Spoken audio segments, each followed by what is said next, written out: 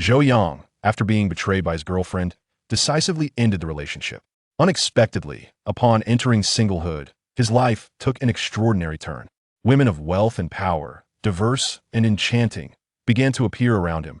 As if orchestrated by fate, they became Zhou Yang's steadfast support, helping him ascend to greatness. Those who once betrayed and ridiculed him now knelt in reverence. I am Zhou Yang, destined to reign supreme. Chapter 1. The red apricot leaps the wall. In the dead of night, within a hotel room, the large bed lay in disarray. A beautiful woman shielded her voluptuous figure with the covers, her face radiating satisfaction. Zhou Yang sat at the edge of the bed, consumed by regret. Uncertain of how it transpired, he found himself unable to control his desires at the moment when Sister Li leaned in. Sister Li, I'm so sorry. At once clarity returned. Zhou Yang felt a wave of shame wash over him. The woman's complexion glowed like the evening sunset as she teased. Why apologize? Was it because you were too vigorous with me? She reached for her bag, pulled out a wad of cash, and tossed it beside Zhou Yang. I like you this way. Take it. Sister Li, I cannot accept this. Zhou Yang hastily declined. If there's nothing else, I must take my leave. Wait, what is it, Sister Li? The woman retrieved 2 contracts from her bag and placed it beside Zhou Yang. I've signed this contract for you. Thank you, Sister Li. Zhou Yang hurriedly exited the hotel and returned to his residence, where his girlfriend, LV Wei, was already fast asleep. Due to the heat, she lay almost bare, the contours of her exquisite figure fully visible. Gazing at his girlfriend, Zhou Yang felt an increasing sense of guilt. Having been together for 4 years during university, they both secured internships at EPS Pharmaceutical Group after graduation. Zhou Yang worked as a salesman in the field, while LV Wei served in customer service, leaving them precious little time together. That evening, he had intended to take LV Wei out for shopping and a meal to rekindle their waning affection. However, his superior, Xia Hongtao, summoned him to accompany a female client, Lu Yanli. As the night progressed, Xia Hongtao excused himself, leaving Zhou Yang alone with Lu Yanli, leading to their eventual retreat to a hotel.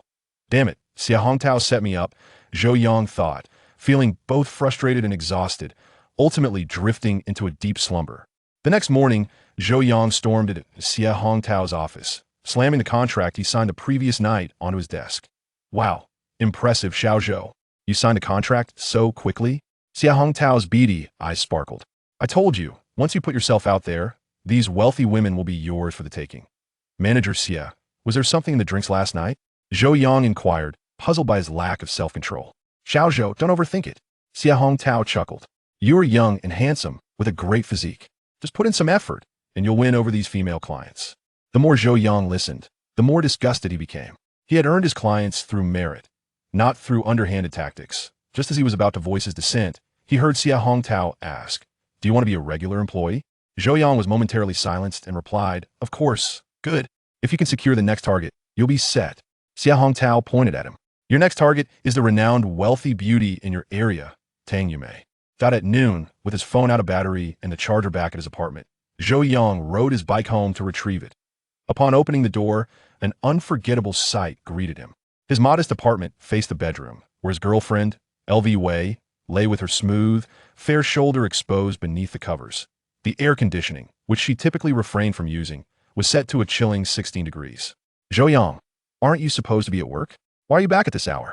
LV Wei's face turned pale with alarmed tea that moment. Sounds of running water echoed from the bathroom.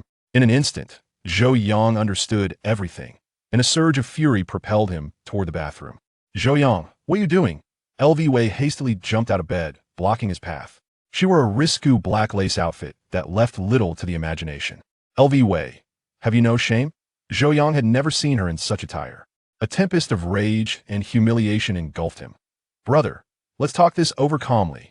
A man emerged from the bathroom, eyeing Zhou Yang warily. It's you? Zhou Yang paused, recognizing the man before him. He had seen him several times accompanying the wealthy beauty, Tang Yume, during her visits to the store, though their exact relationship remained unclear.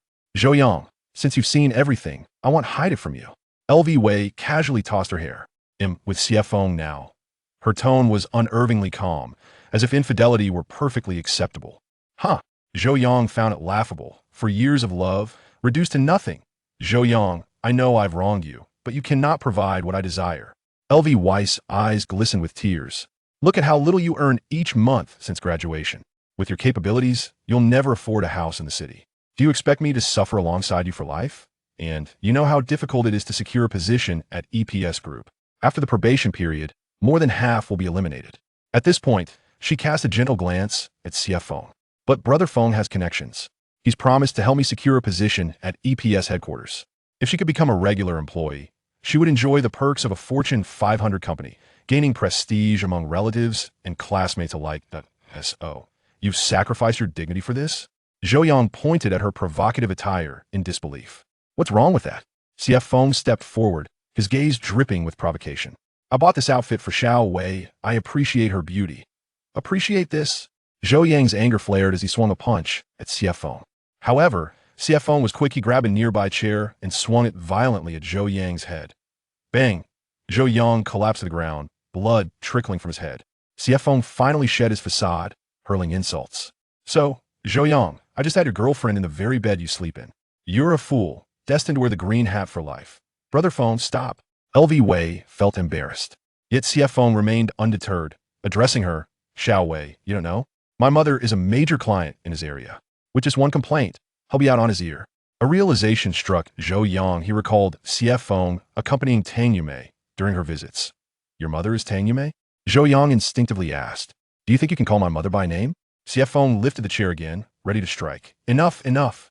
Brother Feng, let's ignore him and leave. LV Wei urged. I'm breaking up with him and moving in with you tonight. Fine, let's go. CF Feng spat in disdain, grabbed his suitcase, and left with LV Wei.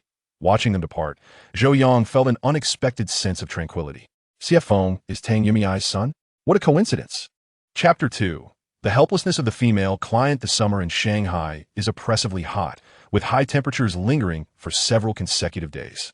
Zhou Yang wishes to maintain a good relationship with his client, Tang Yumei, but has struggled to find an opportune moment in recent days. Just as he begins to feel disheartened, an opportunity presents itself. That evening, a batch of health products ordered by Tang Yumei has arrived, and Zhou Yang, disregarding the end of his workday, hastens to deliver them. Upon reaching Tang Yumei's residence, he rings the doorbell several times, yet there is no response from within. Just then, a red Porsche pulls up Tang Yumei's vehicle. She steps out, slightly intoxicated, settles the payment for her driver, and immediately spots Zhou Yang. Xiao Zhou, what brings you here? She inquires. Mei Jia, the items you ordered have arrived. I thought you might be anxious, so I delivered them personally, Zhou Yang replies, approaching her. Thank you for making the trip. I appreciate it. Tang Yumei extends her hand to receive the package, a fragrant breeze wafting towards Zhou Yang, leaving him somewhat entranced. Despite having given birth relatively young, with her son, CF Feng, now in his 20s, she is barely nearing 40 and has maintained her beauty remarkably well. Her skin is fair and smooth, with large, captivating eyes, a prominent nose, and sensuous lips adorned with lipstick exuding an alluring aura. If one were to overlook her age, she would undoubtedly be considered a goddess of unparalleled beauty. At this moment, due to her inebriation, Tang Yumei's steps appear slightly unsteady. Mei Jia, this package is heavy. Allow me to assist you in bringing it inside. Zhou Yang offers. That would be helpful. Tang Yumei, holding her keys and phone, finds it indeed inconvenient. She opens the villa's grand door, gesturing for Zhou Yang to enter. Once inside the spacious living room, she instructs Zhou Yang to place the package on the coffee table and then sinks into the sofa. Louis, please bring us 2 glasses of water. She calls out. Louis is her housekeeper. Oh dear, I've truly overindulged. Tang Yumei chuckles, tapping her head. I gave Louis the day off to visit her family.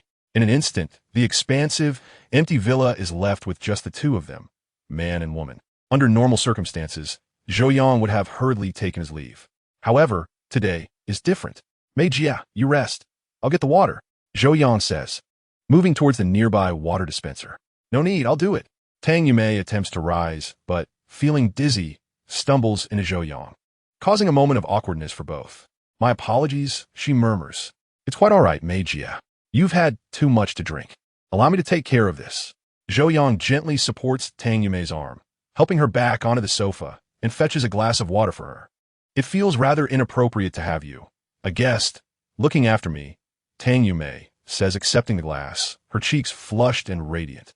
It is evident that she has a high tolerance for alcohol. Despite her intoxication, her speech remains coherent, and her awareness is intact. Yet her body betrays her.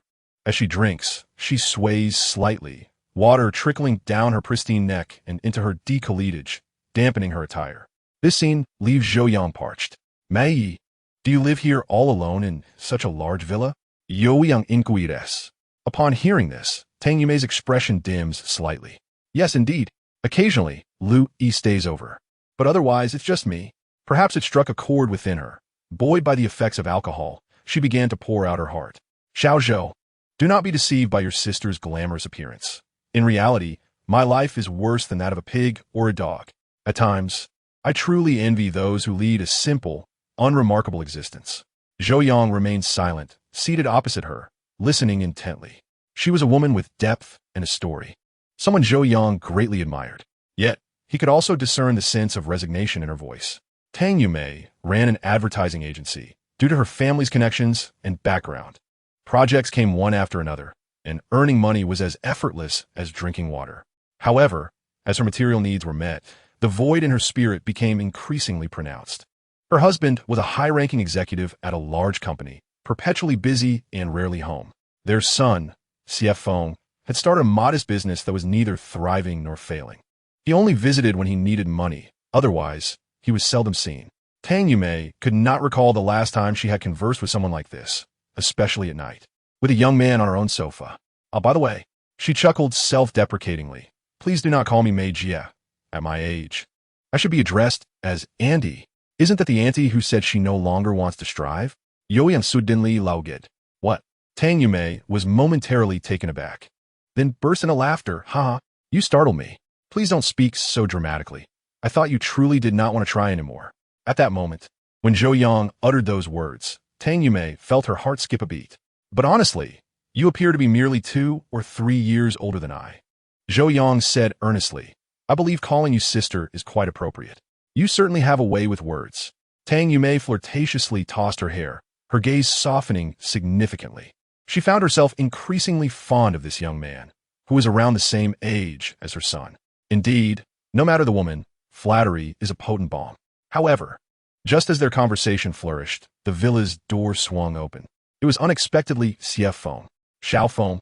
Tang Yumei's brows furrowed slightly. She did not seem pleased by his arrival. Why didn't you even ring the doorbell? Mom, your house is my house. Why should I ring the bell? Xiao replied, his gaze landing on Zhou Yang, and a surge of anger flared within him. What are you doing in my home? I came to deliver products for the company. Zhou Yang replied calmly. Then leave at once. Xiao snapped. Xiao, Tang Yumei admonished. How can you speak to him like that? Mom, he is just a poor salesman. Allowing him into our home will taint our family's reputation. Xiao threatened Zhou Yang further. You are never to come to my house again. If I see you, I will not hold back. Be quiet. Tang Yumei's pleasant evening was abruptly shattered. She turned to Zhou Yang. I apologize, Xiao Zhou. This child has been spoiled. It's nothing. Zhou Yang, though seething with anger, managed a magnanimous smile. If there is nothing else, I will take my leave. As Zhou Yang exited, Xiafeng's voice echoed from the villa's hall. Mom, do not let him in again. I will not be kind to him. Why do you dislike Xiao Zhou so much? Do you know him? I do not know him, but he certainly does not seem like a good person. Mom, you should report him tomorrow and have him removed. Did you take the wrong medicine tonight? Early the next morning, Zhou Yang was still in a deep slumber when a persistent knocking echoed through his rented apartment. He glanced at his phone. It was only 6 o'clock. Who is it? Zhou Yang, it's me, came the voice of his ex-girlfriend, LV Wei, from outside the door. What do you want? Go away. Just open the door, LV Wei insisted, continuing to knock. We've broken up. If you keep knocking, I'll report you for disturbing the peace. Zhou Yang shouted back. I need your help. Please open the door. LV Wei's tone was urgent. Chapter 3. Xiao. Who among us is the true green turtle? Sensing something amiss, Zhou Yang rose from his bed, clad in pajamas, and opened the door. What is it? I came to retrieve my graduation certificate. LV Wei, dressed in professional attire, still managed to showcase her impressive figure. As she spoke, she stepped inside and began searching through his belongings. Xiao had recommended LV Wei for a position at the headquarters, and today he planned to drive her there to finalize her employment. However, while packing her things the previous night, she discovered her graduation certificate was missing, likely forgotten during the move. Without it, she could not complete her onboarding process. Thus, She had come to Zhou Yang's place to retrieve it on her way to the headquarters. To avoid any confrontation, she had asked CF Feng to wait for her in the car downstairs. "Did you hide my graduation certificate?" After searching fruitlessly, LV Wei turned to Zhou Yang with a questioning gaze. "Am I that idle?" Zhou Yang replied, rubbing the sleep from his eyes. "Then where could it be?"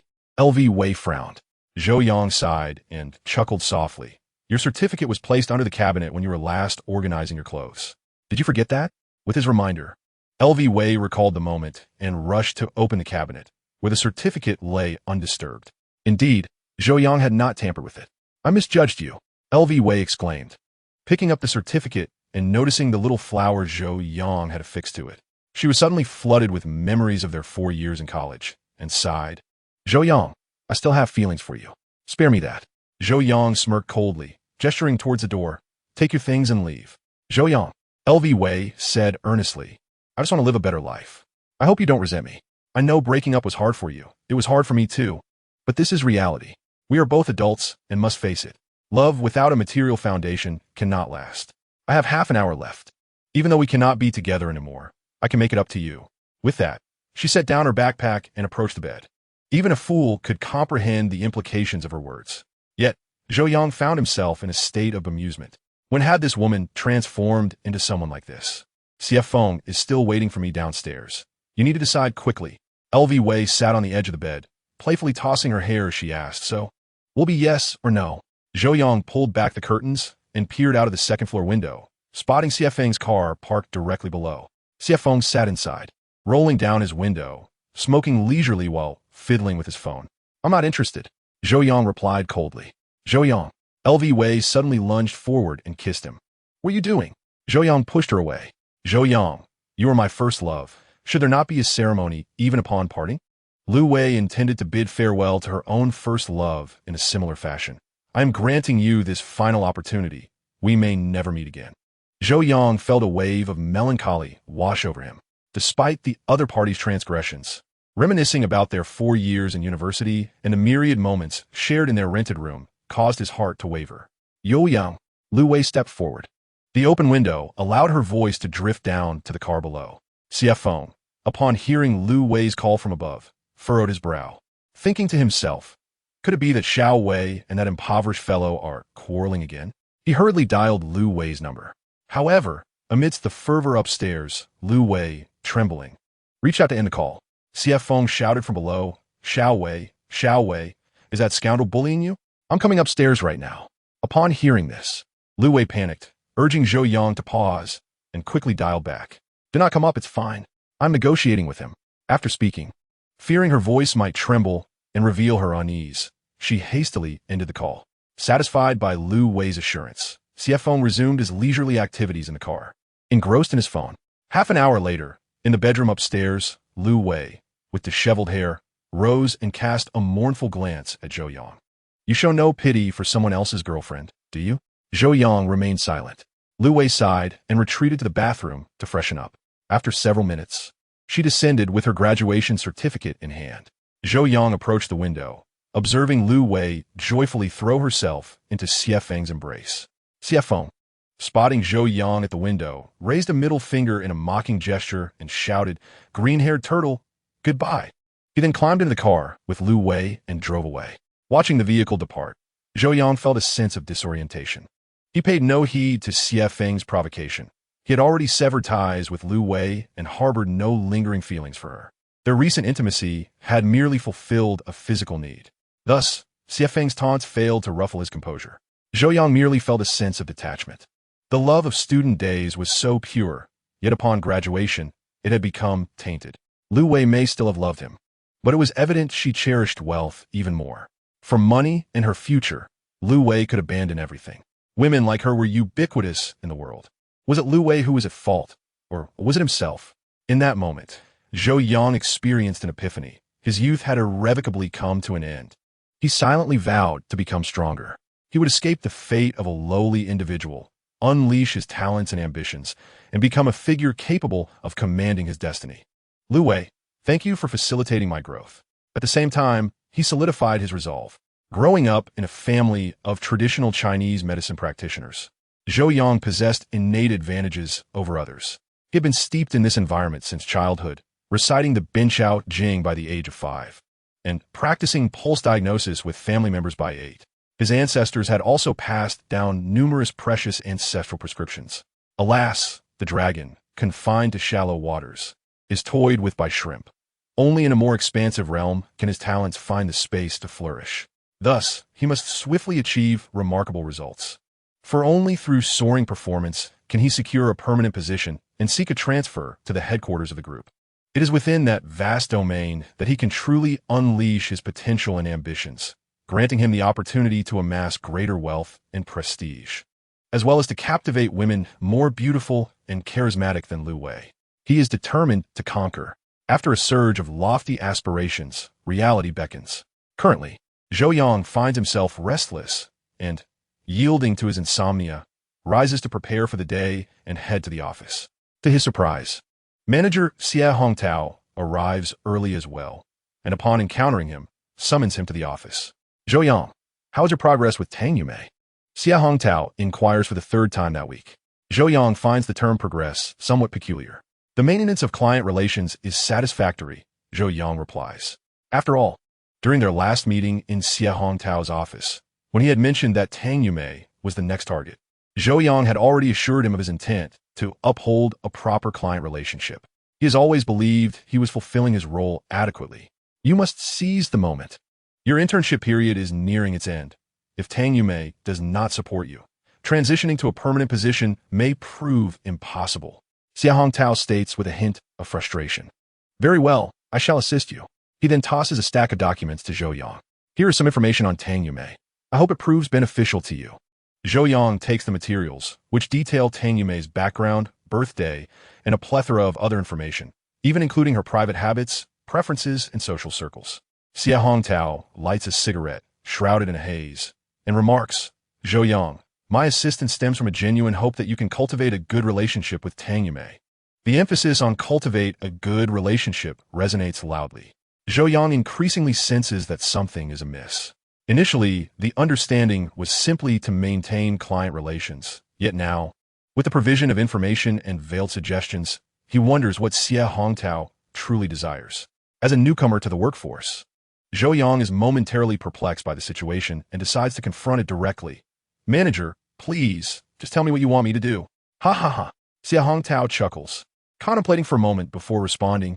I'll be frank then. A high-ranking official has entrusted me with a task, and you are the most suitable candidate to execute it. What task? Zhou Yang inquires. Xia Hongtao, with an air of mystery, replies, I need you to establish a relationship with Tang Yumei and record a video for me. Ah, what kind of video?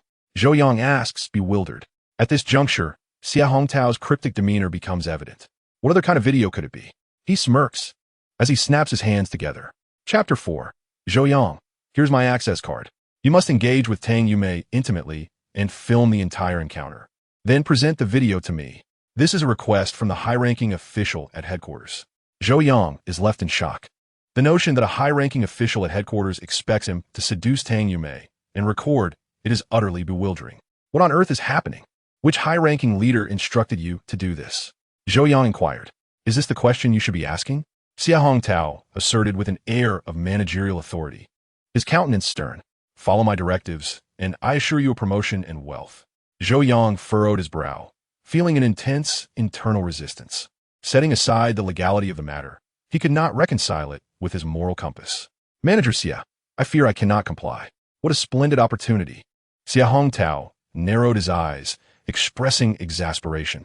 Tang Yumei is a significant figure, wealthy, well-connected, and possessing looks and figure that rival any young woman. If you manage to seduce her, it will be worth a lifetime. Why are you being so obtuse? Zhou Yang sighed. This is an entirely different matter. I will not betray my conscience for the sake of advancement. With a resounding thud, Xia Hongtao slammed a document onto the table, glaring at Zhou Yang. What is your conscience worth? Zhou Yang, do not be ungrateful. If you refuse to do this, pack your belongings and leave today. Zhou Yang clenched his teeth. I am still in my probationary period and have committed no errors. On what grounds should I be dismissed? Xia Hongtao coldly laughed. You are interning under my supervision. Your fate lies in my hands. If I deem you unqualified, then you're unqualified. Moreover, if that high-ranking leader discovers your unwillingness to assist, Do you believe you will have any standing within the corporation? Zhou Yang took a deep breath, feeling a sense of despair wash over him. This was the first time since his graduation that he had confronted the darkness and ruthlessness of society. However, the Zhou family had a long-standing tradition. He would never compromise his integrity for personal gain. Though Zhou Yang was impoverished, he refused to let his circumstances diminish his aspirations or engage in unscrupulous behavior for the sake of promotion. Then I shall resign, Zhou Yang declared. Zhou Yang, what are you pretending to be so principled for? Xia Hongtao retorted angrily. Society is a vast cesspool, if you wish to survive in it. You cannot afford to hold onto your ideals. I'm not claiming to be noble, but I will not partake in your schemes, Zhou Yang replied. Fool! You must be out of your mind. Xia Hongtao's fury escalated at Zhou Yang's defiance.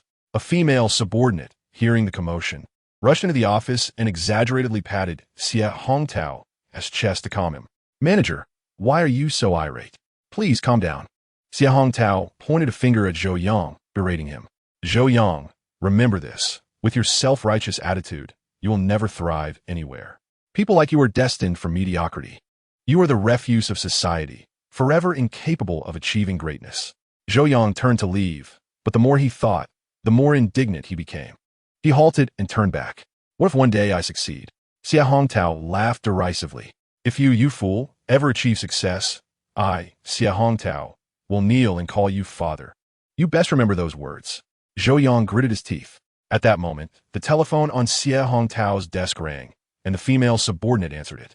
Manager, a client of Zhou Yang's has arrived in the front hall, specifically requesting him. Which client? Dan Zhu Mai. Xia Hongtao inhaled deeply, softening his tone. Zhou Yang, although you are resigning, you must perform your last duty properly. That goes without saying. Zhou Yang departed, making his way to the front hall where Tang Yumei awaited him. Tang Yumei donned a wine-red, form-fitting gown today, the high slit revealing her alabaster legs. She paired it with a crisp white blazer, sharply tailored to accentuate her formidable presence. Her makeup was understated yet striking, featuring delicate eyeliner and elegantly curled lashes. Her lips, adorned with a matte vintage red gloss, created a stunning contrast against her cool, fair complexion. The golden tassel earrings swayed gently, adding an air of opulence to her ensemble. With her well-defined facial contours and bright almond-shaped eyes, she exuded a profound and languid allure, embodying the essence of a powerful femme fatale. Zhou Yang hurried over, exclaiming, Sister May, what brings you to the store today? Just passing by, thought I'd drop in to see you, Tang Yumei replied with a subtle, teasing smile. Nearby colleagues overheard, their envy palpable as they whispered amongst themselves. Zhou Yang felt his face flush. Haha, I was just joking, don't be so stiff. Tang Yumei laughed graciously. Didn't you mention there were new products that you wanted me to check out? All right. Zhou Yang smacked his forehead, realizing he had been too preoccupied arguing with the manager. The new arrivals are over here. Sister May, please follow me. All right. Tang Yumei rose to accompany Zhou Yang to the exhibition area. Standing at approximately 168 centimeters, her incredible waist-to-hip ratio and curvaceous figure moved with a graceful gait, reminiscent of undulating waves, stirring excitement in those who beheld her. Zhou Yang steadied himself as they reached the display area, enthusiastically pointing out the new products to Tang Yumei. After more than half an hour of presentation, Zhou Yang successfully convinced her to make a purchase. I need to head out now. Please have these items delivered to my home later, Tang Yumei instructed. Of course, no problem. Zhou Yang replied. Extend your hand. Dan Zumai Gongman. Huh? Zhou Yang was taken aback. Without hesitation, Tang Yumei grasped Zhou Yang's hand and placed a small black card in his palm. Feeling her skin, as smooth as jade, made his heart flutter. What is this, Sister May? He asked, puzzled. A smile graced Tang Yumei's lips as she raised an eyebrow. It's my home access card. You can use it to come and go as you please. Wait, I can't take this.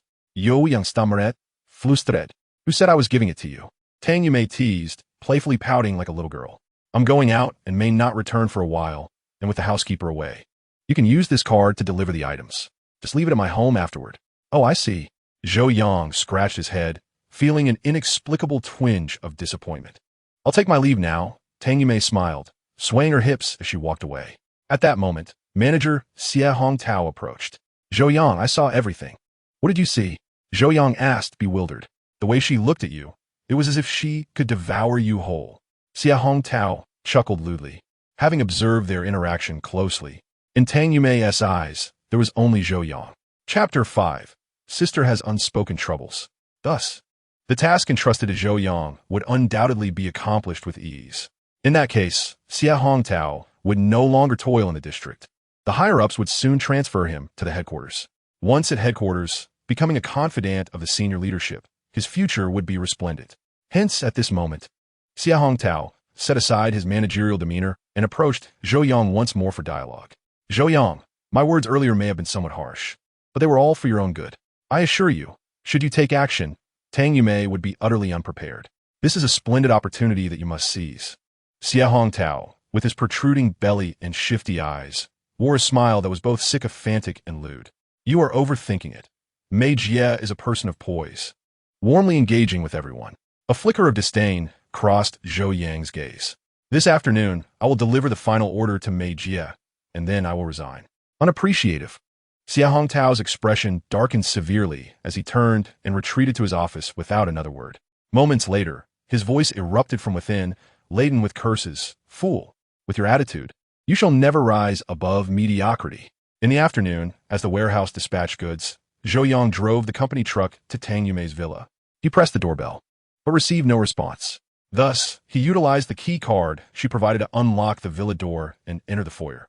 To his astonishment, he beheld Tang Yumei reclining on the living room sofa in a seductive pose, seemingly asleep. The television blared loudly, masking the sound of his doorbell, so she remained unaware of his arrival.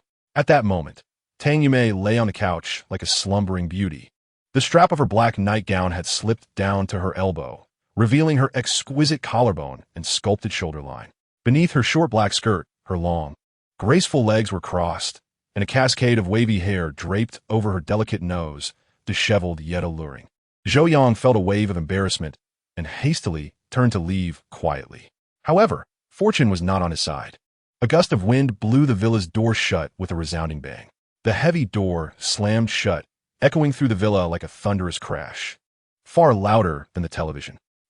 Tang Yumei jolted awake, her gaze locking onto Zhou Yang, her face akin to one struck by lightning. Her nightgown appeared somewhat disheveled. In an instant, an unprecedented flush of shame and mortification spread across her features. When did you arrive? Just now. Zhou Yang scratched the back of his head in explanation. Mei Jie, I came to deliver goods, rang the doorbell, but received no response, so I used the key card you provided. You saw everything? Tang Yumei's complexion blushed like the evening sky. What? You mean to say you saw me like that? Not wishing to deceive her, Zhou Yang nodded affirmatively. Yes, I did. He quickly added, but it's nothing to be concerned about. Leave? Tang Yumei buried her face in her hands, her head bowing deeply. Her wavy hair cascading like a waterfall between her legs, manifesting her annoyance and frustration. Well, I shall take my leave then. Mei Jie. I left the key card on the coffee table. Zhou Yang dared not breathe too deeply, placing the card down and stealthily making his way towards the exit. Wait. Tang Yumei lifted her face, her demeanor regaining its usual calmness, her gaze sharpening. I have a question for you. What is it, Mei Jie? Zhou Yang halted in his tracks. Do you think I am shameless? Asked Tang Yumei. It is hard to imagine that this usually glamorous and dignified woman would pose such a question, revealing her fragile state of mind at this moment. What are you talking about? Mei Jie. That is quite normal, Zhou Yang began, particularly considering that a woman like you, who has long been alone, must feel the need for release. However, realizing that this sentiment might be inappropriate, he quickly held his tongue. I have my own unspoken troubles, Tang Yumei said, brushing back the loose strands of hair from her forehead. If you don't mind, I can confide in you. Zhou Yang, of course, would not object and replied, sure. I happen to have some time. Tang Yumei managed a faint smile, patting the sofa beside her as an invitation to sit closer. Zhou Yang, feeling somewhat shy, took a seat next to her, his posture stiffened by the alluring scent surrounding her. Leaning in, Tang Yumei whispered in Zhou Yang's ear, I have a gynecological issue. Zhou Yang was taken aback. Tang Yumei sighed in resignation. I visited several major hospitals in the city and taken numerous medications, yet the condition keeps recurring. What kind of gynecological issue is so difficult to treat? Zhou Yang inquired. Tang Yumei hesitated, her cheeks tinged with color. I prefer not to specify, but I maintain my cleanliness and hygiene, so I do not understand why I am unwell. Mei Jie, let me see your hand. Zhou Yang urged. Without waiting for Tang Yumei's response, he took her hand in his. Then, he gently placed his index and middle fingers on her wrist. After a brief moment, Zhou Yang remarked, "This does not qualify as a gynecological issue. Are you able to diagnose?" Tang Yumei's eyes widened in surprise. "My family has passed down traditional Chinese medicine for generations. I have accompanied my father on house calls since childhood, absorbing knowledge along the way," Zhou Yang explained. "Based on your pulse, you have damp heat in the liver meridian, a constitution that is deficient, with blood dryness generating wind, resulting in skin malnourishment and excessive heat disturbing the lower regions, which leads to certain symptoms. However, this is not a disease and will not affect your health or hygiene. It merely means—" "What does it mean?" Tang Yumei asked, her eyes glistening with urgency. "It means that your desires may be somewhat heightened," Zhou Yang said, somewhat bashfully. "With external irritation and a restless heart, it is only natural to feel unsettled." "You are quite perceptive," Tang Yumei murmured, her voice delicate and shy, her face blooming like a peach, seemingly capable of dripping with water. "That is why I often have such dreams while sleeping." Zhou Yang smiled.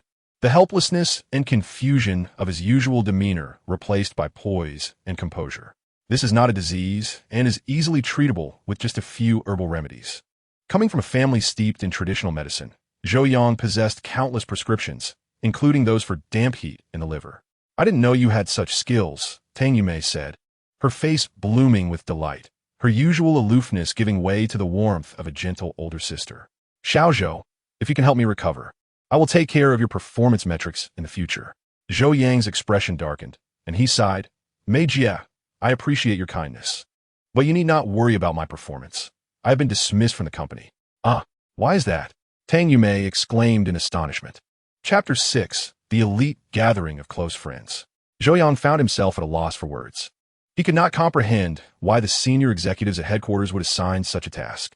He speculated that the leader harbored a grudge against Tang Yumei and sought to use this opportunity to gather incriminating evidence against her. "Mei Yi, do you have any enemies at the corporate headquarters?" Zhou Yang inquired. Tang Yumei furrowed her brows slightly, pondering for a moment before responding. "I do know a few individuals, but it's unlikely that any of them are enemies." She fixed her beautiful eyes on Zhou Yang, asking, "Why do you suddenly want to know?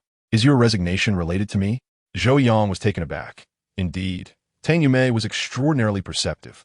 A casual remark had led her to uncover a hint of truth.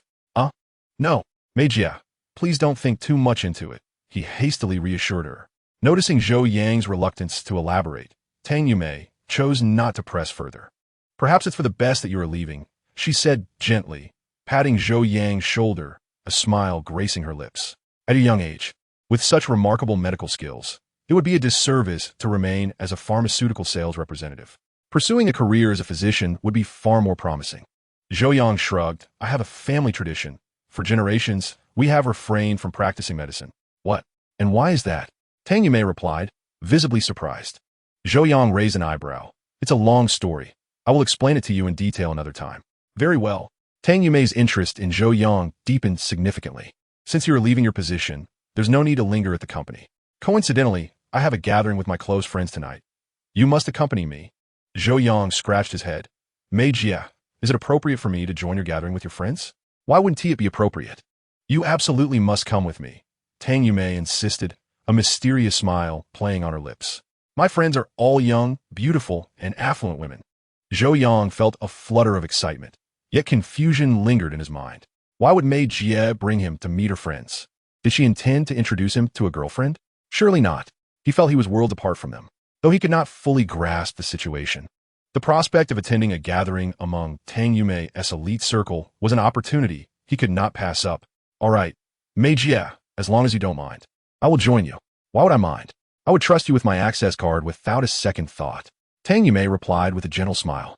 That evening, at the White Horse Club, Zhou Yang entered the establishment with Tang Yumei. He had never set foot in such a luxurious venue, and throughout the journey, his eyes were captivated by the opulence surrounding him. Tang Yumei noticed his awe and smiled, choosing not to comment. They soon arrived at their reserved private room, which was extravagantly adorned. The walls were inlaid with natural marble, intricately carved with exquisite patterns, and the light shone through the marble-s veins, creating an atmosphere of mystery and luxury. The crystal chandelier overhead sparkled brilliantly, casting a radiant glow. The room was spacious, divided into various sections for dining, entertainment, and private conversations. At that moment, several of Tang Yumei's friends had already arrived, seated in the dining area, enjoying their food and chatting while awaiting her arrival. Two young and handsome waiters moved gracefully among the tables, serving them. "Sister Tang, why did you arrive so late?" A woman, elegantly adorned and clad in a low-cut camisole, cast her gaze toward Tang Yumei. "Traffic is congested," Tang Yumei casually remarked. "Is everyone here?" "Of course, we are just waiting for you. Come over." The exquisite woman waved to Tang Yumei, her eyes then falling upon the figure of Zhou Yang behind her. "Oh, Sister Tang, who is this?" In an instant, all the women at the table turned their attention to Zhou Yang. "My brother," Tang Yumei replied, leading Zhou Yang to take a seat. Zhou Yang first surveyed the dining table, which was adorned with a dazzling array of dishes. The tablecloth shimmered with golden threads, creating a splendid display. The culinary offerings appeared more like pieces of art, pleasing to the eye. However, Zhou Yang felt a twinge of embarrassment, as he was unfamiliar with the exquisite delicacies and fine wines before him. The only exception was a bottle of Louis XIII, which he had learned about from his ex-girlfriend, L.V. Wei, who had informed him of its hefty price, one sufficient to purchase a small car. At that moment, Zhou Yang felt as though he were in a luxurious palace, overwhelmed by a sense of restraint. Suddenly, the beauty seated across from Zhou Yang stood up. She was tall and graceful, her long, flowing hair cascading elegantly. Her large, sparkling eyes and flawless complexion mirrored that of Tang Yumei, and her figure was equally impressive. As she slightly bent to reach for the fruit on Zhou Yang's side, her deep neckline inadvertently drew his gaze. Zhou Yang felt parched and hastily averted his eyes. "Ha ha! The handsome young man is shy," the elegant woman teased. "Oh dear, you are practically enticing him," chimed in a slightly plump socialite nearby. The young beauty shot a glance at the socialite. "Sister Laura, I'm not as scheming as you think." Returning to her seat with the fruit, she asked Tang Yumei, "Sister Tang, having known you for so long, how come I never heard you mention you had a brother?" "Oh, come on. Do you really believe her when she says brother?" Laura smirked at Zhou Yang. "This young man seems quite spirited. He should be able to handle some excitement." Laughter erupted around the table. "Oh, Laura, you're incorrigible," Tang Yumei scolded playfully. "Why are you so nervous, Tang?" Laura asked with a mysterious smile, then turned to Zhou Yang. "Brother, what is your name?" "Zhou Yang." "Oh look, he doesn't share the Tang surname. He is not really your brother. Can't he be a sworn brother?" Tang Yumei blushed as she explained. "A sworn brother is just another kind of brother," Laura teased. "Zhou Yang, are you ready to endure the stormy baptism from your sister Tang?" Laughter erupted once more, causing Zhou Yang's face to redden further.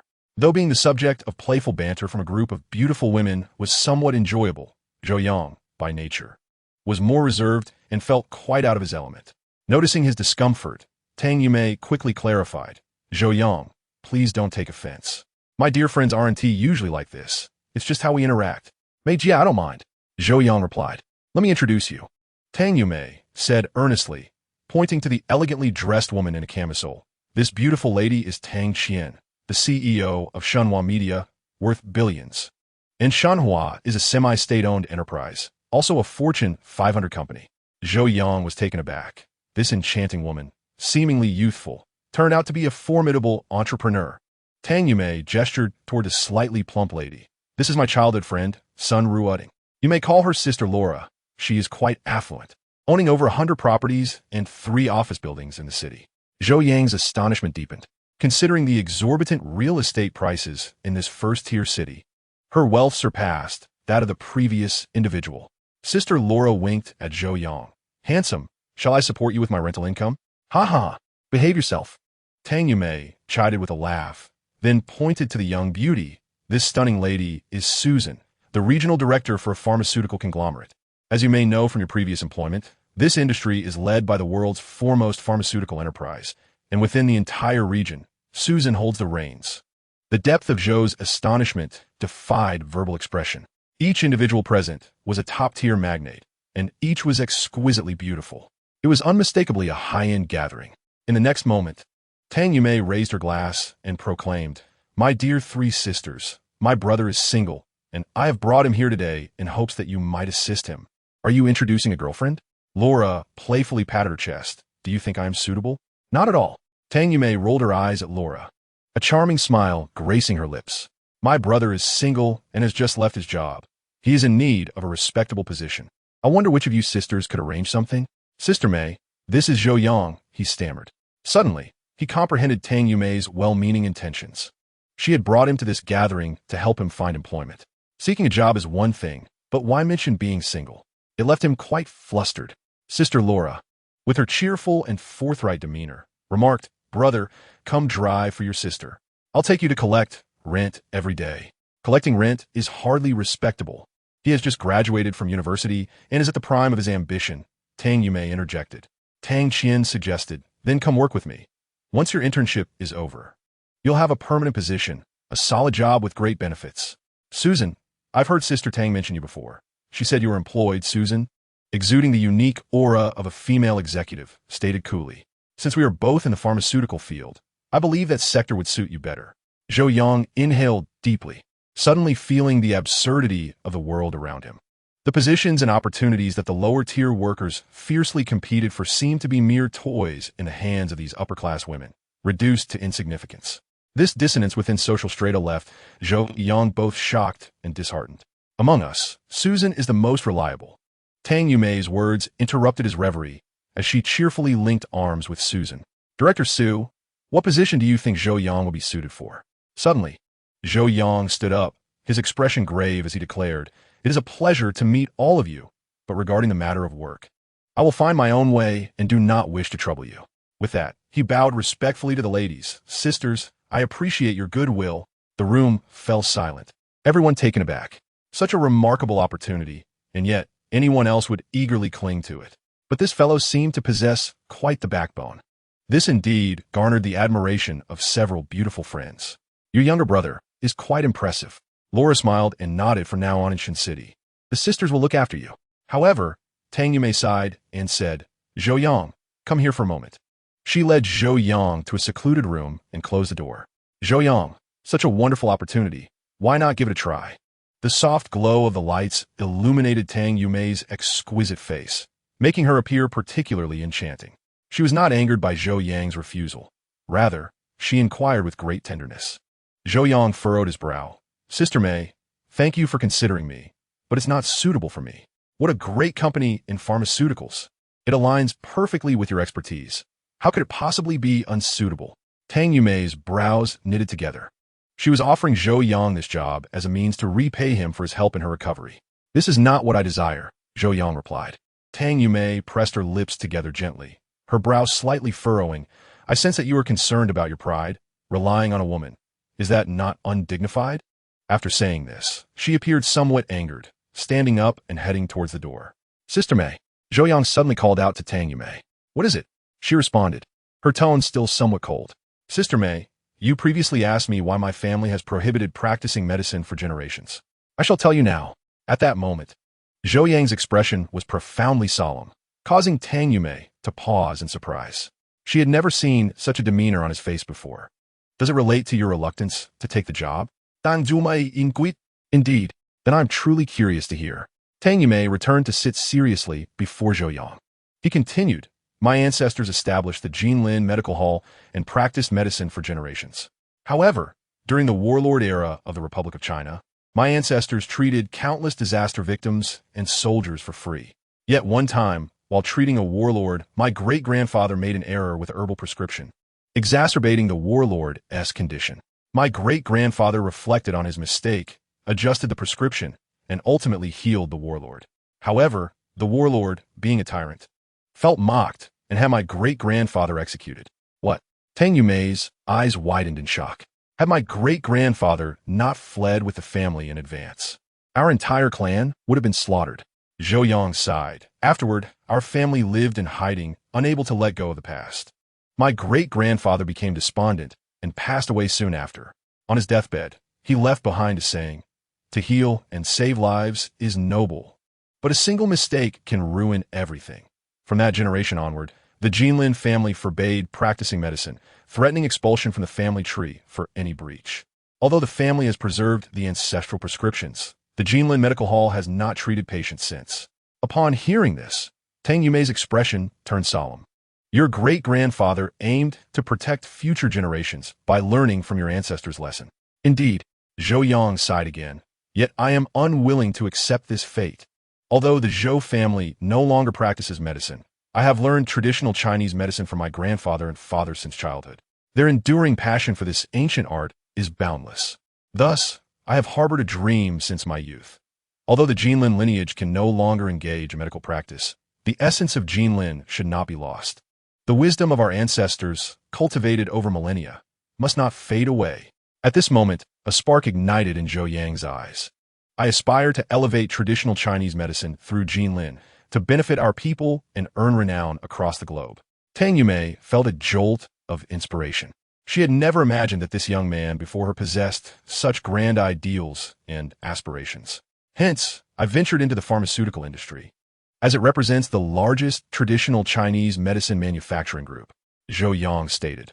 Only on this vast stage can the Jinlin formula realize its fullest potential, reaching both the nation and the world. Enlightenment dawned upon Tang Yumei, her eyes brimming with admiration. Therefore, my ambition is to stand atop the group, wielding sufficient authority, Zhou Yang declared. Only then can I implement my vision. Never before had Zhou Yang's gaze been so resolute. Tang Yumei, too, was profoundly moved, her beautiful eyes sparkling with brilliance. She finally comprehended why Zhou Yang had declined such excellent job offers from her friends. It was not a position he sought. Rather, he yearned for a platform and opportunity to fulfill his lofty dreams. Just as the name of the family's time-honored formula suggests, Jinlin. The Jinlin is not merely a creature of the pond. When it encounters winds and clouds, it transforms into a dragon. This young man is certainly not an ordinary being. One day, he will soar as a magnificent dragon in the skies. Even a formidable woman like Tang Yumei was awed by Zhou Yang's presence. Zhou Yang, my sister was mistaken. I previously underestimated you. Tang Yumei expressed, I apologize. Sister, you speak no such words. You only wish to assist me. Zhou Yang replied, oh. By the way, I just declined several of your friends. Will they be displeased?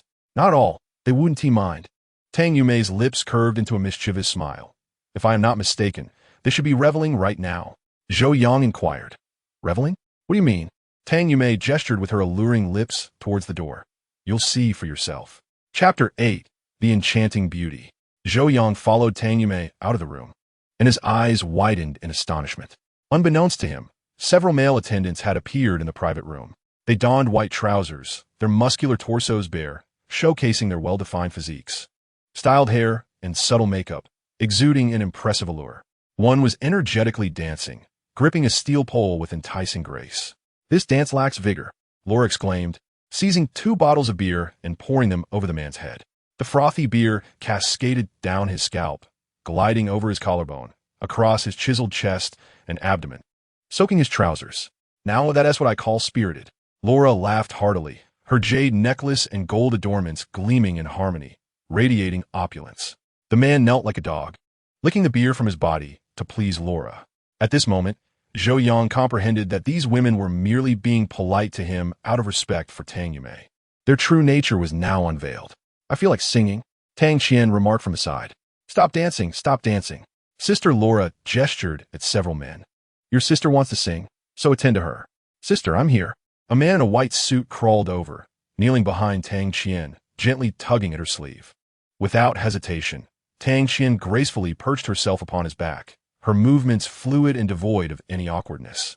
Another man had already placed the microphone into her hands, kneeling as he assisted her in selecting a song on a tablet. Tang Qian's expression was haughty, sitting atop the man's back like a queen, exuding an air of icy authority. Soon, her melodious voice, akin to that of a nightingale, filled the entire private room.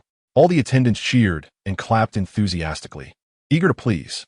In that moment, Zhou Yang's worldview nearly shattered. These young men, seemingly younger than himself, likely dropped out of school and entered this line of work. Observing them trample on their own dignity made Zhou Yang's heart swell with mixed emotions.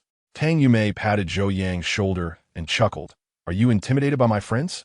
No, not at all, Zhou Yang replied, somewhat awkwardly. Sister Mei, if I hadn't come today, would you?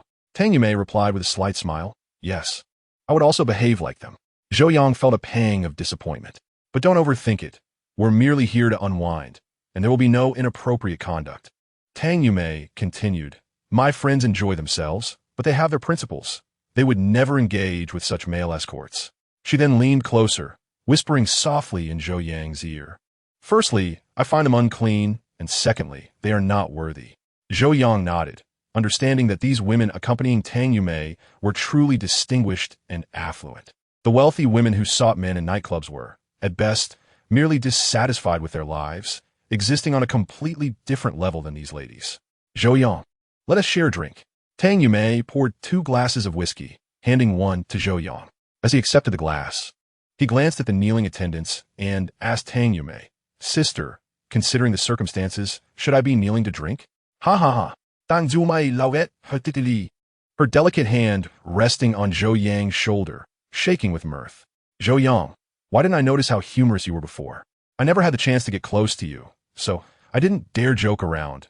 Zhou Yang replied, a truth in his words. Then let us be closer. Tang Yumei shuffled a bit closer, her beautiful leg brushing against his, her sparkling eyes glimmering as she asked, is this close enough? Zhou Yang felt a chilling slickness emanating from between their legs, causing a shiver to run through him. Oh, you two are out of the room so soon? That was rather quick. Laura, who had been enjoying herself, finally noticed Zhou Yang and Tang Yumei, and a mischievous grin spread across her face. Young man, are you a bit too excited? Can't contain yourself, can you?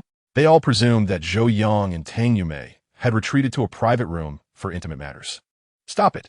Tang Yumei shot Laura a glare. If you want to play, go ahead. TCH, I'm just thinking of your happiness. Laura rolled her eyes and turned to join the others in merriment. That evening, Tang Yumei was strikingly different from her usual self. Typically, her exuberance rivaled that of her close friends. Yet tonight she merely sat in a corner, quietly accompanying Zhou Yang as they indulged in drinks and conversation.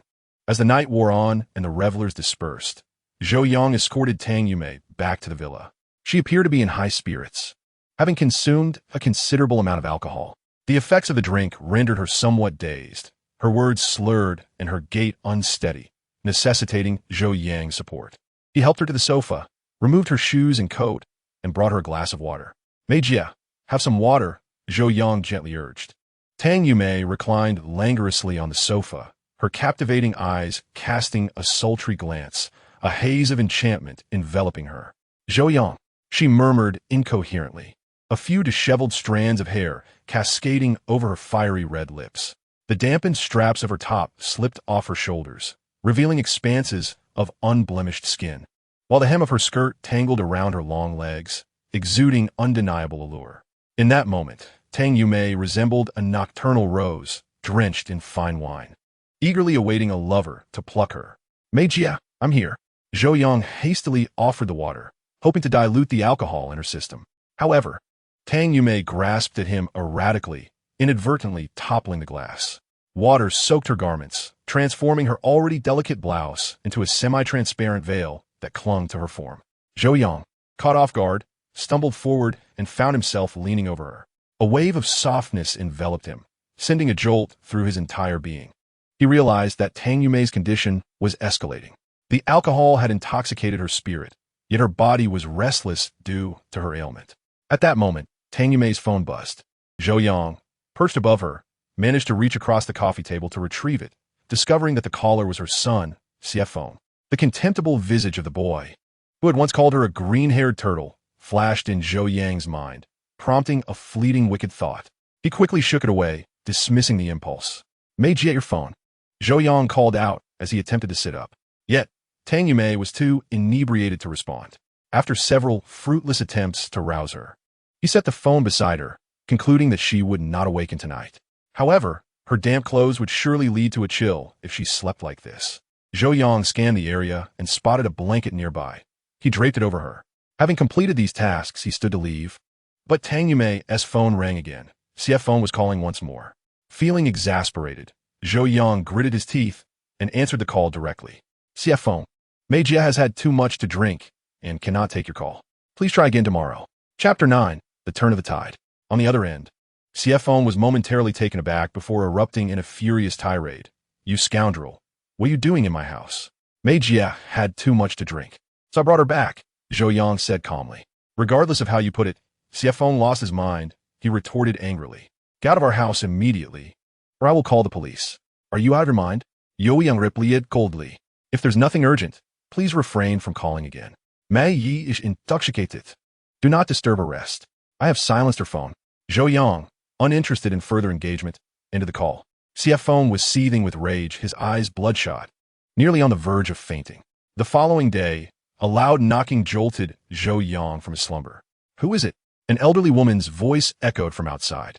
The rent is due. It's time to pay. Understood. I'll come find you once I wake up. Zhou Yang mumblet effacifully. Hurry up. The old woman descended the stairs, muttering. Sleep, sleep, sleep. What time is it? Still in bed? No ambition at all. It's no wonder your girlfriend ran off with someone else. Zhou Yang, rubbing the sleep from his eyes, realized it was already noon. Oh no, I'm late for work. He quickly got dressed, but then paused, a self-deprecating smile forming on his lips. Why bother? I'm about to resign. What work is left? He pulled back the curtains, the glaring sunlight flooding the room, causing his hungover head to spin. Gazing at the dilapidated rental, memories of the previous night's revelry felt like a distant dream, as if from another world. Zhou Yang rummaged through his pockets, finding only 500 yuan, insufficient for this month's rent. At that moment, a pang of regret washed over him. Why had he not accepted the invitations from those older women last night? Any position could have propelled his life forward. Yet, in the next breath, he chastised himself. Zhou Yang, haven't you always harbored dreams? If you can't withstand this little temptation, what face do you have to speak of ideals? Do not be fooled by your current poverty. One day, all of you will bow before me. After a moment of self-encouragement, he rose to drink some water and open his phone.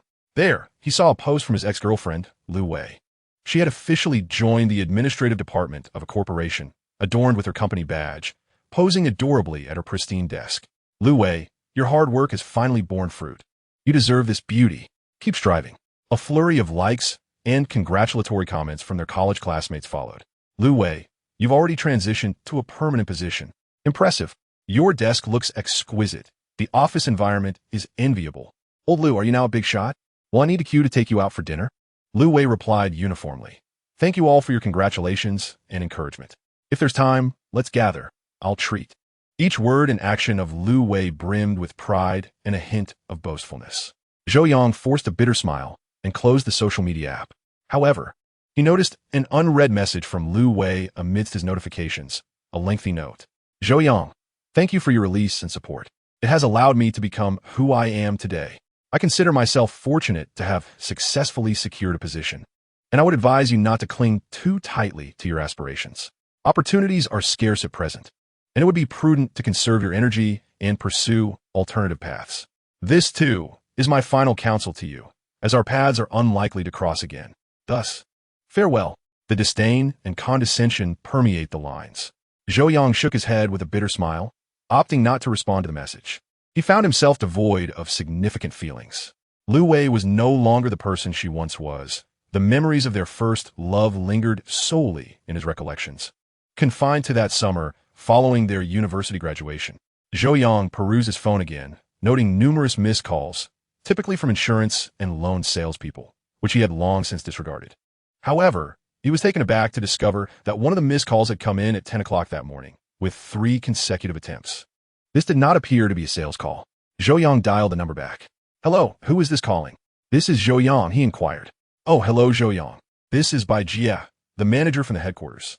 I am calling to inform you that you have been officially hired by the marketing department of the headquarters this morning. Please coordinate with your regional subsidiary to ensure a smooth transition and report to the headquarters next Monday, she stated. What? I've been hired by the headquarters? Zhou Yang was momentarily taken aback, unable to process the information. Mr. Zhou Yang, do you have any questions? Bai Jia asked with concern. Zhou Yang was astounded. He was still an intern and was scheduled to initiate his resignation process that very day. How could he suddenly be hired by the headquarters? Could there have been a mistake? Zhou Yang could hardly believe it. Could there be another person with the same name?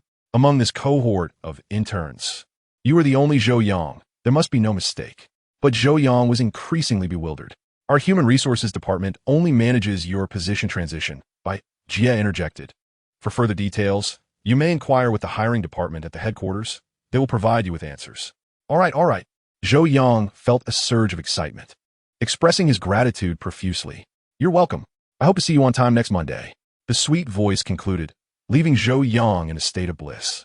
The marketing department is the most formidable within the entire group, second only to the research and development department. Its mission is market-oriented, and thus the group has maintained a tradition where all departments must collaborate with the marketing department, which stands as the vanguard. Zhou Yang's heart soared with joy. Given his current circumstances, becoming a part of the marketing department felt like a miraculous turnaround. Yet, he could not fathom how he could be hired by the headquarters marketing department just as he was on the brink of resigning. Shaking his head, he decided not to dwell on it for now. He would learn more next Monday at the group headquarters. What he needed to do now was to complete the handover at the subsidiary. With that thought, Zhou Yang rose to refresh himself before heading out. Upon arriving at the subsidiary, he made a beeline for the office of the manager, Xia Hongtao. In his excitement, Zhou Yang neglected to knock and simply pushed the door open. However, at that moment, he found a beautiful female subordinate seated on Xia Hongtao's lap, playfully flirting, while Xia Hongtao leaned in to kiss her cheek. As Zhou Yang entered, Xia Hongtao was taken aback and hurriedly pushed away his female subordinate. "Don't you know how to knock?" Xia Hongtao scolded in exasperation. Zhou Yang chuckled. "Manager Xia, I have urgent matters to discuss with you." "Urgent matters? What urgency do you speak of?" Xia Hongtao retorted, straightening his collar as he raised his voice. "Did you not say you were resigning yesterday? I am still waiting for your resignation letter." "Resignation? I never mentioned such a thing," Zhou Yang teased, glancing at the female subordinate before turning to Xia Hongtao with a slight smile. "Manager Xia, I am here today to hand over my work." Chapter 10. A Colleague's Request. "What do you mean?" Xia Hongtao was momentarily taken aback. "Strange, as the branch manager. Surely you are not unaware?" Zhou Yang replied. "I have been hired by the marketing department at the headquarters." "What?" Xia Hongtao exclaimed in disbelief. "Could you repeat that?" "I report to the headquarters next Monday." Zhou Yang stated. Xia Hongtao blinked several times, then suddenly broke into a grin. "Ha ha ha. Have you lost your mind? You? Take a look in the mirror and see what you're made of." He tossed a resignation form toward Zhou Yang. "Stop wasting time. Fill out that resignation and leave." "You annoy me." The female subordinate looked on with disdain, her lips curling into a derisive smirk, a toad dreaming of a swan. Zhou Yang shot her a cold glare, snatched the resignation form, and with a swift motion, tore it in half. "What are you doing?"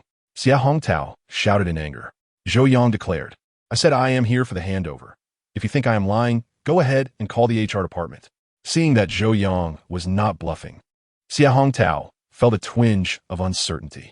"If you're truly going to the headquarters, I should have been notified," he muttered, opening his computer to check his emails, discovering one from that morning still unread. Upon opening it, his expression shifted from confusion to consternation. After a moment, Xia Hongtao closed his laptop and suddenly his eyes twinkled with glee. "Oh, Xiao Zhou, you truly are remarkable." The email contained the document from HR regarding Zhou Yang's transfer. "Manager Xia, is it I who has lost my mind?" Zhou Yang asked coldly, then glanced at the female subordinate. "Am I the one dreaming foolishly?" The female subordinate's eyes widened in panic, and she quickly lowered her head. No, you haven't lost your mind. It is I who has been foolish." Xia Hongtao quickly interjected. The next moment he stood up, his belly protruding, and walked around the desk to stand before Zhou Yang, wearing a congenial smile. "Xiao Zhou, I was simply overwhelmed with work this morning, and there were numerous emails. I must have overlooked it. I sincerely apologize." Xia Hongtao's swift change of demeanor was quicker than a Sichuan opera face-changing act. At that moment, his face was all smiles, his wrinkles crammed together like a Shar-Pei. The reason for his abrupt transformation was that every year, the business targets for their regional branch were set by the marketing department at headquarters. In other words, the department Zhou Yang was joining had the power to determine Xia Hongtao's fate for the coming year. Although it was not Zhou Yang who decided Xia Hongtao's fate, Zhou Yang's position in the marketing department granted him the power to subtly manipulate situations or whisper in the ears of superiors, which could prove fatal for Xia Hongtao. At present, Xia Hongtao felt as if he were ensnared by Zhou Yang. "Manager Xia, may I proceed with the handover of duties?" Zhou Yang inquired, his gaze piercing into Xia Hongtao. Of course. But little Zhou, please do not rush." Xia Hongtao replied with a sycophantic smile. "We have had our misunderstandings in the past, but you know I have always had your best interests at heart. Given my age and experience, it would not be inappropriate for me to call you brother, would it?" Zhou Yang interrupted him with a cold laugh. "Spare me the useless flattery." Xia Hongtao nodded obsequiously. Yes. He then shifted his tone. Brother, as you are heading to headquarters, it is only fitting for me, as your elder, to see you off. Let us have a meal together. I will reserve a table at Fengshou Hotel for lunch.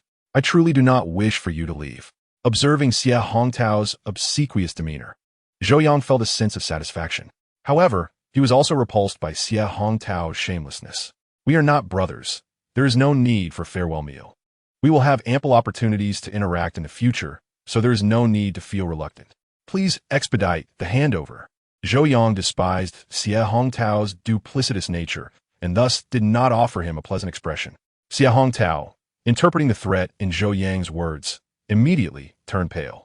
In the next moment, he suddenly picked up his phone, feigning a call. Hello, yes. Then, covering the receiver, he pretended to speak to Zhou Yang. Please hold on an important call. He stood up and walked towards the office exit, casting a discreet glance at a female subordinate as he passed. Bang! Xie Hongtao exited the office and closed the door firmly behind him. The female subordinate understood his intent, took a deep breath, adjusted her hair, and approached Zhou Yang. The female colleague, approximately 165 meters tall, possessed an alluring figure reminiscent of Western beauty, yet her cherubic face and fair, delicate skin evoked a contradictory impression of youthful innocence coupled with voluptuousness. As she approached Zhou Yang, her hips swayed enticingly, her skirt billowing with each step, suggesting an abundance of charm hidden beneath its fabric. Zhou Yang, I spoke thoughtlessly earlier. I now wish to apologize. She poured a glass of water and offered it to Zhou Yang with both hands. Will you please forgive me? Her voice was sultry, reminiscent of a nightingale in heat, sending shivers down one's spine. Alas, just as she neared Zhou Yang, it seemed her high heels caught on something, causing her to stumble. Water from the cup inadvertently splashed onto Zhou Yang's lap. I'm so sorry. The female colleague exclaimed in panic and in her haste. She knelt before Zhou Yang to help him clean up. Zhou Yang felt a jolt of electricity coursing through him, yet his heart was filled with anger. Was this intentional? When a female colleague noticed that Zhou Yang was upset, she suddenly lifted her head, looking at him with a pitiful expression. I'm sorry, I truly did not mean to. Zhou Yang, with his legs crossed, gazed down at his kneeling colleague, whose large eyes brimmed with grievance, and a few disheveled strands of hair fell across her face, exuding an enchanting charm. Get away from me.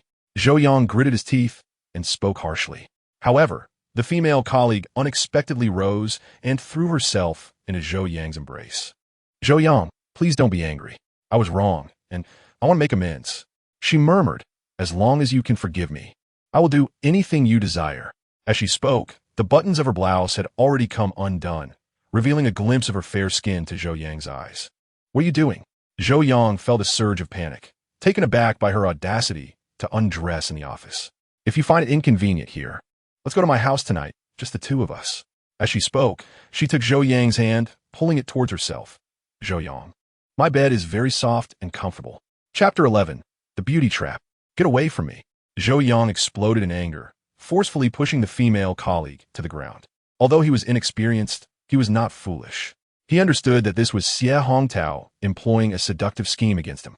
Earlier, Zhou Yang had walked in on Xie Hongtao, and this woman in a compromising position, fearing that Zhou Yang would expose this matter to the headquarters. Xie Hongtao intended to offer this woman to Zhou Yang to silence him. Simultaneously, this would bring them closer, alleviating future concerns of Zhou Yang causing trouble. A twofold strategy, indeed clever. Most would find it difficult to resist the allure of this female colleague. However, having spent the night with a woman like Tang Yumei, Zhou Yang's perspective was notably different. At this moment, he was infuriated by Xie Hongtao's trickery. Xie Hongtao, come here! Zhou Yang shouted towards the door. Hey, I'm coming. Xie Hongtao entered with a beaming smile plastered on his face. I'm about to handle the work transition. If you keep messing around, I will report everything to the headquarters. Zhou Yang bellowed. Do you want to test me? Little Zhou, please calm down. Xie Hongtao's face turned pale. I will handle the work transition right now. Right away. The commotion in the office attracted the attention of other colleagues. Those who usually envied, mocked, or looked down upon Zhou Yang, all stood in shock at this moment, although they appeared busy with their tasks. Their peripheral vision and ears were keenly attuned to the happenings in Xie Hongtao's office. After a while, once the work transition was completed, Zhou Yang prepared to leave. Yet, he suddenly recalled something and turned back to Xie Hongtao. By the way, a week ago, you said that someone like me could never achieve great things. And if one day I succeeded, you would kneel and call me father. Do you remember that? I remember. Xia Hongtao's face turned ashen. Then you should be ready. Zhou Yang sneered through clenched teeth. Father, you are my father. Xia Hongtao fell to his knees. What are you doing? Zhou Yang was taken aback. I haven't truly succeeded yet. I've merely been promoted, haven't I? Perhaps you spoke too soon. Yet for Xia Hongtao, this was a gamble he could not afford. Last year, his region failed to meet its targets, and with the first half of this year already passed, it appears there is little hope for improvement. The 3-year period serves as a trial set by the company, which means that next year represents his final opportunity. If he cannot fulfill his targets by then, he will have to pack his belongings and depart. Xia Hongtao, who has transitioned to the marketing department, might very well raise his targets for the coming year, making them unattainable for him. At his age, leaving this position would make it exceedingly difficult to find a similar job. Moreover, the group is currently among the best-paying pharmaceutical companies in the country. Xia Hongtao views this job as his lifeline. Zhou Yang, I'm merely a worker, and it is not easy to establish roots in this city. I have parents to support, a child who is just in elementary school, and a mortgage that spans over a decade. My wife was in a car accident last year and still lies in bed. My entire family relies solely on me. Xia Hongtao, overwhelmed with emotion, pleaded earnestly, disregarding the manager's presence. I admit I could be a bit mercenary at times, but I have no choice for the sake of survival. I will call you father if that is what it takes. Just do not hold a grudge against me. Let me work smoothly until retirement. I would even be willing to call you grandfather. As he spoke, he knelt before Zhou Yang, bowing his head. In that moment, Zhou Yang's heart was a tumult of conflicting emotions.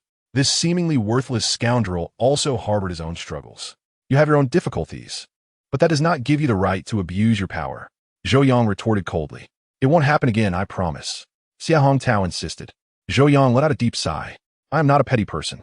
If you want me to forgive you, I have one condition. Upon hearing this, Xia Hongtao sensed a glimmer of hope and quickly agreed. No problem, just tell me. Zhou Yang helped him to his feet and whispered in his ear. You must tell me who that high-ranking leader at headquarters is who wishes to pursue Tang Yume.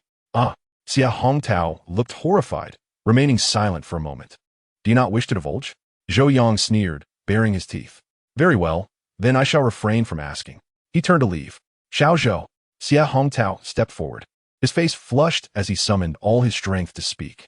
I will tell you, but you must not act recklessly. Zhou Yang smiled faintly. Do I seem like someone who would act recklessly? All right. Xia Hongtao leaned closer to Zhou Yang and whispered, the leader who assigned me this task is. In the sweltering heat of summer in the city, the streets radiated heat like a colossal steam oven, making it difficult to breathe. Meanwhile, within the cool confines of Tang Yume's villa, the air conditioning provided a refreshing respite. Meijia, I am here to bid you farewell. Zhou Yang sat opposite Tang Yume, a hint of reluctance in his eyes. Over the past few days, he had developed an indescribable affection for her. He regarded her as an older sister. Yet there was a stirring of romantic feelings that left him both enamored and reluctant to part. Farewell? Where are you going? Tang Yume, with a cherry held between her lips, gazed at Zhou Yang with a smile. I've been transferred to headquarters, Zhou Yang replied. That is a wonderful opportunity. Tang Yume's beautiful eyes sparkled as she smiled, unfazed by the situation. Zhou Yang, congratulations. Zhou Yang sighed, therefore. I have come today to prepare the complete prescription for your treatment. You can follow the dosage at each stage, and within 6 months, the issue will be resolved. However, Tang Yume tilted her head slightly, gazing at Zhou Yang with a charming demeanor, her eyelashes fluttering enticingly. No, I want you to treat me throughout the entire process. In a rare moment of playfulness, Tang Yume spoke in a cooing tone, instantly melting Zhou Yang's heart. Sister Mei, I wish I could, Zhou Yang replied. Although the headquarters is also in Shunsheng, it is located over 100 kilometers away in Puqing. I can't return promptly to adjust your medication. Suddenly, Tang Yume raised an eyebrow mischievously. Then I shall move to Puqing. She exclaimed, I happen to have a new apartment there that has remained unoccupied, and it is quite close to the headquarters. Zhou Yang was momentarily taken aback. Had he heard correctly? Meijia was considering moving to Puqing for him? Zhou Yang, what does that expression mean?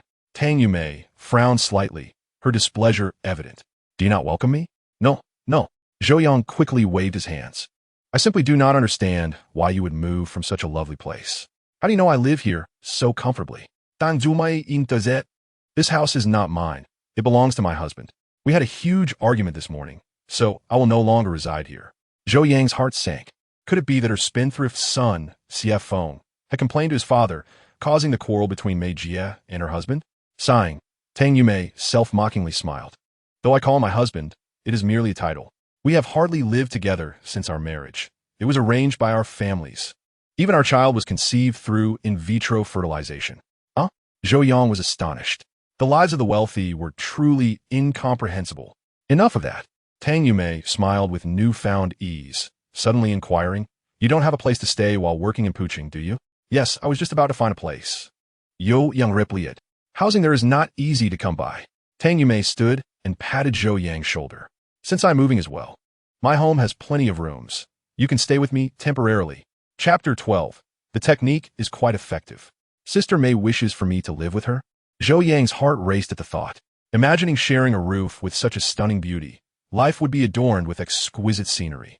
Yet, upon further reflection, he realized that Tang Yumei was a married woman. Wouldn't this be inappropriate? Sister Mei, if I live with you, it wouldn't affect you, would it? Zhou Yang asked. You are overthinking it. Tang Yumei raised an eyebrow at Zhou Yang. You are currently my personal physician. Living closer will facilitate my treatment. This arrangement is primarily for that reason.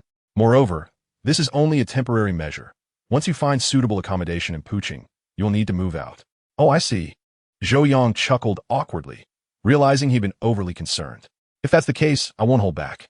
Relieved of his mental burden, Zhou Yang felt more at ease, treating Mei Jie simply as a landlord. Then, Zhou Yang added, of course, during my stay with you, I will pay the rent on time. Rent is waived. Tang Yumei replied. The treatment you provide is complimentary. Ah, that is indeed the case. Zhou Yang scratched his head. By the way, Zhou Yang, didn't you mention that my illness requires both traditional Chinese medicine and physiotherapy? Tang Yumei inquired. How is the physiotherapy conducted? It involves acupressure and massage, Zhou Yang explained. Oh, can you elaborate? Tang Yumei asked. I can demonstrate it for you now, Zhou Yang offered. Great. He approached and sat beside Tang Yumei, inhaling her pleasant fragrance, which momentarily distracted him. Sister Mei, please find a comfortable position to lie down. All right. Tang Yumei reclined on the sofa. The physiotherapy primarily aims to unblock your liver meridian, which starts at the feet, travels up the inner line of the calf, passes through the inner knee, and continues along the inner thigh. Zhou Yang elaborated as he extended his hand to measure along her body. Tang Yumei gasped softly at his touch, but quickly covered her mouth and laughed. Sorry. I overreacted. Please continue. In truth, Zhou Yang felt quite excited as well. However, as a physician, he knew he must maintain focus. The meridian system is a grand cycle. The liver meridian ascends through the lower abdomen, converging with the governing vessel at the crown of the head. Now, Sister Mei, please turn over. Okay. Tang Yumei obediently flipped onto her stomach. The liver meridian descends from the nape of the neck, through the spine, the lower back, the buttocks, and enters the inner thigh. Merging with the previous pathway, Zhou Yang stated. Tang Yumei gently bit her lip, her cheeks slightly flushed. The massage route you mentioned is quite comprehensive. Zhou Yang remarked. If you find it inconvenient, we can forego this therapy, but the healing process may take longer. Why would I not want to proceed? Tang Yumei pouted her lips, reclining gracefully against the sofa, casting a flirtatious glance at Zhou Yang. Let us do it now. All right, Zhou Yang nodded.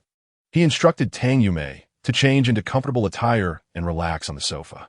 She even turned on the sound system, playing soothing music, instantly enhancing the ambience. Zhou Yang then began the acupressure according to the meridian points, having learned traditional Chinese medicine from his grandfather and father since childhood. He had a precise grasp of meridians and was adept in technique. After more than half an hour, the treatment on her back concluded, and Tang Yumei unexpectedly fell asleep on the sofa. Zhou Yang, reluctant to awaken her, had no intention of giving a direct massage, as that would undoubtedly be beyond Tang Yumei's comfort. He gently covered her with an air-conditioning blanket and quietly departed from her home. 2 days later, the much-anticipated Monday finally arrived. Zhou Yang reported to the headquarters of the group, standing before the grand entrance.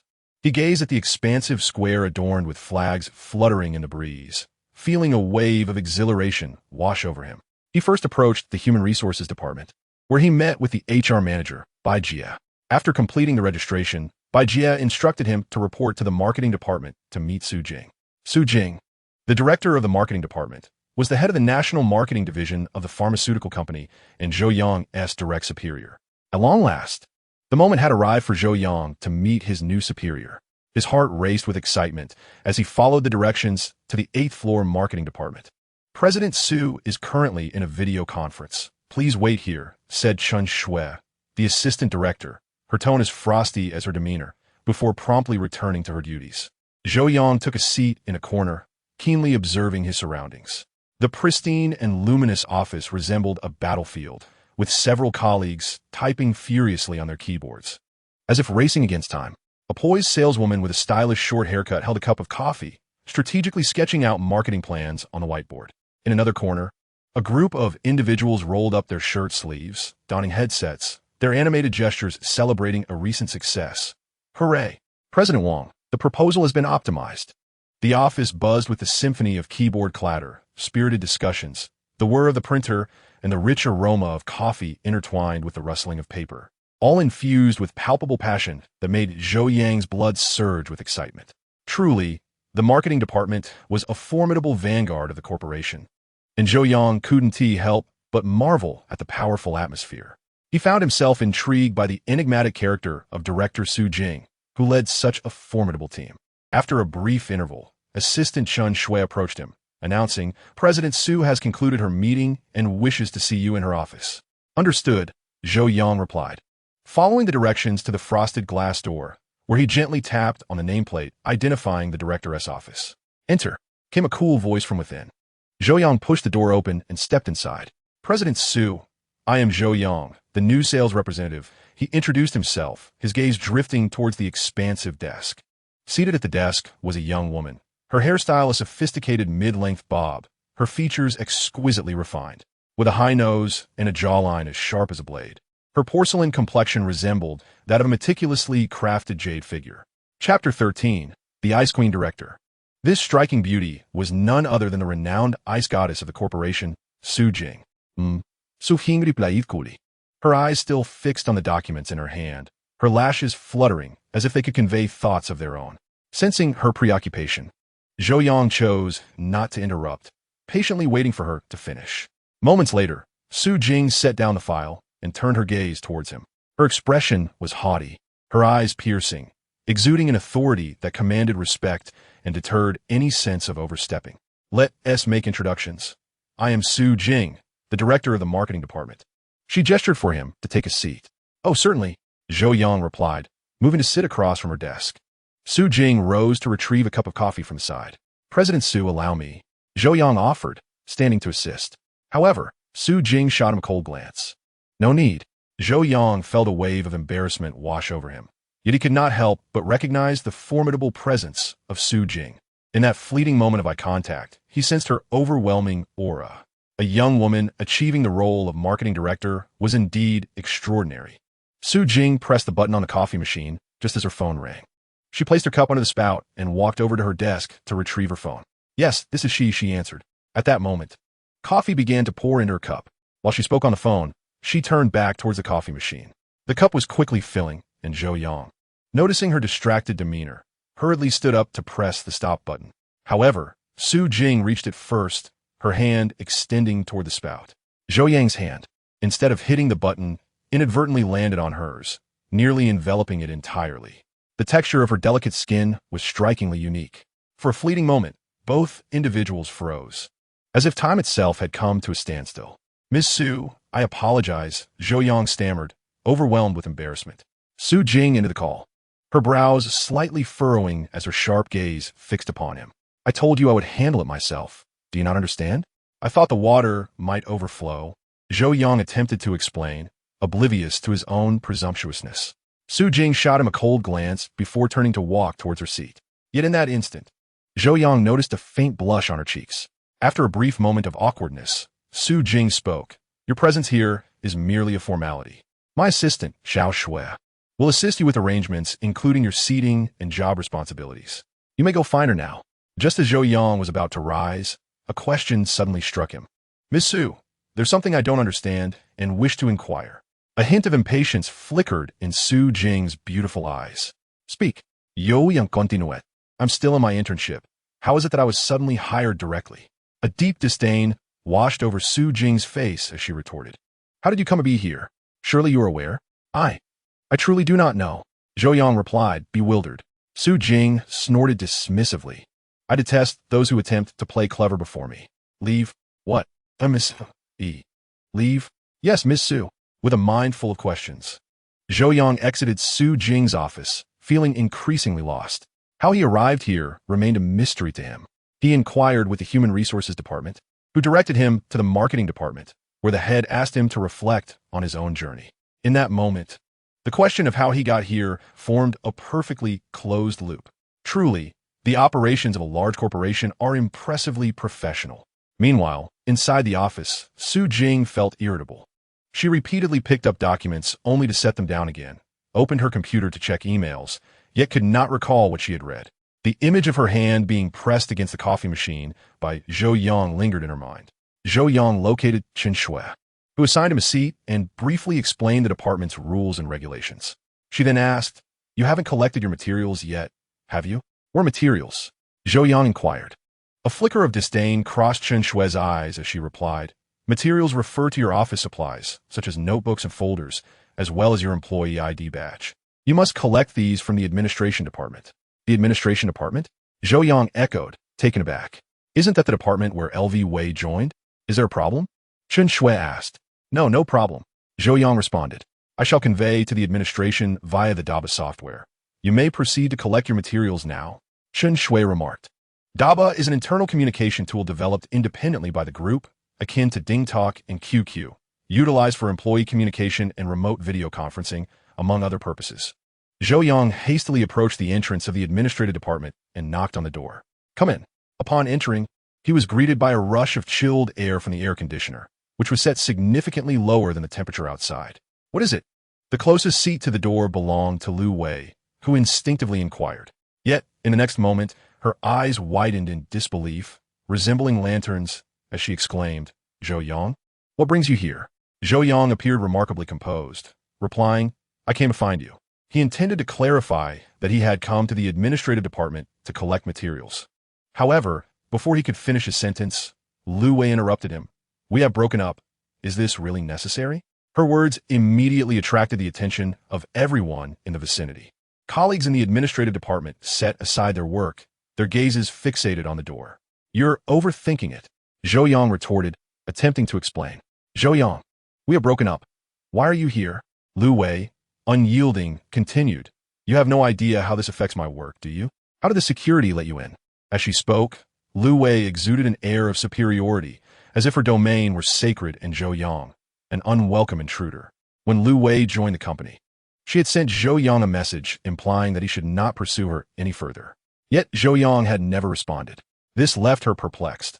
Given Zhou Yang's character, she expected a reaction to her message. Now, she realized he had not been unresponsive, but rather had been biding his time, determined to confront her directly in her office. At this moment, surrounding colleagues began to whisper among themselves. I heard Xiao Lu just broke up with her ex before coming to headquarters. It must be him. They chuckled. Look where he has come, for love's sake. Zhou Yang, you are making this exceedingly uncomfortable for me. Lu Wei, feeling the weight of their whispers, expressed her frustration. She stood and tugged at Zhou Yang, imploring, this is not a place for you. I beg you, spare us the embarrassment. Let go. Zhou Yang showed that, startling Lu Wei. Can you let me finish? He exclaimed in irritation. I was directly hired by marketing to collect materials from your department. Do you genuinely think I came here to see you? Lu Wei was momentarily taken aback, but her anger surged anew. Are you out of your mind? What nonsense are you spouting? Do you think I'm gullible? Just then, the administrative manager entered the office, calling out, What is all this commotion? Manager, I apologize. I have a personal matter to attend to. Lu Wei said, forcefully pushing Zhou Yang away. You need to leave now, or I will call security. However, the administrative manager approached, scrutinizing Zhou Yang from head to toe. You are Zhou Yang from marketing, aren't you? Chapter 14, The Innocent Senior Sister. The most beautiful campus flower. The administrative manager, Chui Yin, had just received a notification from Chen Shui in the marketing department via Daba, stating that Zhou Yang was to collect materials. Chui Yin opened Zhou Yang's profile, engrossed in his photograph, when the commotion outside captured his attention. As he stepped outside, he was greeted by Zhou Yang, the materials collector. "You are from the marketing department, a level 2 sales representative, correct?" Chui Yin inquired, verifying the information with Zhou Yang. "Indeed," Zhou Yang replied. "What?" Lu Wei, standing nearby, was taken aback. When did Zhou Yang become a level 2 employee in the marketing department? Her own rank was merely level 1. Zhou Yang was now a notch above her. It is essential to understand that the marketing department is a pivotal sector of the group, holding significant prestige.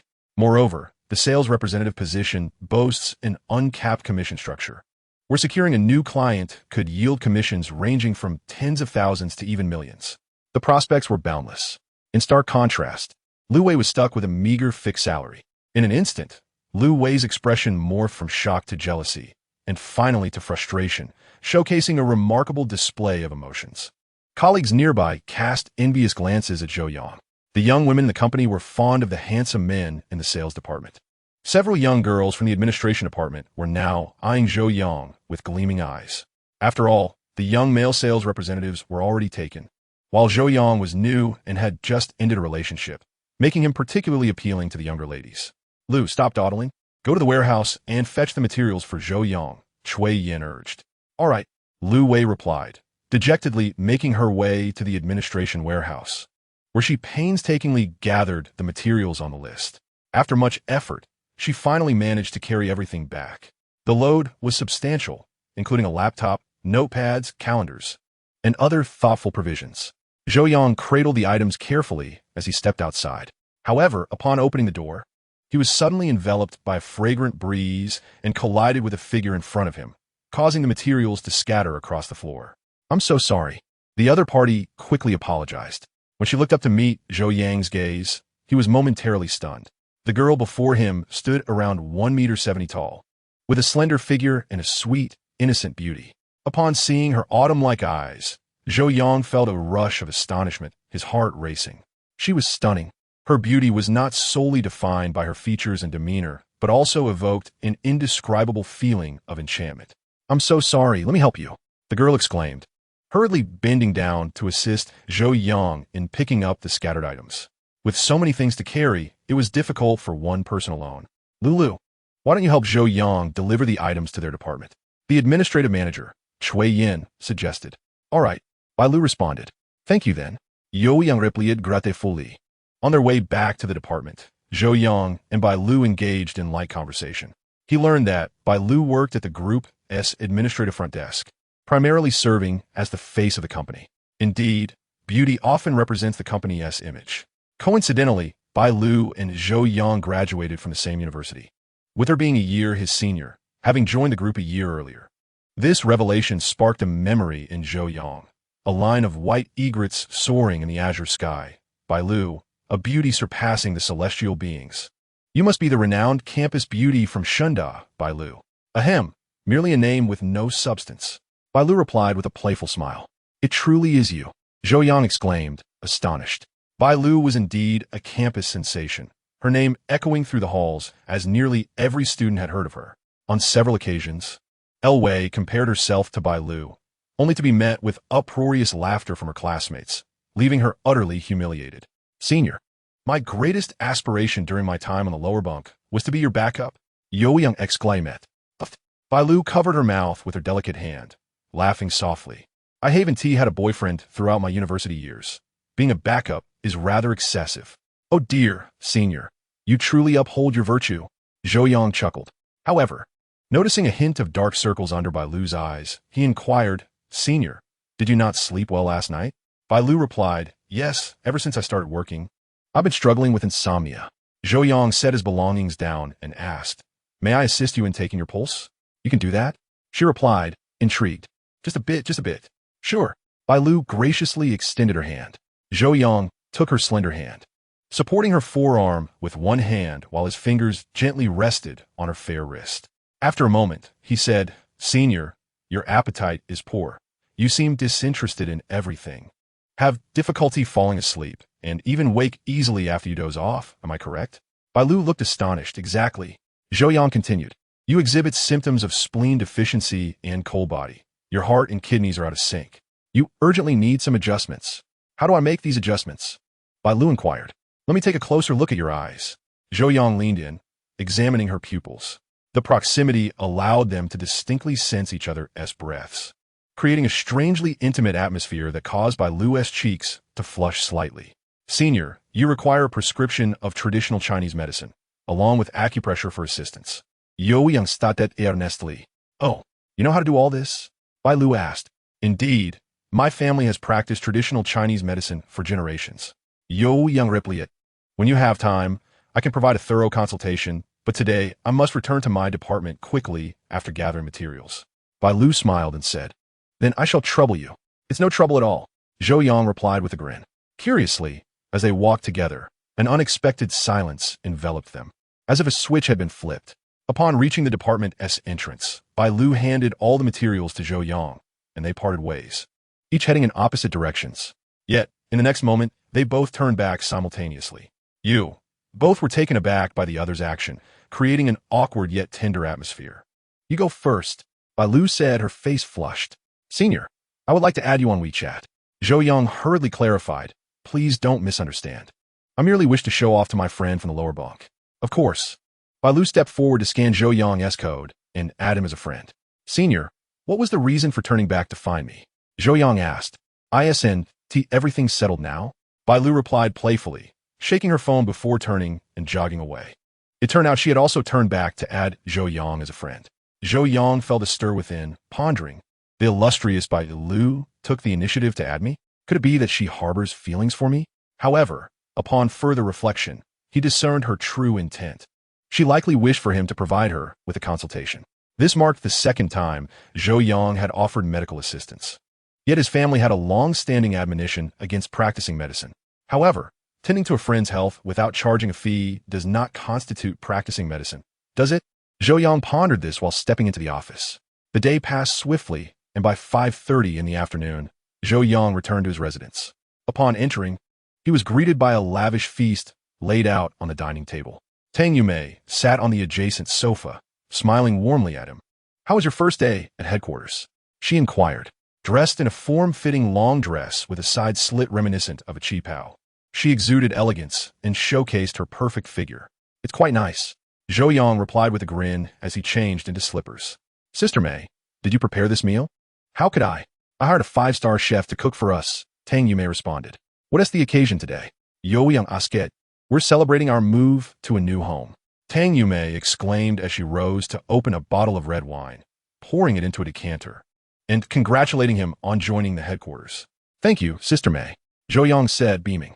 Yet, he remained puzzled about how he had actually entered the headquarters. Suddenly, a thought struck him. Could it be that Sister Mei had used her connections to facilitate his entry? Chapter 15. Tonight, let us indulge in a little more wine together.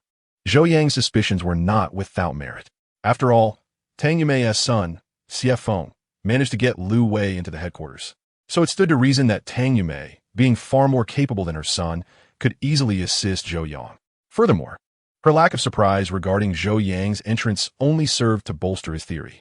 Sister Mei, may I ask you something? Zhou Yang fentured. Of course, go ahead. Did you use your connections? Just as he was about to finish, the doorbell rang. One moment, Tang Yumei stood up to check the visual monitor, her demeanor shifting as she sighed in displeasure. Xiao Feng is here. Sister Mei, should I step out? Zhou Yang inquired. What's that hide? Just sit here.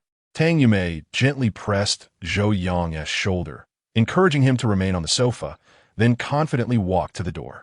Mom, I knew you moved here. CF Feng entered, carrying bags, followed closely by Lu Wei.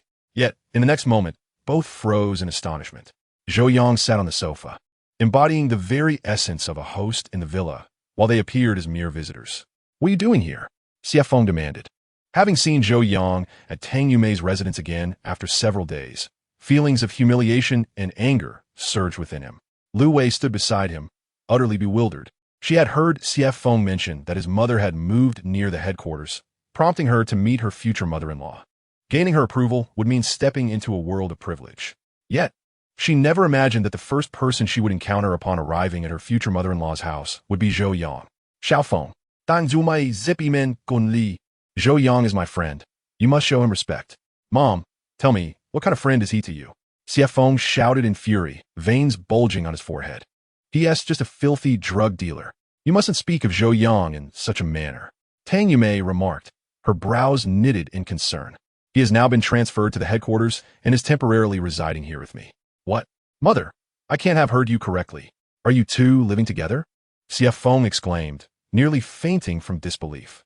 Tang Yumei continued, I fail to comprehend why you have consistently targeted Zhou Yang. To be frank, he is currently treating my illness. He is my personal physician, thus residing here is merely convenient for my treatment.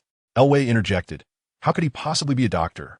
Tang Yumei's gaze turned icy, her regal aura emanating fiercely as she fixed a sharp stare upon Elwei. How do you know he cannot treat ailments? Elwei stammered, suddenly intimidated. Her words caught in her throat. It was her first encounter with her future mother-in-law, and if the impression was unfavorable, future interactions would be arduous. Tang Yumei's stern demeanor caused her to tremble in fear. Seeing this, Feng seized the opportunity to speak. Mother, don't let him deceive you. He is merely a charlatan selling medicine. Try to ingratiate himself with you because of our family's wealth. Am I not aware of whether he can treat my illness? What gives you both the audacity to question that? Auntie, Zhou Yang certainly cannot heal. I am most acquainted with his true nature. Elwei lowered her head, her voice barely audible. I am his ex-girlfriend. What? Tang Yumei gasped, her eyes widening in shock. She scrutinized Elwei carefully before glancing back at Zhou Yang. Zhou Yang raised an eyebrow and shrugged. Meijia, you have a fine son who enjoys undermining others. In that instant, Tang Yumei comprehended everything. A girl who could be so easily undermined could not possess exceptional qualities. She cast a disdainful glance at Elwei. I am not afraid to reveal that I have lost count of how many girls Feng has brought to meet me. Elwei's countenance darkened immediately. Mother, how could you say such a thing? Feng protested. I only wish for your well-being. Tang Yumei asserted. A woman understands another woman. If a boy like Zhou Yang is not worthy of her attention, then her association with you cannot be based on genuine affection. I do not care about that. In any case, Zhou Yang is a fraud. He cannot treat illnesses. Fearing that Tang Yumei might be swayed, Feng temporarily disregarded Elwei's comments. Auntie, we have been together for 4 years at university, and Zhou Yang cannot heal. That is because you have never truly understood me. Zhou Yang retorted coldly, gritting his teeth. Ha! Elwei scoffed icily. Zhou Yang, I know you are desperately eager to make a name for yourself, but resorting to such deceitful methods is utterly shameless. Mother, did you hear that? His ex-girlfriend is here to testify against him, and you still choose to believe him? At that moment, Feng's fury reached its zenith. Zhou Yang, you fraud! Get out of here right now. With that, he lunged at Zhou Yang, throwing a punch aimed directly at his face. Last time, in the rental apartment, Feng had struck Zhou Yang on the head with a chair, nearly emerging victorious. Thus, he was confident in his physical superiority over Zhou Yang. Tang Yumei had not anticipated that Feng would truly resort to violence, and it was too late for her to intervene. In the next moment, Feng's fist was already hurtling toward Zhou Yang. Yet this time, Zhou Yang appeared remarkably composed. He suddenly crouched down, aligning his index and middle fingers, and thrust them violently into Feng's abdomen. Feng cried out in pain, staggering backward, his face paling instantly as beads of sweat began to form on his forehead. Did you not say that I lack medical knowledge? Allow me to enlighten you. My family has practiced traditional Chinese medicine for generations, and I possess an intimate understanding of the human skeletal structure and acupuncture points. Zhou Yang proclaimed. You were struck at the abdominal acupoint, the most painful point in the belly. Not a pleasant sensation, is it? Stop your nonsense. Feng, unwilling to concede, charged at Zhou Yang once more, but by now, he was devoid of any fighting spirit. Zhou Yang seized his arm and deftly twisted it to the side, causing Feng to howl in agony. The human body consists of 206 bones and 308 joints. I have just dislocated your arm by twisting your joint. With that, Zhou Yang pushed Feng away, leaving his arm hanging limply, devoid of strength. At that moment, Feng was utterly dumbfounded. Lu Wei was equally astonished. She had never realized that Zhou Yang possessed such skills. His adeptness in targeting acupoints and joints was a testament to his profound knowledge of traditional Chinese medicine. The last time Zhou Yang was assaulted in his rented room was due to Lu Wei's betrayal, which had clouded his judgment and led to Feng's ruthless attack. In truth, Zhou Yang had studied traditional Chinese medicine from a young age and was quite knowledgeable about the body's acupoints and joints. In a confrontation, he merely needed to strike the appropriate acupoint or deliver a forceful blow to a joint to render his opponent powerless. "Someone, please help me restore my arm." Xie Feng gazed at his deformed limb, feeling the intense pain in his abdomen, filled with dread as he urgently sought Tang Yumei's assistance. Zhou Yang, wishing to spare Tang Yumei any discomfort, stepped forward and gently pushed Xie Feng's arm upward. With a sharp crack, Xie Feng's arm was restored. He clutched his abdomen, casting a wary glance at Zhou Yang, and angrily declared to Tang Yumei, "I will seek my father. He will deal with you." He hastily pulled Lu Wei away. Tang Yumei sat at the table, one hand resting on her forehead, strands of hair cascading through her fingers, her demeanor reflecting profound sorrow. Observing this, Zhou Yang approached to offer comfort, saying, "Children grow up, and it becomes challenging to manage them." However, uttering these words felt somewhat awkward, as his age was not significantly greater than Xie Feng's. Tang Yumei suddenly lifted her head, as if attempting to swallow back the tears that threatened to flow. In the next moment, she sniffed, a beautiful smile gracing her lips. "Never mind, Zhou Yang. Tonight you shall drink with me until we collapse. And no one is to return to their rooms." All right. Chapter 16. The Truth Behind a Conspiracy. Tang Yumei took a deep breath, gathering her composure, and poured drinks for both Zhou Yang and herself. "You must be famished. Let us eat something first." With that, she stood up to serve Zhou Yang some dishes. "Meijia, I can serve myself.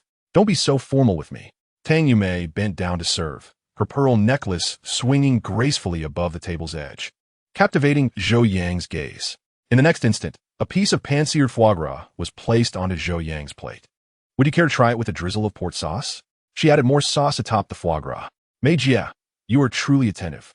Zhou Yang delicately picked up the foie gras and took a cautious bite, subsequently giving a thumbs up. "Delicious. Of course, it is delectable. I have hired a Michelin 5-star chef." Tang Yumei, while speaking, took a sip of red wine, leaving a faint lip print on the rim of her glass. "This Australian Wagyu steak, paired with black truffle, is truly exquisite." Tang Yumei began to cut the steak for Zhou Yang again. The knife glided across the porcelain plate, emitting a subtle hiss as she sliced off a small piece, dipped it in sea salt, and directly fed it to Zhou Yang. "Here, try this."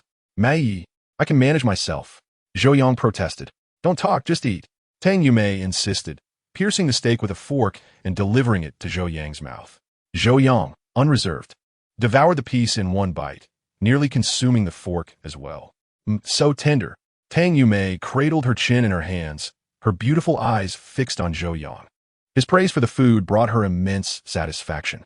"Meijia, you should eat too," Zhou Yang urged. "All right, I shall have a taste."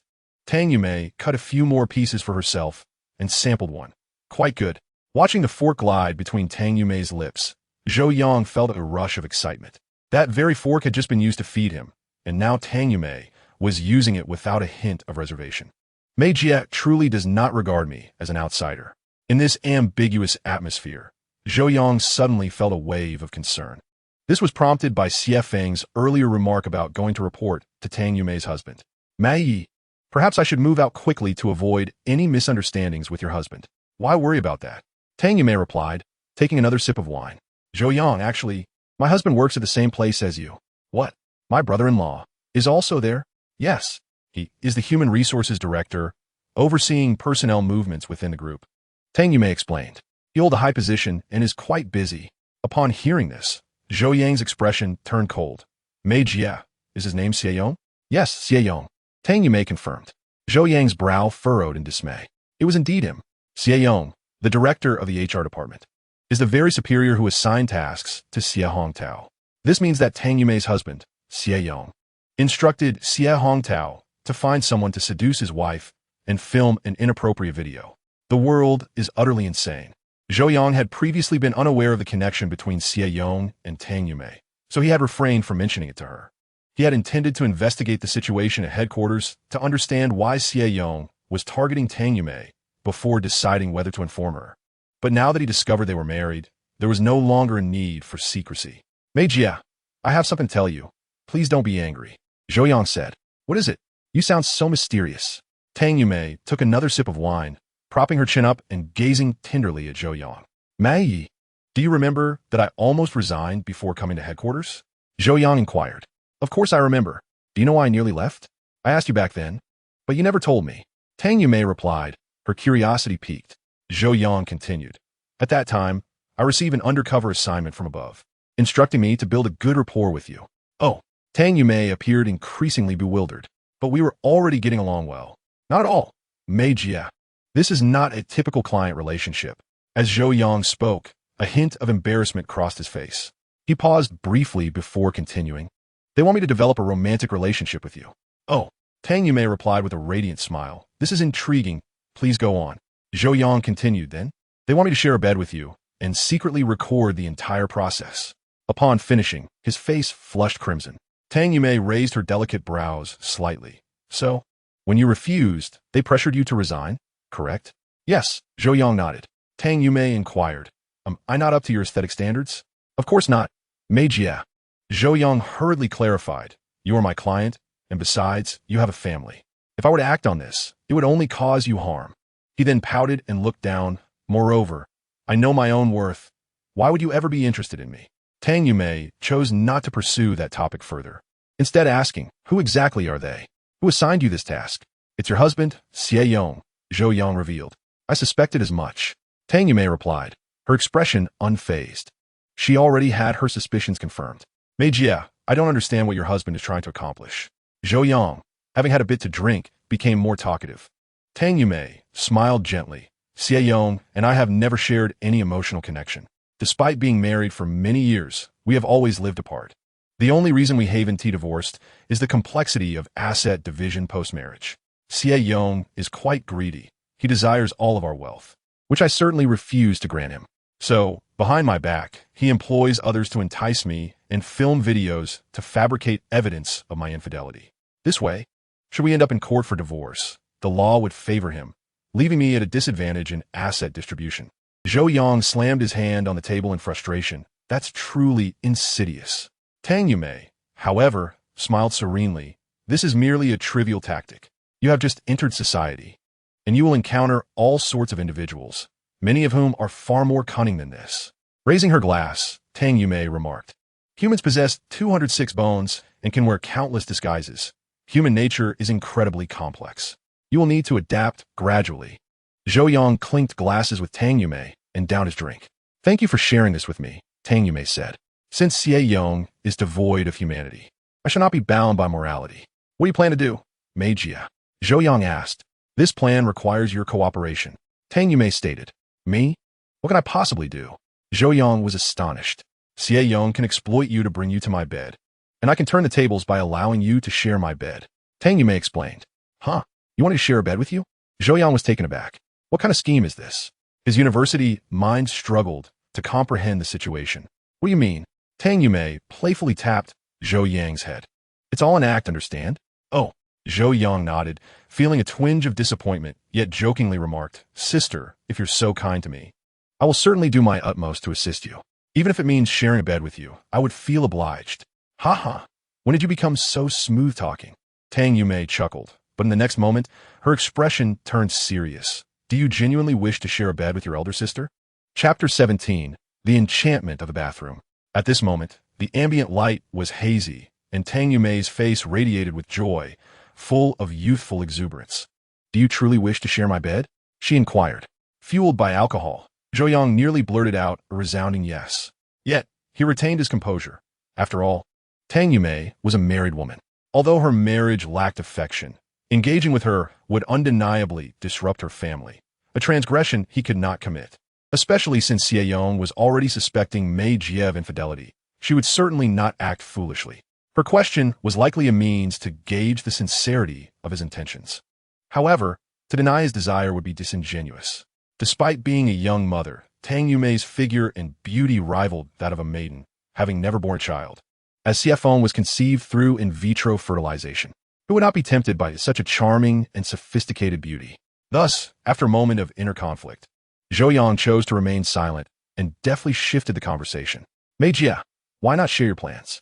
I am fully at your service. He suggested. Let's not discuss that today, Tang Yumei replied. Today we celebrate our new home. Let's not spoil the mood. Come, let us drink. Cheers. The two raised their glasses, engaging in joyous conversation until late into the night. It must be said, Tang Yumei possessed an impressive tolerance for alcohol. Had Zhou Yang not resorted to cunning tricks, he would surely have been no match for her.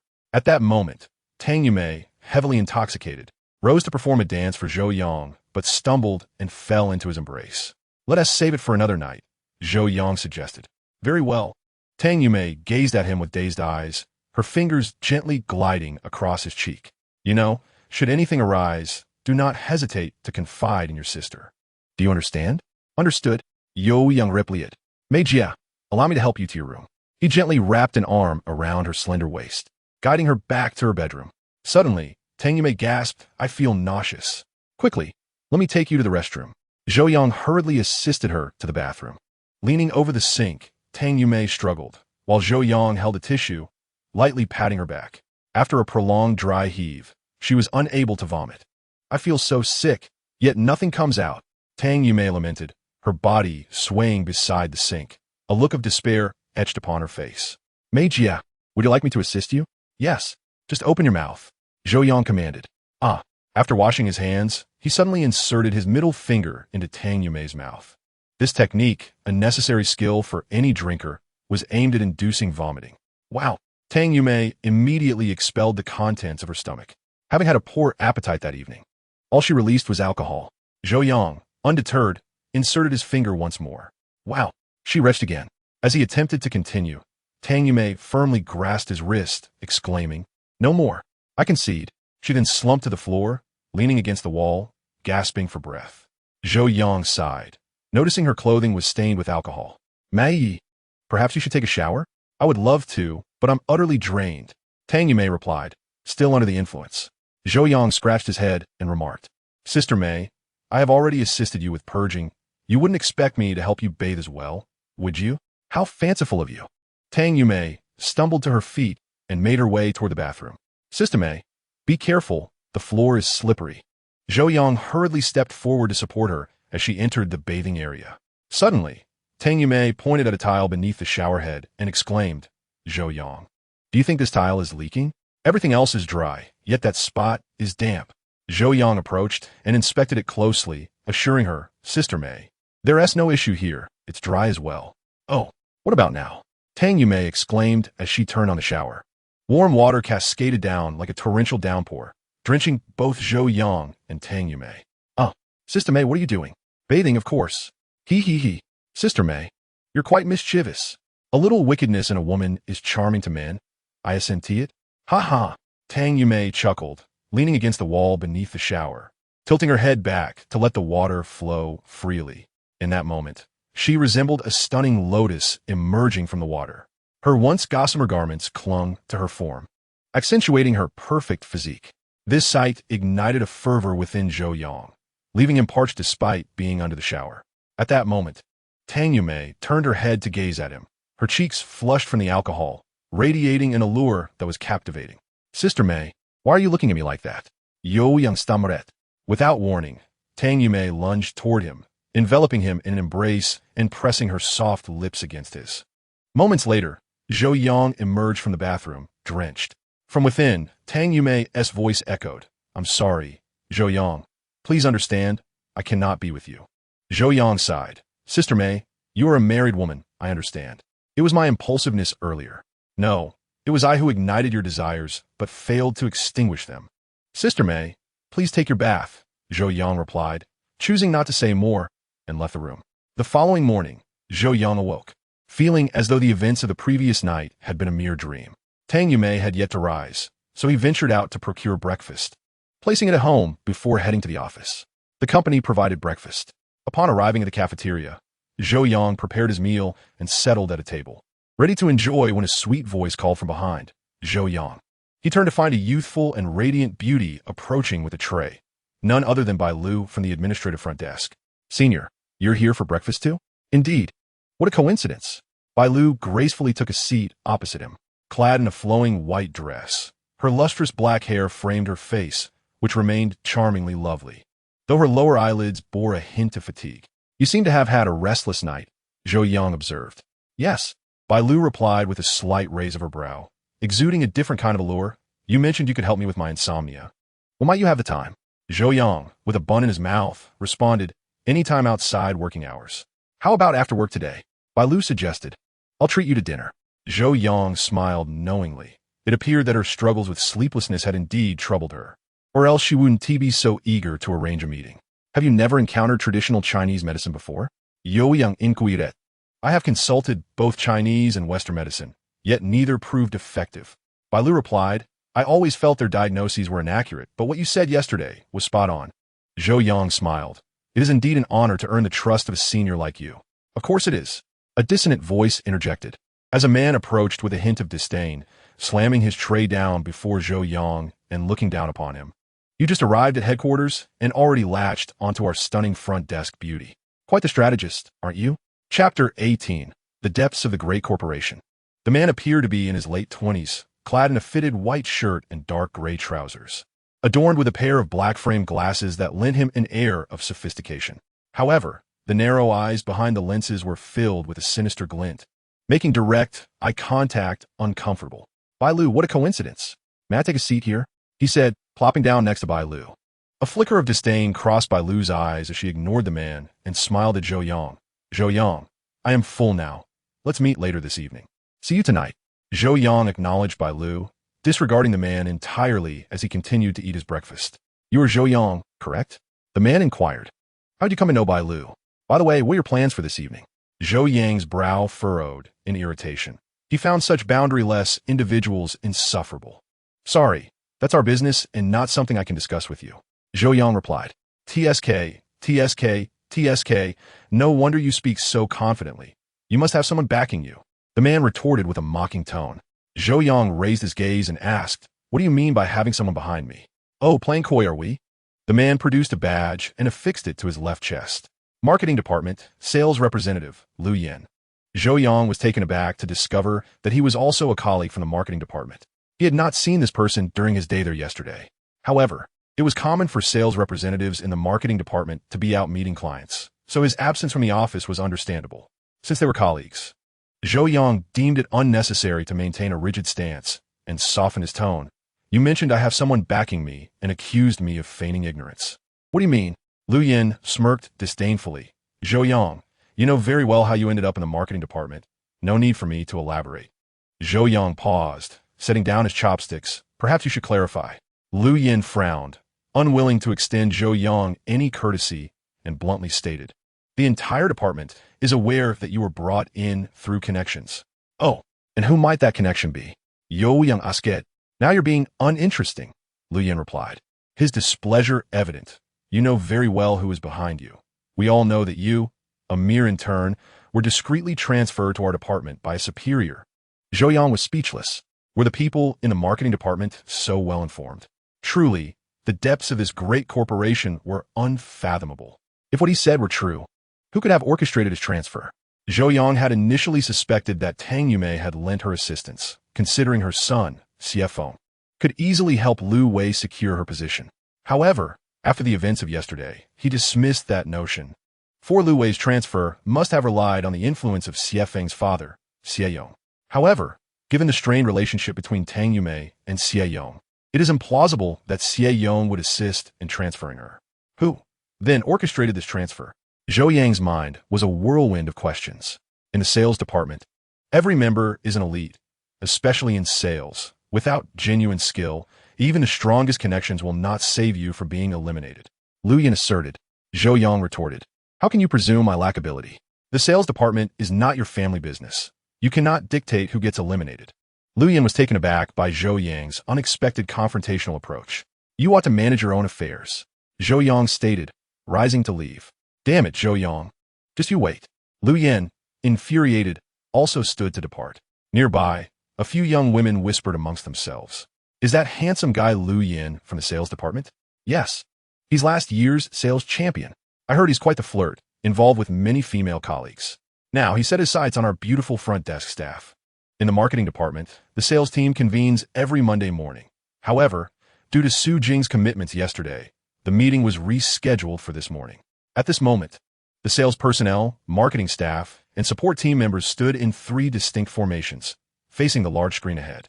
Below the screen, Su Jing, clad in a tailored dark blue suit with her hair elegantly styled, exuded a cold and piercing demeanor. She epitomized the essence of a professional beauty.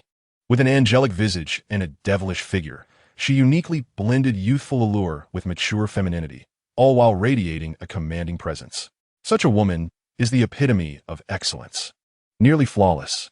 At this moment, Zhou Yang, armed with a red pen, activated the presentation and coldly stated, "The sales figures for the second quarter are dismal.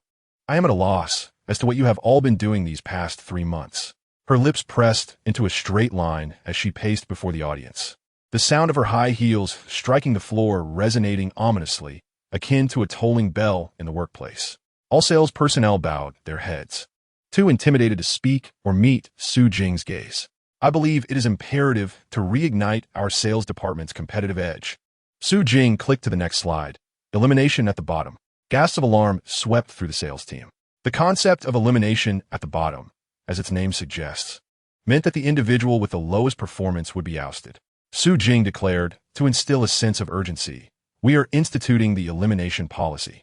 Within 1 month, any individual ranking last in performance within our sales department will be forcibly removed.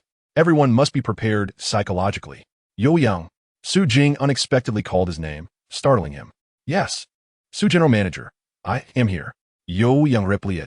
"Although you have only recently joined the department, timing is as crucial as presence. This policy applies to you as well." Liu Yan, overhearing this, glanced at Zhou Yang with a smirk, secretly amused. As the sales champion with a secure position and numerous clients, he felt no threat of elimination. In contrast, Zhou Yang, a newcomer still learning how to negotiate with major clients, faced the daunting prospect of fierce competition against seasoned professionals. This was manifestly unfair to him. Throughout the meeting, Zhou Yang felt increasingly stifled. Fortunately, the meeting concluded swiftly. Zhou Yang sought to converse with Zhou Jing, so he rose and proceeded to knock on her office door. "President, Su has gone to the restroom. Is there something you need?" inquired Assistant Chen Shui as she emerged from the office. "Yes, I have a question for President Su." Zhou Yang replied. "Then please wait in her office. She should be back shortly," Chen Shui suggested. As Zhou Yang approached Zhou Jing's office, he noticed a briefcase on her desk, its mouth ajar, revealing a black package of Safi-S elastic sanitary pads. A knowing smile crossed Zhou Yang's face. It appeared that a relative had visited President Su. In the next moment, Zhou Jing entered, her complexion ashen, her hair disheveled, and she cradled her abdomen, seemingly in considerable pain. "What are you doing in the office? Do you have something to discuss?" Zhou Jing coldly inquired as she sat down, clutching her belly. It was evident that she was in distress, beads of sweat forming on her forehead. Zhou Yang began to speak, but Zhou Jing let out a soft moan, supporting herself against the desk as her body trembled from the pain. "President Su." Zhou Yang rushed forward. "If you have something to say, please do. If not, kindly step outside." Zhou Jing's hair clung to her forehead, presenting a somewhat disheveled yet intriguing beauty. "President Su, under these circumstances, I find it difficult to express myself." Zhou Yang remarqued. "Let me assist you in alleviating your discomfort." "How can you alleviate it?" Zhou Jing asked, enduring the pain. Zhou Yang explained, in traditional Chinese medicine, certain acupoints can help ease menstrual pain. If the sequence is followed correctly, it can be quite effective. This is also discussed in Jinlin, which not only contains remedies but also therapeutic acupuncture methods. Although Zhou Jing was skeptical, the overwhelming pain brought her to a point of desperation. She felt dizzy, her lower abdomen throbbed as if pierced by needles, and discomfort plagued her entire body. Yet, in the presence of her subordinate, she struggled to maintain her composure. Observing her condition, Zhou Yang took the initiative to step around the desk and approach Zhou Jing. "The first acupoint, Higu, is located at the webbing of your hand," he stated, gently taking her delicate hand in his.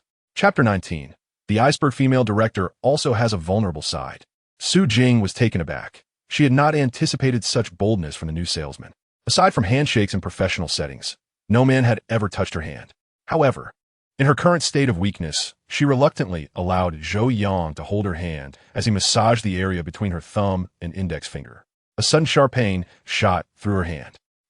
Zhou Jing gasped softly, quickly biting her lip, her demeanor remaining proud and aloof. After approximately 2 or 3 minutes of this, Zhou Yang unexpectedly crouched down, his gaze resting on Zhou Jing's elegant legs. "What are you doing?" Su Jing felt a sense of offense, her eyes narrowing at Zhou Yang. President Su, don't you notice? You seem more animated in your speech than before. Zhou Yang remarked with a raised eyebrow and a smile. Indeed, after Zhou Yang's reminder, Su Jing felt slightly better, her tension easing. This indicates that my method is effective. Zhou Yang continued. Now, let us proceed to the second acupoint, known as Senyinjio, located at the ankle. He crouched down, gently grasping Su Jing's ankle. Su Jing's ankles were remarkably fair and her skin delicate, and surprisingly, on the outer side of her right ankle, there was a tattoo of a red rose, exuding a captivating allure. Who would have imagined that President Su had such a side to her? Zhou Yang skillfully targeted the acupoints and began to massage gently. At that moment, a knock was heard at the door. President Su. The voice belonged to Liu Yin, the top salesperson. What is it? Su Jing inquired. It's about what we discussed this morning regarding me and Zhou Yang, Liu Yin replied. At this juncture, Zhou Yang applied a bit more pressure, and Su Jing felt a wave of soreness and tingling in her ankle, causing her to hastily cover her mouth, suppressing a cry. I'm busy right now. I will call you shortly. All right. Liu Yin left, and Su Jing reproached Zhou Yang. Why did you apply so much pressure? I almost cried out just now. President Su. It is necessary to apply force. Your dysmenorrhea is severe, and only firm pressure will yield effective results. Zhou Yang remarked. Surprisingly, after just a few moments, Su Jing felt considerably better. She couldn't help but acknowledge that Zhou Yang had a point. The third and fourth acupoints were the Blood Sea and the Zhu San Li. As he spoke, Zhou Yang's gaze shifted upward. These two acupoints were located near the knee, with Blood Sea on the inner side and Zhu San Li on the outer diagonal. One hand could easily cover both. President Su, it is time for the third point. Zhou Yang extended his hand, his thumb targeting Zhu San Li and his middle finger locating Blood Sea, kneading them gently. A wave of soreness surged from her legs throughout her entire body, causing Su Jing to shudder. She never imagined that one day she would have her male subordinate massage her thighs. All right, I understand this area. Is there another place? Su Jing felt significantly improved, but due to the intimate nature of the action, she directly declined Zhou Yang's assistance. There is one final point, the fourth one, Zhou Yang stated. Where is it? Su Jing asked. Zhou Yang pointed to Su Jing's lower abdomen. Here. Su Jing's face instantly flushed. Massaging hands, feet, and thighs was somewhat acceptable, but allowing Zhou Yang to knead her lower abdomen was entirely out of the question. That area was far too sensitive. I can manage this myself. Su Jing replied sternly. What are the names of those acupoints? They are the Guan Yuan and Qi Hai acupoints, Zhou Yang explained. These two are crucial. They must be pressed. After doing so, your symptoms will likely diminish by 90%. All right, I'll do it myself. Feeling much better, Su Jing took her phone and searched for the two acupoints, using her slender fingers to measure her lower abdomen. However, after searching for a while, she still couldn't pinpoint them. Reluctantly, she awkwardly beckoned Zhou Yang, who stood straight to the side. Come over here. Hey, demonstrate where these two acupoints are, Su Jing requested. Zhou Yang furrowed his brow. Seriousness etched on his face as he gently touched Su Jing, indicating, here and here. Su Jing's face instantly turned as crimson as the evening sky, blooming with allure. All right, I understand now. She hurriedly straightened her posture, shifting the topic. What brings you to my office? I wanted to discuss the elimination mechanism. It seems quite unfair to me. Zhou Yang replied. I have just joined the department and am still learning. Someone will guide you. You will soon acclimate. Su Jing seized the phone and called Liu Yin. Please come to the office. Moments later, Liu Yin appeared in Su Jing's office. Zhou Yang, allow me to introduce you to Liu Yin, our department's sales champion. Su Jing proclaimed. Hello, Zhou Yang. Liu Yin stepped forward, beaming with a charming smile, extending his hand to shake Zhou Yang's, even bending slightly in a show of humility. Zhou Yang felt an overwhelming urge to slap him. What a pretentious display. Su Jing continued. In our sales division, we have a tradition known as old guiding new. When new sales representatives join, they are paired with an experienced veteran who will mentor them throughout their journey, accompanying them to meet clients. This method is highly conducive to sales growth. Earlier today, Liu Yin approached me, expressing his admiration for you and proactively requesting to mentor you. Su Jing glanced at Zhou Yang with a subtle lift of her gaze. Thus, with a sales champion as your mentor, do you not feel confident? Zhou Yang furrowed his brow, thinking to himself how insidiously cunning Liu Yin was. How could he genuinely teach me? It was evident he intended to manipulate me over the next month, rendering me ineffective. Nonetheless, Zhou Yang felt undaunted. If he wished to be my mentor, I would play along. Should the apprentice err, the master would not escape accountability. Zhou Yang smiled faintly.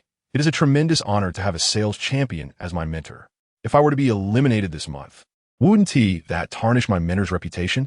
Lu Yin, taken aback by Zhou Yang's clever retort, gritted his teeth and forced a smile. Rest assured, I will guide you diligently. Haha, then I thank you in advance. Zhou Yang replied. The days swiftly passed, and, as night fell, Zhou Yang arrived at the entrance of the Group S headquarters. Suddenly, a car sped towards him and came to a halt beside him. Upon glancing at the driver's seat, Zhou Yang recognized Bai Lu and promptly entered the vehicle. Choose one, Bai Lu said straightforwardly. Let us go to the local cuisine restaurant near my home.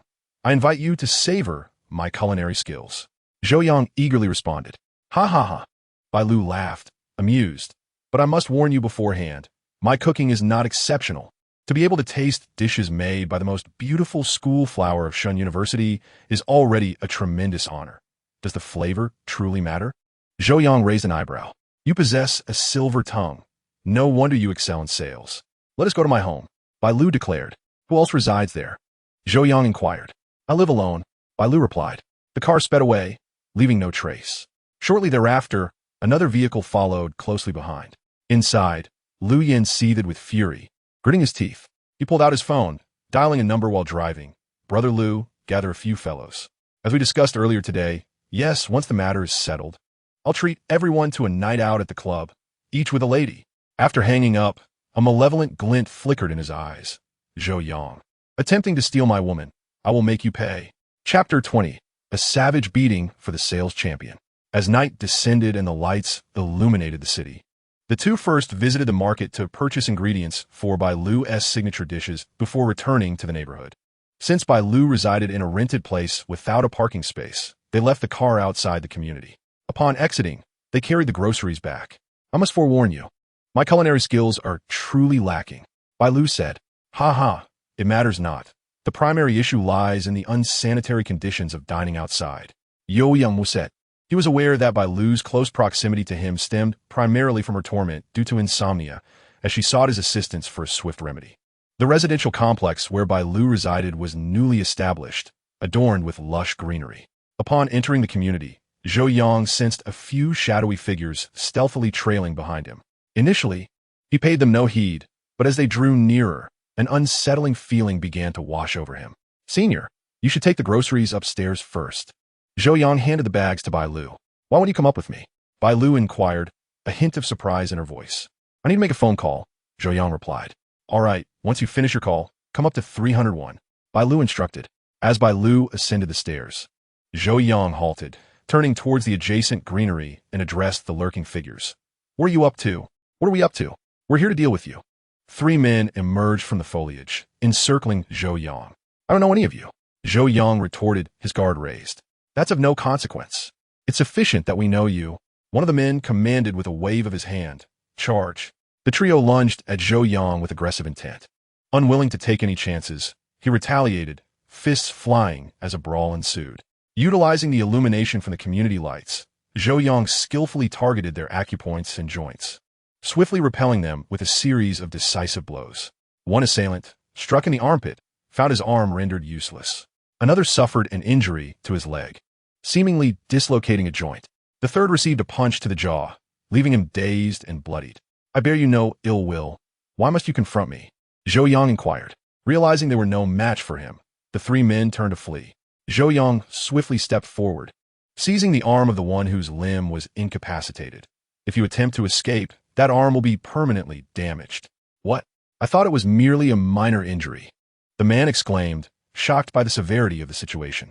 What have you done to me? I've struck your acupoint, obstructing your vital energy. If left untreated, your arm will suffer from tissue necrosis due to lack of blood flow. Zhou Yang explained. Will you continue to flee? No, I won't escape. The man panicked. Please help me. Now, tell me why you were sent to confront me, Zhou Yang demanded. Sighing, the man admitted, it's all because of Lu Yan. He hired our boss, who instructed us to teach you a lesson. Lu Yan. Zhou Yang's gaze turned icy. He retrieved his phone and dialed Lu Yan. Hello, master. Where are you? Zhou Yang, what do you need? Lu Yan inquired. I wish to see you, Zhou Yang replied with a teasing tone. What could be so urgent at this late hour? Lu Yan questioned. You have a few acquaintances here with me. If you come over, we can conveniently gather 4 players for a game of mahjong. Zhou Yang jested, handing the phone to the man beside him, instructing him to speak. Brother, we lack the capability to handle this matter. You should come in person, the man pleaded. Zhou Yang addressed the phone again. If you fail to arrive, I may have to contact the authorities and send your 3 friends here to jail. Do you think they will remain silent about you? Zhou Yang, don't be reckless. I'm on my way. Lu Yan hastily ended the call. He was nearby, arriving shortly thereafter. Upon witnessing the scene, Lu Yan gritted his teeth and remarked, Zhou Yang, you are impressive. 1 against 3. You employed someone to attack me. How do we address this? Zhou Yang inquired. If I report this to the company, what do you think your colleagues and department leaders will think of you? What do you intend to do? Lu Yan responded. What do I intend to do? Huh. Of course, it is an eye for an eye, Zhou Yang declared, suddenly advancing and delivering a swift kick to Lu Yan's abdomen. Taken by surprise, Lu Yan collapsed to his knees. Dare to strike me? I shall repay you in kind, Zhou Yang exclaimed, slapping Lu Yan across the face with considerable force. Lu Yan's face immediately swelled, and blood trickled from the corner of his mouth. Did you not wish to be my mentor? I shall grant you that. With another resounding slap to Lu Yan's other cheek, he found himself utterly defenseless and, in his current predicament, dared not retaliate. After several blows, he resembled a bruised pig. Have mercy, Lu Yan pleaded. I shall not dare again. At that moment, a window on the 3rd floor opened, and Bai Lu shouted, Zhou Yang, stop. She had witnessed the entire scene. Concerned for Bai Lu's reaction, Zhou Yang warned Lu Yan, should you dare to play tricks on me again, your fate will be far worse than this. Now leave. Lu Yan scrambled away in a hasty retreat. Ascending to the upper floor, Bai Lu, her expression filled with worry, remarked, I saw you fighting downstairs. I was about to call the police, but I didn't realize you were so formidable, taking down 3 of them single-handedly. Zhou Yang Sigit. They relied on brute strength. I employed finesse. Bai Lu nodded, her gratitude evident. Earlier, when he had suggested she go upstairs first, it was to spare her from any trouble. It became clear that Zhou Yang was a man of great responsibility. Zhou Yang, you are injured, Bai Lu pointed out, noticing the torn fabric on his left shoulder, which bore a swollen mark. I took a few punches. It's nothing serious, Zhou Yang replied. Let me apply some medicine. Bai Lu offered, retrieving Yunnan Baiyao to spray on the wound before gently dabbing it. As they stood close, Zhou Yang inhaled the refreshing scent emanating from Bai Lu, feeling entranced. Senior, you look incredibly beautiful when you are serious. Bai Lu, with her exquisite features and outstanding demeanor, radiated a goddess-like aura under the light. Even at this moment, you jest? Bai Lu shot Zhou Yang a disapproving glance. That Lu Yan is not a good person. Make sure you avoid provoking him in the future. If he does not provoke me, I certainly will not engage him. Should he dare to trouble me again, he will regret it. Zhou Yang acertet. With a sigh, Bai Lu retreated to the kitchen to prepare a meal. She changed into form-fitting yoga pants and donned an apron. Her curves accentuated. Zhou Yang busied himself, procuring paper and pen to write a prescription. Before long, a few dishes were served, and they began to eat. After the meal, Zhou Yang offered to examine Bai Lu. After taking your pulse last time, I can largely determine the prescription needed. Now, I must assess the blockages in your meridians. How do you identify these blockages? Bai Lu asked. Senior, you must first remove your clothing. Zhou Yang statet. Chapter 21. Zhou Yang as prophetic words. What? Bai Lu gasped in surprise. She was currently clad in nothing but a shirt, and should she remove it, she would be left with only her undergarments. Sensing Bai Lu's discomfort, Zhou Yang suggested, if it's too much, why not don a thin garment? I can assist you with the diagnosis through the fabric. This was indeed a more palatable option. Bai Lu retreated to her bedroom and emerged, somewhat bashfully, in a rather airy outfit. It was no wonder she felt shy. The attire was nearly as revealing as being unclothed. Composed of silk, it caressed her form, accentuating her voluptuous curves. Moreover, the fabric was translucent. Under the glow of the lights, her alluring silhouette was subtly discernible. Is this acceptable? Bai Lu approached Zhou Yang. Perfect. He nodded affirmatively. The most beautiful campus belle of Shunda was sharing a space with him, and in such a beguiling manner, which he had previously only dared to dream of. Senior, you may recline on the sofa, Zhou Yang instructed. Oh, all right. Following this, Zhou Yang, drawing from his memory of golden scales, began to locate the relevant meridians and acupoints on Bai Lu's body. Bai Lu gently bit her crimson lip, her cheeks flushed with embarrassment throughout the process. "There's nothing serious," Zhou Yang remarked. "In a moment, I will mark the points on your body with a pen. You should purchase a massager online and massage the acupoints I indicate daily. Coupled with the prescription I shall provide, the results will be remarkably evident in a month." "Thank you so much." Bai Lu sat up, her cheeks still aglow. "So many doctors failed to resolve my issue. I never anticipated you would be so confident. This method is a family heirloom." Zhou Yang replied. "Senior, having dined and attended to your health, I must take my leave. Must you not linger a while longer?" Bai Lu inquired. "Very well, I shall remain for a bit." Zhou Yang resumed his seat. "I was merely being polite. You truly intend to stay?" Bai Lu retorted. They then shared numerous amusing anecdotes from their university days, causing Bai Lu to laugh heartily. Later that evening, around 10 o'clock, Tang Yume called, prompting Zhou Yang to bid farewell to Bai Lu as he returned to his residence. The night passed in silence. Upon arriving at the office the following day, Zhou Yang learned that Lu Yin had taken a sick leave. How did he fall ill so suddenly? Who knows? I heard he was accidentally struck by a car last night. Oh dear, he will need to stay home for a while, the surrounding staff murmured. Zhou Yang then made his way to Su Jing's office. Today, she donned a casual ensemble, exuding a softer, more serene aura. "Miss Su, since Lu Yin is on leave, should we not assign someone else to guide me?" Zhou Yang inquired. "I am contemplating that." Su Jing responded. "How about this? You accompany me to Lu Yan's home to offer your condolences, and we shall decide upon our return.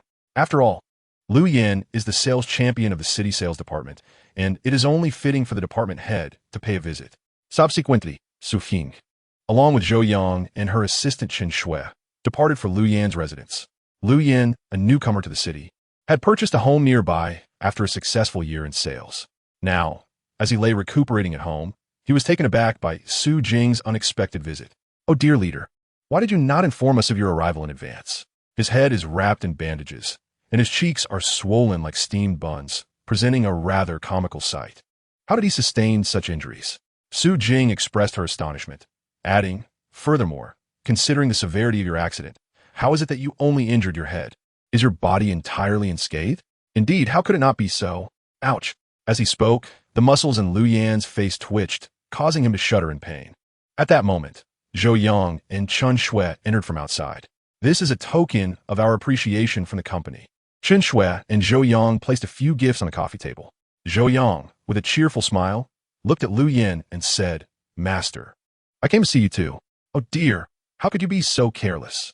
Upon seeing Zhou Yang, Lu Yin felt as though he had encountered a nightmare, his expression turning quite grim. "Lu Yin, focus on resting at home. I will have Chen Shui assist in maintaining your potential clients temporarily," Su Jing assured him. "And for Zhou Yang, I will arrange for someone else to take over. I happen to have a client meeting scheduled for this afternoon," Lu Yin remarked. "Our company is launching a new batch of medication, and this client under my name is a significant one. If I can secure this deal, it would help us achieve our department's quarterly target." "Oh, which company?" "Sanqing Pharmaceutical," Lu Yin responded. "However, I cannot attend a meeting this afternoon. Presenting himself in such a disheveled state would surely invite ridicule." "You need not worry. I will instruct Chen Shui and Zhou Yang to handle it for you," Su Jing reassured him. Before becoming an assistant, Chen Shui also received the Sales Champion Award and possesses ample sales experience. Hearing Su Jing's words, Lu Yin couldn't help but chuckle inwardly. He was well aware that Sanqing Pharmaceutical would never collaborate with their company. His statement served two purposes: to project his own capability and to shift responsibility. By handing off the client to Chen Shui and Zhou Yang during his illness, if things went awry, the blame would fall on them, allowing him to retain a degree of vindication. Chen Shui felt a bit uneasy as well. She despised engaging in such thankless tasks, but as an assistant, she was bound to comply unconditionally with the director's directives. After leaving Lu Yan's residence, the trio grabbed a bite on the street, returning to the company in the afternoon. Lu Yan had invited the general manager of Sanqing to visit the headquarters for discussions, while Chen Shui and Zhou Yang would take over the client relations. 3 representatives from Sanqing arrived: General Manager Luo, his secretary Xiao Kai, and an older gentleman purported to be a technical expert. Chen Shui and Zhou Yang first guided the 3 clients around the headquarters park, then proceeded to the designated conference room, where they presented the prepared materials elucidating the advantages of the new medication. At this moment, Zhou Yang also entered the conference room. Given the significance of the client, as the director, she needed to make an appearance. After listening to Chen Shui's introduction of the new medication, the representatives from Sanqing displayed a rather indifferent demeanor, seemingly lacking interest. Sensing this, Chen Shui began to panic, hastily employing various sales techniques to capture their attention. Zhou Jing intermittently attempted to smooth over the situation. She could discern the lack of interest from the other party, yet she was determined to seize any glimmer of opportunity that might arise. Under the formidable sales prowess of Zhou Jing, the opposing party finally relented and expressed their intention to procure a batch of new products, initiating a pilot project in their stores. However, at that moment, Zhou Yang, who had remained silent until now, suddenly interjected, stating, "I do not recommend proceeding with this." Everyone turned to look at Zhou Yang, momentarily perplexed by his unexpected remark. He continued, "I personally believe there are some issues with this new product. I suggest that General Manager Luo wait a while. Once we have gathered sufficient feedback from the market regarding our new offerings, we can then formulate a plan. There's no need to rush." This statement was akin to turning the tide. Zhou Jing and Chen Shui were left bewildered. After much effort to gain the other party's agreement for a trial collaboration, Zhou Yang's assertion of potential issues with their product was tantamount to undermining the partnership. Zhou Jing's eyes sparkled with indignation. Was Zhou Yang out of his mind? The representatives from Sanqing were equally taken aback, having never encountered a salesperson who would so self-sabotage. Yet, Zhou Yang remained composed as he explained. "The health benefits of our new product are indisputable, yet it contains a particular herb that, in conjunction with other ingredients, may produce certain side effects. While these side effects are negligible for healthy individuals, they could lead to adverse consequences for users with compromised immunity or underlying health issues." The crowd was astonished, exchanging glances of disbelief. "I apologize, General Manager Luo. There may be some misunderstanding here. Our product is indeed sound." Zhou Jing hastily attempted to smooth things over, discreetly signaling to Chen Shui. Chen Shui tugged at Zhou Yang's sleeve, asserting, "Zhou Yang, there is someone outside looking for you." Realizing their intent to usher him out, Zhou Yang could only sigh in resignation as he rose to leave. He had remained silent in the corner because he was diligently studying the components of the new medicine. He discovered that this product bore an almost exact resemblance to a formula documented in golden scales. That formula had previously been altered to omit one particular herb due to its propensity to react with other ingredients, potentially causing side effects in many individuals with weakened constitutions. This knowledge was the result of generations of accumulated medical experience. Purely from a pharmacological perspective, no issues would be evident. Thus, should this new medicine be fully launched in the market, problems were bound to arise, and customers would inevitably return seeking refunds. "Excuse me, sir," called the eldest elder from Sanqing, halting Zhou Yang. "Do you possess technical knowledge?" "I have some understanding of traditional Chinese medicine," Zhou Yang modestly replied. The elder nodded slightly, choosing not to pursue the matter further. The negotiation ended without resolution, and ultimately, no collaboration was established. Upon returning to the office, Zhou Jing's expression was as dark as stormy waters. "Zhou Yang, today I instructed you to observe and learn, not to speak out of turn. Why did you take it upon yourself to make that decision? Do you realize how much the company stands to lose because of this?" Chen Shui stood by, head bowed, not daring to utter a word. Zhou Yang, however, stood his ground, arguing, "All I know is that this new product was only launched yesterday, and issues are bound to surface. If we proceed with a trial collaboration with Sanqing and problems arise, we will irrevocably lose this client. How can you be so certain that our medicine will encounter issues?" Zhou Jing's chest heaved with indignation. "Are we, the research and development team, so inferior that you, of all people, cannot comprehend this? If you possess the capability for RD, why are you in the sales team?" Zhou Yang attempted to retort, but was promptly ushered out of the office by Chen Shui. "You should take a moment to calm down." Inside the office, Zhou Jing slammed the documents onto her desk, her face flushed with anger. Zhou Yang truly was a fool, an absolute fool. 5 days later, Lu Yan arrived at work and, upon learning of the situation, erupted in fury. He stormed into Zhou Jing's office, exclaiming, "Ms. Su, it is evident that Zhou Yang is deliberately sabotaging me. The client had already agreed to a trial collaboration, yet he dismissed them outright. Such a significant client, if secured, would ensure we meet our quarterly targets without a hitch. Does Zhou Yang wish to ruin our department? Lu Yin, visibly agitated, added, Ms. Su, if you do not dismiss Zhou Yang, I shall resign. Su Jing found herself in a difficult position. She too wished to see Zhou Yang gone. However, he had been transferred over by higher management, making his dismissal inappropriate. Initially, she planned to wait for a month during the probationary period to naturally phase him out, but now he had caused such a monumental mess. Just then, Chun Shui rushed into Su Jing's office, breathless with urgency. Ms. Su, we have a serious problem, an actual crisis. What kind of problem? Su Jing felt her head spinning. Chun Shui replied. Zhou Yang mentioned that this batch of new products might have issues, and this morning, a distributor stormed into the company, claiming that their clients experienced varying degrees of physical ailments from these products. Users are banding together to file a lawsuit. Chapter 22. The client Sanqing only recognizes Zhou Yang. At this revelation, the room fell silent.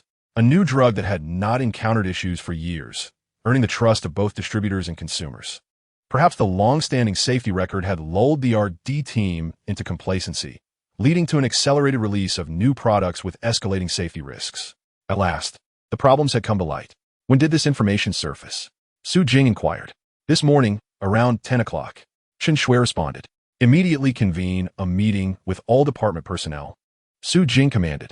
Sales representatives currently meeting clients should find time to log into the conference.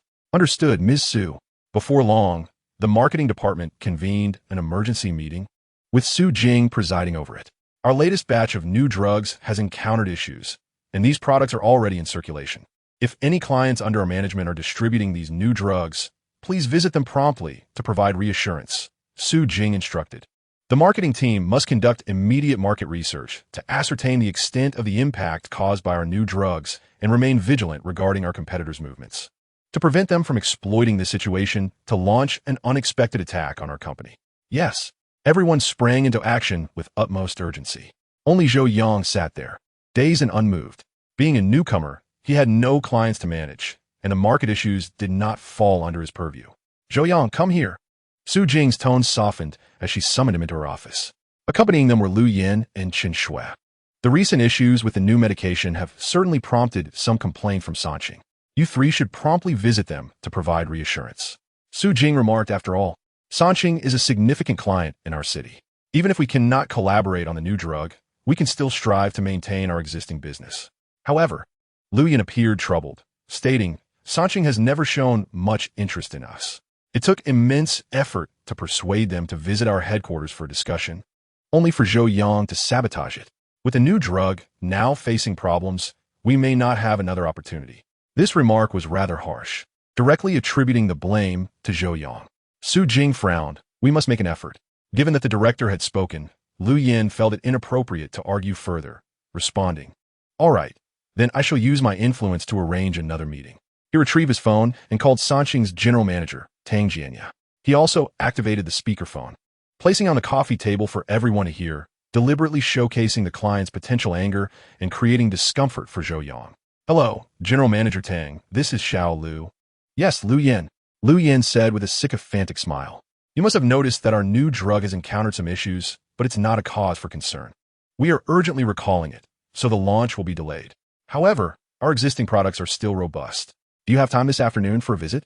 Not necessary, came the cold reply from the other end.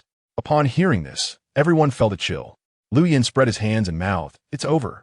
Su Jing signaled for the phone, took it, and said, General Manager Tang, this is Su Jing from the sales department.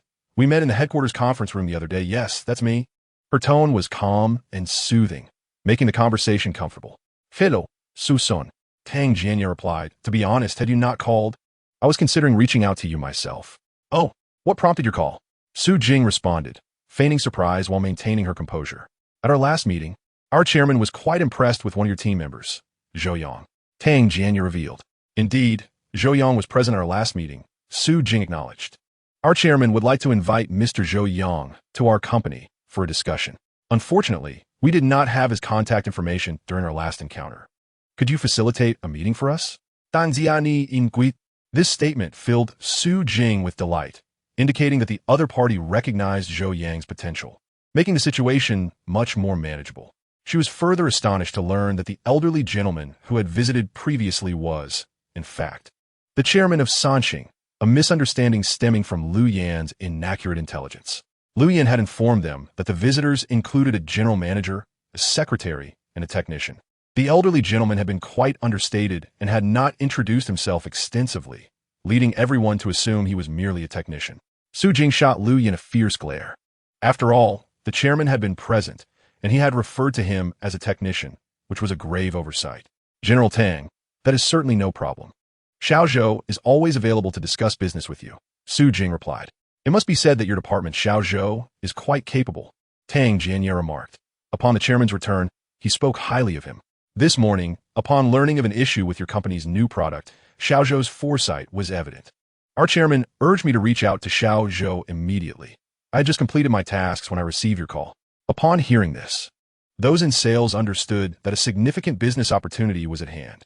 Previously, Lu Yan had mentioned that if this client was secured, the entire department would meet its quarterly goals. Given the current situation, optimism abounded. Yet, Lu Yan, overhearing the conversation, felt an overwhelming sense of jealousy. He believed he was the one who had initially engaged with the client, and thus, it should be him who handled the negotiations. Any success should be credited to him.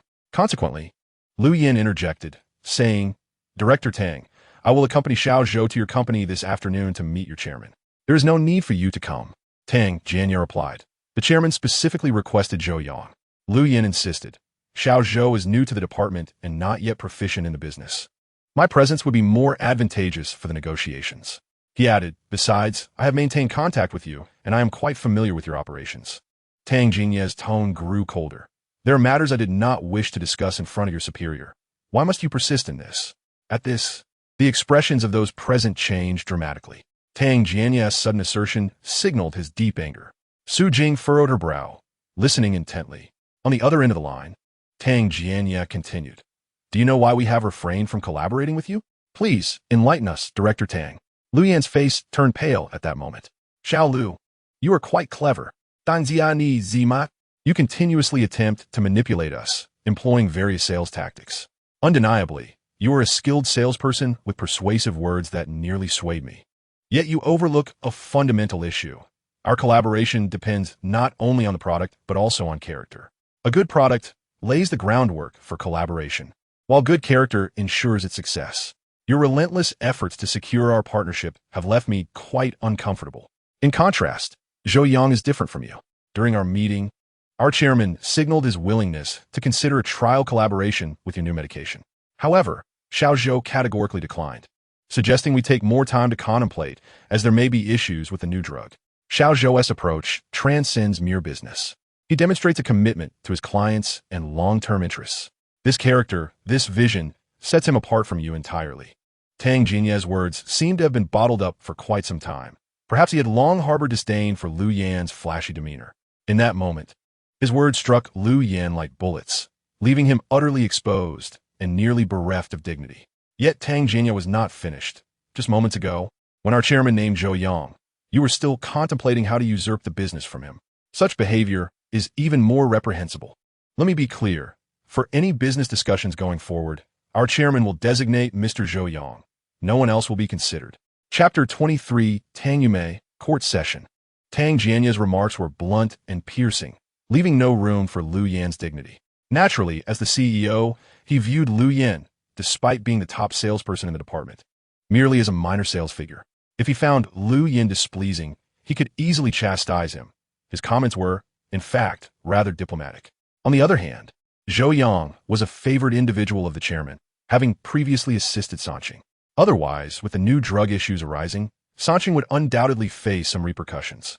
Thus, Tang Jianye was inclined to support Zhou Yang. Zhou Yang, unpretentious and devoid of cunning, genuinely considers the perspective of the client. I hold Zhou Yang's character in high regard. Should any collaborative projects arise, both the chairman and I would feel at ease in trusting them to him. Tang Jianye stated, therefore, if Zhou Yang has the time, let us invite him to our company for a meeting tomorrow afternoon. Thank you, General Tang, for your incisive feedback regarding our sales approach. I shall certainly pay closer attention to the conduct of our sales in the future, Su Jing replied candidly. After hanging up, Lu Yan appeared exceedingly uncomfortable. Su, Tang Jianye's words were truly harsh. What have I done to provoke him? Lu Yan continued to justify himself. You should refrain from engaging in this business moving forward. Su Jing interrupted. Then, with utmost seriousness, she addressed Zhou Yang. Tomorrow afternoon, you will meet with the chairman of Sanqing, accompanied by Chen Shui. Turning to Chen Shui, she added, you will assist Zhou Yang, ensure that you maintain decorum, and allow Zhou Yang to take the lead. Me? Assist him? Chen Shui was taken aback. In this department, apart from Su Jing, her voice held significant weight, even surpassing that of several managers.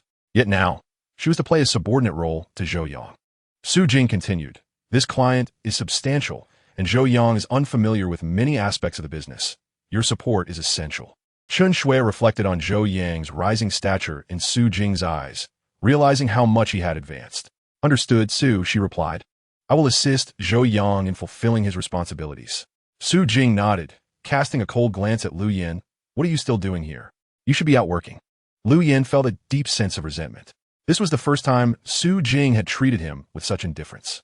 Previously, as the top salesperson, her demeanor towards him had been quite amiable, allowing him to openly challenge her views on numerous occasions. But now, it seemed he had fallen out of favor. He shot a resentful glance at Zhou Yang before storming out. That evening, Zhou Yang returned to the villa to find Tang Yumei waiting for him on the sofa.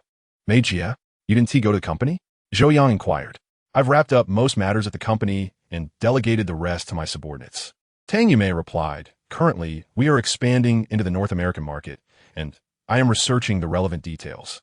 Zhou Yang then noticed a plethora of North American advertising magazines scattered across the coffee table. Mei Jia, your business is flourishing. You're going global. Zhou Yang remarqued. You must be tired after your day. Tang Yumei gently approached him, taking his backpack and saying, Xiao Feng came by this morning, bringing along a friend who seemed to be a technician. He assisted me with some wiring in the villa.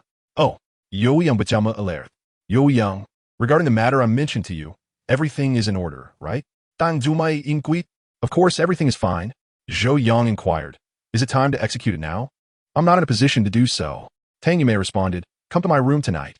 Alrik, Zhou Yang replied, understanding the implications behind her words. He refrained from further questioning. Tang Yumei added, by the way, as a token of my gratitude, I'll take you out for dinner tonight. That seems unnecessary. I wouldn't want to impose a financial burden on you. Zhou Yang protested. You've helped me immensely. Tang Yumei smiled gently. It's only right. That evening, they dined at a romantic Western restaurant. As the night wore on, Tang Yumei became quite inebriated, and Zhou Yang supported her on their way home. After arriving, Tang Yumei took a refreshing shower and returned to the bedroom dressed in a rather revealing outfit. Around 9 o'clock, having finished his work, Zhou Yang made his way to her room. Upon closing the door, Tang Yumei gazed at him with sultry eyes. Let the evening commence. A week later, a summons arrived at Tang Yumei's residence. Xie Yong filed for divorce, demanding that Tang Yumei leave without any assets and pay him a specified amount for emotional damages. The accusation was that she had been unfaithful during their marriage, engaging in an affair with a younger man, which severely wounded Xie Yong's emotions. Consequently, the court summoned Tang Yumei, and a hearing was scheduled for 2 weeks later. On the same day, she received the summons. Xie Feng came to speak with Tang Yumei. Mom, you cannot win this lawsuit. He asserted. Heed my advice. Distance yourself from Zhou Yang and clarify your relationship with him. I might still be able to plead for you in court. Xiao Feng, are you threatening me just like your father? Tang Yumei felt a pang of heartache, knowing that Xie Feng had always sided with Xie Yong, even assisting him in gathering evidence behind her back. That day, Xie Feng had brought a friend to the villa, who remarked that the wiring was outdated and offered to inspect it. Tang Yumei, being astute, recognized that the villa was new and could not possibly have outdated wiring. She understood they were up to something. Yet, she refrained from intervening, waiting for the perfect moment. They were installing listening devices and hidden cameras, while she pretended to be oblivious. Thus, it pained her to see Xie Feng feigning concern. Mom, how can you speak to me like this? I am your son, and I am doing this for your and Dad's sake. Xie Feng retorted. If you had no issues with your conduct, Dad wouldn't have filed against you, and you wouldn't need to leave. Tang Yumei's eyes blazed with fury as she pointed towards a door. Get out. Xie Feng, startled, replied angrily. It's not me who filed the lawsuit against you. It was my father. Why are you directing your anger at me? With a disgruntled murmur, he exited. 2 weeks later, the court convened. Tang Yumei attended as the defendant, accompanied by Zhou Yang. Xie Yong entered the courtroom with a formidable team of lawyers and Xie Feng. Taking his place at the plaintiff's table, he cast an indignant glance at Tang Yumei and Zhou Yang, exuding an air of moral superiority. In stark contrast, Tang Yumei had not employed any legal representation. To onlookers, it seemed as though she had resigned herself to defeat. Mr. Zhou, the plaintiff, accuses Ms. Tang Yumei of infidelity during their marriage, and this case is now in session. The judge's voice resonated throughout the courtroom. Chapter 24. Confrontation in Court. During the trial, Zhou recounted his sorrowful experiences with measured composure. I have always devoted myself diligently to my work, wholeheartedly contributing to both my company and my family. Yet my wife, Tang Yumei, indulged in frivolities and engaged with a younger man, shamelessly cohabiting with a fellow named Zhou Yang. He pretended to wipe away tears, claiming he could no longer continue his statement. His lawyer stood up, saying, "Your Honor, I apologize, but my client is too emotionally distressed to articulate his thoughts. May I continue on his behalf?" "Certainly." The lawyer continued. The defendant, Tang Yumei, disregarding all sense of shame, has committed adultery while being married, thus harming the sanctity of the family and the marital bond. Such behavior is morally and legally indefensible. As he spoke, he rose to present a stack of evidence and a disc, stating, "Your Honor, here lies the evidence of the defendant Tang Yumei's infidelity during the marriage." He handed the materials to the judge and continued, "The defendant Tang Yumei has failed to fulfill her responsibilities within this marriage, leading to its dissolution. She must bear full responsibility for this incident. My client, Mr. Zhou, seeks an unconditional annulment of the marriage, and Tang Yumei is required to leave the marriage empty-handed to compensate for my client's emotional distress." "Your Honor, my statement is complete. Does the defense have any objections?" The judge inquired. After all, in familial and marital cases, the legal system prefers a consensus between both parties. As long as Tang Yumei acknowledges the situation, the matter could be resolved. Tang Yumei stood and declared, "I do not agree." "Tang Yumei, do you not have any shame left?" Zhou angrily pointed at her. "Given the circumstances, you still refuse to divorce?" "Did I ever say I would not divorce?" Tang Yumei retorted. "This marriage must end, but not with me leaving empty-handed. It is you who should. You possess an astonishing level of audacity." Zhou exclaimed in fury. "Silence, silence." The judge maintained order, stating, "The defendant must provide substantiation for her claims." Tang Yumei replied, "I wish to inquire of the plaintiff, Zhou, how he obtained the so-called evidence of my infidelity. What is its authenticity?" Zhou vaguely asserted, "Its authenticity is, of course, 100%. Tang Yumei responded, "Your Honor, I humbly request that the evidence presented by the plaintiff be displayed in court. If it indeed proves my infidelity, I will leave empty-handed. But if there are discrepancies in the evidence, I shall sue him for defamation." "Tang Yumei, enough." The judge's gavel struck sharply. "Silence." The judge declared, "The request of the defendant Tang Yumei is granted. The evidence shall be presented in court." At this moment, tension enveloped the courtroom. Did Tang Yumei truly dare to demand the disclosure of evidence, unafraid of embarrassment? The relevant personnel activated the large screen, projecting the materials submitted by the plaintiff's attorney. Instantly, the courtroom erupted in astonishment. The materials consisted of photographs capturing moments between Tang Yumei and Zhou Yang, including their strolls by the river, grocery shopping, dining at restaurants, and late-night revelries, all occurring within the span of the past week. A pair of individuals with an ordinary relationship would scarcely engage in such frequent rendezvous and activities.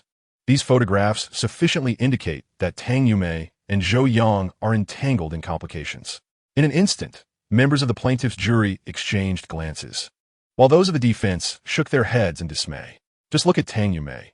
Does she possess any sense of shame?" Zhou exclaimed, stirring the crowd's emotions. "Zhou Yang is my tenant and also my personal physician. He tends to my ailments. What is the issue with our close association?" Tang Zumai Zito. At this moment, still attempting to defend herself, "How shameless can one be?" Zhou shouted. "Order! Order!" The judge intervened promptly to quell the discord, and the relevant personnel inserted the disc to present the evidence. The next moment, as the video played, nearly everyone felt that the matter had reached a definitive conclusion. The footage had been captured by a pinhole camera within the villa. The timestamp indicated it was 9 in the evening. Tang Yumei, having just bathed, returned to her room clad in revealing attire and engaged in pleasant conversation with Zhou Yang before retreating indoors. Subsequently, Zhou Yang also took a shower and proceeded to Tang Yumei's chamber. The door closed and the video fast-forwarded. After 3 hours, Zhou Yang emerged from Tang Yumei's room, appearing weary as he returned to his own quarters. Tang Yumei, what else can you say? Xie Yang's eyes glimmered with sinister intent as he roared. You have slept with him, you wretched woman, yet you still attempt to uphold a facade of virtue. A wretched woman? You dare to label me thus? Tang Yumei had never endured such humiliation. Her emotions surged, and she furiously pointed at Xie Yang, declaring, If it were not for my family, who do you think you are, Xie Yang? You have benefited from my family support to attain your current status. Yet you dare to bite the hand that feeds you. You are utterly devoid of conscience. Bang, bang, bang. The judge's gavel struck once more. Due to the heightened emotions on both sides, the judge was compelled to suspend the proceedings, allowing everyone a moment to regain their composure. During the recess, Zhou Yang and Tang Yumei became the target of scorn, with nearly all present hurling verbal abuse at the pair, some loudly, others in hushed tones. Wretched woman and gigolo, exposed yet still arguing. Their audacity knows no bounds. Being adults, they must face the consequences of their actions. The fate of adulterers is well-deserved. Yet, this was not the worst of it. The real calamity was that Tang Yumei's parents and cousins had also been summoned to the scene. What are you doing here? Tang's father scoffed, uttering not a word. Tang's mother lamented. Yumei, how could you engage in such conduct? The child is already so grown. And you and Xiao Xie have always appeared to be on good terms. Sister, have you truly taken a younger man? Oh dear. Her cousin shook her head in exasperation. Her cousin, fuming, remarked, Our Tang family has a respectable background as entrepreneurs. How disgraceful this sounds to the outside world. If you are to pursue an affair, at least do so discreetly. Look at the uproar it has caused. At that moment, Xie Feng rushed over, affectionately declaring, Grandfather, grandmother, uncle, aunt, how wonderful that you could come. I feared you would not make it today. How could we not attend such an affair? The cousin replied, It turned out that these individuals had been summoned by Xie Yang at Xie Feng's behest. In an effort to embarrass Tang Yumei and simultaneously inform the Tang family of his son-in-law's benevolence, Xiao Feng posed a question. What are you notifying them about? Are you unaware of the advanced age of our elders? Tang Yumei rebuked. How can they endure such turmoil? Xie Feng pouted. What's wrong? Have you committed a wrongdoing and now fear exposure? Yumei, why are you venting your anger on child? Intervened her cousin. The gavel struck, and the judge announced the resumption of the court session. With little time for further discussion, Tang Yumei returned to the defendant's seat. Now, I invite the defendant to make a statement. The judge declared. I must remind the defendant that this is the final opportunity to present compelling evidence that could counter the plaintiff's claims. Do you understand? Instantly, pressure mounted on Tang Yumei. Her parents wore stern expressions, and her cousins sighed in resignation.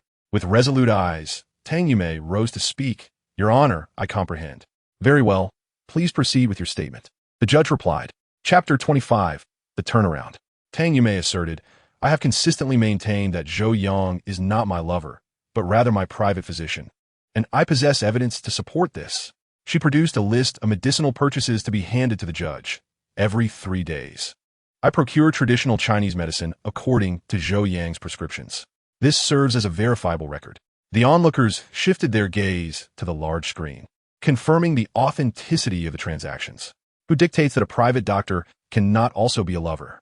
Questioned the plaintiff's attorney. Our evidence indicates that your relationship with Zhou Yang is excessively close, which is uncharacteristic behavior for a private physician. Would you not agree? That is a valid point. Zhou Yang interjected. As a private physician, one must inquire why I would develop such a close relationship with my patient. If it pleases the court, I would like to explain. Please proceed. The judge permitted. Zhou Yang stood, facing the disdainful gazes of the crowd, and elaborated. Tang Yumei is my patient. But during her treatment, I encountered obstruction from her son, Xie Feng. Furthermore, I share a complicated history with him, as my former girlfriend, Wei, was taken from me by Xie Feng, making us rivals. Consequently, Xie Feng assumed that my treatment of his mother was an act of vengeance for having lost his partner to me. Such thoughts are mere reflections of his petty character. Thus, Xie Feng has harbored prejudice against me and declared his intention to report me to his father, Mr. Xie Yang. Zhou Yang continued. Subsequently, Mr. Xie sent individuals to Tang Yumei's residence under the guise of inspecting the wiring, while secretly installing a pinhole camera to monitor her every move. Additionally, he hired private investigators to follow us and document our interactions. Zhou Yang concluded. In this context, it is Tang Yumei and I who are the victims of surveillance. Upon hearing this, the audience's expressions turned grave, realizing the intricacies of their relationship. It became evident that Tang Yumei's son had usurped Zhou Yang's girlfriend and subsequently threatened him, even enlisting his father to conduct surveillance, a series of actions that was indeed suffocating. Zhou Yang, do not divert the topic. My inquiry is why, as Tang Yumei's private physician, you maintain such a close relationship with her? Your response does not address this issue. Pressed the plaintiff's attorney. I have yet to finish my explanation. Zhou Yang stated. The plaintiff, Xie Yong, along with his son Xie Feng, engaged in the reprehensible act of surreptitiously filming his own wife through pinhole cameras and private investigations. Such conduct not only violates the law, but is also utterly loathsome. Consequently, Ms. Tang Yumei was incensed and urged me to partake in a theatrical performance with her. Upon hearing this, the crowd was taken aback. Could there be a turn of events? Xie Yong and Xie Feng's expressions grew grave. Zhou Yang continued. In the days that followed, Ms. Tang Yumei deliberately allowed me to draw a bit closer to her, though it was strictly in the manner of good friends, maintaining a necessary distance. Should anyone doubt this, they may scrutinize the evidence provided by the plaintiff in the photographs. Ms. Tang Yumei and I did not even make physical contact. Zhou Yang's tone, however, bore a hint of unease. Indeed, that night, Ms. Tang had indulged in alcohol, and under its influence, they had shared an impassioned kiss in the restroom for an extended period.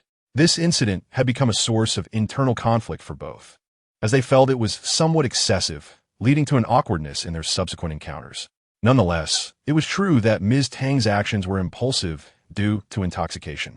She had attempted to curb her behavior, mindful of her husband and family. Had it not been for Xie Yong's repeated provocations, Ms. Tang would never have contemplated a confrontation.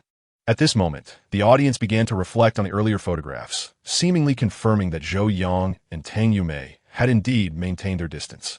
Zhou Yang, you are speaking nonsense. Xie Feng interjected.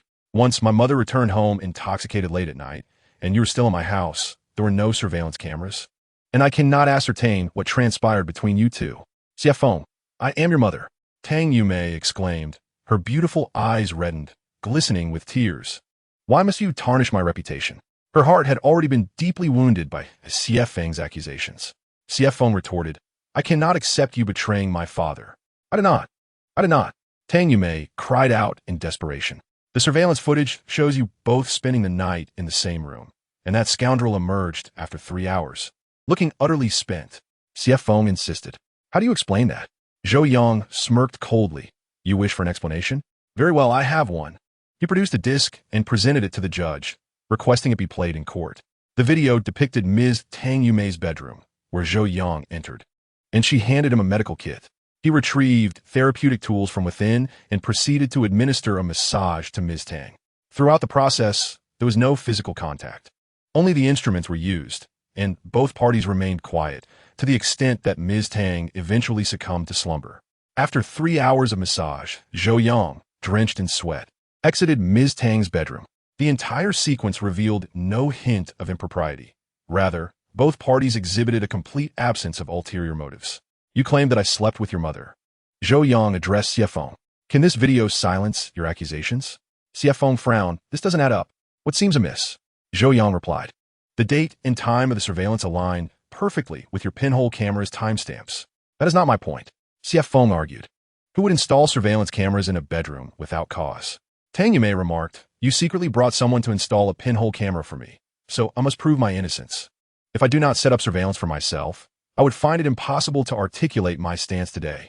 Upon hearing this, the crowd began to murmur. It seemed that each member of the family harbored ulterior motives. The lives of the affluent are not without their tribulations. However, the judges, accustomed to a plethora of morally perplexing cases, found this particular situation to be rather mundane. The statements from the defendant, Ms. Tang Yumei and Mr. Zhou Yang, were deemed valid. The judge then requested the plaintiff to clarify the matters regarding the pinhole camera and the act of covert filming, as the latter constitutes an invasion of privacy, even against one's own spouse. With the issues on the wife's side now clarified, it became evident that Xie Yong could not articulate his position. At this juncture, the plaintiff nearly transformed into a defendant. Your Honor, the plaintiff's attorney stated, while my client's methods of gathering evidence may be somewhat questionable, We do not contest the illegal aspects. However, Ms. Tang Yumei must not be absolved of responsibility. The plaintiff's lawyer continued. She deliberately staged a scene with her lover, fully aware of our actions, feigning virtue while clandestinely maintaining an improper relationship. This astute lawyer deftly shifted the blame back onto Tang Yumei and Zhou Yang. Ultimately, the evidence presented by Tang Yumei did little to substantiate her innocence. At that moment, Tang Yumei felt overwhelmed as her opponent remained relentless, and she felt a twinge of guilt given her ambiguous connection with Zhou Yang. Consequently, Tang Yumei found herself in a precarious position. Just then, Zhou Yang decided to escalate matters. If they insist on claiming I have a relationship with Ms. Tang Yumei, then fine, I admit it. We do have a relationship, Zhou Yang declared. Chapter 26. Zhou Yang raises the stakes. Our relationship is intricate and ever-changing, Zhou Yang continued. Let me recount how I initially met Ms. Tang Yumei. A fortnight ago, I was a pharmaceutical sales representative at a branch company, while Ms. Tang Yumei was my client in the area.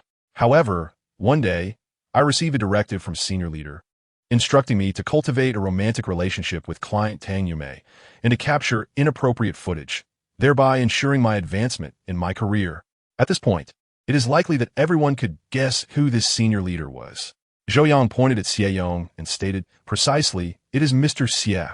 He is the human resources director, wielding immense power over personnel changes, and he sought to coerce me into compromising my integrity for his personal gain. But I must apologize. Mr. Xie, I did not fulfill your wishes. While I aspired for promotion and a raise, I refused to betray my conscience, resulting in my dismissal from the branch. Zhou Yang took a deep breath, reflecting on his wise decision at that time. If I were indeed the scoundrel who disrupts others' families, I would have accepted your task. But you, Xie Yong, have been scheming to fabricate evidence of your wife's infidelity, to threaten her into divorce, and leave with nothing. Now, that makes you the true scoundrel. Zhou Yang's eloquent declaration resonated powerfully, leaving the audience utterly astonished. Is such a thing truly possible? Is it true that the plot twists so dramatically? How have I suddenly begun to sympathize with the defendant? Matters are not so straightforward. The demand for the other party to leave with nothing seems rather suspicious. In an instant, public opinion has shifted dramatically. Tang Yumei's parents are equally enraged. They initially believed their daughter to be unfaithful. It now appears that they may have wronged her. Meanwhile, Xie Feng is taken aback. He never anticipated that his father would employ such dubious tactics. Xie Feng harbored a simple hatred for Zhou Yang, but his father's maneuver to place Zhou Yang in bed with his mother is something he finds intolerable. Father, is what Zhou Yang said true? Xie Yang, a man of deep cunning, remained composed amidst the turmoil, stating calmly, he is framing me. How could I possibly do such a thing? Prior to the court session, Xie Yang had reached out to the district manager, Xie Hongtao, in advance. He inquired whether Xie Hongtao had disclosed anything about Zhou Yang. Xie Hongtao, terrified, dared not admit to any revelations and resolutely replied, no. Only then did Xie Yang feel reassured. However, unbeknownst to him, after hanging up, Xie Hongtao called Zhou Yang, pleading that he must not reveal anything about Xie Yang, lest he lose his job. Initially, Xie Hongtao had bravely shared the truth with Zhou Yang, who, feeling grateful, had no intention of betraying him. Nevertheless, Zhou Yang sought an appropriate justification. He stated, I will do my utmost to keep silent, but should circumstances arise, I may claim that I overheard something during our phone conversation. How does that sound? This would not implicate you. Xie Hongtao is no fool. How could he possibly believe such a statement? Zhou Yang inquired. Then, please enlighten me on what to say. Left with no choice, Xie Hongtao replied. If one day you must expose me, say you discovered confidential emails between him and me on my computer. But that requires evidence. Zhou Yang retorted. Xie Hongtao responded. I will send you screenshots of the emails. Zhou Yang, I have now unconditionally entrusted myself to you. If you possess even a shred of conscience, do not betray me. Rest assured, Manager Xie, I will not involve you in this matter. Thus, in the courtroom, Zhou Yang confidently proclaimed, Mr. Xie Yang, you may be defiant, but I possess evidence. He produced printed screenshots of the confidential emails and handed them to the judge. I once inquired of the intermediary about the identity of the high-ranking official, but he scolded me fiercely, insisting I should not ask such questions. Resentful, I secretly monitored his computer. One day, while he stepped away to refill his water, I seized the opportunity to search for clues. I must admit, my luck was fortuitous. As I stumbled upon this confidential email, the email screenshots appeared on a large screen. The content was trivial, merely stating, if he refuses to complete the task, we will replace him. Upon seeing the evidence, Zhou Yang faltered momentarily, but quickly began to argue, is this the only screenshot you have to present as evidence? I was assigning a task related to human resources. Do not slander me. Zhou Yang scoffed. Had I not been an employee, I might have believed you. Pray tell, what human resources tasks necessitate direct communication between the human resources department and the district manager? Moreover, even if we were to concede a hypothetical scenario where a task existed, must it remain shrouded in secrecy? Why resort to private emails? Are the other colleagues of the company unworthy of this knowledge? Each word uttered by Zhou Yang pierced through Zhou Yang's heart like a sharp blade, leaving him utterly defenseless. Regret consumed him. How could he have been so careless as to send that email? Previously, he and Xie Hongtao had communicated solely through private calls, deliberately avoiding any trace of evidence. It was only that once when Xie Hongtao sent him a confidential email stating, the subordinates are uncooperative. When Xie Yang attempted to call Xie Hongtao, he persistently ignored the call, and in a moment of negligence, Xie Yang responded to the email, stating, if he refuses to carry out the task, replace him. This was also a clever maneuver on Xie Hongtao's part. By assisting Xie Yang, he ensured to leave behind evidence. Otherwise, if the task were completed and Xie Yang refused to acknowledge him with a promotion or raise, he would find himself in dire straits. Thus, he sent the email and ignored the phone call, effectively coercing Xie Yang into responding via email, thereby creating a record. Ironically, this small cleverness of Xie Hongtao inadvertently facilitated Zhou Yang's case. At that moment, even the plaintiff's lawyer was taken aback. Xie Yang had never disclosed such matters to him. The audacity of leveraging one's position within the company to exploit subordinates for personal gain, then recording inappropriate videos to use against one's spouse, is utterly reprehensible. The plaintiff's lawyer shook his head in dismay, realizing that Xie Yang was indeed ensnared. Xie Yang's face fluctuated between shades of red and white, his words faltering and incoherent. You scoundrel, Xie Yang. You know well how my family has treated you. Who do you think you are to act in such a manner? Roared Tang Yumei's cousin at Xie Yang. It is worth noting that Xie Yang had once been a mere impoverished youth, and it was Tang's father who had seen potential in him, insisting that Tang Yumei marry him. After marriage, Xie Yang worked as an assistant within the Tang household, but later claimed his self-esteem could not endure such a position and sought to venture out on his own. The Tang family supported him in establishing a company, which subsequently faced bankruptcy twice, leading them to doubt his capabilities. They then facilitated his appointment as a human resources manager within a large corporation. His current position as a director is largely attributed to the backing of Tang's father. Thus, the Tang family now seethed with anger. I must have been blind, Tang's father lamented, striking his chest in frustration. In this moment, Tang Yumei finally straightened her posture and declared, therefore, throughout this ordeal, Zhou Yang and I have maintained a close friendship, while Xie Yang has persistently coveted our marital assets, attempting to force me into a divorce through such despicable means. Moreover, I have long been aware of Xie Yang's clandestine affair. I even know the girl's home address. Tang Yumei turned her gaze towards Xie Yang. Shall I reveal that girl's information? Should we confront this in court? At this point, Xie Yang appeared deflated, collapsing into his chair. Chapter 27. My affection lies with Zhou Yang. In that moment, Xie Yang was utterly shattered, faced with an overwhelming amount of evidence. He found himself at a loss for words. He had never anticipated that the carefully orchestrated scheme he had devised would unravel into this chaotic situation due to the unpredictable variable that was Zhou Yang. Plaintiff, do you have any further statements to make? The judge inquired. Xie Yang's lips moved, yet not a single word escaped his mouth. The judge struck the gavel several times and stated, Mr. Xie Yang, in light of all the testimonies and evidence presented in this case, the court hereby terminates your accusations against Ms. Tang Yumei. Furthermore, your clandestine recording of others, infringing upon their privacy, coupled with your coercion of subordinates under the guise of corporate authority, constitutes a criminal offense. The court will initiate public prosecution against you at a later date. Please be attentive to the court summons. With that, the judge brought the proceedings to a close, the sound of the gavel resonating in Xie Yang's ears like a funeral bell. In that moment, he had irrevocably transitioned from plaintiff to defendant, and the prospect of losing everything, including his freedom, loomed ominously over him. Even his son, CF Feng, no longer stood by his side. "Dad, this is truly disappointing." CF Feng sighed heavily, casting a resentful glance at Zhou Yang before storming off. He resolved to seek solace with a few women that night. Feeling the pent-up frustration within him was unbearable. Subsequently, the Tang family confronted Xie Yong at the entrance, hurling verbal abuse his way. Xie Yong, who had risen from humble beginnings, owed his current status to the late Mr. Tang, who had forcibly brought him into the family as a son-in-law. Yet, now he found himself entangled with a mistress, tormenting Tang Yumei, a situation that rendered him utterly detestable in the eyes of the Tang family. However, Tang Yumei remained composed, pulling her family aside and addressing Xie Yong directly. "Xie Yong, what you have done to me will not breed hatred in my heart. Yet, I implore you to cease your reckless behavior. Let us part amicably. You may take what is rightfully yours, and from this day forth, let us sever ties and not meet again." You may. In that instant, Xie Yong felt as though the very foundation of his beliefs had crumbled, collapsing in tears at the courthouse entrance. The implication of Tang Yumei's words was unmistakable. She was willing to reconcile, to grant him his due, provided he refrained from any further mischief, allowing for a peaceful divorce. Xie Yong did not harbor a lack of affection for Tang Yumei.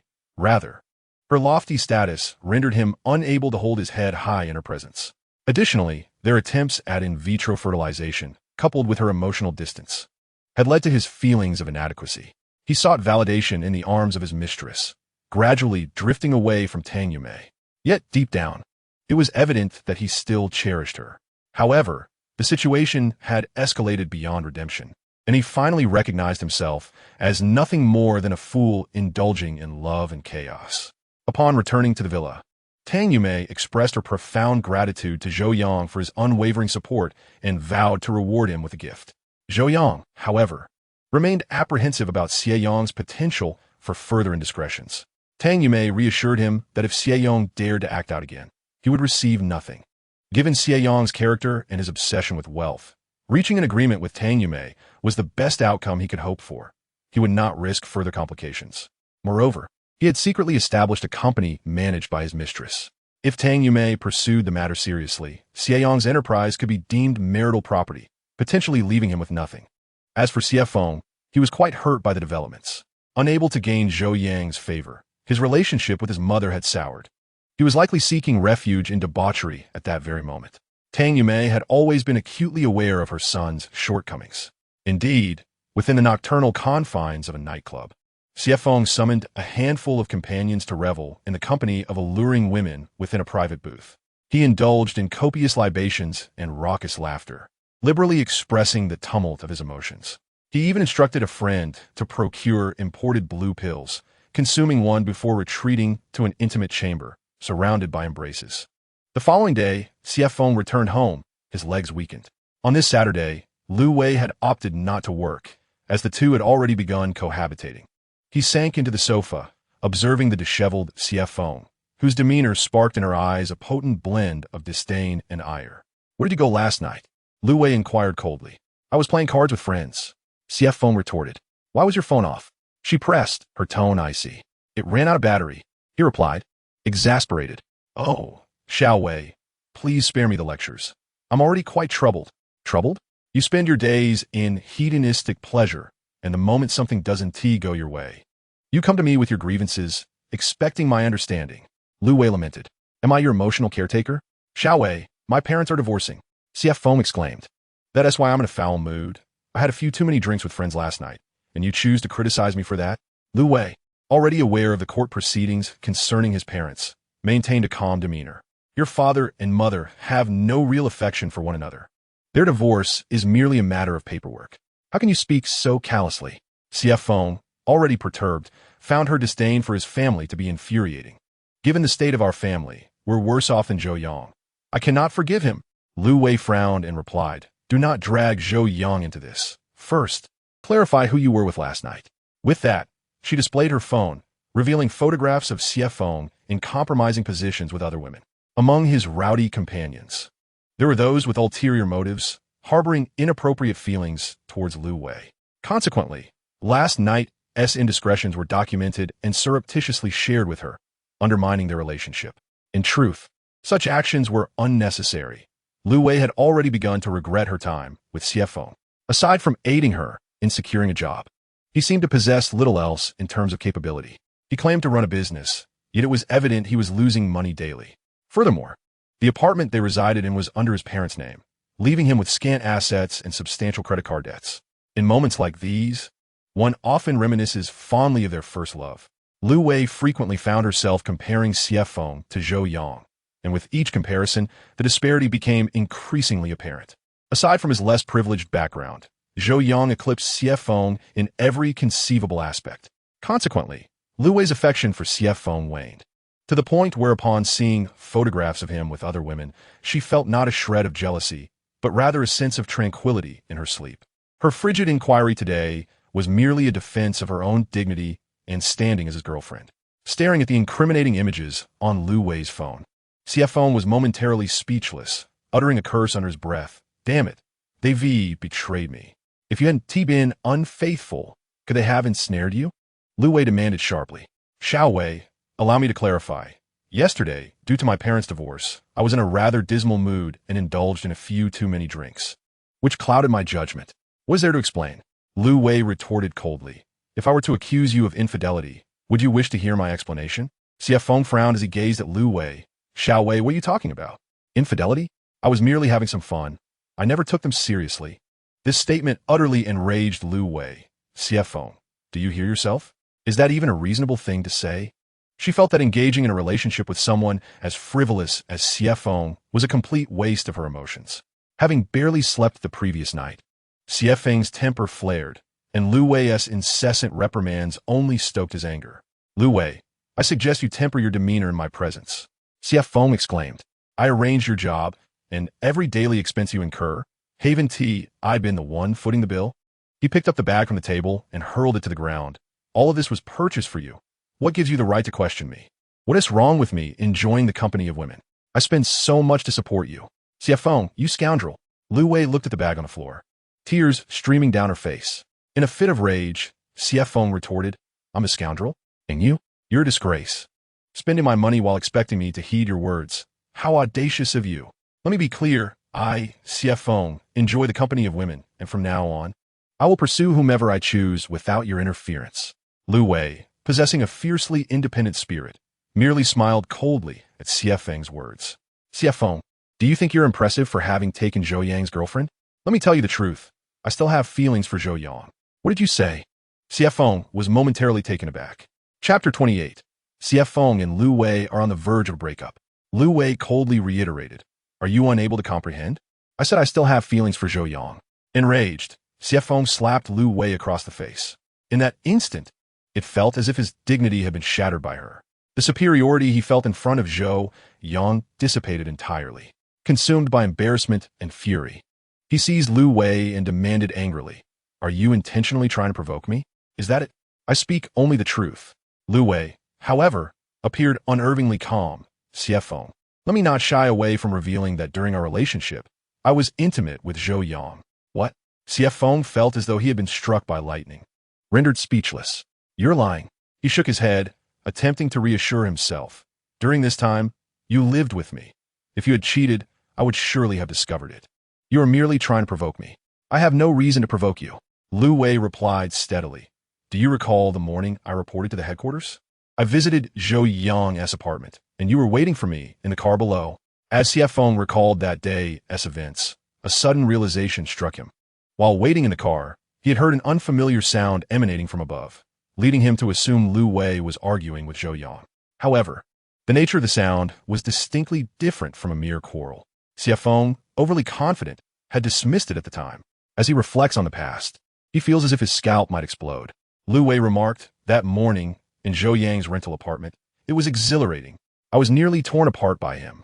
And we could see you from the curtain, sitting in your car, downstairs. Do you know that feeling? So thrilling. I could kill you. CFO tugged at Lu Wei's hair, threatening to pull her toward the kitchen where the knife lay. Lu Wei grasped CFO's other arm and bit down fiercely. CFO winced in pain and released Lu Wei. Seizing the opportunity, Lu Wei forcefully pushed him away. CFO, having been drained of energy from the previous night's indulgence, stumbled and fell onto the sofa. Lu Wei grabbed her phone and dashed toward the door. Lu Wei, you bitch, come back. CF Phone propped himself up but couldn't catch her, infuriated, shouting, Valwinch, I one T let you off easily. Monday dawned with splendid weather. A gentle breeze and cooler temperatures. Zhou Yang was in high spirits as he had officially closed a business deal that day. This marked his first client acquisition since joining the marketing department, and the client was none other than Sanqing Group. Last week, Zhou Yang and Chen Shui had met with the chairman of Sanqing, and unexpectedly, he had not inquired much about business, but instead engaged Zhou Yang in a discussion about traditional Chinese medicine. The chairman, recognizing Zhou Yang's understanding of the subject, shared his own enthusiasm for it. They connected instantly, conversing from afternoon until evening, with Chairman Wei Chongqing even inviting Zhou Yang to his home for dinner. Chen Shui played a minimal role in the meeting, primarily serving as Zhou Yang's driver. Chairman Wei praised Zhou Yang's character and medical skills, forming a bond that transcended age. With such a relationship established, the business dealings of Sanqing Group naturally gravitated toward Zhou Yang. After several days of negotiation, Sanqing Group readily signed a cooperation agreement with Zhou Yang, expected to yield annual purchases exceeding several billion. Thus, Zhou Yang single-handedly secured Sanqing, fulfilling the department's third-quarter performance targets. Now, the focus could shift to deepening relationships with existing clients, significantly alleviating the burden on Su Jing. Our sales team has always been evaluated based on performance. Su Jing exclaimed, her spirits high. With Zhou Yang now securing Sanqing, he boasts the best results among this year's newcomers. She beckoned to Zhou Yang, saying, your workspace needs to be adjusted. You'll move next to my office. Sure thing, Su. Zhou Yang replied, gleefully organizing the documents on his desk in preparation for the move. The seating arrangement in the marketing department is meticulously determined, although they all occupy a large office. The positioning is dictated by performance. Those with poorer results and newcomers are relegated to seats near the entrance, while top performers sit further inside, with Su Jing's office located at the back. Thus, to occupy the spot closest to Su Jing's office signifies exceptional sales achievements. Previously, that position had always belonged to Lu Yan. Currently, Zhou Yang has been reassigned, leaving Lu Yan to gather his belongings and relocate to the center. The colleagues in the sales department have observed this change and have become increasingly courteous towards Zhou Yang. After all, it is evident to everyone that the individual occupying that position is a favored figure in Su Jing's eyes. For Su Jing, performance is paramount, and those who can deliver results are considered her most capable allies. Initially, she held a strong aversion towards Zhou Yang, believing him to be merely a product of connections rather than competence. However, her perception has undergone a significant transformation. In Su Jing's view, there is no bias, only an acknowledgement of capability. The very elimination system that Zhou Yang once revived now seems to loom ominously, searching for a target. As evening fell and he returned home, Tang Yumei was already waiting for him in the lobby. Sister Mei, why are you back so early today? Recently, Tang Yumei had been occupied with overseas business expansion, often attending meetings late into the night. Yet today, she returned unusually early. Tonight, I'm taking you to meet an old friend, Tang Yumei announced. Who is it? Zhou Yang inquired. You'll find out when you meet her, she replied. Zhou Yang changed his clothes and followed Tang Yumei to the courtyard. You'll drive tonight, she instructed. What? My driving skills are mediocre. I'm afraid of scratching your sports car, Zhou Yang protested. Use your own car. My own car? Zhou Yang was taken aback. Tang Yumei gestured towards a corner of the villa's courtyard. Your car is over there. Zhou Yang glanced over to see a vehicle covered with a car cover in the corner. Sister Mei, a flicker of joy surged through him. You've helped me immensely. This is my gift to you, Tang Yumei declared, handing him the car keys. Go take a look. Zhou Yang lowered his gaze at the keys, Cadillac. He stepped forward to unveil the car cover, revealing a pristine white vehicle. This model is imported with a high configuration market price of around 50. Tang Yumei stepped closer with a smile, asking, do you like it? I absolutely love it, Zhou Yang exclaimed, admiring the car from every angle. Sister Mei, you've been so generous. I feel quite undeserving. You deserve it. The reason I chose a Cadillac for you is that this car embodies distinct lines and a robust style. A man should possess such sharpness. Zhou Yang nodded, no longer refusing. Thank you, Sister Mei. From now on, driving this car will remind me to embody a tough persona. Ha ha ha. Tang Yumei laughed. Now let us go. Drive me to meet that old friend. Chapter 29. Lu Wei's Change of Heart. At the corner tea restaurant, Tang Yumei's old friend awaited them. Zhou Yang was taken aback to discover that the friend she had brought him to meet was none other than Laura, a wealthy woman with hundreds of properties and several office buildings in the city. "Oh dear Tang, why are you always late?" Laura chided, casually greeting Zhou Yang with a wave. "Make yourself comfortable," she added, signaling the waiter to bring the dishes. "I apologize for the delay." Zhou Yang scratched his head, feeling a bit embarrassed. "I'm still a novice driver and was a bit slow." "Oh, Sister Tang has just had a quarrel with her husband, and you have swiftly taken on the role of her dedicated chauffeur," Laura remarked. "You certainly ascended the ranks quickly." "Sister Laura, please do not jest," Zhou Yang replied, feeling a bit embarrassed. Returning to the matter at hand, Tang Yumei stated, "Zhou Yang, the reason I brought you here to meet Laura is that I require your assistance with a small matter." "What kind of matter?" Zhou Yang inquired. "Sister Laura has a cousin who operates a small private hospital, and they are in need of some traditional Chinese medicinal products," Tang Yumei explained. "Therefore, we hope you can sign a contract with them to supply these medicines." Zhou Yang chuckled, "Sister Mei, how can you say this is a favor? This is merely bringing me clients. It is you who are assisting me." Laura waved her hand, her striking arm tattoos catching the eye. "My cousin's hospital isn't very large. The most popular products from your company, namely wristbone spirit and Baichao GF ointment, have a decent demand there, but because they're your best sellers, they cannot obtain agency rights and frequently run out of stock. The sales representatives in the region do not possess sufficient authority, and the sales representatives from your headquarters overlook such modest business volume, leaving him in a rather awkward position. Initially, I intended for Sister Tang to resolve this matter with her husband, but given their quarrel and hearing that you have joined the headquarters sales team, it seems fortuitous."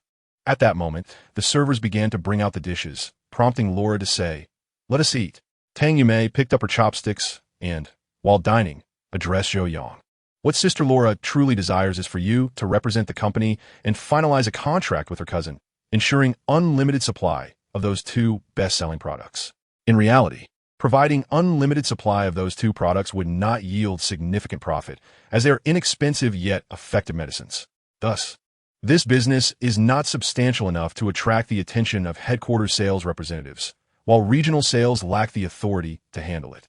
"That is certainly not an issue," Zhou Yang affirmed. "There is one more point," Laura said with a knowing smile. "When you approach my cousin for negotiations, please exercise a bit of caution. He has a rather irritable temperament." Tang Yumei shrugged her shoulders, a person of the underworld. Zhou Yang nodded, understanding why the sales team was reluctant to engage with this client. Not only was the business minor, but the client was also difficult to please. Who would willingly encounter such obstacles? However, since it was Sister Laura who was involved, he felt obliged to assist this client for Tang Yumei's sake. "In the future, while I am in the sales department, my cousin can always procure supplies. That is not a problem." Zhou Yang declared. "Excellent. Thank you in advance." Laura expressed her gratitude. "No need for such courtesy, Sister Laura. I can only assist with these small matters." Zhou Yang humbly responded. The dinner concluded on a joyful note, and the following morning, Zhou Yang called Laura's cousin to arrange a meeting to discuss the contract.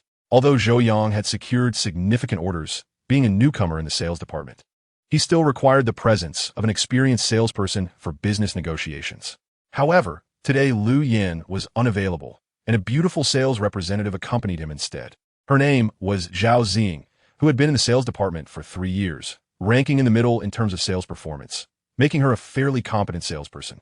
Therefore, she carried a certain air of pride in front of Zhou Yang, just like a driving school instructor who always maintains an air of superiority before their students. Zhao Xing harbored a deep disdain for newcomers like Zhou Yang, who upon arriving in the department, seized the spotlight. Today, she found herself accompanying Zhou Yang to meet a client, a situation orchestrated by Su Jing, leaving her with little choice.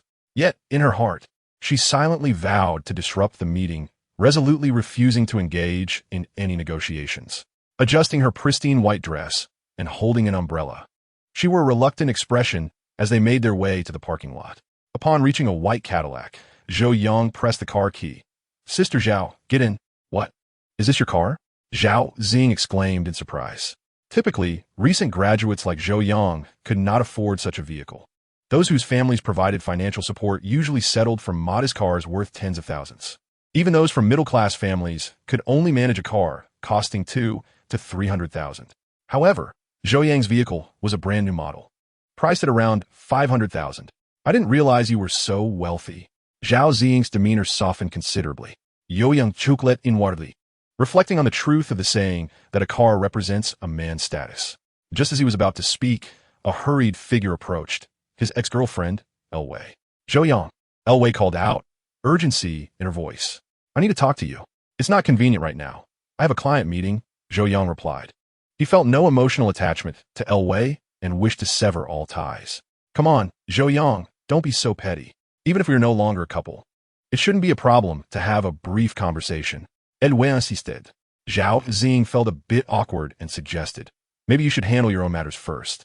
All right, Sister Zhao, you go ahead and get in the car, Zhou Yang said, opening the door for Zhao Ziying to take the passenger seat. He closed the door and turned to Elwei. What do you want to say? At that moment, Elwei was taken aback, pointing at the car.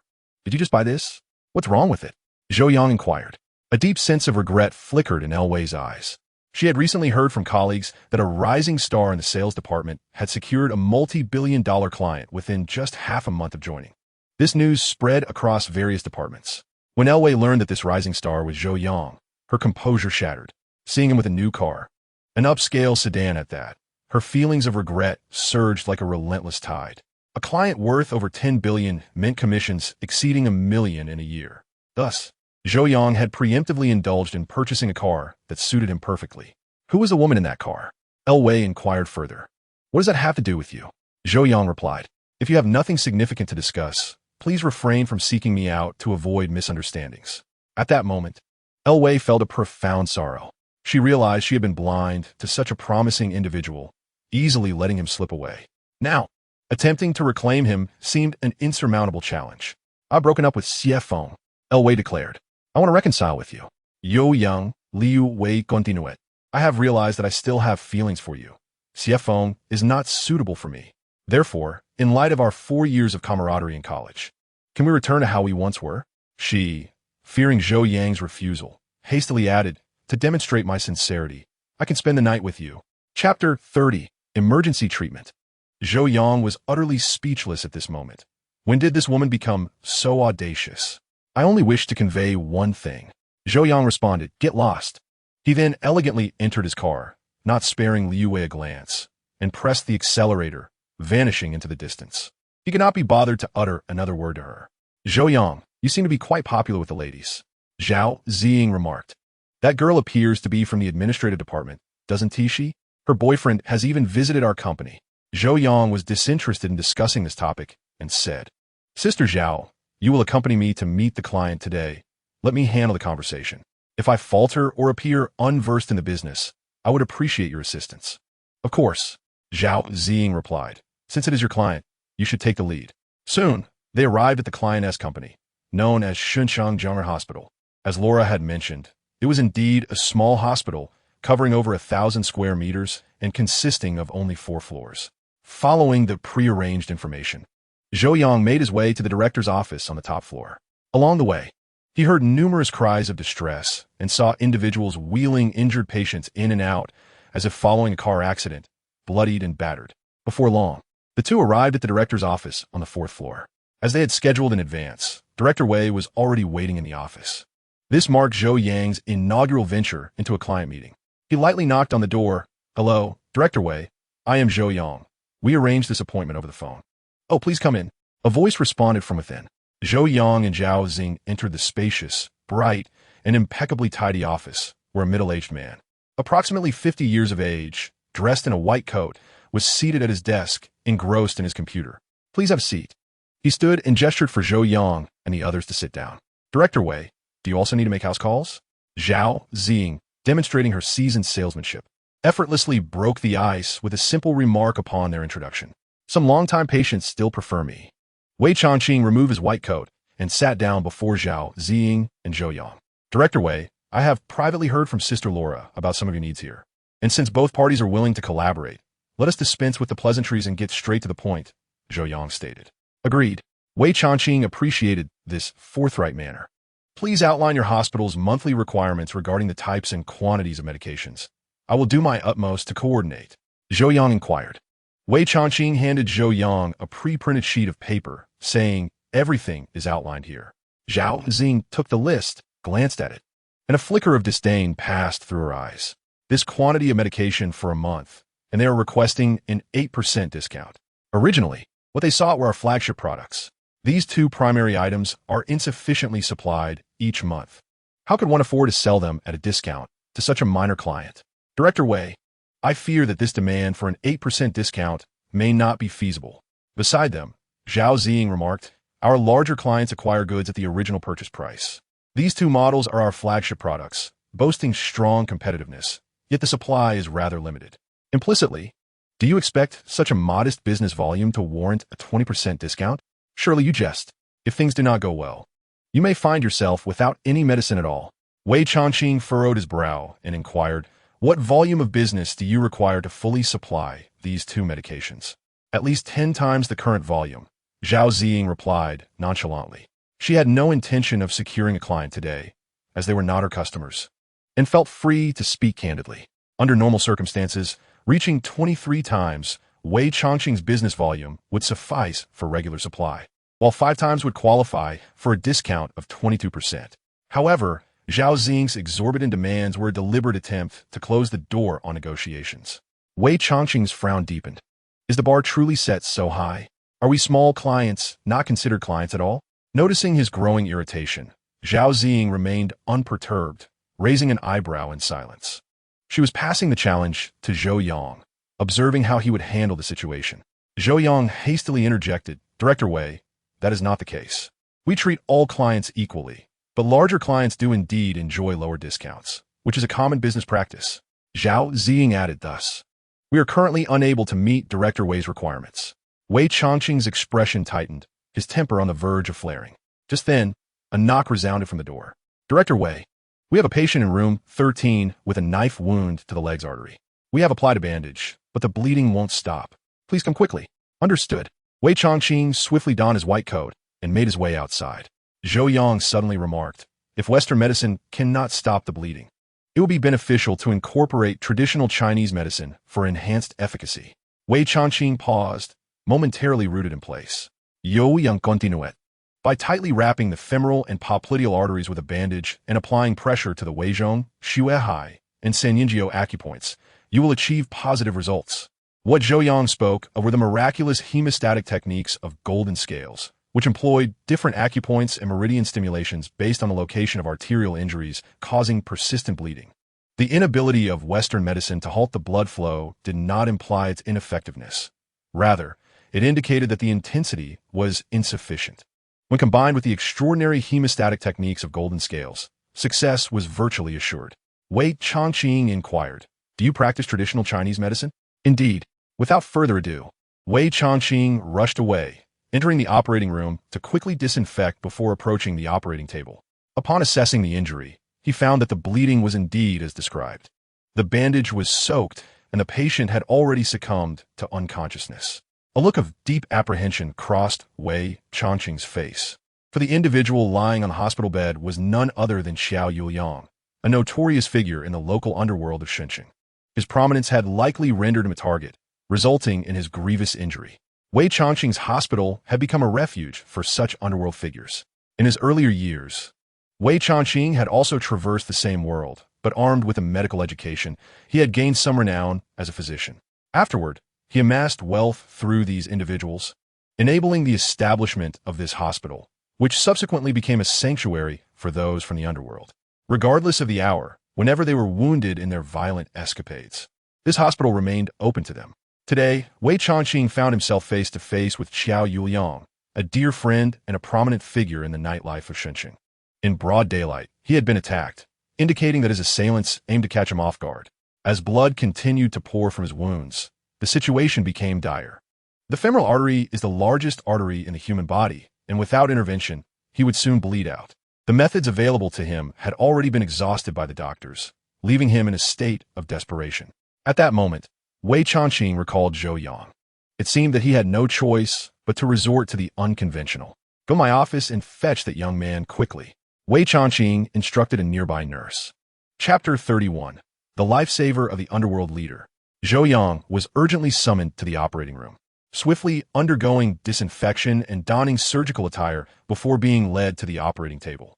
Mr. Zhou, the location of the wound is critical and the bleeding is relentless. If it comes to it, we may need to employ your methods, Wei Changqing stated. Very well, Zhou Yang replied. I will guide you. You handle the execution. Zhou Yang's lineage forbade him from practicing medicine. Previously, when he assisted Tang Yumei and Bai Lu, he merely offered advice on medication and meridian therapy as a friend, without charge or accountability, finding solace in not being a physician. However, now that he stood before the operating table, if he were to take action, it would indeed constitute practicing medicine. Thus, Zhou Yang chose to offer guidance, allowing the medical team to perform the procedures themselves. In Wei Changqing's eyes, Zhou Yang was sidestepping responsibility. After all, it was their hospital, and if Zhou Yang were to directly intervene and complications arose, he would be held liable. Yet, with no alternatives, they had to proceed in this manner. All right, you guide us, and we will cooperate, Wei Changqing affirmed. Following the guidance of the Golden Scale, Zhou Yang instructed Wei Changqing on the relevant meridians and acupuncture points, detailing where to apply pressure and how to stimulate the areas. Miraculously, after a mere 3 minutes, the bleeding ceased. Impressive. Wei Changqing could not help but exclaim. He had witnessed countless cases of uncontrollable bleeding that ultimately resulted in loss of life. Fortunately, Zhou Yang was present today. Otherwise, Qiao Youliang's life would have been forfeit. I had no idea Mr. Zhou possessed such exceptional medical skills. Your talents are somewhat underutilized in sales, Wei Changqing remarked. If Zhou Yang were to join his hospital, it would be significantly strengthened. However, he was uncertain of Zhou Yang's willingness and would not readily disclose his own stance. Zhou Yang replied, there is no underutilization. Each person has their own aspirations. Haha. Wei Changqing entrusted the subsequent tasks to the doctors before departing the operating room with Zhou Yang, returning to his office.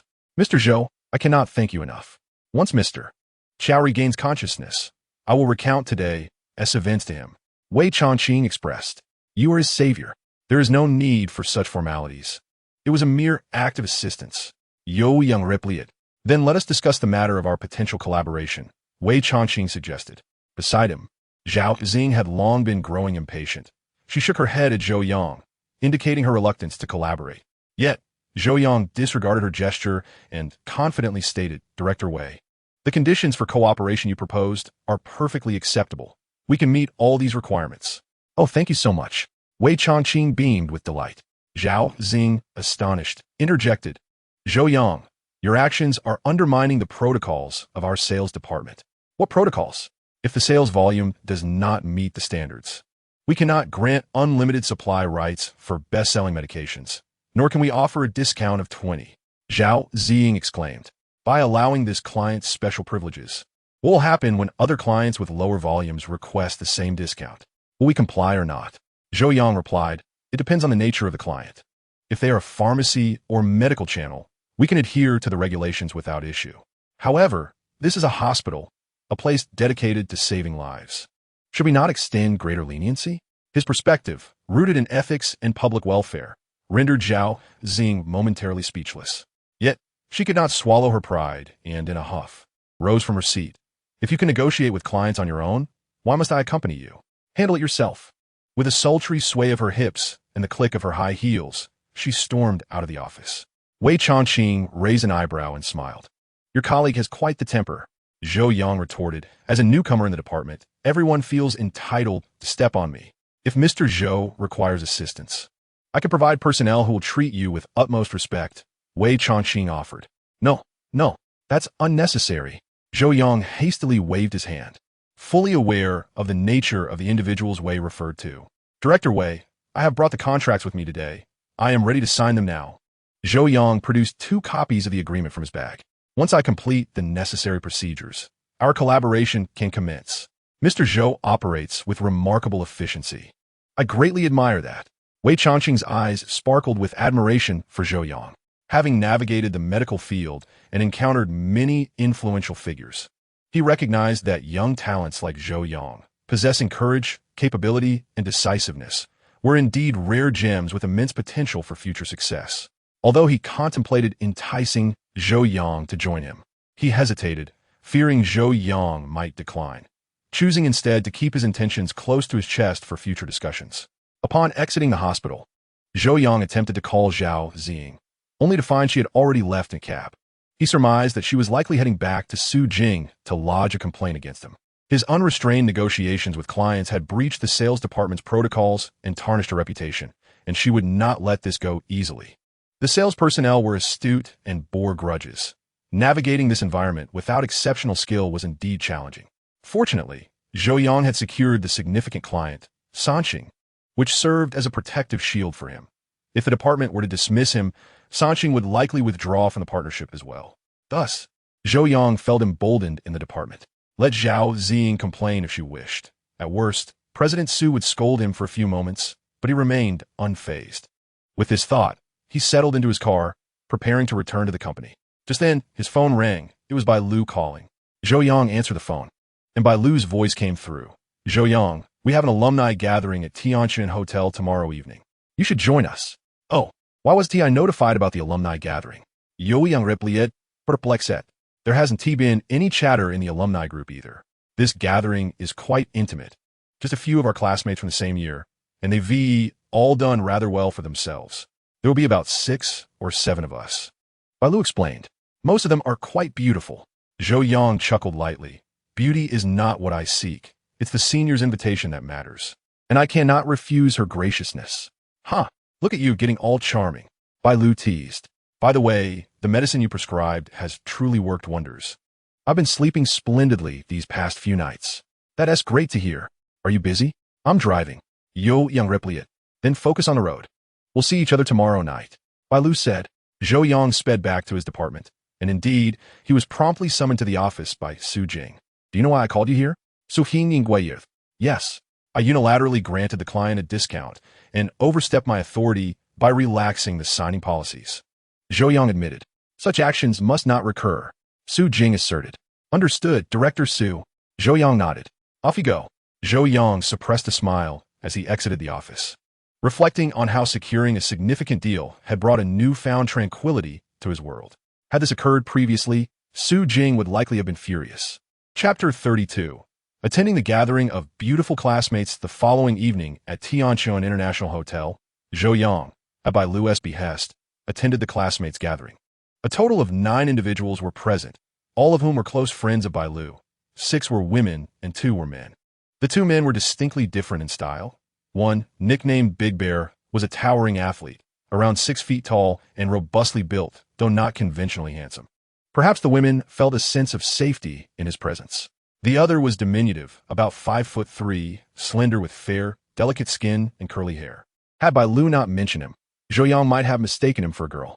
His name was Han Su, and the group regarded him as one of their own. Among the 6 women, aside from Bai Lu, 3 possessed enviable figures and striking beauty, while the other 2 played supporting roles. Nevertheless, all were dressed revealingly, with their long, fair legs glimmering under the chandelier's light, dazzling to behold. One of the more voluptuous women in a low-cut dress sat directly across from Zhou Yang, providing him with ample visual delight each time she leaned forward to serve herself. All were warm and welcoming, yet Big Bear seemed to hold Zhou Yang in disdain, frequently making veiled jibes at him. Bai Lu discreetly remarked to Zhou Yang, Big Bear is currently unemployed, spending his days mingling with unsavory characters. He could be rather blunt, but when it comes to these sisters, he is genuinely protective. Zhou Yang nodded, finding it hard to fathom that the demure Bai Lu would associate with someone like Big Bear. Zhou Yang, it's a pleasure to meet you. Let's share a drink. Big Bear raised his glass. Brother Bear, I have to drive later, so I'll stick to soft drinks. Zhou Yang replied. Big Bear furrowed his brow, coldly placing his glass down. I come to invite you for a drink, and you're pulling this? Is that amusing? Zhou Yang found himself in a predicament. He was not inclined to indulge in alcohol, and having already promised Bai Lu that he would drive her and her friend home later that evening, he naturally abstained from drinking. Brother Xiong, it's not that I am unwilling to show you respect, but if I drink, it would hinder my responsibilities. Zhou Yang expressed. Huh, with your attitude. You wouldn't survive a second in our social circle, Brother Xiong replied coldly, referring to his connections in the underworld. Zhou Yang shrugged, a faint smile gracing his lips. I don't belong to your circle, so who are you addressing with such remarks? Subsequently, Zhou Yang chose to ignore Brother Xiong, utilizing his comparatively handsome appearance. He mingled effortlessly with the surrounding young women, even adding several to his WeChat contacts. In the restroom corridor, Bai Lu encountered Zhou Yang and teased. I brought you to this gathering, and here you are, making your selection. Zhou Yang joked in return. If I were to choose, I would pick someone like a senior. His words elicited a radiant smile from Bai Lu. The gathering continued for over 2 hours, with some guests becoming inebriated while others were merely tipsy. Seizing the moment, Brother Xiong proposed they continue the festivities elsewhere. Many of the women present were enthusiastic singers, and Bai Lu, who had once been the head of the arts department in her university's student council, sang beautifully. The group quickly agreed to form a team and head out. The Tiancheng International Hotel, situated in a bustling area, offered luxurious venues, including clubs and bars. I know of a rather upscale club where singing, dancing, and drinking are all permissible, Brother Xiong suggested. Lacking experience, the group followed his lead to the chosen venue. They reserved a private room and began ordering drinks and fruit platters. Coincidentally, in the adjacent room, Xiefeng was reveling with his new girlfriend. Moreover, Lu Yin sat beside him, having invited a beautiful woman, suggesting a rather ambiguous relationship. The four of them indulged in drinking and merriment, while the two ladies flirted playfully, and Xiefeng and Lu Yin occasionally discussed various matters. That scoundrel Zhou Yang, I will eventually make him pay, Xiefeng declared. Zhou Yang is currently the rising star of our sales department, and it's said he has landed a client worth over 10 billion. That client was introduced by me, Lu Yin exclaimed, his teeth clenched in frustration. Brother Feng, unless we ruin this brat, I want to find peace. The two had united against a common adversary. And the reason Xiefeng had reached out to Lu Yin was that Xiefeng's new girlfriend, Zhao Xing, worked in the sales department. Xiefeng, who operated a human resources company, leveraged his father Xie Yang's position as the HR director to initiate a project aimed at supplying talent. In essence, he manipulated the system to place individuals in headquarters positions, thereby charging exorbitant fees. As a result, Xiefeng had made numerous acquaintances within the organization, earning him the notorious title of Scalper, a reputation protected by Xie Yong's influence. Consequently, Xiefeng was quite well known, and when Zhao Xing saw Lu Wei seeking Zhou Yang, she recalled that Lu Wei was a friend of Xiefeng. After casually inquiring about Zhou Yang, she discovered that Lu Wei was Zhou Yang's ex-girlfriend and had recently parted ways with Xiefeng. Intrigued, Zhao Xing took the initiative to contact Xiefeng. Xiefeng is open to all visitors, particularly since Zhao Xing possesses both an exquisite figure and striking beauty, especially in her profession as a saleswoman. She is adept at communication and knows how to provide emotional value, in stark contrast to Lu Wei, whose manner is rather brusque. Moreover, Zhao Xing's alluring curves undoubtedly attract Xiefeng. However, Zhao Xing is a woman of considerable cunning. She does not intend to let Xiefeng gain easy access to her affections. Although they are indeed in a romantic relationship, she firmly refrains from allowing him to kiss her, much less to share a bed. A female sales representative's mastery of the male psyche is truly unparalleled. It is precisely due to Zhao Xing's influence that Xiefeng has forged a connection with Lu Yin. Upon learning of Lu Yan's deep-seated animosity toward Zhou Yang, he invited Lu Yin out for drinks today, intending to collaborate and undermine Zhou Yang. At that moment, Zhao Xing returned from outside and said to Xiefeng, Brother Feng, I believe I just saw Zhou Yang in the adjacent private room.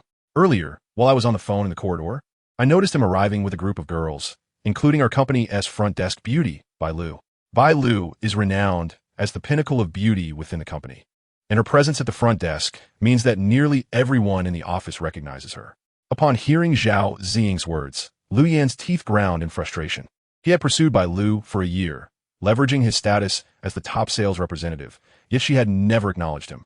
Now, with Zhou Yang in the picture, Bai Lu was seen socializing with him and had even come to the club together with him. Lu Yin found this crushing defeat unbearable, which in turn ignited a boundless fury within him. Brother Feng, you are familiar with this venue. His presence here is a splendid opportunity for us. We must take action tonight, Lu Yin declared. Xiefeng gritted his teeth and nodded in agreement. He is courting disaster. As a regular at this establishment, Xiefeng was well aware of Zhou Yang's formidable nature from their previous encounter.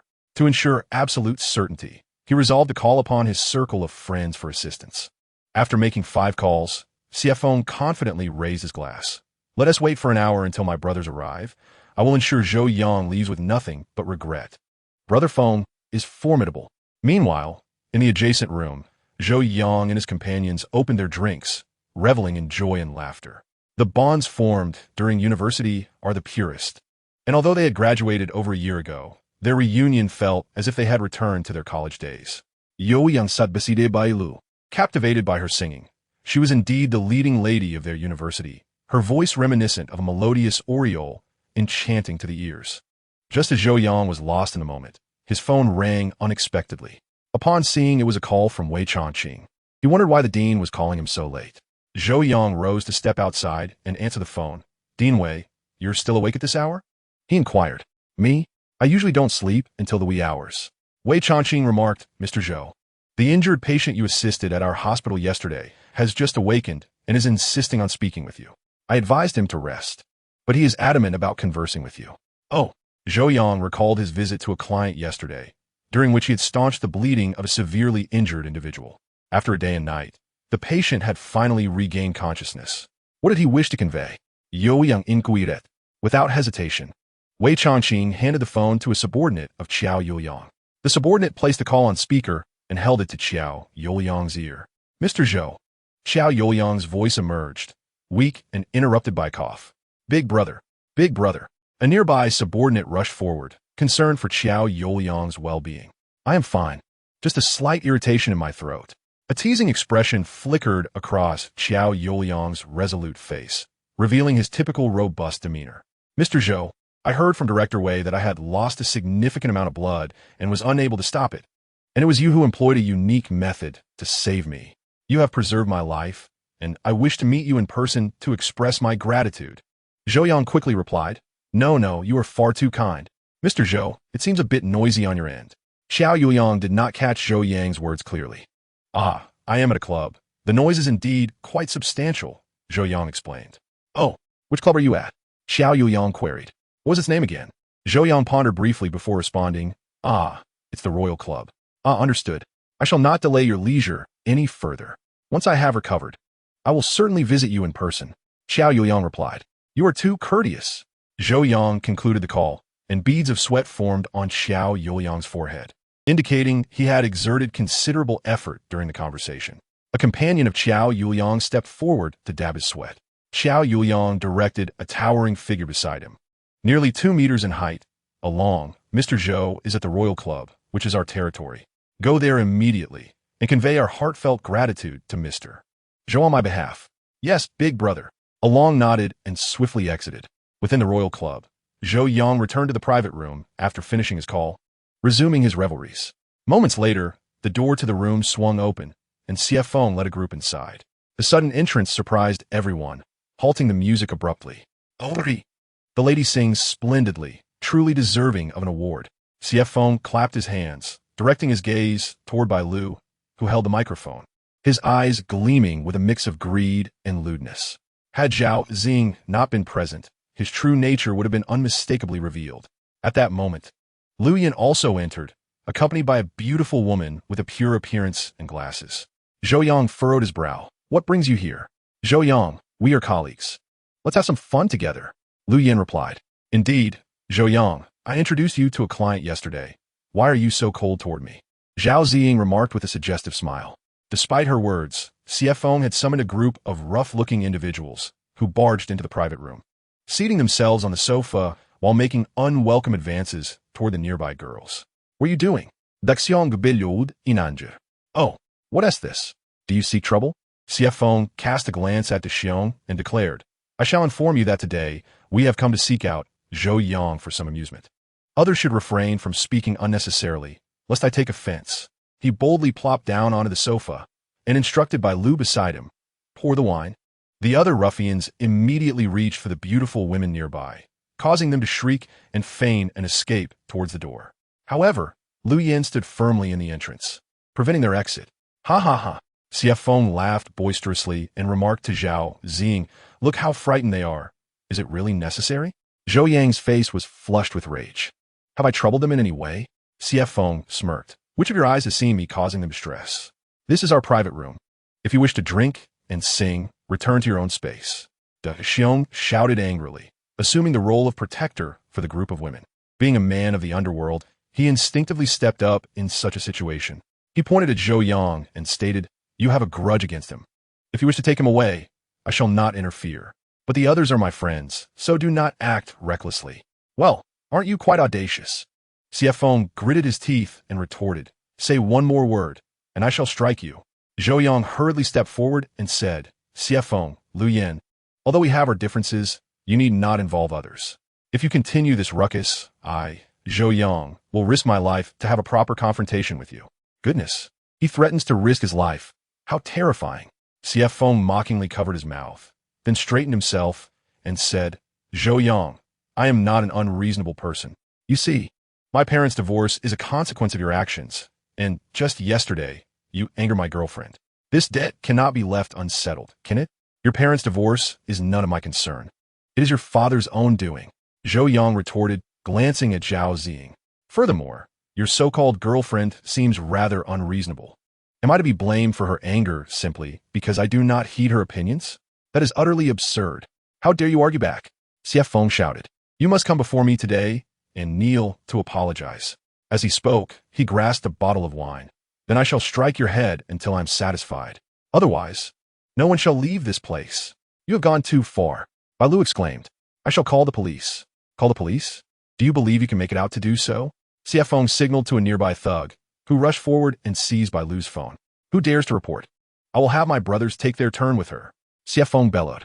De Xiong, seeing the seriousness of the situation, expressed some concern and said to Zhou Yang, Hey, kid, this is your mess. You ought to resolve it. Da Xiong? Bailu frowned. Are you suggesting Zhou Yang go to his doom? They intended for Zhou Yang to kneel and let them strike him with a bottle.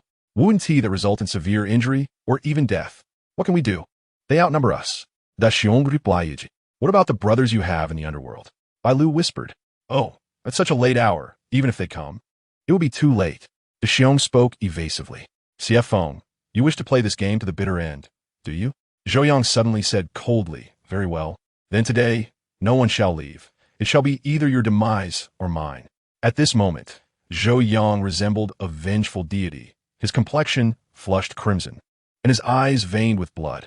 He had been suppressing his anger until that very instant, when it erupted, shattering all remnants of reason. The indignity he faced had reached its zenith. He could endure it no longer. Chapter 34. A mountain higher than another, what do you intend to do, Zhou Yang? Bailu, sensing the impending crisis, hurriedly positioned herself before him and implored Xiefeng, Let us discuss this calmly. She then turned to Lu Yan, We are all colleagues. If you continue down this path, how can we work together in the future? Please persuade your friend. With a mocking smirk, Lu Yan approached Bailu, lifting her delicate chin with a finger. I can persuade my friend or forgive Zhou Yang, he whispered in her ear, but you must become my girlfriend and visit my home tonight. Lu Yan, have you no shame? Bailu's face flushed with anger. Lu Yan turned to Xiefeng, shrugging. Brother Feng, these people are insufferably arrogant. Xiefeng waved his hand dismissively, pointing at Bailu. Arrogant, is it? Come here, beautiful, kneel before me and lick my feet. If it pleases me, today this incident will be forgotten. He understood that Bailu would never agree. His words were intended solely to humiliate Zhou Yang. I will go to great lengths to insult your friend, all because of you. However, in the next moment, a bottle flew toward Xiefeng, with little time to react. The bottle struck his head, causing blood to cascade down instantly. Zhou Yang could no longer contain his fury, bellowing, If you wish for mutual destruction, then I shall accompany you today. As he spoke, he lunged forward like a cheetah, leaping over the coffee table and pouncing on his Xiefeng, raining down punches upon him like a torrential downpour. The onlookers were momentarily stunned by this display of ferocity. Zhou Yang, who appeared gentle and frail, transformed into a raging beast, his overwhelming presence sweeping across the entire venue. Even the girls dining with him were taken aback. Having previously perceived him as a meek little brother, De Xiong was equally astonished, unable to fathom the explosive power this young man possessed. At that moment, Zhou Yang and Xiefeng were locked in a fierce struggle on the sofa. Xiefeng was no match for Zhou Yang, who pummeled him mercilessly, leaving his face a canvas of blood. The thugs nearby, witnessing the scene, rushed in to join the fray, unleashing a torrent of punches and kicks upon Zhou Yang. Outnumbered, Zhou Yang found himself overwhelmed and unable to retaliate, his fists rendered ineffective amidst the chaos. Bailu anxiously urged De Xiong, Hurry and help him. I want to get involved in his mess. De Xiong retorted, recognizing the formidable presence of Xiefeng's crew. It was evident from their burly, tattooed figures that they were seasoned in the underworld. Zhou Yang had provoked a dangerous adversary, and the outcome would not be favorable. He had no desire to offend them. Meanwhile, Lu Yan approached by Lu, taunting, "You care so much for Zhou Yang. Why not assist him?" He kept nudging her toward the crowd. "You coward!" Zhou Yang, in a fit of rage, rose despite the pain, disregarding his surroundings as he seized an object and hurled it towards a nearby individual. Although the group around him was accustomed to brawling, they were intimidated by Zhou Yang's reckless resolve, which compelled them to evade his onslaught. Nevertheless, they were undeterred by one man and soon found an opportunity to converge upon him.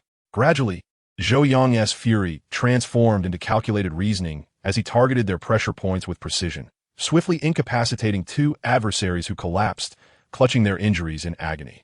The remaining assailants, witnessing this, brandished bottles and chairs as weapons, launching them at Zhou Yang. He stepped back, his clarity of mind sharpening further, as he adeptly dodged their attacks and countered with fierce retaliation. In their haste, the assailants became increasingly reckless, and Zhou Yang, utilizing the layout of the venue to his advantage, maneuvered them in circles.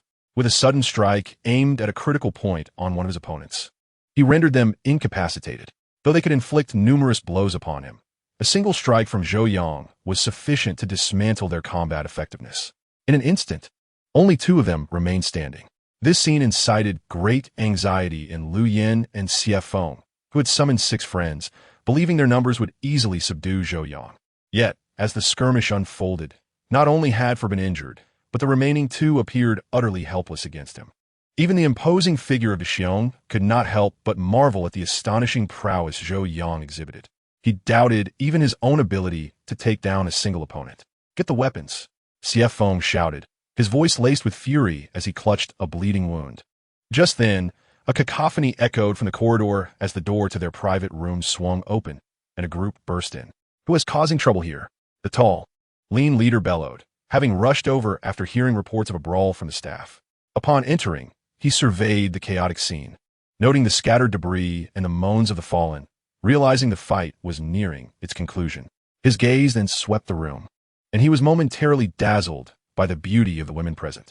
Among them, Bai Lu stood out, her striking allure unforgettable, complemented by her classmates and the alluring Zhao Xing, alongside the charming girl in glasses. They eclipsed the superficiality of the usual nightlife crowd by a wide margin. Clearing his throat, the tall man demanded, "Who is responsible for this disturbance? They invaded our private room and assaulted us." Bai Lu pointed accusingly at Xie Feng and Lu Yan. The presence of the beautiful woman lent weight to her words. Suddenly invigorated, the tall man confronted Xie Feng. "Are you simply seeking trouble?" Xie Feng, in defiance, produced his membership card and slammed it onto the table, declaring, "I belong here." The tall man glanced at the card, confirming its legitimacy, yet retorted, "Does spending money grant you the right to create chaos? Do you even know whose establishment this is?" "I don't know." Xie Feng gritted his teeth in response. "This is the territory of Longge. If you are unaware, I suggest you inquire about the nightlife in this area. Causing trouble in Longji's domain leads to dire consequences," the lanky figure threatened. Xie Feng had heard of Longji's reputation and felt a twinge of apprehension. He rose and said, "My apologies, brother. I did not realize this was Longji's venue. I shall take my leave immediately." "Leave? Where do you think you're going?" The lanky figure stepped forward to block Xie Feng's path. At that moment, Lu Yan and the others also felt a wave of fear. They had vandalized the place, and should the other party pursue the matter, they lacked the means to rectify it. "I will compensate for the damages. Just step aside." Xie Feng was already seething with anger, and the threat only intensified his fury. "You cannot leave," the lanky figure declared. "Get out of my way," Xie Feng retorted through gritted teeth. His new girlfriend, Zhao Xing, was present, and he was determined to maintain his dignity. "Who do you think you're speaking to?" the lanky figure bellowed, forcefully kicking Xie Feng back onto the sofa. He then gestured to a subordinate behind him, who handed him a baseball bat. "Try saying that again." The lanky figure placed the bat against Xie Feng's chest. Chapter 35, Do Not Bully the Innocent. Xie Feng attempted to rise again, but caught sight of the spring knife tucked into the lanky figure's waistband, which instantly quelled his bravado. It was important to remember that his arrogance stemmed solely from his family's wealth. In contrast, these individuals were seasoned in the underworld. If angered, they would not hesitate to resort to violence. In that moment, his rowdy friends also felt the weight of fear. In this milieu, everyone had heard of Long Ji's name. Even Zhou Yang was aware of it. Long Ji's subordinates were not the sort one could easily provoke. Furthermore, they were causing a disturbance in a venue under Long Ji's watch. There was no justification for their actions that would hold weight elsewhere. CF Feng, now intimidated, said, "Brother, I implore you to show mercy. Here, have a cigarette." He offered a smile as he retrieved a pack of cigarettes from his pocket and extended it to the lanky figure. "Get lost." The lanky figure swatted the cigarettes from his hand and shouted, "Weren't you quite arrogant just a moment ago?" CF Feng replied, "I was merely caught up in the heat of the moment. You are indeed a brother. Just tell me how I can compensate, and I will pay you." "Who the hell is your brother?" Seeing CF Feng's submissiveness, the lanky figure softened his tone and said, "You must compensate for the damaged items at their full value." "That is no issue." CF Feng agreed. The lanky figure surveyed the surroundings, his eyes gleaming as he said, "Your ruckus has negatively impacted the club's reputation. This will surely draw Long Ji's ire. What do you propose we do about this?" Upon hearing this, CF Feng realized the other party was attempting to extort him. With a pained expression, he said, "Brother, if you ask me, I truly do not know what to do. Perhaps I could treat you to a meal another day." "Do I look like someone who needs a meal from you?" The lanky figure scoffed. No, brother, what do you suggest we do?" CF Feng implored. The lanky figure glanced at the beautiful women nearby, his gaze lingering on Bai Lu before shifting to Zhou Yang's ample bosom, and said, "Let these girls stay tonight as a reward for my brothers here. You gentlemen may leave." "Huh?" Upon uttering those words, the girls were utterly terrified. "No problem," CF Feng replied, signaling Lu Yan with a glance. "Let us leave and allow the gentlemen to enjoy themselves." With that, he took Zhao Zing by the hand, while Lu Yan grasped the delicate, bespectacled girl, and they prepared to depart. "Do you not comprehend what I am saying?" the tall, lean man declared. "The men are departing. The women shall remain." This was due to the fact that the number of girls present was precisely equal to that of the brothers he had brought along. He intended to ensure that each of his companions had a partner. Furthermore, Zhao Zing, with her mature allure, slender waist, ample curves, and long legs, was quite enticing. The bespectacled girl, with her youthful visage and ample bosom, exuded an innocence that was equally appealing. Both styles were favored by those who frequented the nightlife scene. How could they possibly let them slip away? "Brother, these two are my friend's girlfriends," CF Feng pleaded. "Is it permissible for us to take them? Leave them behind." "You can go," the tall man bellowed. CF Feng gritted his teeth. "This is excessive." Slap. The tall man delivered a resounding slap to CF Feng's face. The surrounding lackeys swiftly brandished their weapons, as if warning CF Feng that any further words would lead to dire consequences. At that moment, Lu Yan felt a wave of fear wash over him, instinctively loosening his grip on the bespectacled girl's hand. CF Feng glanced at Zhao Zing, who anxiously exclaimed, "Brother Feng, I'm scared." "Do not fear. Your brother will protect you." The tall man reached out for Zhao Zing. CF Feng steeled himself, realizing that there were plenty of women in the world. It was not worth incurring the wrath of these thugs. With that thought, he released Zhao Zing's hand. "Brother Feng, what are you doing?" Zhao Zing gazed at him incredulously. "Please don't leave me." CF Feng gritted his teeth but turned away, refusing to look back at her.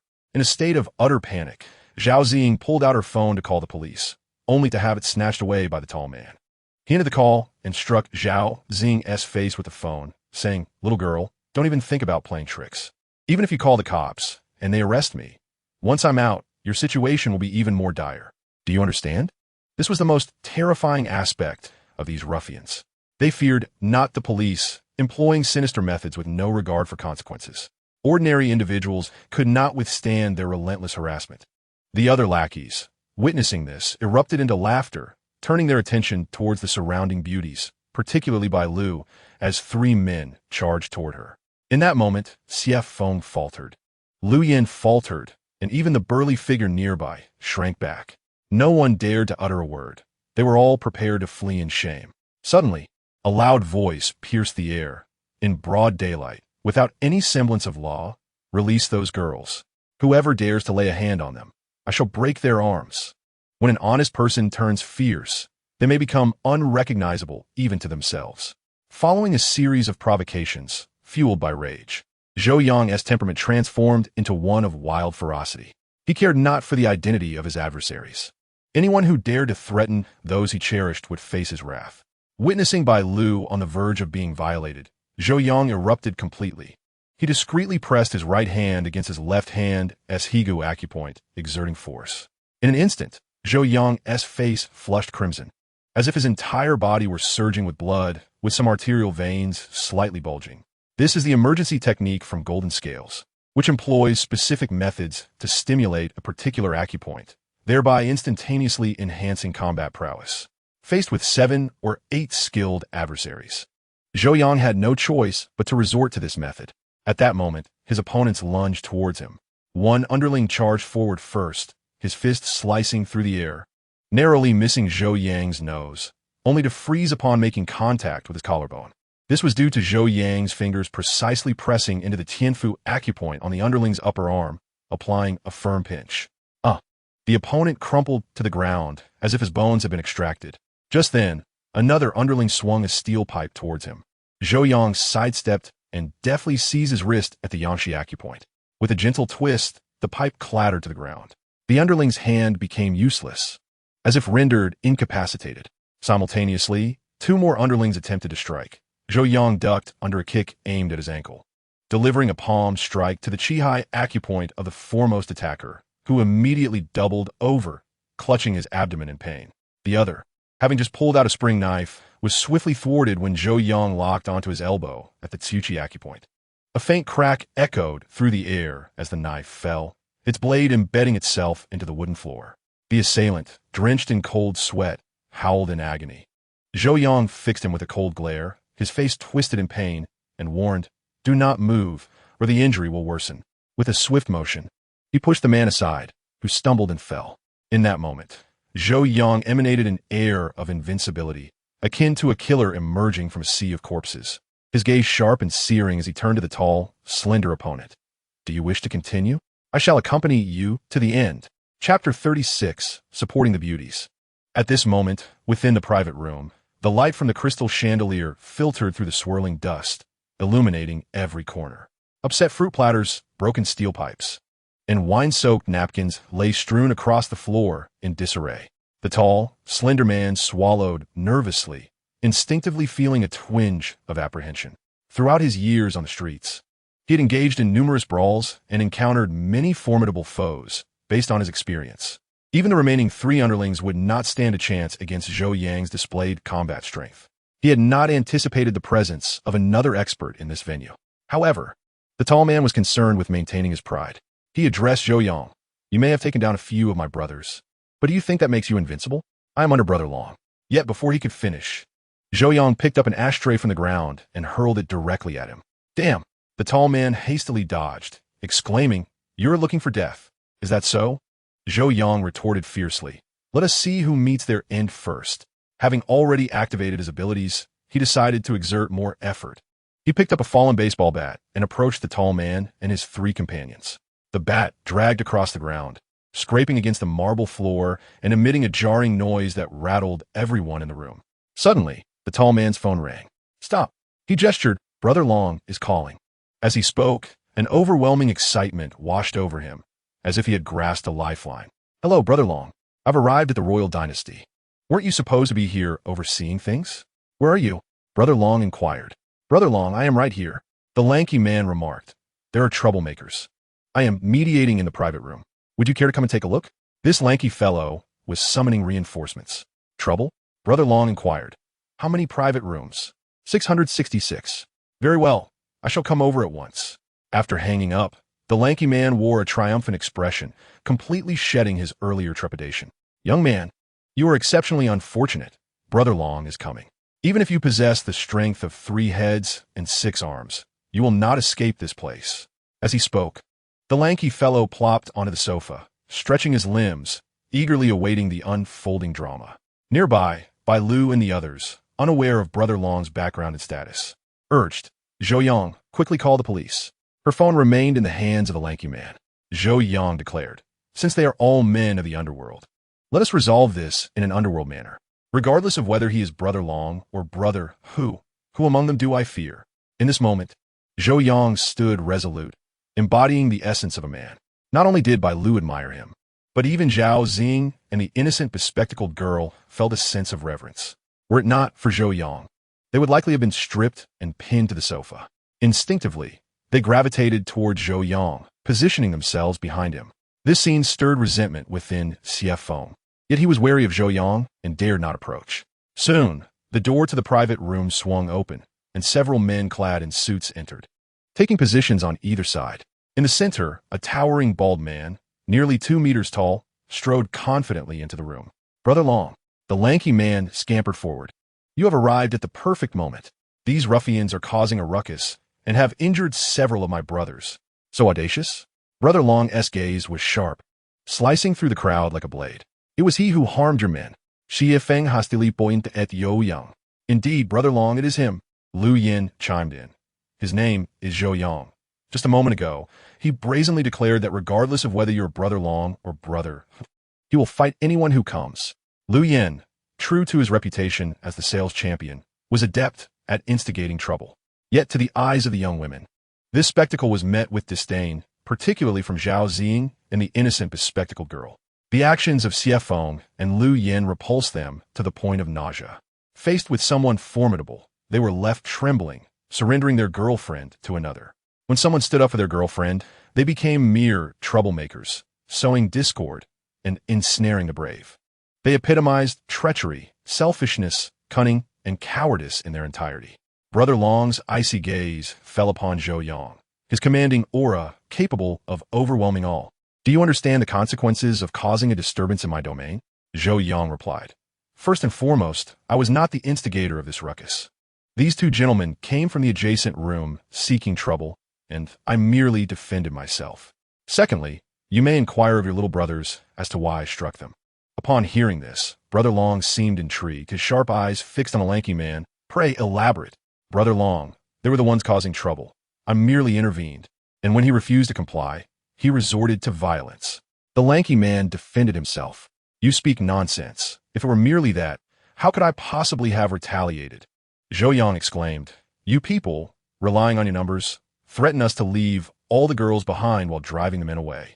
It is hard to fathom that in this modern society, such ancient acts of male domination and female oppression still occur. Is that why you resorted to violence? Long Ge frowned. Indeed, Zhou Yang replied. Long Ge clenched his teeth and suddenly swung his hand, delivering a sharp slap to the face of the tall, slender man. Long Ge, you beast! Long Ge was filled with rage. Under your banner, you bully these girls. This tarnishes our reputation. You know, if my people are at fault, I will punish them. Long Ge asserted. Punishment is one matter, Zhou Yang countered. My friends were frightened, and I sustained injuries from the altercation. As a paying customer, I possess no criminal inclinations and have committed no wrongdoing, yet I have been subjected to such treatment. As the one overseeing this venue, shouldn't you, Long Ge, provide us with an explanation? A collective gasp echoed through the crowd. They had presumed the matter concluded, but Zhou Yang audaciously demanded accountability from Long Ge. Zhou Yang, are you out of your mind? Xie Feng interjected. Long Ge has chosen not to stoop to your level. You should seize the opportunity to retreat. Lu Yin added. Xiaomei, let us go. This fool is insane and might provoke further trouble. He stepped forward to pull the innocent girl and glasses away. Yet, the girl stood resolutely behind Zhou Yang, her expression defiant. At that moment, when Zhou Yang had defended them, she felt a stirring in her heart. You're not leaving either? Xie Feng asked, noticing Zhao Ziying standing firm beside Zhou Yang, his voice laced with anger. Zhao Ziying replied, Zhou Yang is right. We were mentally insulted and deserve an explanation. You idiot. This is absurd. Xie Feng seethed through gritted teeth. Long Ge took a deep breath, his expression growing colder. You dare to ask for an explanation? You have quite the audacity, Zhou Yang asserted. One must acknowledge their mistakes and face the consequences. I believe Long Ge possesses a sense of integrity. We cannot be unjustly subjected to insults and fear. I kindly ask for an explanation. Zhou Yang's demeanor was forceful, and the atmosphere was charged with tension. At that moment, Along's phone rang. Hello, have you encountered Mr. Zhou? On the other end of the line, the urgent voice of brother Xiao Yuliang inquired. Oh, brother, do not fret. I have arrived at the Imperial Club and will soon meet Mr. Zhou. Along replied. Xiao Yuliang continued. I forgot to mention earlier, Mr. Zhou's full name is Zhou Yang, in his early 20s. Do not mistake him for someone else. Zhou Yang? Along was instantly taken aback, his gaze shifting to the assertive young man before him. Had someone just called him Zhou Yang? Moreover, he appeared to be in his 20s. In an instant, Along felt a prickling sensation at the back of his neck. Chapter 37. An Audience with Mr. Zhou. The gentleman whom brother had summoned for an audience was none other than the young man before him. It is important to note that brother Zhou Yang revered this benefactor as a deity. Furthermore, Director Wei had remarked that this young man possessed remarkable courage. Without him, the hospital would not have secured the crucial medications so readily. In the hearts of this group of individuals from the underworld, Director Wei holds a position of great esteem. The Xinjiang Zhongren Hospital, established by Director Wei, serves as a sanctuary for these individuals, a place where they can receive medical attention at any hour of the day. Zhou Yang's assistance to Director Wei in procuring high-quality pharmaceuticals ultimately benefits them all. Given the intertwining of these relationships, Zhou Yang's standing in the eyes of Director Wei and Xiao Yuliang is unmistakably significant. Along is merely a subordinate of Xiao Yuliang. It is nothing short of absurd that someone who is worshipped by Xiao Yuliang could be threatened by a mere underling. Along steadied his nerves and tentatively inquired, "Are you Zhou Yang, the one who helped Director Wei secure the contract?" "Yes, it is I." "What of it?" Yuliang replied coldly. "Mr. Zhou, it truly is you." Along, who had just moments ago appeared menacing, now beamed with joy as he approached Zhou Yang, enthusiastically grasping both of his hands, his towering frame bending like a shrimp. "Mr. Zhou, I came here tonight specifically to find you." "To find me?" Zhou Yang was taken aback. Along called to his followers behind him, "Line up and pay your respects to Mr. Zhou." "Yes." The followers promptly lined up, standing at attention as they saluted Zhou Yang. "Greetings, Mr. Zhou." This scene left Zhou Yang, and indeed everyone present, utterly bewildered. What is the meaning of this? Yo Yang cuestionet. I simply wish to seek an explanation for my friends. An explanation? We have one, Along replied, his demeanor now humble and amiable. This matter was our grave mistake, Mr. Zhou. Please, voice your demands, and we shall fulfill them. Seeing their willingness, Zhou Yang seized the opportunity. First and foremost, I want an apology from the group that assaulted and threatened us tonight. Along approached the tall, slender individual and delivered a resounding slap to the back of his neck. Apologize to Mr. Zhou and all the esteemed ladies. Yes, yes. The tall individual, now pale with fear, realized the gravity of the situation, understanding that he had crossed paths with someone formidable. I am sorry. It was our fault. He clasped his hands in a gesture of supplication. Insincere. Zhou Yang shook his head disapprovingly. With a swift kick, Along forced the tall individual to kneel. Kneel and bow your head to Mr. Zhou. Several of Along's subordinates advanced, their expressions fierce. Instantly, the tall individual and his companions were gripped by terror and hastily dropped to their knees, bowing their heads before Zhou Yang. Mr. Zhou, I was wrong. Please, spare me. The tall individual continued to bow, his forehead swelling from the repeated impacts. He understood the weight of the situation. If even Along showed such respect to this person, his status must be extraordinary. Around them, the subordinates followed suit, and soon the room echoed with the sound of kneeling and bowing. This spectacle left Xie Feng and Lu Yin utterly astonished. They had believed Zhou Yang's confrontation with Along would lead to his downfall, only to be met with such an unexpected reversal. Even the boisterous bear, who had been boasting all night, was left speechless. From the onset of the gathering, he boasted of his prowess in the underworld, regaling the nearby girls with tales of his supposed might. Simultaneously, he elevated himself by disparaging Zhou Yang, labeling him as ineffectual, timid, and the first to flee when trouble arose. Yet, the current scene served as a stark rebuke to his bravado. Blood was streaming from their heads. Bai Lu trembled as she pointed at one of the lackeys. That lackey, in his earnestness, had struck his head against a broken bottle on the floor, blood trickling down to stain his clothing, presenting a rather gruesome sight. Enough. Yo Yang interjected timidly. Mr. Zhou, upon my arrival, I truly had no inkling of the situation. Along remarked, I overheard you mention that someone was causing a ruckus in your private room. What transpired? Zhou Yang gestured towards Xie Feng and Lu Yan's group. We were enjoying ourselves when they barged in, acting like ruffians, and even assaulted my friends. That's when I retaliated. I admit, I was too impulsive. I shouldn't have stirred trouble in Brother Long's establishment. The last statement was delivered with a hint of insincerity. Along, upon hearing this, was incensed. You lot really have no sense. Dare to misbehave in my domain? He pointed at Xie Feng. All of you come here. Xie Feng and his companions, trembling, complied and approached Along to strike them. Along commanded with a sweeping gesture. His subordinates surged forward, encircling Xie Feng and Lu Yin, unleashing a barrage of punches and kicks. The air filled with cries of anguish and pleas for mercy. Nearby, Zhou Yang and the innocent bespectacled girl felt a chill run down their spines, fearing that had they remained with Xie Feng and Lu Yin, they too might have faced a similar beating. Fortunately, they had chosen Zhou Yang. In that moment, both women held Zhou Yang in even greater esteem. Along's minions pummeled Xie Feng and his cohorts until they were bloodied and battered before relenting. Along stepped forward, seizing Xie Feng's hair in one hand and Lu Yan's in the other, lifting their heads to meet his gaze, and coldly declared, "Should you dare to create chaos in my territory again, I will ruin you. Please, we won't do it again." The two begged pitifully. "Get lost," Along bellowed. The two scrambled to their feet, avoiding even a glance at their girlfriends as they fled, fearful that lingering might lead to another brutal beating. Observing their disgraceful escape, Zhou Yang and the bespectacled girl felt a wave of disdain wash over them. That night, they witnessed what true masculinity entailed. "Zhou Yang, I apologize for my previous transgressions," Zhou Yang said. "For the sake of our professional relationship, please forgive me." Zhou Yang, disregarding Zhou Yang, turned to Bai Lu and the others. "Did any of you sustain injuries?" "No, we were all well protected by you." The group cast grateful glances at Zhou Yang. "Since my friends are unharmed, your apologies shall suffice," Zhou Yang stated. "However, it would be prudent to make amends on a psychological level." Along scratched his gleaming bald head. "How does one make reparations on a psychological plane?"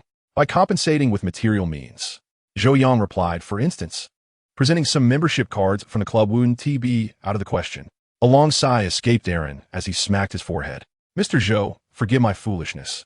If each person present receives a membership card, future consumption will begin at a discount of 30%, with the discount decreasing as spending increases. Then I must thank you, Brother Long." Zhou's eyes sparkled like crescent moons. "Oh, Mr. Zhou, you are too kind. I was actually concerned I might overlook something," Aaron replied. Meanwhile, the others present were elated, believing they could not escape the predicament of the evening. Yet, unexpectedly, they found themselves fortunate, having received a membership card. This was largely thanks to Zhou Yang. At that moment, Aaron, wearing a serious expression, addressed Zhou Yang. "Mr. Zhou, the primary reason I came to see you tonight is at my elder brother's behest. I am here to present you with a gift." "Your elder brother?" "Zhou Yang inquired. Xiao Yu Yang," Aaron stated, referring to the patient who had suffered significant blood loss at Jiaran Hospital. "Oh, I see.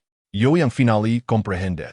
Just moments earlier, Director Wei had called him, mentioning that Xiao Yuliang wished to express his gratitude in person. It turned out that, unable to do so directly, he had sent a subordinate in his stead. No wonder Brother Long had been so courteous to him. "Mr. Zhou, this gift is from my elder brother, Xiao Yuliang. You must graciously accept it." Aaron gestured for his subordinate behind him to present the offering. It was a beautifully crafted small box. Opening the box, Aaron revealed a resplendent golden card. "Mr. Zhou, this is a pure gold nameplate, inscribed with my brother's company details and contact information." Aaron explained, "My brother possesses only 3 such nameplates, and this is the last one, which I am entrusted to deliver to you. This is too much." The hefty gold nameplate, worth hundreds of thousands, caused the eyes of Zhou Yang and the others to gleam with avarice. However, Zhou Yang resolutely refused to accept such a generous gift. "Brother Long, I appreciate the sentiment. Please take it back," Zhou Yang insisted. "Mr. Zhou, you are placing me in a difficult position," Aaron replied. "If you do not accept this gift from my brother, it reflects poorly on my ability to fulfill my duties, and I will face consequences upon my return." Zhou Yang furrowed his brow, feeling somewhat conflicted. Aaron continued, "This nameplate represents more than mere material wealth. It symbolizes my brother's standing. Anyone in possession of a nameplate gifted by him is granted a singular opportunity to seek his assistance unconditionally. Whenever you call upon him, he and his subordinates will undoubtedly come to your aid." Zhou Yang mused internally, acknowledging the myriad of rules that govern the world of underworld figures. Nevertheless, the prospect of having Xiao Yuliang's assistance was indeed tempting. Given the enemies he was amassing, with his rising prominence, it was plausible that rivals like Lu Yin and Xie Feng could emerge to oppose him. Having Xiao Yuliang intervene on his behalf would not be unwise. Since Brother Long has stated it so, I shall not be impolite. Zhou Yang decisively accepted the gift. "Ha ha! This is rightfully yours, Mr. Zhou. From now on, Jiangren Hospital will undoubtedly rely on you. Aaron joyfully exclaimed. Mr. Zhou, this place is too chaotic. I shall arrange for the finest private room for you, where you may enjoy the evening, and tonight's expenses are on the house.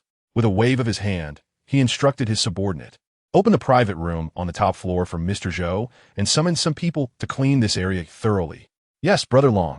Long smiled as he shook hands with Zhou Yang, saying, I want to impose further. I wish Mr. Zhou and the lovely ladies an enjoyable time. Thank you. Soon, Zhou Yang and his companions were ushered to the opulent top floor, entering a lavishly decorated VIP room. Concurrently, the staff delivered fine beverages, all arranged by Long. The young men and women, fresh graduates, found themselves utterly entranced in this extravagant environment. They eagerly vied for Zhou Yang's attention, their intentions becoming increasingly apparent. Bai Lu lamented, the junior I brought along has now become the center of attention. Come on, Bai Lu, don't be so petty. A charming young man chimed in. If our junior doesn't mind, I would gladly present myself in 108 different poses. Get lost. The other girls retorted in unison. Such a show-off. Big Bear, nearby, chuckled and teased. He then cautiously approached Zhou Yang and remarked, Brother Zhou, I didn't realize you were so unassuming. Zhou Yang sipped his drink, choosing not to respond. Brother Zhou, I'll follow your lead. If anyone dares to disrespect you, I'll handle them. Big Bear proclaimed, raising his glass. You should take it easy. Zhou Yang waved him off and moved aside to select a song. Meanwhile, a pure-eyed girl with glasses asked Zhao Xing, Sister, is Mr. Zhou your colleague? Yes. Zhao Xing, still contemplating ways to draw closer to Zhou Yang, paid little attention to the girl's inquiry. I'll be transferring to your department next week as a sales support specialist, the girl continued, so I'll be seeing Mr. Zhou every day.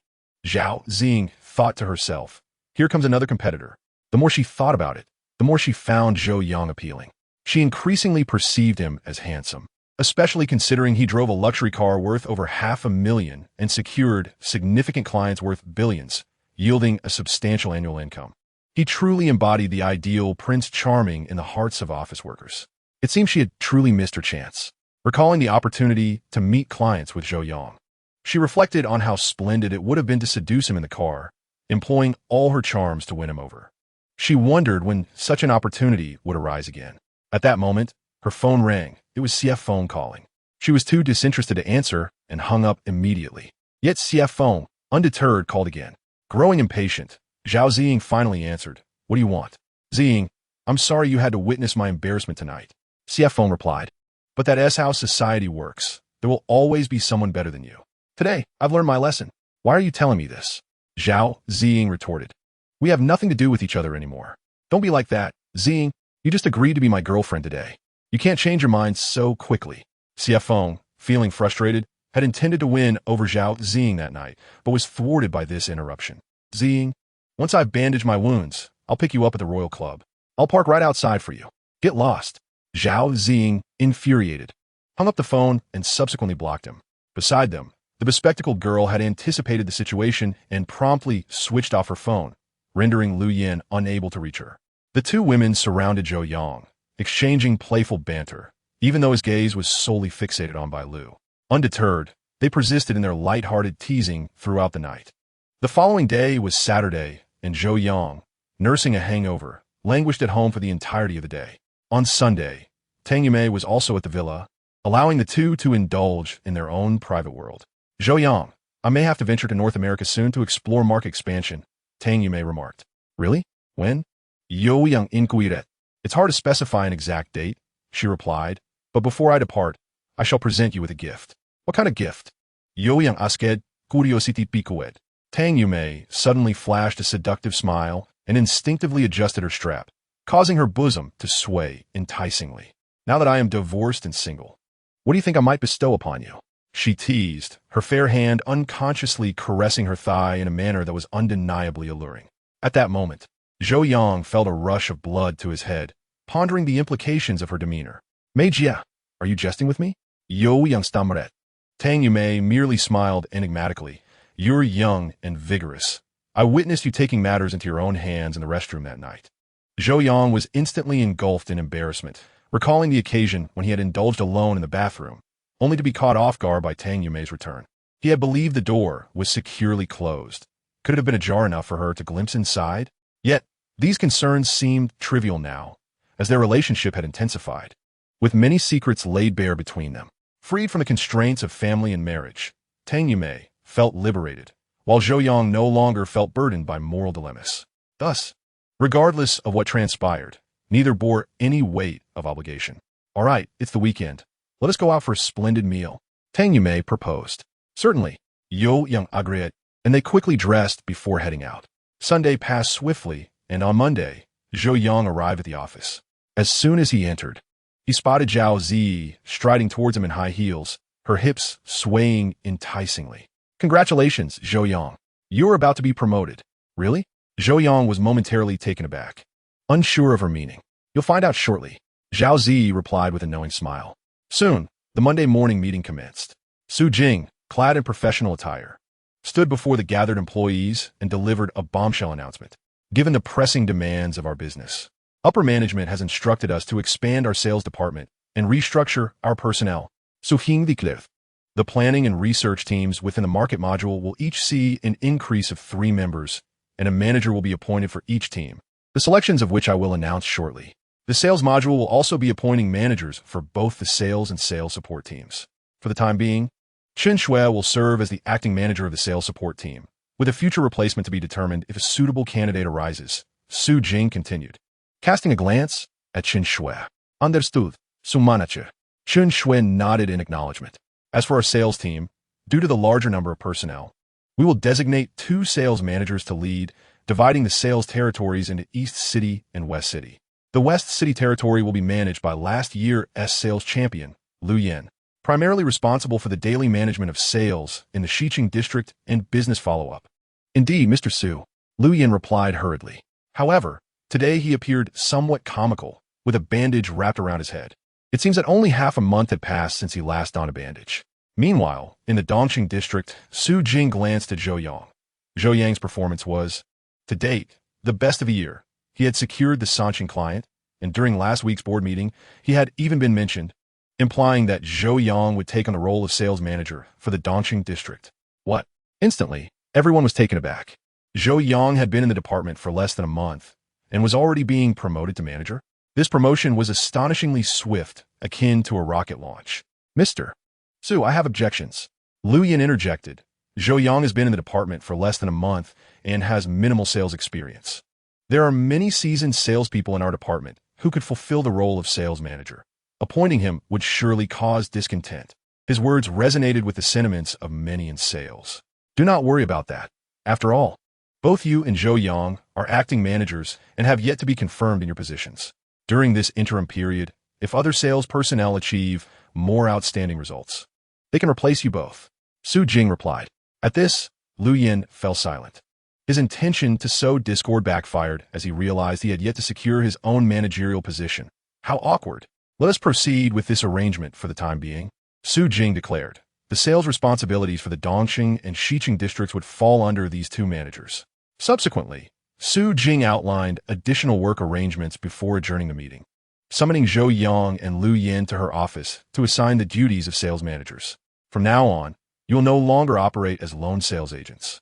You will each bear the performance metrics for your respective districts," Su Jing stated. "Our department still has several management positions open, such as deputy director. I intend to promote from within the sales managers. You both do your best." "Yes, Mr. Su," Liu Yan responded. "I will not let you down." Zhou Yang, on the other hand, appeared more composed. "Zhou Yang, do you have anything to say?" Su Jing inquired. "I feel uncertain," Zhou Yang confessed. In just over a month, he had risen from an intern on the verge of dismissal to an acting manager of the department. This rapid ascent left him bewildered. "Simply commit yourself wholeheartedly, just as you did with Sanqing, and approach this role with sincerity. Whether you succeed or not, do so without regrets," Su Jing encouraged. "Thank you, Mr. Su, I understand." Her few words instantly broadened Zhou Yang's perspective. Afterwards, the 2 departed from Su Jing's office and returned to their respective posts. During the lunch break, Zhou Yang felt somewhat fatigued and planned to take a nap in his car, having parked it in the underground garage, a cool and tranquil spot. As he approached his vehicle, he noticed Zhao Zing hurrying over. She wore high heels and a form-fitting dress, revealing her fair, shapely thighs. with cascading waves of hair draping over one shoulder. Her pronounced D-colletage unmistakable, she epitomized alluring maturity. Zhou Yang, are you heading out? Zhao Ziying approached him, striking a playful pose. Not really, just planning to rest a bit. Zhou Yang replied, is there something you need? Oh, now that you're a leader. Your tone has become quite assertive. Zhao Ziying pouted her lips, exuding a delicate and petulant demeanor, as she remarked, I merely wish to converse with you. As a sales representative for the Xiqing district, if you desire to speak, you should approach your sales manager. Zhou Yang replied, opening the car door and taking a seat inside. Without hesitation, Zhao Ziying pulled open the passenger door and settled in beside him. Manager Zhou, I no longer wish to work in the Xiqing district. I aspire to join you in the Dongqing district. Zhao Ziying bit her rosy lip lightly, her voice sultry as she continued, I wish to be beneath you. This statement brimmed with seduction and allure. Zhou Yang retorted, it is well known that the Xiqing district boasts commendable performance. If you come to my side, you'll be left with nothing. The Dongqing district harbors immense potential. Zhao Ziying insisted. I yearn for a challenge. Manager Zhou, could you kindly speak to General Su about transferring me to your team? As she spoke, she gently placed her hand on Zhou Yang's thigh, adding, I promise to heed your guidance. Remove your hand. Zhou Yang responded coldly. It was not that he was indifferent to the beauty before him, but rather, he felt a lack of familiarity with Zhao Ziying. Her audacity left a sour impression of her character. Oh, dear Manager Zhou, are you still upset with me? Zhao Ziying asked, that night was my fault. I should not have mocked you. I have since parted ways with CF Feng. He pales in comparison to you, in every aspect. She leaned closer, whispering in Zhou Yang's ear, you are the true man. Get away. Zhou Yang gently pushed Zhao Ziying's head aside. Ouch. Zhao Ziying's head dipped in response, and she inadvertently leaned forward, resting on Zhou Yang's lap. Chapter 40. Two women compete for Zhou Yang. Meanwhile, a figure approached from the front. It was a woman clad in a white dress, directing her gaze towards Zhou Yang's car. This woman was none other than Zhou Yang's ex-girlfriend, Lu Wei. From Lu Wei's perspective, the scene inside the car appeared as if Zhou Yang was pressing Zhao Ziying's head down. This sight ignited Lu Wei's fury. She rushed to the front of the car, banging on the window and shouting, what are you two doing? Zhao Ziying quickly sat up, suddenly flustered. Zhou Yang, unperturbed, rolled down the window and barked, what are you banging on my car for? Are you two engaging in that sort of behavior inside the car? Have you no shame? Lu Wei glutted at Zhou Yang's waistline. However, Zhou Yang's trousers were elastic, lacking a belt, and could be easily adjusted. Turning her gaze to Zhao Ziying, she noticed her flushed cheeks and alluring eyes, indicating impure intentions. Zhou Yang, this is a company setting. Your dalliance in the car is highly inappropriate. Lu Wei chastised. Were you to dictate that?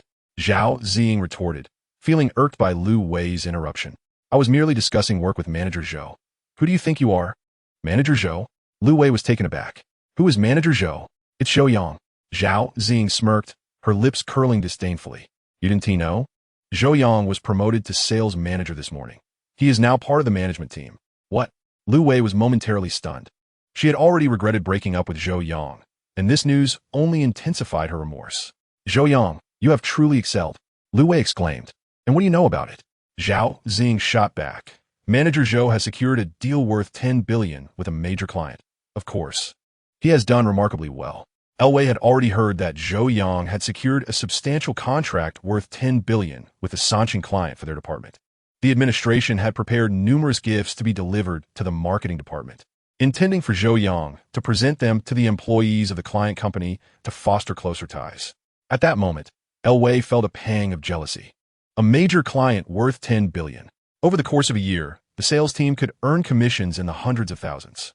This was tangible wealth, far more significant than the mere verbal promises of that fellow CFO, especially considering that during the time Zhou Yang was with her, he entrusted her with managing his monthly salary, which amounted to over 1 million, slipping through her fingers.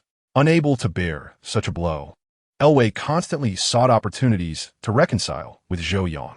Thus, on that Monday, just after lunch break, she made her way to his department. Upon hearing that Zhou Yang had gone to the underground parking lot, she descended below and fortuitously witnessed the earlier scene. Zhou Yang, may I speak with you privately?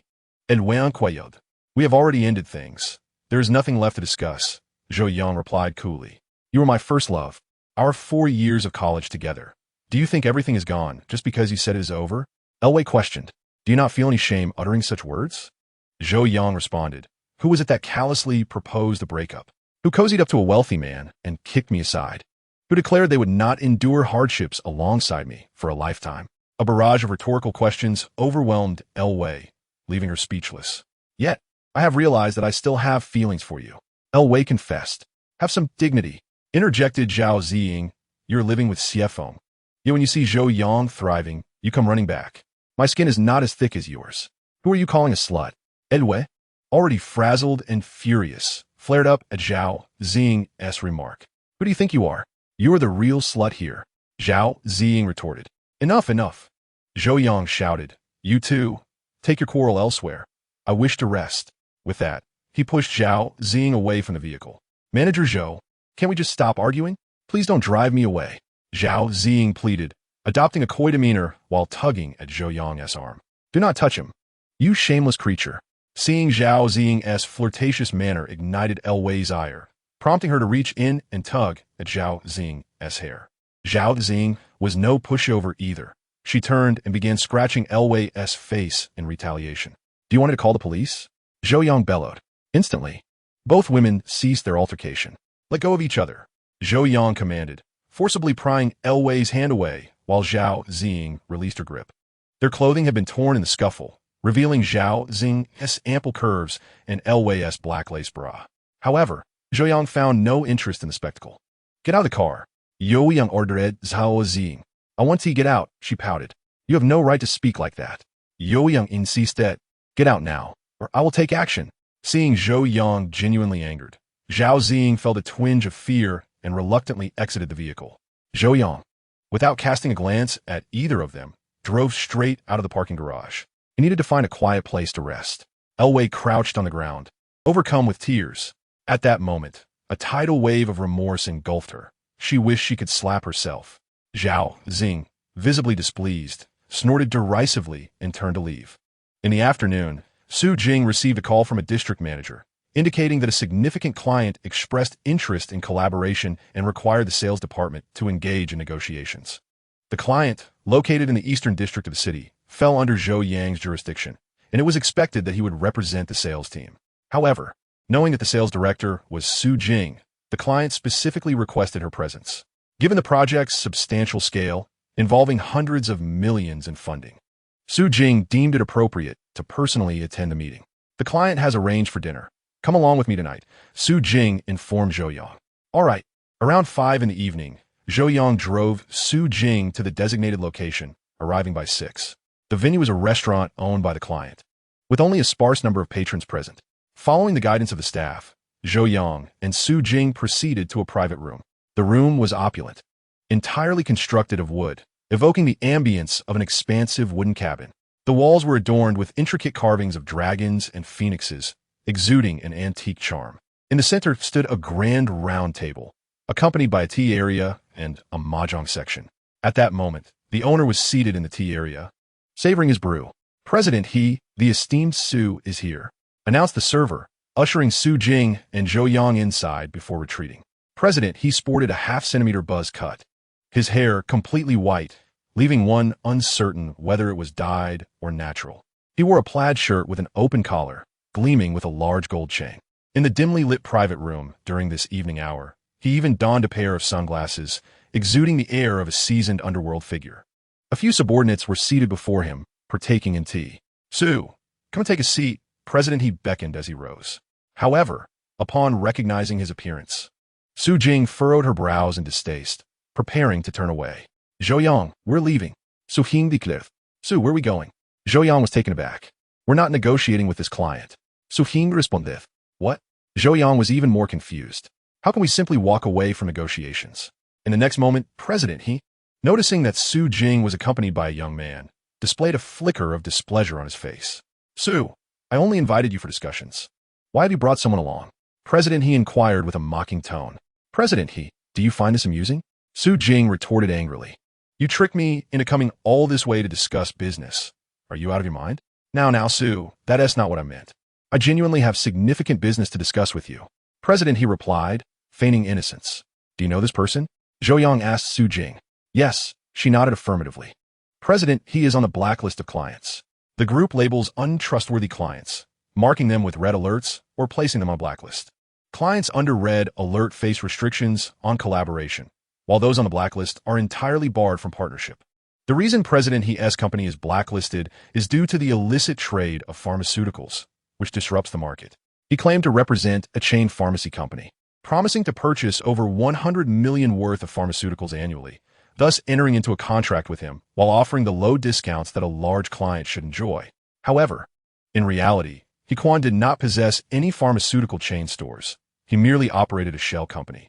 He resold the goods at exorbitant prices to small roadside pharmacies, profiting from the price differences. This led to a disarray of prices across various pharmacies, leaving consumers bewildered and causing some to lodge complaints against the group with the Consumer Association. The damage to his reputation resulted in Hequan being blacklisted, forever barred from collaborating with such duplicitous clients. With the majority of his financial avenues cut off, he sought ways to reinvent himself and secure contracts, even resorting to having family members register companies under their IDs to explore new partnerships. Yet, all his attempts were swiftly uncovered, and after a year of countless reinventions, he had not regained a single opportunity for collaboration. In desperation, he concealed his identity, instructing employees from his subsidiary to contact the municipal sales department, hoping to arrange a serious discussion with Zhou Yang. General Manager Su, please don't leave. Hequan rushed forward. Initially, it was Zhou Yang who facilitated the negotiations with him as a client, and when issues arose, her reputation suffered.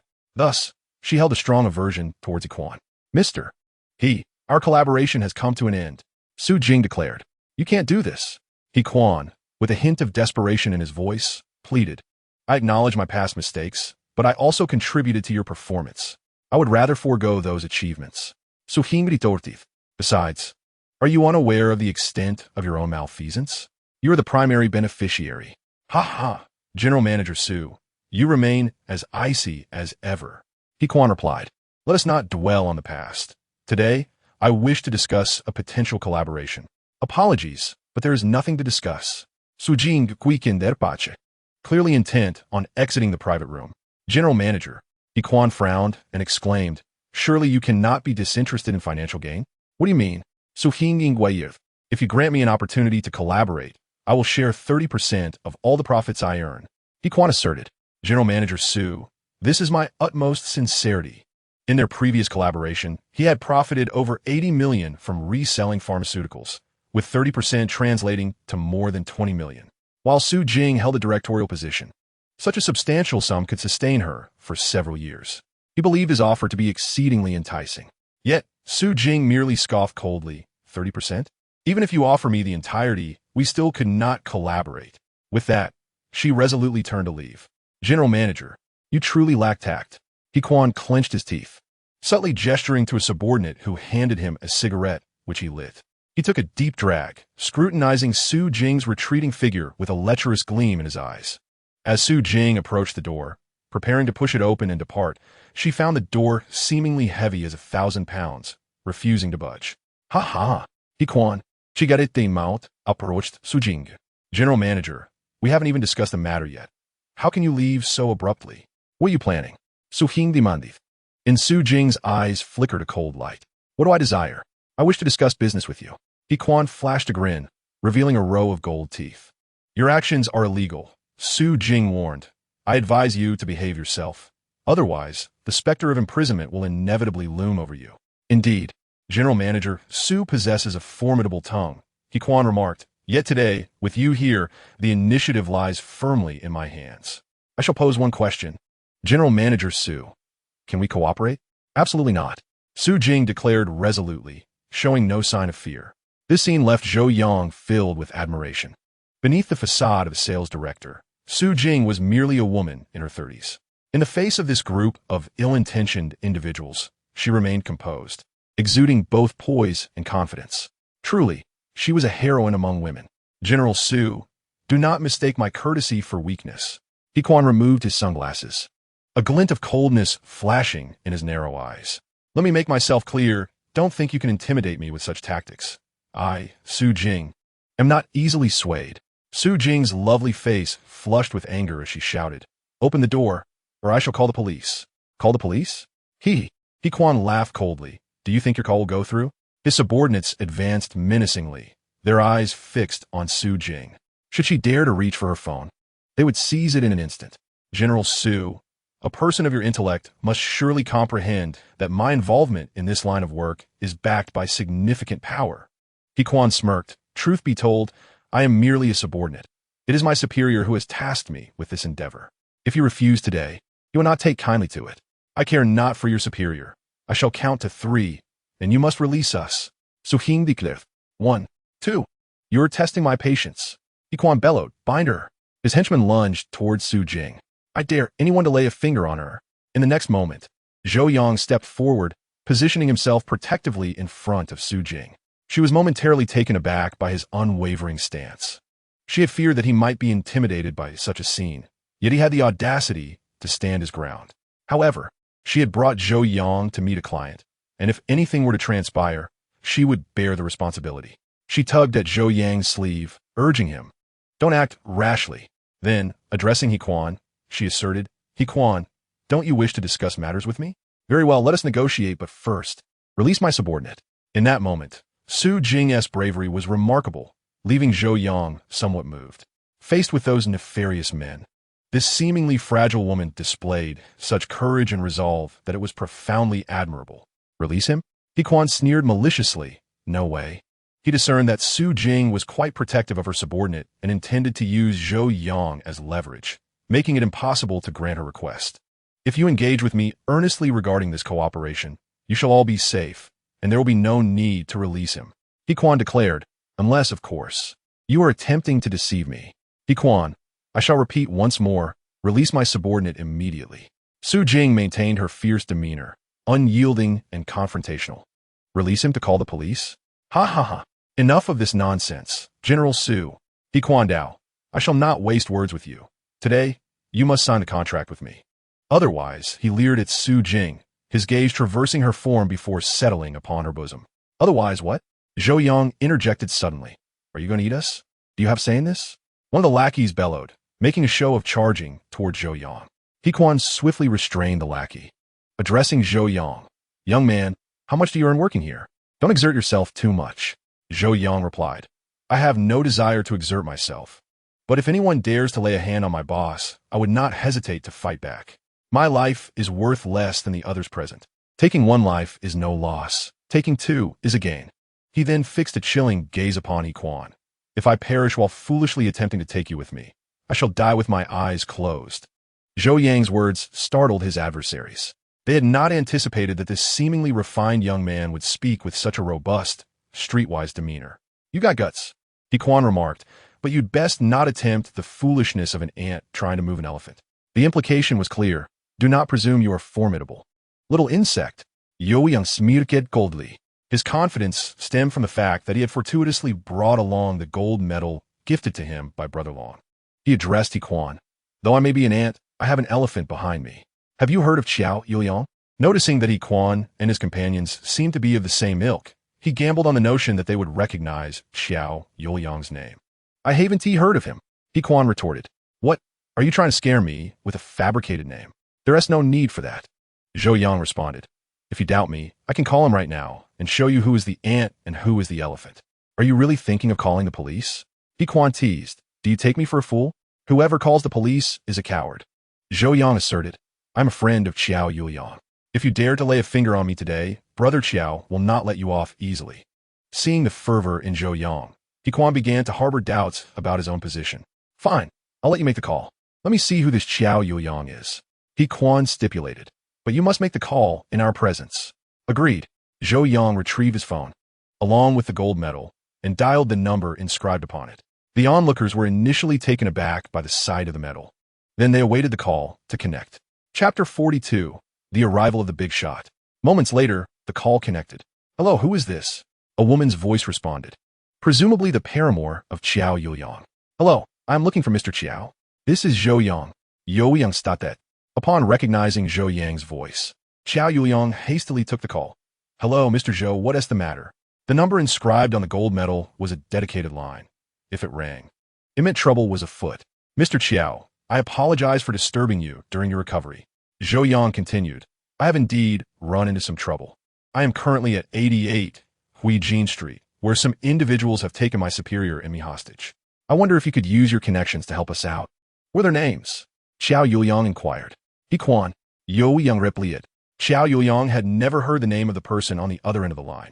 He turned to Zhou Yang and said, Mr. Zhou, have him take the call. Zhou Yang complied and handed the phone to Quan. Hello. Quan answered with a nonchalant tone. Who are you? I am Xiao Yuliang from Hunan. Xiao replied. Zhou Yang is my brother. Whatever the issue may be, I will handle it. Speak directly to me. True to his reputation as a social leader, Xiao was loyal. He did not even inquire about the transgression Zhou Yang had committed. No matter the gravity, he would shield him. Who do you think you are? Quan retorted defiantly. I've never even heard of you. You need not have heard of me. Just tell me how I can secure the release of my brother. Xiao's voice deepened, revealing his restrained fury. Had Quan been in his presence, he would likely have delivered a swift kick. Quan replied, I have no enmity with your brother. But he insists on acting superior, protecting his superior. I have significant business to discuss with his superior, and your brother is obstructing my interests. What do you propose? I care not for your significant business. You must release my brother and his superior at once, Xiao asserted. Impressive bravado, Quan scoffed. Although unfamiliar with Xiao Yuliang, the calm authority in his voice made Quan cautious. Sensing that Xiao possessed some influence, he invoked his own connections. I don't care about her background. But this business belongs to my boss, Hao Ge. Don't try to play games. If you want to play, Hao Ge is the one to contend with. Hao Ye? Xiao inquired. Li Jiu Hao, you've heard of my boss? Quan was taken aback. Xiao smirked coldly. I never imagined that Hao Ji's subordinate would be so ignorant of her rules. I believe a reminder is in order. He then added, I'm hanging up now to call your boss. You would do well not to act rashly. You know Hao Ge? Quan was increasingly astonished. More than just knowing him, Xiao replied with a chilling smile. Has it to your boss ever mentioned who he ran with back in the day? Realizing the implications, Quan understood that Xiao Yuliang might have been a former superior of Hao Ge. A cold sweat broke out on his forehead. Xiao hung up and prepared to call Li Jiu Hao. His companion remarked, Li Jiu Hao is an ungrateful wretch. Since leaving you, he hasn't even looked back. Are you sure calling him is wise? Xiao responded, he has always been resentful of me. Now that he has become more confident, he no longer feels the need to curry favor. However, given the current circumstances, if I call him, he will think twice before denying me respect. With that, Xiao dialed a number. Ha, Brother Liang, what brings you here? Li Jiu Hao's voice boomed. Do you have a subordinate named Quan? Xiao inquired. Yes. Li Jiu Hao paused before asking, what is the matter? Quan has taken my brother hostage. Oh dear, how could such a thing happen? This is akin to a flood overwhelming the Dragon King's temple. Li Jiu Hao exclaimed. You call me about this? Indeed, Hao. I need you to have your subordinate release him immediately. Xiao insisted. Brother Liang, Li Jiuhai began, if your men had not committed any wrongdoing, how could my subordinate have taken him hostage for no reason? Xiao Yuliang replied, Hao, you need not jest with me. Let me be clear. This individual must be released today. Grinding his teeth, Li Jiuhai said, Brother Liang, you were once my leader. I shall grant you this favor. I will call Quan and await further news. With that, he abruptly ended the call. Xiao Yuliang frowned, contemplating for a moment before instructing his companion. Contact Ahu and have him bring a few brothers to 88 Huijin Street, and do so swiftly. His companion raised an eyebrow. Didn't Ahau agree to release him? Ahau is ruthless and has harbored resentment towards me for some time. Though he currently lacks power, he must yield to me. However, I cannot discount the possibility of his underhanded actions, Xiao Yuliang asserted. Hurry and summon Ahu and the others, just in case. Understood. His companion promptly dialed Ahu's number. Meanwhile, Li Jiuhai, having hung up, seethed with rage. Damn it. Does Xiao Yuliang truly think he can order me around? Damn him. Brother Hao, if we confront him head-on, we are no match for Xiao Yuliang. We must exercise restraint, his strategist advised. Taking a deep breath, Li Jiuhai's face contorted slightly before he picked up the phone to call Quan. Hello, Brother Hao. Xiao Yuliang's associate is in your hands, correct? Li Jiuhai inquired. Yes. That lad's name is Zhou Yang. Why have you taken him hostage? Brother Hao, did you not instruct me to expedite the contract? I arranged for the sales director to meet today, and Zhou Yang, being her subordinate, accompanied her.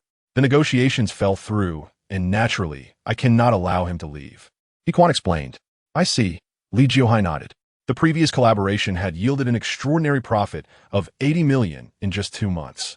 With ample preparation this time, securing a partnership could potentially net them billions. Such a significant sum was not something Li Jiuhai would easily relinquish. He Quan was a capable ally, and Li Jiuhai fully supported his approach.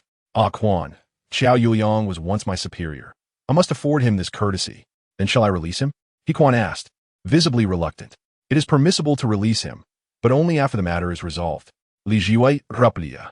I cannot forfeit my business on account of Xiao Yuliang's words. What do you mean, Brother Hao? He Quan probed.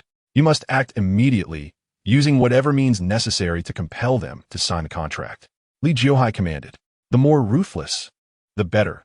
Just ensure that Zhou Yang is left with a breath of life. Understood, He Quan affirmed. Chapter 43. Overcome All. Inside the restaurant's private room, He Quan ended the call, a sinister smile creeping across his face. Zhou Yang, your older brother is utterly ineffectual. He cannot save you. Unless you both sign the contract today, you shall not leave this place. With that, he waved his hand, and 5 burly henchmen surged forward, their eyes glinting with menace, poised to strike at any moment. With a resounding thud, He Quan hurled the prepared contract onto the table, turning to Su Jing. General Manager Su, I lack the time for your prevarications. Sign the contract immediately, or I shall unleash my brothers upon you. Su Jing clenched her teeth, her voice icy as she retorted. He Quan, your actions will not end well. Enough of your nonsense. Sign it now. He Quan barked, advancing to drag Su Jing towards the table. However, Zhou Yang stepped forward, positioning himself protectively in front of Su Jing. Whoever dares to touch my superior shall face my wrath. You wish to court death? Attack him, He Quan commanded, and with a wave of his hand, a blonde henchman lunged at Zhou Yang, his fist like a hammer aimed squarely at Zhou Yang's face. Having fought frequently of late, Zhou Yang was seasoned in such encounters. Rather than retreating, he moved forward, slightly lowering his left shoulder to evade the punch. The blonde henchman swung again, aiming a horizontal blow at Zhou Yang's arm. Zhou Yang braced himself, absorbing the impact, and seized the henchman's wrist, his thumb pressing firmly on the acupoint at the base of his forearm. Ah! The blonde henchman cried out in agony, his arm going limp. Seizing the moment, Zhou Yang spun, driving his right knee into the henchman's inner thigh with precision. The blonde henchman collapsed like a felled tree, his knee striking the tiled floor with a dull thud. He must be a martial artist. Observing this, another henchman with a scarred face picked up a hardwood chair and hurled it at Zhou Yang. Crack! The chair shattered against Zhou Yang's arm, splintering into pieces, and he stumbled momentarily. The scar-faced henchman, seeing Zhou Yang falter, seized the opportunity to raise the chair and bring it crashing down upon Zhou Yang's head. Watch out! Su Jing shouted, shoving Zhou Yang aside, only to have the chair strike her shoulder with full force. Ah! Su Jing gasped in pain, staggering against a nearby pillar. General Manager, Zhou Yang's eyes blazed with fury as he witnessed the scene. A fierce determination surged within him. If you wish to fight, then come at me. He charged toward the thugs. The scar-faced henchman raised the chair once more, aiming a blow at Zhou Yang. Crack! The chair splintered upon impact with Zhou Yang. Yet he appeared unfazed by the pain, charging forth with resolute intent. The scar-faced thug was caught off guard, sent sprawling backward by a swift kick from Zhou Yang. The 2 other henchmen, rushing forward, collided with their fallen companion. Seizing the opportunity, Zhou Yang aligned his fingers and struck like lightning at the scar-faced thug's elbow, targeting a vital acupoint. A sharp crack echoed as the thug howled in agony, his arm twisting grotesquely. Zhou Yang picked up a broken leg of the chair from the floor and charged ahead. Grab your weapons, He Quan bellowed. The 2 dazed henchmen, still reeling from the collision, barely registered the movement before Zhou Yang's makeshift club came crashing down upon their heads. One of the young men suddenly had his head severely injured, while another, clad in a floral shirt, hastily stepped back to reach for his waist. However, Zhou Yang had already advanced towards him, recalling the vital points indicated in the diagram from Golden Scales. Seizing the moment before the adversary could draw his weapon, he directed his stick towards the opponent's throat, striking just below the Lianquan point. The scream of the floral shirt man echoed through the private room like a cat caught by its tail, sending a chill down the spine of all present. In an instant, all of He Quan's nameless subordinates had lost their fighting capability. He Quan was taken aback. How could this seemingly frail young man possess such formidable combat prowess? He had no time to ponder, raising a bottle of liquor to hurl at Zhou Yang. Zhou Yang deftly sidestepped, swinging his wooden stick towards Yiquan. Thud! Yiquan's left arm took a solid hit. Yet, he was stronger than his subordinates. Despite the pain in his arm, he swung the bottle towards Zhou Yang's head. Crash! The bottle shattered, sending shards of glass flying. Undeterred by the pain, Zhou Yang lunged forward, swiftly seizing Yiquan's injured arm. It hurts, Yiquan exclaimed repeatedly. Seizing the opportunity, Zhou Yang applied pressure in the opposite direction at the joint. Yiquan's wail reverberated, causing the chandelier to sway. Zhou Yang was relentless, accurately jabbing his index finger into the extreme point beneath Yiquan's armpit while driving his left knee into the groin. In an instant, Yiquan crumpled to the ground, convulsing as if his bones had been extracted. Zhou Yang placed a foot upon Yiquan's face, leaning down to bellow. I warned you not to touch my superior, yet you refused to heed it. How do you feel now? Zhou Yang's head had also been struck by the bottle, blood trickling down his forehead and dripping onto Yiquan's face. The excruciating pain rendered Yiquan powerless.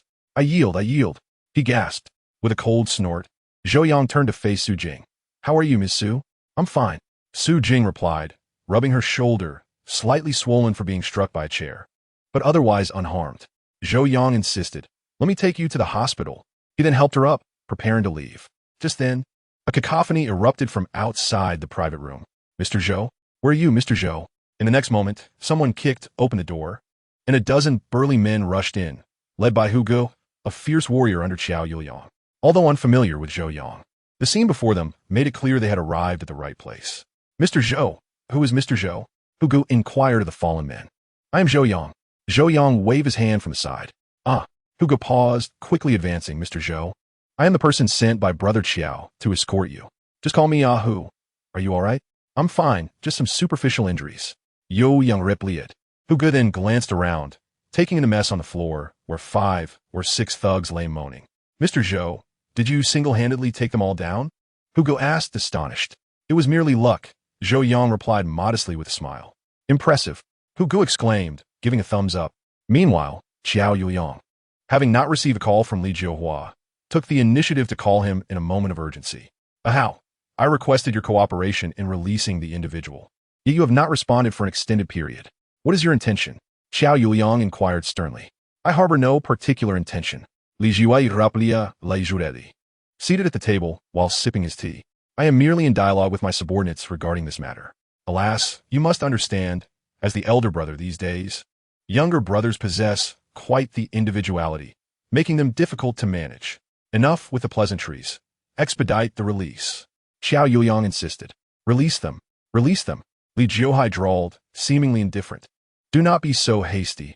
I will instruct my men to release them. I must uphold your reputation. Ha ha ha. With that, Li Jiuhai abruptly ended the call. Qiao Yuliang gritted his teeth. That scoundrel. I anticipated his underhanded tactics. He swiftly dialed Ahu's number. Ahu, you must act with greater urgency. Mr. Zhou is in danger. Brother, we have already arrived. Ahu responded. Have you located Mr. Zhou? Yes, we have. How is he? He is quite well, single-handedly overpowering all adversaries. Chapter 44, A Talent Indeed. What? Qiao Yuliang could not help but express his astonishment. How many were there on the opposing side? Perhaps 5 or 6. Ahu replied. One person taking on 5 or 6 opponents. Impressive. Qiao Yuliang mused. He had encountered many formidable individuals in his time as a gang leader, but the notion of someone boasting online about defeating 10 opponents is almost non-existent in reality. Of course, there are some adept assassins and special forces capable of such feats, yet they exist far removed from the realm of ordinary individuals. It is noteworthy that Zhou Yang is merely a salesman. In this context, his ability to confront 5 or 6 ruffians speaks volumes of his innate talent. Qiao Yuliang recognized the rarity of such individuals. Proficiency in combat does not solely signify bravery. It also reflects intelligence, composure, and inner strength, qualities that are exceedingly precious. Moreover, his medical skills are remarkably advanced. Such talents are rarely encountered. Though Qiao Yuliang surrounded himself with formidable warriors, Zhou Yang held a unique place in his esteem. Is Mr. Zhou injured? Qiao Yuliang hastily inquired. Mr. Zhou sustained minor injuries. Ahu replied. Quickly transport Mr. Zhou to the hospital. I shall handle the remaining matters with Li Jiuhai. Qiao Yuliang instructed. Understood. After ending the call, Xiao Yuliang reached out to Li Jiuhai once more. The phone rang for a considerable time before it was answered, the tone still languid. Brother Liang, what is it now? I have already assured you that I will release them. There's no need to keep pressing me. I have other matters to attend to. Xiao Yuliang chuckled coldly within. My purpose in calling is not to urge you for the release. I am here to express my condolences. Condolences for me? Li Jiuhai paused in confusion. What do you mean? Your men have all been taken down. How are they faring? Xiao Yuliang felt a surge of triumph within. I told you to release them. Yet you chose to escalate the situation. Now your subordinates have received a sound thrashing. You are courting disaster. The words courting disaster were pronounced with clenched teeth. Their meaning unmistakable. Li Jiuhai appeared bewildered. What do you mean? What do I mean? Xiao Yuliang snickered. Simply inquire with your subordinates, and you will discover the truth. Allow me to remind you, do not consider opposing me. You lack the capability. After the conversation, Xiao Yuliang hung up the phone. Li Jiuhai, filled with rage, dialed He Quan's number. A few seconds later, He Quan finally answered. How did you fare with the task I entrusted to you? Li Jiuhai inquired. Brother Hao, oh no. Brother Hao, we were attacked by that kid. He Quan exclaimed. The brothers are all injured, and that kid was taken away. Damn it, useless fools. Li Jiuhai sata, hurling the teapot to the ground, causing tea and shards to scatter. Who took that kid away? He demanded. His name is Ahu. He is Xiao Yuliang's subordinate. He Quan replied. Were you harmed by Xiao Yuliang's men? Li Jiuhai pressed. No, Brother Hao, it was that kid Zhou Yang. He handled it all by himself. He Quan trailed off, feeling embarrassed and unable to continue. Upon hearing this, Li Jiuhai was so furious he felt he might shatter his teeth. No wonder Xiao Yuliang had been so confident earlier. He had already been aware of the situation. Why the hell didn't you notify me immediately? Li Jiuhai demanda. Oh, I was in so much pain I could hardly breathe. That's why I couldn't call you sooner, Brother Hao. He Quan explained. The reason he didn't reach out to Li Jiuhai right away was that he hadn't figured out how to explain the embarrassing situation. 5 or 6 of them had been bested by a mere young man. Useless, a bunch of worthless fools. Li Jiuhai thundered, ending the call with gritted teeth. Xiao Yuliang, we shall see about this. Meanwhile, Ahu and his companions were set to take Zhou Yang and Su Jing to the hospital, but were met with Zhou Yang's refusal. Me fine. I can go by myself. Thank you for your trouble, Zhou Yang stated. Don't say that. We didn't really help much. Ahu replied. Just then, his phone rang. It was Xiao Yuliang calling. Mr. Qiao, thank you for your assistance. Zhou Yang answered the call. I feel quite ashamed. This time, you resolved the matter on your own. It does not count as my help. The benefits of the gold card still stand. Call me next time you need assistance. Xiao Yuliang said. Haha, sound good. Zhou Yang replied. Mr. Zhou, I heard from Ahu that you sustained some minor injuries. Perhaps you should have him bring you to Jiangren Hospital. All medical expenses will be waived, Xiao Yuliang suggested, hoping to seize the opportunity to meet Zhou Yang. No need, Mr. Qiao. There is a hospital nearby, Zhou Yang responded. I can receive treatment close by, and please tell your brothers to head back. Since Zhou Yang had expressed his wishes so firmly, Xiao Yuliang felt it best not to press the matter further and instructed Ahu and the others to return. After bidding farewell to everyone, Zhou Yang drove Su Jing to a nearby hospital for treatment. He attentively helped Su Jing with the registration and escorted her to the treatment room, caring for her with great consideration. The doctor assessed Su Jing's condition, stating that she only had superficial injuries and nothing internal was harmed. With time, she would recover without issue.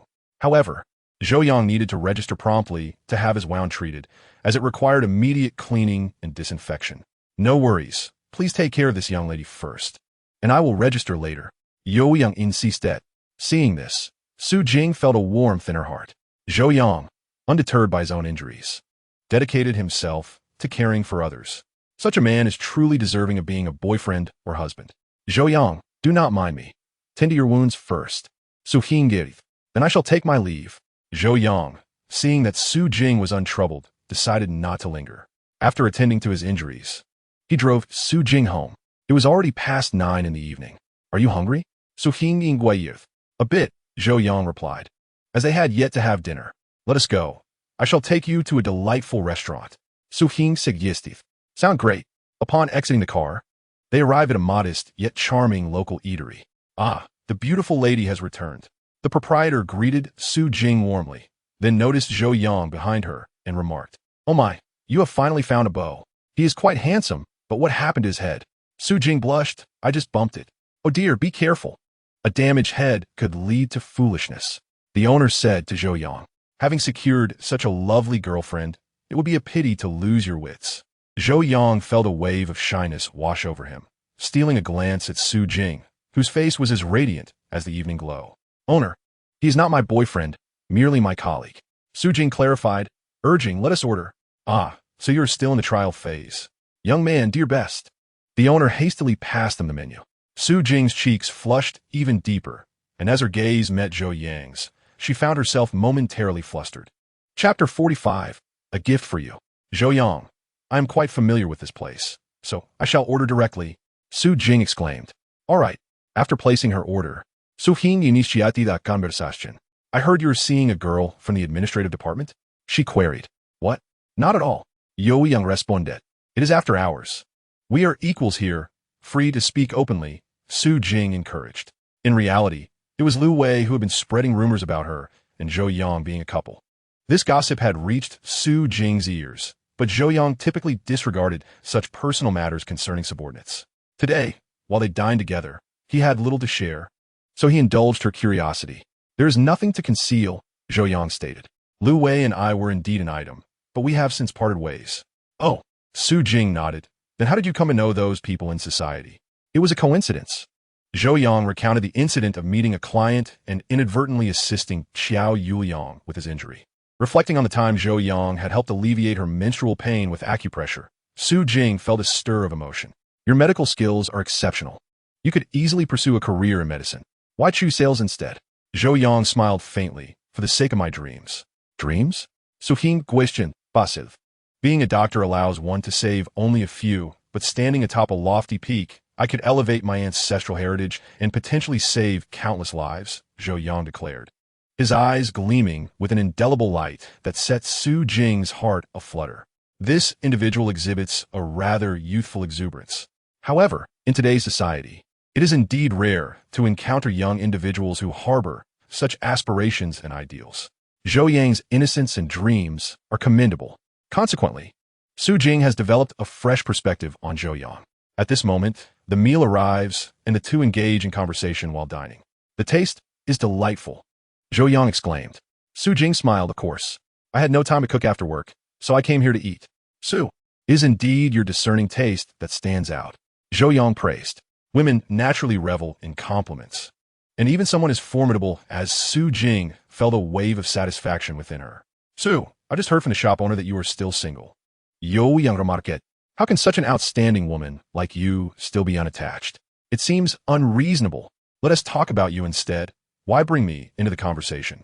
Su Jing replied with a frosty demeanor. Oh, I've finished discussing myself. It's your turn now. Zhou Yang stated. You have too many questions. Come on, share with me. Silence and eat. This is unfair. Zhou Yang put down his chopsticks, exasperated. You just said it's after work hours. Yet you now assume a managerial stance, saying one thing and doing another. Su Jing furrowed her brow, sighed after a moment, and confessed, I have a fiancé. What? Zhou Yang looked at Su Jing in astonishment. But I do not have feelings for him. Su Jing continued, I moved out to escape him. If you don't like him, why not break up? Zhou Yang suggested. We're not even in a relationship, so how can we break up? Su Jing replied. My fiancé is a corporate president, arranged by my family. I see. Zhou Yang mused. Indeed, only a president could match someone as exceptional as you, Su. I do not care for such things. Su Jing countered. Money and affection are two distinct matters. I have spent these years demonstrating to my family that I possess the capability to earn enough on my own and do not need to marry a president.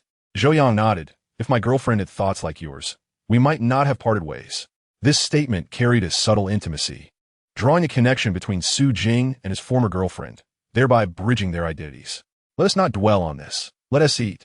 Su Hing declared. After their meal, Zhou Yang offered to drive Su Jing home. She smiled. No need to escort me. My rented apartment is in this neighborhood. I'll head back first. And remember not to be late for work tomorrow.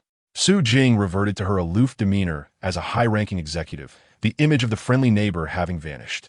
Zhou Yang siged, understood. Su, I shall take my leave. Zhou Yang. Su Jing suddenly called out as he was opening the car door. What is it, Su? Zhou Yang paused and turned to her. Thank you for today. Su Jing said hurriedly before turning away, her cheeks aflame, fearing Zhou Yang might notice. No need for thanks. Su, you are my superior. It is my duty. Zhou Yang began, but Su Jing had already entered the neighborhood. Ah, has Su always been so decisive? Zhou Yang mused as he drove away. Upon returning to the villa, Tang Yumei sat in the spacious living room, lost in thought. Sister Mei, why are you still awake? Zhou Yang inquired. What's wrong with your head? Tang Yumei rushed forward upon seeing Zhou Yang return. Oh, it's nothing. I just bumped into a client today. Yo Yang remarquet. How careless of you. Tang Yumei responded with a hint of concern. Sister Mei, it's nearly 11 o'clock. Why are you still awake?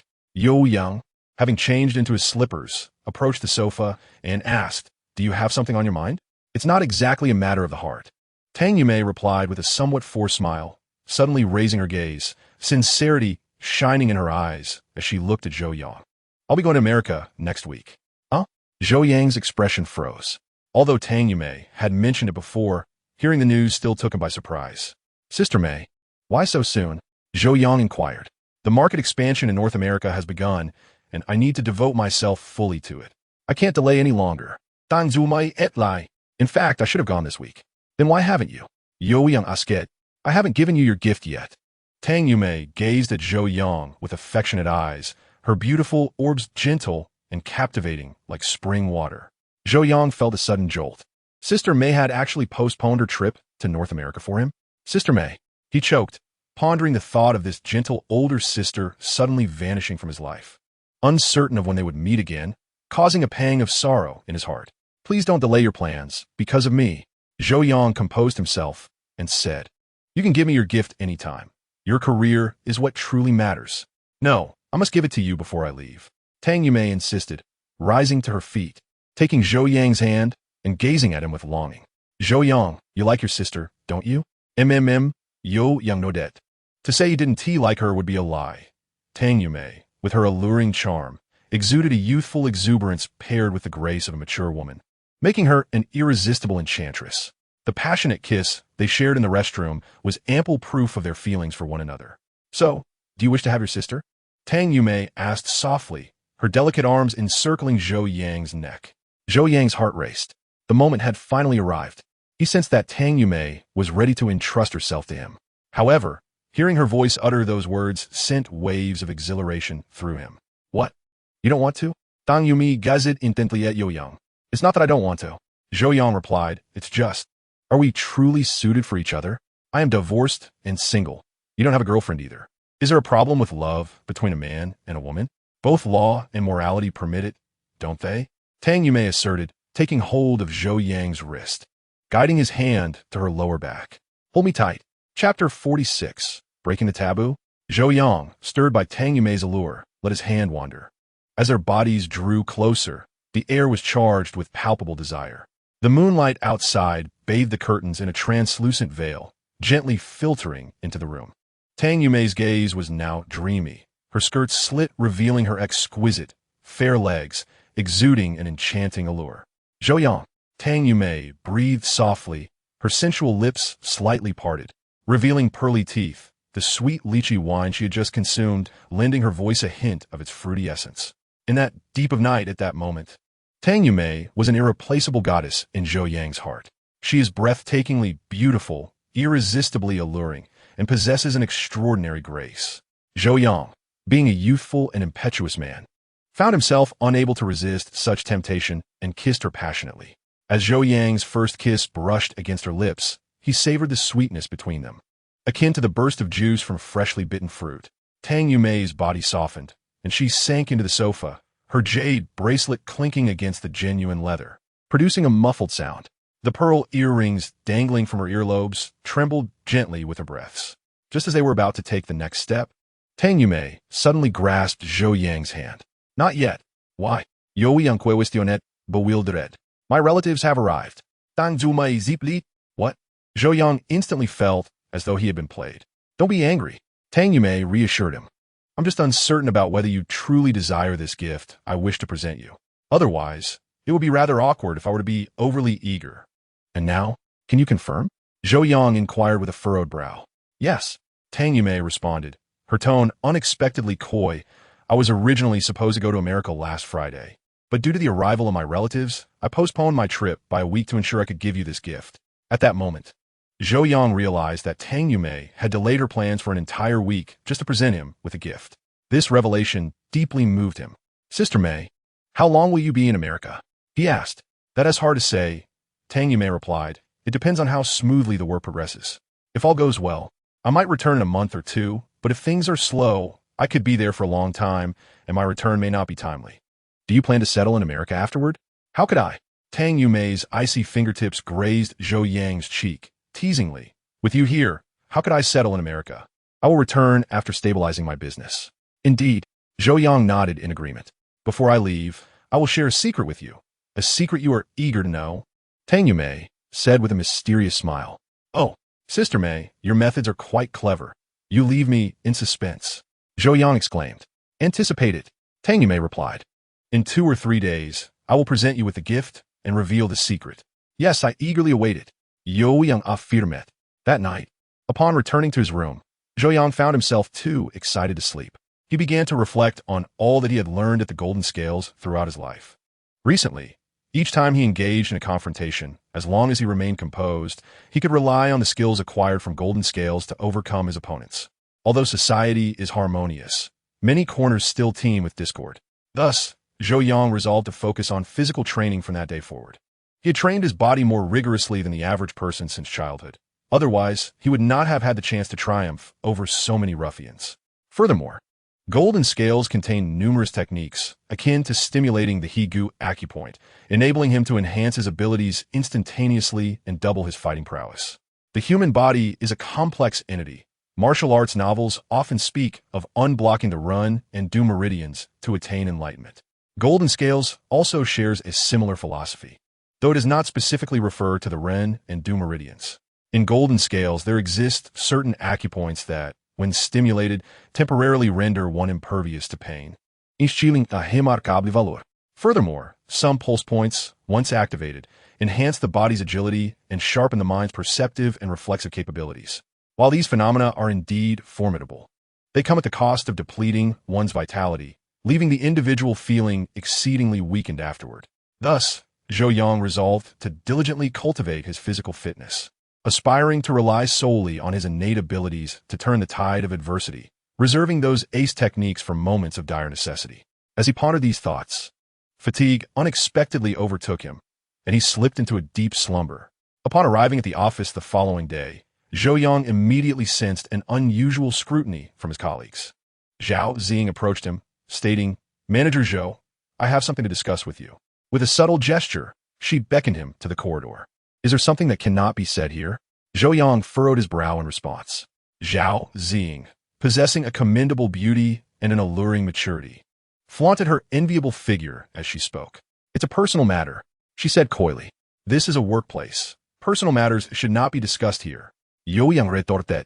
I don't understand, Zhao Xing replied, her irritation surfacing. Why do you have such a penchant for returning to past affections? What does she possess that I lack? What do you mean? Zhou Yang was taken aback. You know very well. Zhao Xing shot him a frustrated glance, her tone tinged with a hint of playful exasperation. Why would you choose to cling to something stale when something fresher is right in front of you? It's truly vexing. I've never encountered anyone quite like you. With that, she provocatively swayed her hips and sauntered back to her workstation, her sensuality igniting a fervor among several male colleagues who discreetly admired her. Yet Zhou Yang was unfazed by such displays. A brief glance at Zhao Xing's enticing silhouette was all he afforded before he directed his attention to his computer. Zhao Xing had hoped her earlier antics would stir something within him, but upon glancing at him again, she found him calmly engrossed in his emails, seemingly indifferent to her words. This realization incited her ire. She was, after all, the object of admiration for many of her male counterparts, and it was disheartening to experience a sense of defeat with Zhou Yang. Paradoxically, her frustration only fueled her desire to engage with him, perhaps to affirm her allure, or perhaps she had unwittingly developed genuine feelings for him. In any case, she was determined to captivate Zhou Yang. At that moment, Zhou Yang's phone rang. It was his senior, Bai Lu. He stepped outside to answer the call. Senior, what can I do for you? Manager Zhou, you didn't mention your recent promotion. Bai Lu teased. I was only promoted yesterday, and I'm merely an acting manager. Zhou Yang replied. To rise from an associate to management in less than a month at headquarters is nothing short of miraculous. Congratulations, Bai Lu exclaimed. Thank you, senior. I'll treat you to a meal when I have the chance, Zhou Yang offered. That is not why I called. Bai Lu interjected. Then what is the purpose of your call? Zhou Yang inquired. Chapter 47. In my current state, you are out of my league. El Wei from our department has been proclaiming everywhere that she is your girlfriend, Bai Lu remarked. If I weren't privy to the truth, I might have believed it. Zhou Yang responded. No wonder Su Jing also heard she had a girlfriend. The baffling words Zhao Xing spoke earlier now made complete sense to Zhou Yang. Zhao Xing said, why settle for something fresh when one could hang oneself on the same tree? Perhaps she had heard the rumors and assumed she and El Wei had reconciled. This El Wei certainly knows how to stir up trouble. Zhou Yang was furious. He resolved to confront El Wei and clarify the matter. Otherwise, who knows what further antics she might engage in. This was a blow to his reputation as well. Moreover, he had recently been enjoying favorable attention from women and did not want her to jeopardize his prospects. Sister, I'm heading to your department now. Oh wait, Bai Lu attempted to inform him that El Wei's ex-boyfriend had arrived, making it an inconvenient time, but before she could finish, Zhou Yang had already hung up the phone. Before long, Zhou Yang arrived at the administrative department downstairs, where he found El Wei conversing with a man in the hallway. The man had his back turned to Zhou Yang, his head bandaged. It was none other than CF Feng, who had been injured at the Royal Club. El Wei, you did this on purpose, didn't you? CF Feng said. You went back to find Zhou Yang just to provoke me, right? Upon seeing Zhou Yang approach, El Wei provocatively declared, you think too highly of yourself. I truly like Zhou Yang. My relationship with you was merely a means to work at the administrative department. I never had any feelings for you. Nonsense. CF Feng gritted his teeth, a hint of madness in his eyes. How is Zhou Yang better than me? What does he have that I lack? El Wei scoffed disdainfully. He surpasses you in every aspect, especially in that regard. That regard? CF Feng was taken aback, suddenly comprehending her insinuation. In an instant, his face flushed with rage, akin to a bomb on the verge of detonating. In any case, I don't like you. Zhou Yang is my boyfriend. El Wei exclaimed délibérément loud. In truth, she was not deceiving CF Feng. She genuinely harbored no affection for him, only an admiration for his background and wealth. But now, CF Feng's advantageous connections had vanished. His father, Xie Yong, had been demoted to a managerial position due to false accusations against his wife, Tang Yume.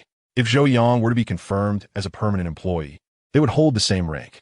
Consequently, Xie Yong could not afford to lose face and resigned outright. CF Feng's human resources company relied on the influence of his father, the HR director. With his father's downfall, the company lost its clientele. Furthermore, the relationship between CF Feng and his mother, Tang Yume, had deteriorated to freezing levels. Thus, he had effectively lost both his connections and his wealth. There was no way El Wei would remain by his side now. El Wei, you will regret treating me this way. CF Feng seethed through gritted teeth. This woman had severely trampled on his dignity, and he vowed not to let her off easily.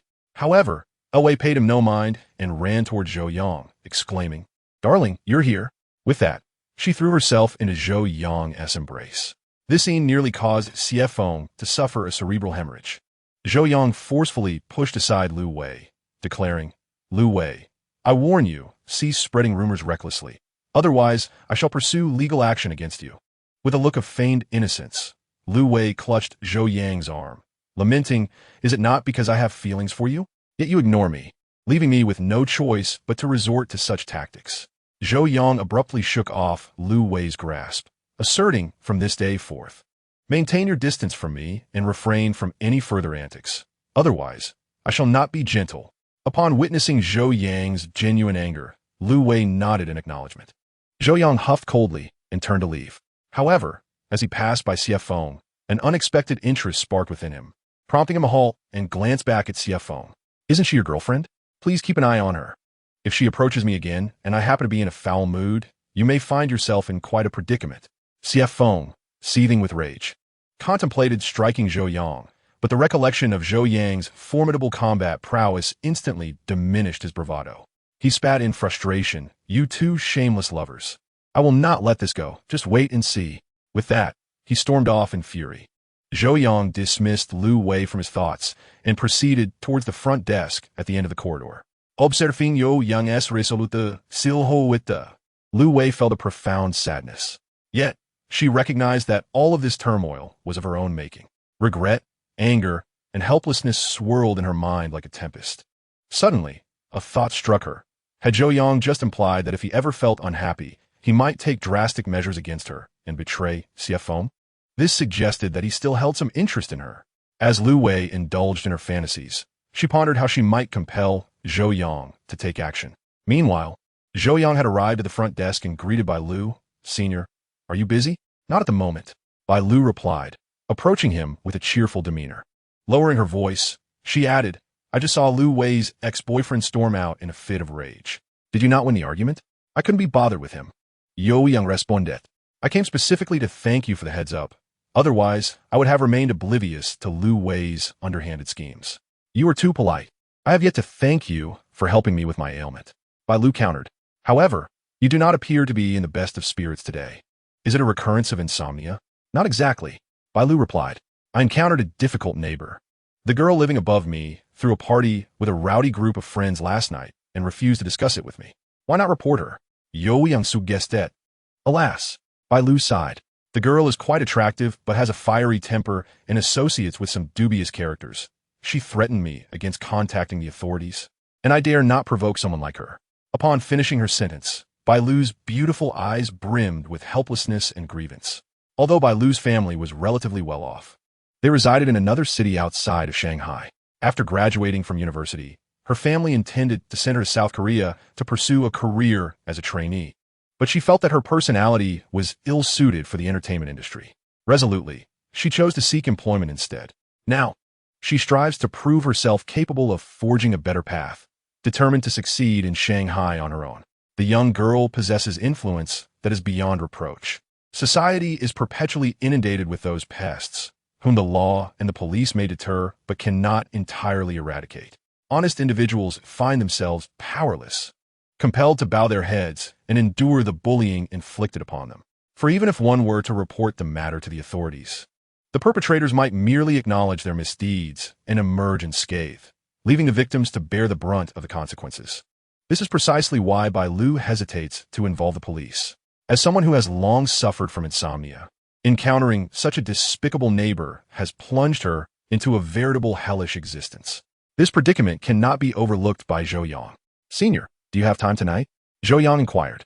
"Indeed," Bai Lu responded without hesitation. "What is the matter? Do you need something from me?" "I've been promoted, so I'd like to treat you to dinner tonight," Zhou Yang declared. "Sure. Where shall we go?"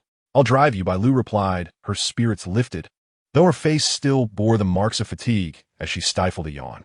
Seeing this, Zhou Yang quickly added, "Senior, this time I'll drive you to your home." "Ah, you're treating me and going to my place?" Bai Lu, having barely slept the previous night, felt somewhat dazed. Zhou Yang continued, "Last time you showcased your skills. So this time, I'll demonstrate my culinary talents at your abode. You can cook?" "Of course." "Very well, I shall sample your skills. I look forward to seeing you tonight." Zhou Yang concluded. Chapter 48. The Ruthless Conspiracy of Society's Denizens. Upon returning home, Xiefeng grew increasingly agitated, erupting in a fit of rage as he began to smash objects. "What are you doing? Have you lost your mind?" Xiefeng, seated on the sofa, wore a look of distress. Since his divorce from Tang Yume and the loss of his job, he felt as though his very soul had been stripped away. Thankfully, he still had a company, albeit under the control of his mistress, which provided a temporary financial reprieve. Yet, the sight of her left him feeling profoundly uncomfortable, as his thoughts were consumed by memories of Tang Yume each night. Consequently, his animosity towards Zhou Yang intensified, as he believed Zhou Yang to be the architect of his marital demise. Xiefeng was convinced that Zhou Yang had shattered his family. The commonality between father and son lay in their refusal to introspect and seek accountability for their misfortunes. That scoundrel Zhou Yang shall meet an untimely end. Xiefeng's eyes glistened with fury, akin to a beast bereft of reason. Upon hearing Zhou Yang's name, Xiefeng too bristled with rage. "Yes, causing trouble again?" he queried. "You stole my girlfriend." Xiefeng retorted, "That shameless wretch, having split, still seeks him out." Xiefeng shook his head in exasperation. A mere Zhou Yang had not only disrupted his marriage, but had also usurped his son's girlfriend, leading both father and son to suffer defeat at his hands, an indignity they could not tolerate. "Xiaofeng, do not simply voice your frustrations. What are your intentions?" Xie Yong inquired. Xie Feng admitted, I have yet to formulate a plan. Xie Yong, incensed, felt the urge to slap Xie Feng. His incessant shouting belied a mind muddled and chaotic. Yet, one could hardly blame Xie Feng. Zhou Yang was currently beyond reproach. Though I have been employed at the company for years, I have also cultivated some acquaintances in the outside world, Xie Yong asserted. I shall not rest until I see Zhou Yang meet a fate befitting his actions. As he spoke, a glint of malice ignited in Xie Yong's eyes. Xie Feng had never seen his father like this before, and it struck him with a sense of dread. Dad, is this really feasible? Murder is a crime, he exclaimed. In his mind, while it was one thing to shout threats, taking genuine action was a different matter entirely. His utmost desire was merely to incapacitate Zhou Yang, preferably by severing his manhood. After all, Lu Wei's remark that Zhou was superior to him in that regard had deeply wounded his pride. However, he did not anticipate that his father, Xie Yong, would be far more ruthless than he imagined, as he proposed to have Zhou Yang sunk into the river. Of course, murder is illegal. Xie Yong's eyes narrowed, the creases at their corners deepening like those of a cunning old fox. What if he were to accidentally fall into the river? Dad, are you suggesting? The people I know are willing to do anything for the right price. They have their ways of making someone disappear, Xie Yong stated. Excellent. Xie Feng's face contorted with malice. Let us proceed with eliminating Zhou Yang once and for all. Without hesitation, Xie Yong took out his phone, opened his contacts, and selected a long uncommunicated acquaintance, Lu Dafei. Dafei, what have you been busy with lately? Well, look who it is. Haven't seen you in a while. What is up, boss Xie? I have a matter to discuss, Xie Yong replied. Let us be straightforward. I need your assistance in dealing with someone. Name your price. Dealing with someone comes with various levels, you know. Are we just teaching him a lesson, or are we looking to incapacitate him, or perhaps erase him completely? We have package deals for all of that, Lu Dafei replied flippantly. Xie Yong clenched his jaw. Erase him completely. Whoa, are you serious, boss Xie? Lu Dafei's tone shifted abruptly to seriousness. Why would I joke about such things? Just tell me if it can be done. Consider it a trivial task. Lu Dafei's tone became lighthearted again, as if the act of erasing someone's existence was merely a trifle for him. However, matters concerning human life are not to be taken lightly. We need to discuss details and pricing in person, Lu Dafei asserted. All right, are you free for dinner tonight? Xie Yong proposed. I can't tonight. I have other commitments, Lu Dafei replied, as he had plans to enjoy himself at Lu Qianqian's residence. When will you be available? I will notify you in advance. Await my call, Lu Dafei concluded. After hanging up, Xie Yong dialed his mistress. Hello, Xiaojia, gather some cash. I need it urgently. More is better. That night, after work, Zhou Yang drove by Lu back to her home. Now that you've been promoted to manager, things have certainly changed. You're even driving a Cadillac. Bai Lu teased with a smile. A friend gifted it to me, Zhou Yang replied. What kind of friend gives away a car? I do like one of those friends too. Bai Lu laughed. Zhou Yang chose not to engage further and said, let us head upstairs. I'll show you something special tonight. He carried the groceries they had purchased at the market and ascended the stairs with Bai Lu. He had visited Bai Lu's home numerous times already, and he was quite familiar with the layout. Upon entering, Zhou Yang wasted no time and headed straight for the kitchen. Before long, the enticing aroma of the dishes wafted through the air, prompting Bai Lu to peek in, astonished. Zhou Yang, your culinary skills are impressive. It's not that I'm a great cook. I just know how to use ingredients well, Zhou Yang modestly replied. You're being humble. Soon, a feast was prepared, and the two began to enjoy their meal. After dinner, Zhou Yang proposed a leisurely stroll downstairs. His intention was to let the neighbors see that Bai Lu was not alone, thus discouraging any potential bullying. He particularly wished to confront the neighbor from upstairs. Unaware of Zhou Yang's true motive, Bai Lu assumed it was merely a post-dinner walk and gladly agreed. As they meandered downstairs, around 8 o'clock in the evening, a girl rode down on a Harley motorcycle, the thunderous roar audible throughout the entire community. Bai Lu felt a headache coming on upon seeing her. Is she from upstairs? Zhou Yang inquired. Yes, Bai Lu confirmed. With the aid of the light, Zhou Yang observed a young woman with a high ponytail. She wore a fitted top and dark green shorts that showcased her slender, elongated legs, perfectly straight. On her feet were platform sandals. Her toenails painted in a vibrant yellow-green that shimmered under the streetlights, likely enhanced with fluorescent powder. Due to her profile, Zhou Yang could not discern her features clearly, but he noted her strikingly pale complexion. The exposed parts of her body glowed under the lamplight, creating a stark contrast. Hey, the female neighbor, answered her phone. Come to my place at 9 o'clock. No excuses. After hanging up, she parked her motorcycle and headed towards the building entrance. Another gathering tonight. Bai Lu sighed resignedly. I'll go tell her to keep it down at night, Zhou Yang declared, preparing to approach her. No. Bai Lu abruptly grasped Zhou Yang's arm. You'd best not provoke her. I heard about a young man in the community who bumped into her and ended up hospitalized for several days after she called her friends to beat him up. No one dares to cross her in this neighborhood. Although Bai Lu recognized Zhou Yang's fighting skills, she was wary of the girl's numerous companions, who were likely more seasoned in brawling than the average person. Naturally, she feared for Zhou Yang's safety. However, Zhou Yang remained unfazed. It's fine. I just want to warn her. With that, he strode towards the girl. Chapter 49, a violent confrontation with the upstairs delinquent. Yet, due to Bai Lu's intervention, time was lost, and by the time Zhou Yang took a few steps, the girl had already ascended the stairs. Seeing this, Bai Lu felt a sense of relief. At least, a conflict was averted. Zhou Yang, thank you for the meal today. I truly enjoyed it. Bai Lu beamed with a sweet smile. You should head back and rest early. She was concerned that Zhou Yang might go upstairs, risking some uncontrollable incident. Unbeknownst to her, Zhou Yang was there to provide her support. Senior, are you so eager to send me away? Zhou Yang asked, is there something on your mind? Not all, Bai Lu replied. Then why the rush? Come on, let us sit for a while. Zhou Yang insisted. At that moment, a black plastic bag suddenly plummeted from the fourth-floor window, striking Bai Lu on the shoulder. The bag burst open, scattering garbage across the ground, including a sanitary napkin. Bai Lu jumped in shock and quickly brushed her shoulder, relieved that none of the refuse had touched her. Watch where you're walking. A voice called from the open window above. It was the delinquent from Bai Lu's floor. Are you blind? Can't you see someone down here? Zhou Yang admonished angrily. Are you blind? Can't you see someone is littered? Exclaimed the young girl, visibly irritated. Look at how the trash bag is burst. It's truly bothersome. She pointed at Bai Lu and demanded, you, pick up the trash and dispose of it in the bin. Bai Lu retorted, this is your litter. You should clean it up. If I hadn't bumped into you, would have burst? The young girl replied, you better clean it up quickly. Or don't blame me for being rude. Bai Lu's face flushed with anger, but striving for peace, she bent down to retrieve the trash bag.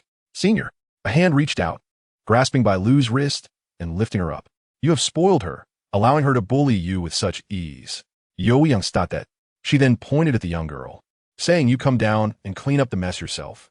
The girl gritted her teeth and shot back. Who do you think you are? Her boyfriend? Cut the nonsense and come down to clean the trash. Zhou Yang insisted, with a newfound confidence from having a boyfriend. The young girl sneered at Zhou Yang and Bai Lu, you can pick it up if you want. After all, the garbage is scattered at your feet. With that, she retreated, slamming the window shut. Damn it, Zhou Yang muttered through clenched teeth. Seeing Bai Lu's distressed expression, he was filled with rage and began to ascend the stairs.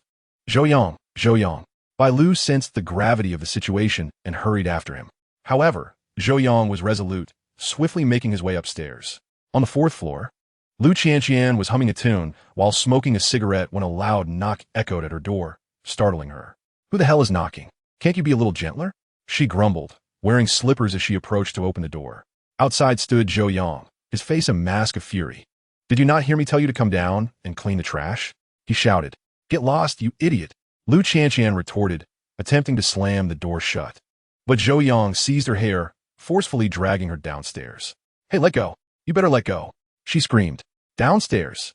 Bai Lu's face turned pale at the sight of Zhou Yang pulling Lu Qianqian down by her hair. Lu Qianqian's hair was a mess, one slipper missing, as she was dragged all the way down to the litter. Zhou Yang pointed at a used sanitary pad on the ground and commanded, eat it. Are you out of your mind? Do you even know who I am? Lu Qianqian retorted, displaying remarkable bravado despite her predicament. I don't care who you are, eat it. Zhou Yang reiterated. Go to hell. Let go of me, or I'll have someone kill you. Lu Qianqian shouted back. A loud slap echoed, abruptly silencing the scene. Zhou Yang had struck her, an act he had never committed against a woman before, leaving him momentarily stunned. Indeed, this woman had enraged him.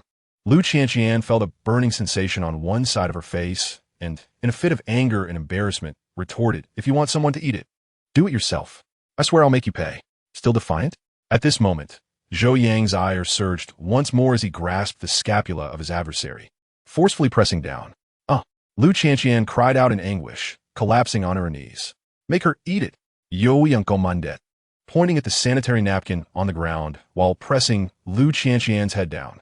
Although she attempted to brace herself with one foot, her strength paled in comparison to Zhou Yang's, and with a single push, she found herself in a split position, pinned beneath him. Will you eat it or not? Zhou Yang continued to press her head down, her mouth perilously close to the napkin. Whoa. Lu Qianqian suddenly burst into tears, lamenting, "What kind of man bullies a girl? Isn't that shameful?" This scene left Zhou Yang momentarily at a loss for words. Hadn't she been so brazen just moments ago, threatening him with violence? Now, she wept like a child. "What are you crying for? Weren't you just so tough?" Zhou Yang retorted coldly. "Who could possibly eat that? You're just making things difficult for me." Lu Qianqian replied, her eyes reddened. "Do you comprehend how it feels to be bullied by others?" Zhou Yang inquired. "I was wrong. I won't bully anyone again, all right? Apologize to my friend." Zhou Yang pointed at Bai Lu. "I was wrong." Bai Lu had never seen Lu Qianqian so submissive. Yet as a woman herself, she discerned the cunning beneath Lu Qianqian's demeanor. "Zhou Yang, let it go." Bai Lu interjected. "We're neighbors after all." Zhou Yang then commanded Lu Qianqian, "Pick up the trash and dispose of it in the bin." "Fine." Lu Qianqian complied, gathering the refuse and tossing it into the bin. Zhou Yang and Bai Lu ascended the stairs. "Wait, I have something to attend to outside. I'll be back shortly," Bai Lu announced. Upon exiting, she went to the 4th floor to find Lu Qianqian. "What brings you here?" Lu Qianqian asked, seated on the sofa, massaging her leg while on a call. "I've come to apologize," Bai Lu stated. "I'm here on his behalf to ask you not to involve those friends from the streets, as that would only escalate matters." Are you scared?" Lu Qianqian retorted, just as her call connected.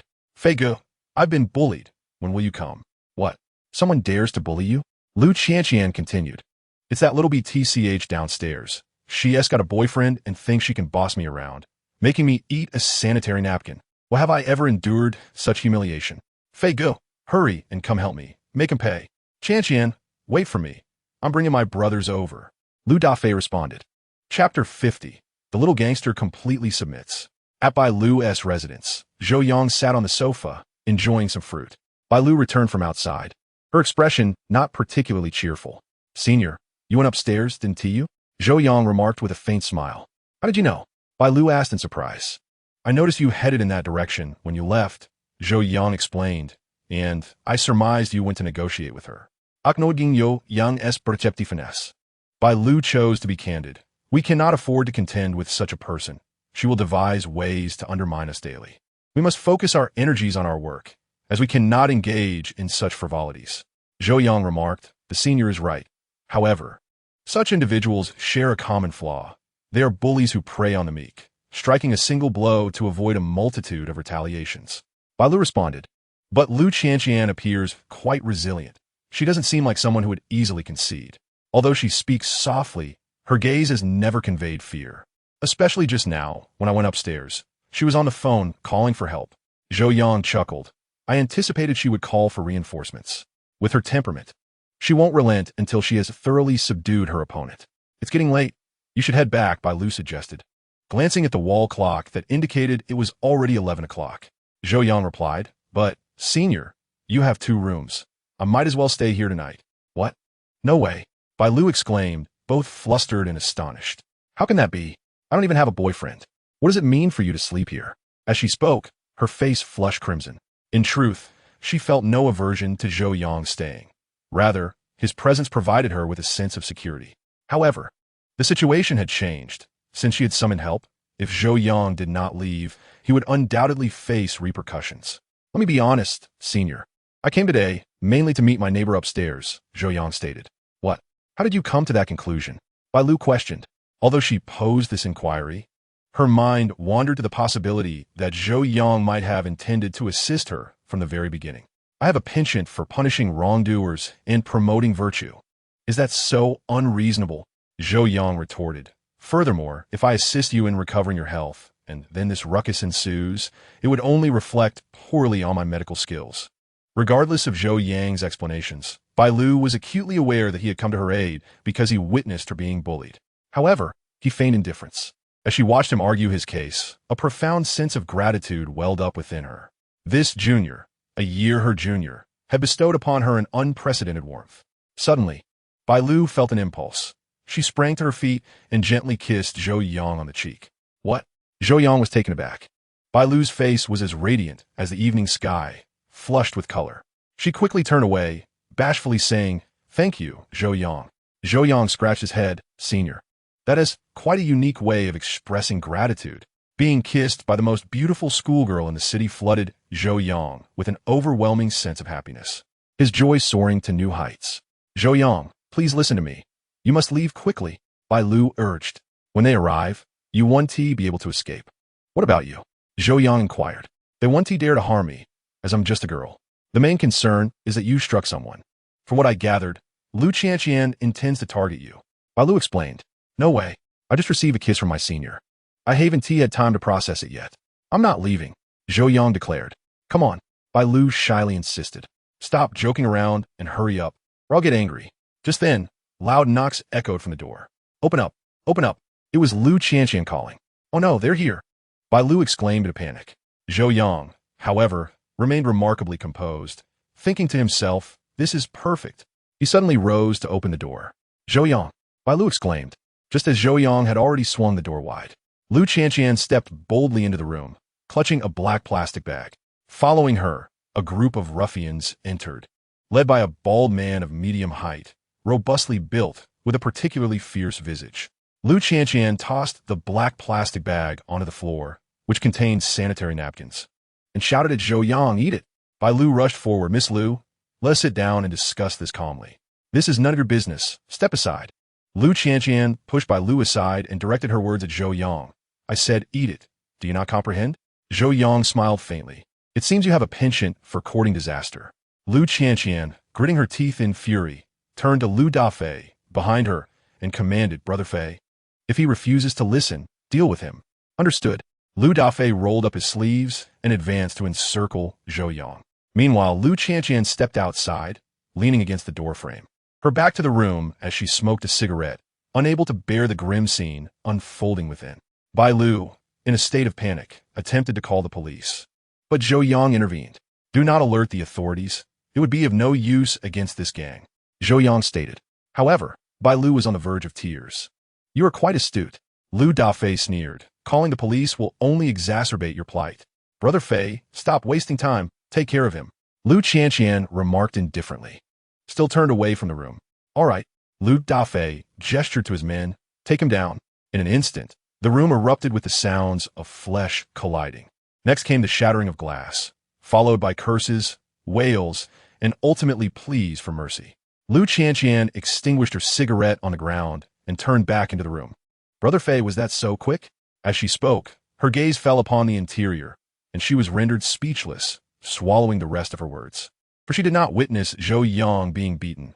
Rather, all of Lu Dafei's minions lay sprawled on the ground, groaning in pain. Lu Dafei, bloodied and battered, found himself at Zhou Yang's feet, gritting his teeth and begging for mercy. Big brother, please show mercy. Bai Lu was utterly astonished, covering her mouth with her hands. Her beautiful eyes wide open, rendered momentarily speechless. She had just witnessed a thrilling fight that seemed straight out of a movie. Her mind lingered on the exhilarating scene. At this moment, Zhou Yang too was panting heavily, having stimulated a certain acupoint within himself, thus enhancing his combat prowess beyond that of an ordinary person, though at a significant cost to his stamina. Nonetheless, his strength remained unmatched by the average individual. You asked me to show mercy? Zhou Yang coldly regarded Lu Dafei beneath his foot. If the one beneath your foot were me, would you show me mercy? Big brother, I was wrong. Lu Dafei pleaded. Please spare me. I shall never dare to offend you again. Just moments ago, Lu Dafei felt as if he were trapped in a nightmare, overwhelmed by a sense of desperate powerlessness that he wished never to experience again. His nose was broken, and the pain was unbearable, prompting thoughts of hastening to the hospital for treatment. The girl said the same thing. Yet did it not lead to you seeking revenge on me? Yo Yang pointed at Liu Qian. Brother, I speak with unwavering conviction, declared Lu Dafei. My name is Lu Dafei. You may inquire around this area. I am a person of principle in my dealings. Today, I have faced defeat, and henceforth, should I encounter you, I shall take a different path and refrain from causing any further trouble.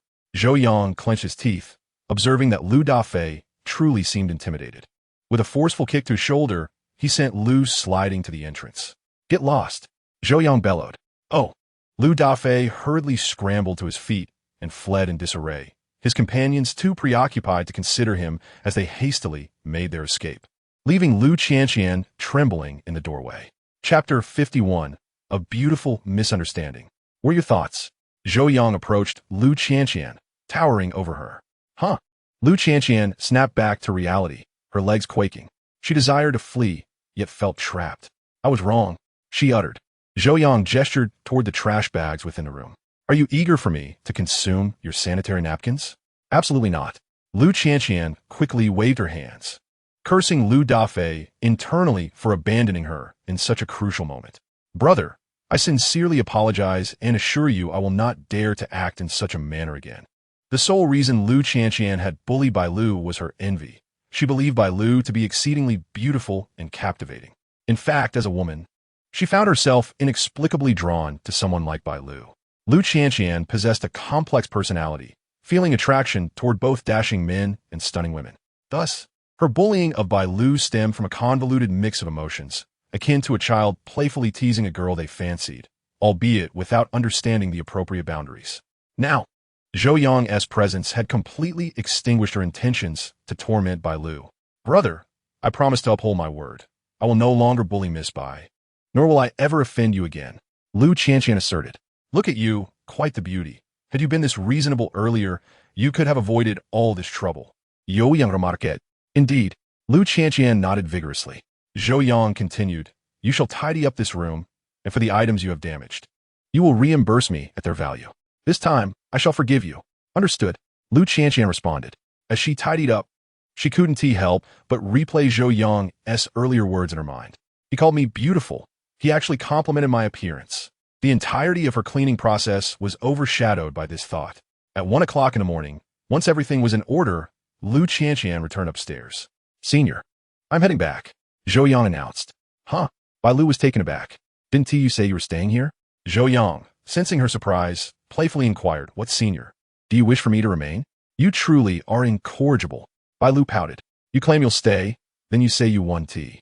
Do you think my home is some sort of inn? Zhou Yang replied. I merely wish to avoid tarnishing your reputation. The most beautiful flower of Shun University, spending the night with a stranger. What a scandal. Ugh, what scandal? Bai Lu remarked, if you intend to stay, you may take a shower. If not, I shall not hinder you. Stay. Zhou Yang hurriedly replied. Bai Lu smirked subtly, then with a serious demeanor said, I shall fetch you a towel.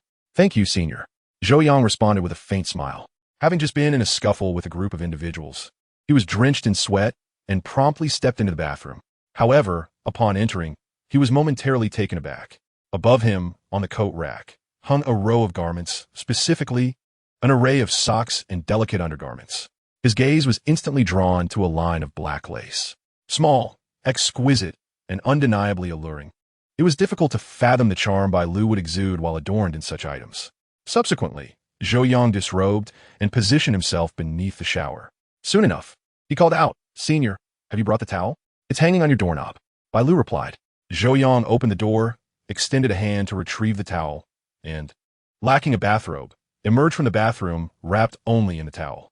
Upon seeing Zhou Yang's well-defined torso, Bai Lu felt her heart race. Oh dear, why did you come out like this? Zhou Yang explained. I didn't bring a bathrobe. I'm a bit damp, so I thought I'd air out.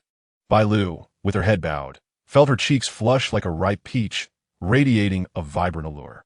I shall also take a shower, she exclaimed, hastily retreating into the bathroom. Having been single for many years, Zhou Yang's masculine presence ignited a dormant yearning for intimacy within her. She suppressed her fluttering emotions as she prepared to bathe, but was suddenly struck with embarrassment upon noticing the row of delicate items on the rack. Zhou Yang must have seen them. At that moment, she wished she could disappear into a crack in the floor. Those were her only set of intimate garments. Despite her conservative mindset, she had succumbed to the allure of modern media, where young women flaunted their allure. Bai Lu was quite confident in her physique. At this youthful age, her desire for beauty was fervent, and she had wished to don such attire solely for her own admiration. Hence, she impulsively purchased a set, indulging in a touch of vanity. Yet today, being seen by Zhou Yang complicated matters. With her thoughts swirling, Bai Lu began her shower. However, as the warm water cascaded over her skin, an unusual sensation enveloped her. It seemed that Zhou Yang was the first man to ever bathe in her bathroom. The more she pondered, the more her heart raced. Shaking her head, she attempted to dismiss such thoughts, surrendering to the soothing warmth of the water as it glided over every inch of her body. Upon exiting the bathroom, Zhou Yang had already succumbed to slumber on the sofa, having activated the overdraft abilities within the golden scale earlier that day. He was utterly fatigued and had inadvertently drifted off. Bai Lu contemplated waking him to suggest he sleep in the bedroom. But after a few attempts to rouse him and seeing he was in deep sleep, she chose not to disturb him. After all, it was late into the night. She retrieved a blanket and draped it over Zhou Yang, then returned to her room, covering herself with another blanket to sleep. The night passed in silence, and the following morning, Zhou Yang awoke early, invigorated by the pleasant fragrance lingering in the bedding. It was indeed the quilt of his senior sister, now draped over him.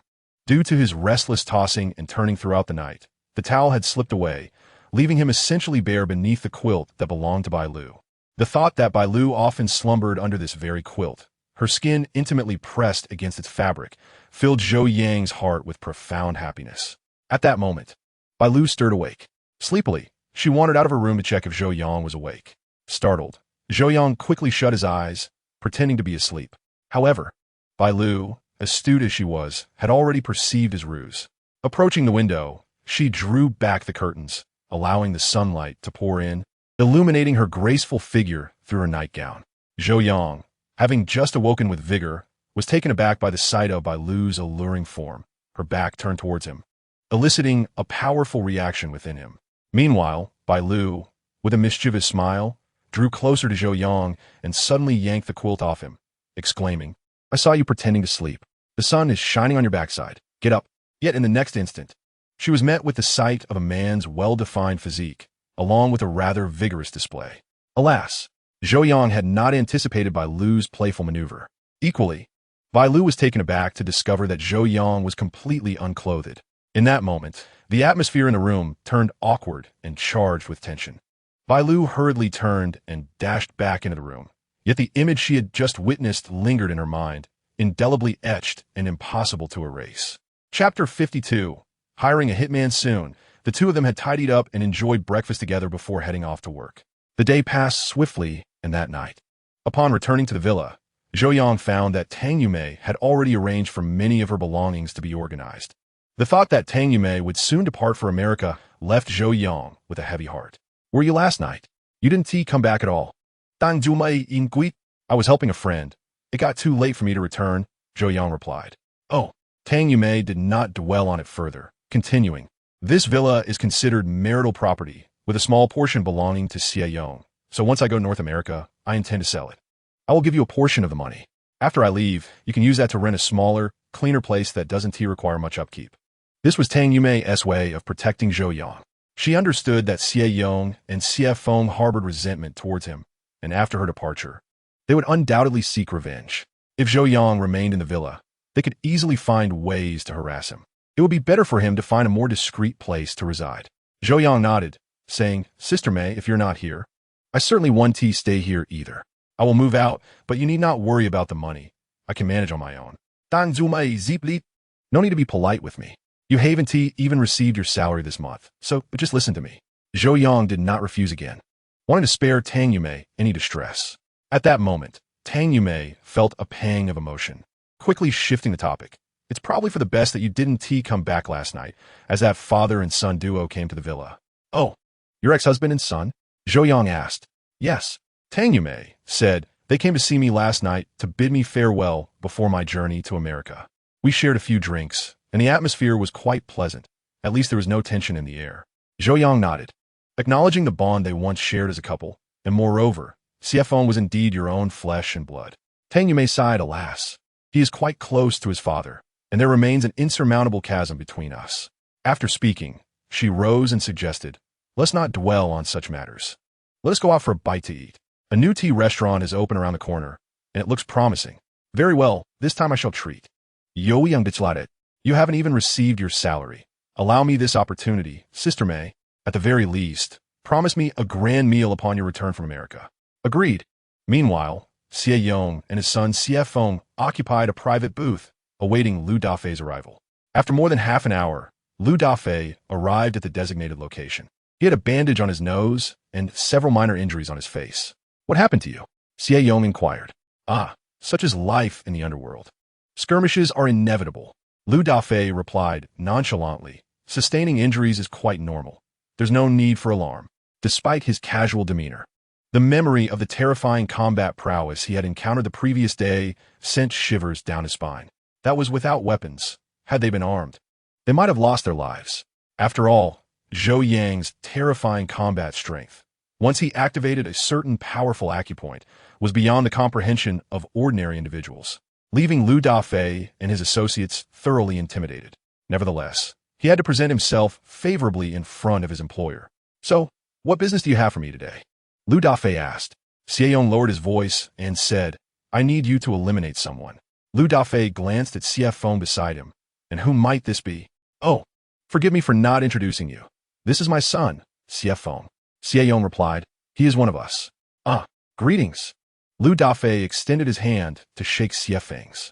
Once assured that there were no outsiders present, Lu Dafei adopted a serious expression and said, Please elaborate on the specifics. Xie Yong explained, The person I need you to deal with is a young man in his 20s, just graduated from university, named Zhou Yang. He has caused my family to fall apart, and I must have him removed. Mr. Xie, orchestrating such an act is a grave matter with a high risk factor. I would not recommend proceeding unless absolutely necessary. Lu Dafei felt a deep unease. He was untroubled by fighting or injuring someone, and even incapacitating a foe was within his daring capabilities, as there remained room for retreat. However, taking a life was a different story altogether, should it come to light. The consequences would be dire. Lu Dafei felt conflicted, wanting to dissuade Xie Yong from this course of action. What is the matter, Dafei? Are you afraid? Xie Yong coldly asked, a hint of disdain on his face. Afraid?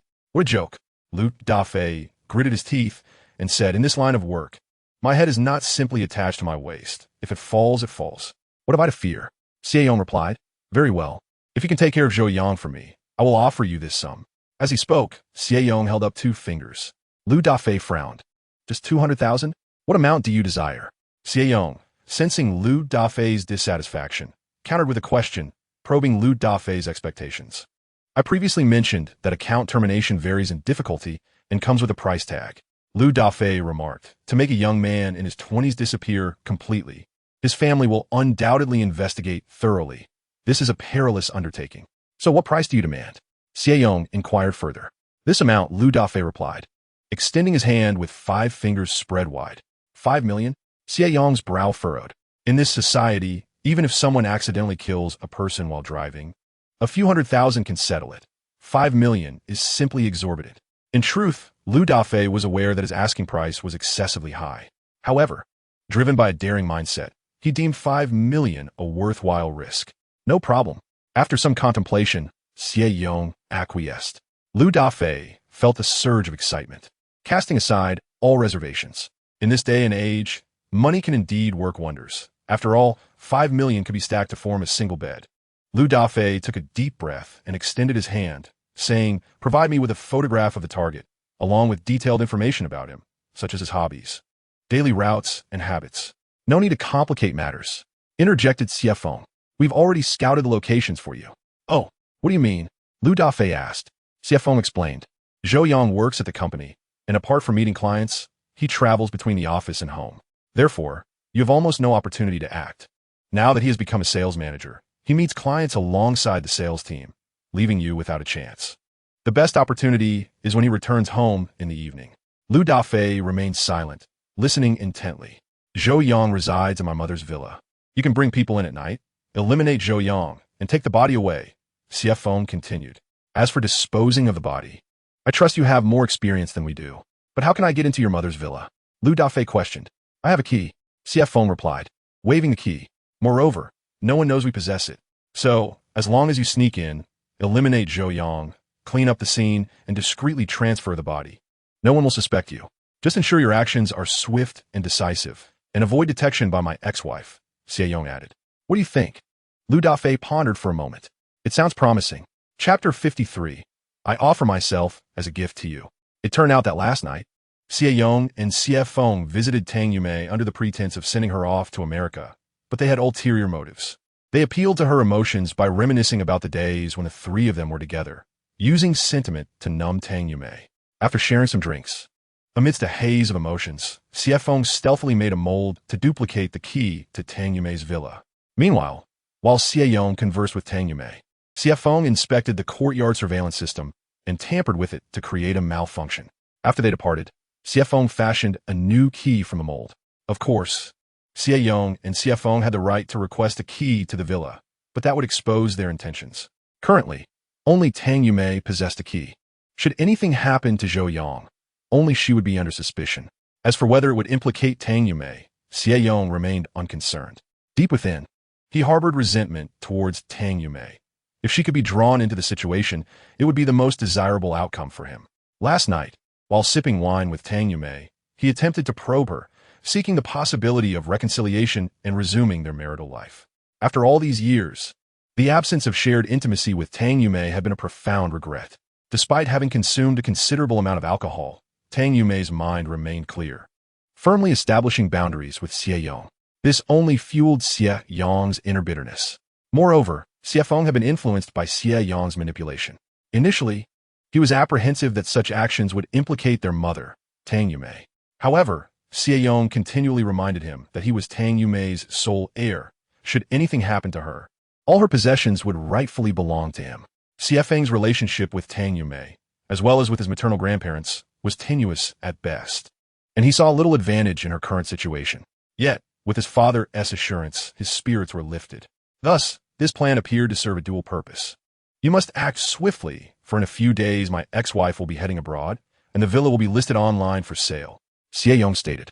It will be difficult to manage by then. Rest assured, Lu Dafei replied. Pay me up front. I can offer you 1 million as a down payment. The remainder will follow upon completion. Xie Yang declared. Do you not trust me? Lu Dafei frowned. If I did not trust you, I would not have sought you out.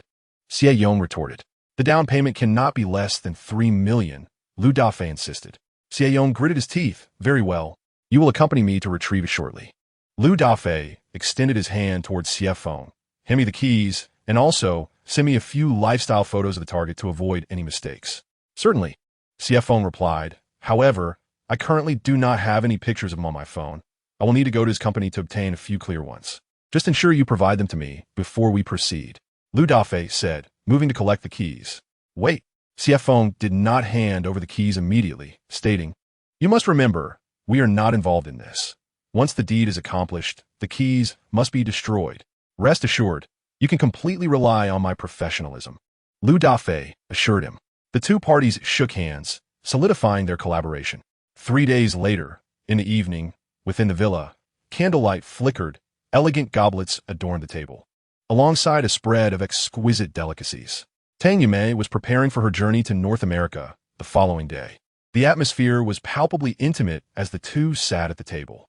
Zhou Yang, you must try this, Tang Yumei said. Dressed in a rather revealing outfit, a pair of yoga pants paired with a white long shirt, radiating vitality. She continuously served Zhou Yang, seemingly relishing the moment. Mei Jia, you should eat as well, Zhou Yang responded. As they drank and conversed, reminiscing about their initial encounter and every detail of their journey together, laughter, emotion, and a sense of longing filled the air. When the spirits were high, Tang Yumei moved closer to Zhou Yang, gently saying, Zhou Yang, I am aware that you have been handling things on your own. Ah, Zhou Yang replied. How do you know? Do you not use toilet paper? Tang Yumei smiled mysteriously. However, I must chastise you. Regardless of your youth and vitality, such wastefulness is unacceptable. Every now and then, it feels like such a waste. Hee hee. It's not every day I get to be with such a stunning beauty like you. Zhou Yang remarqued. You've had to endure quite a lot. Tang Zhu Mai Sai. Suddenly rising to sit on Zhou Yang's lap. Today, you need not hold back any longer. I present myself to you as a gift. Mei Jia. Under the influence of alcohol, Zhou Yang cast aside his shyness, tenderly caressing Tang Yumei's cheek. They shared a passionate kiss, their fervor causing several plates to topple over. Zhou Yang, I wish to be in your room, Tang Yumei panted. All right. Zhou Yang swiftly lifted Tang Yumei into his arms, entering his room and shutting the door behind them. At that moment, Lu Dafei and Datu stealthily infiltrated the villa. It was already past 11, and the lights in the villa were extinguished, leading them to believe Zhou Yang and Tang Yumei had retired for the night. They unlocked the villa's main door with a key, donning black hoods as they quietly slipped inside. To their surprise, the dining table in the villa's hall was still lit by candles, though the illumination was dim. "Brother Fei, have you received the target's photograph?" Data whispered. "Not yet," Lu Dafei replied, "but it doesn't matter. This villa is occupied solely by Zhou Yang." He then quietly instructed Datu, "You should start recording on your phone. I'll take snippets later to send to the employer for the remaining payment." "Understood." Datu activated the video recording. Following the clues provided by the CF phone, they stealthily approached the door. At that moment, a soft moan from Tang Yumei echoed within. "What the hell?" Lu Dafei exclaimed in astonishment. "That sound is quite intoxicating," Data remarked. Lu Dafei took a deep breath, inwardly cursing CF phone for claiming Zhou Yang was merely a tenant of his mother. Clearly, they were sharing more than just a living space. Given this revelation, they had no choice but to bide their time.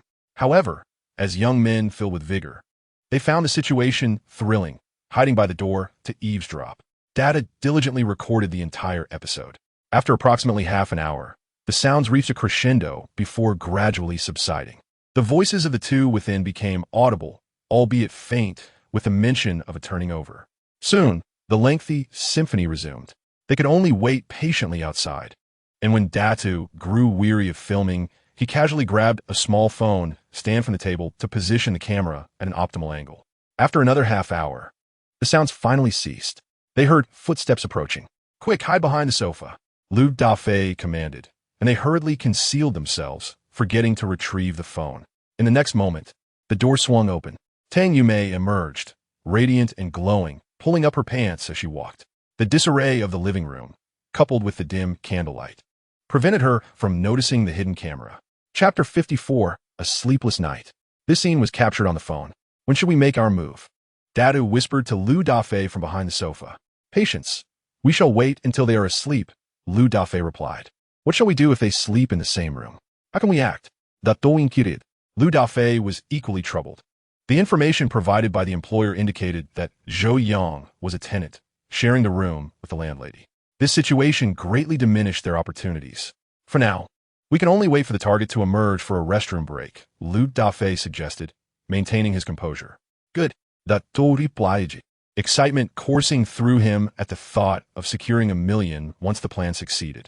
A moment later, Tang Yumei returned from the restroom, seemingly having refreshed herself, and re-entered Zhou Yang's room, neglecting to close the door behind her. "Sister May back again?" Zhou Yang remarked. "What? Are you unable to keep up?" "Of course not.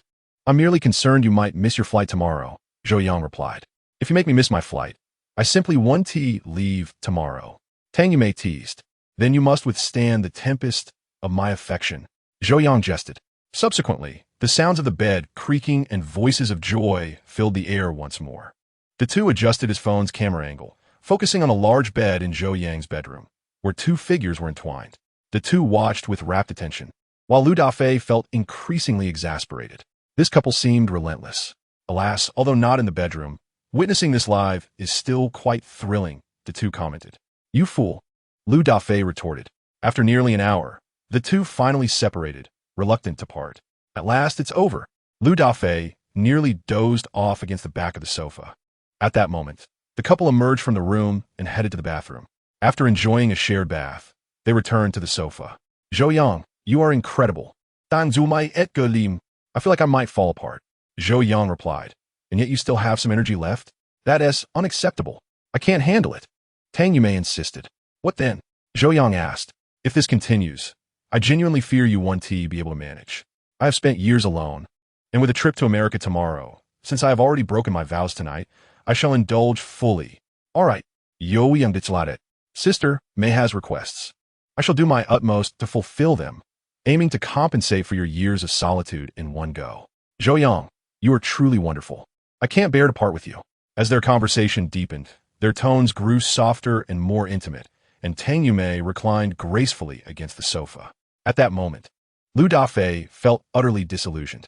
Were these two out of their minds? Were they not going to sleep? However, he and the two remained concealed behind the sofa, hesitant to make a sound, enduring the moment in silence. The sounds of Zhou Yang and Tang Yumei echoed from the sofa, occasionally causing it to sway. Previously, Their sounds had been muted in the bedroom. Now, mere feet away, they ignited a feverish heat within Lu Dafei and Datu. Perhaps the change of venue invigorated them, as they continued for over an hour before pausing. I can't go on. Tang Yumei finally conceded. Zhou Yang inquired with concern, Sister Mei, is anything bothering you? It's delightful, but I am utterly exhausted. Tang Yumei replied with a satisfied expression. Zhou Yang, you have brought me immense joy. As long as Sister Mei is happy, Zhou Yang responded. His prowess is undoubtedly not a product of mere chance. Within the pages of Golden Scales, there exist prescriptions that significantly enhance male vitality. For patients, these remedies work wonders, while for the healthy, they can amplify one's combat prowess manifold. As Zhou Yang approached puberty, he was enlightened by Golden Scales, frequently procuring herbs for himself, often resulting in nosebleeds. Over the years of nourishment, he amassed formidable strength during his growth phase, rendering him an irresistible force. This is why Lu Wei finds it hard to be apart from him. Nowadays, Tang Yumei also feels a sense of dependency on Zhou Yang. Yet she cannot neglect her career. After exchanging a few words, it was evident that Tang Yumei was feeling quite fatigued. Sister Mei, perhaps we should sleep in separate rooms. Zhou Yang suggested. I fear that if we share a bed, I might lose control. My goodness, you truly are a remarkable person, Tang Yumei replied. Zhou Yang chucklet awkwardly. Good night, Sister Mei. They each retreated to their respective chambers. At this juncture, Lu Dafei and Datu finally encountered their opportunity. No need to rush. After all this commotion tonight, they are bound to be in deep slumber. Once they are fast asleep, we shall proceed to seize the moment, Lu Dafei declared. Agreed, Datu responded. At that moment, Lu Dafei noticed a new message had appeared on his phone. It turned out his device had been on silent, and his anxious state had prevented him from checking for updates. He opened the message and found it contained several images of Zhou Yang, albeit with marginal clarity. Sent from an unfamiliar number. Did the employer just send these photos? Datu inquired. No, they were sent earlier. I simply overlooked them. Lu Dafei replied as he scrutinized the images. Why does this person seem so familiar?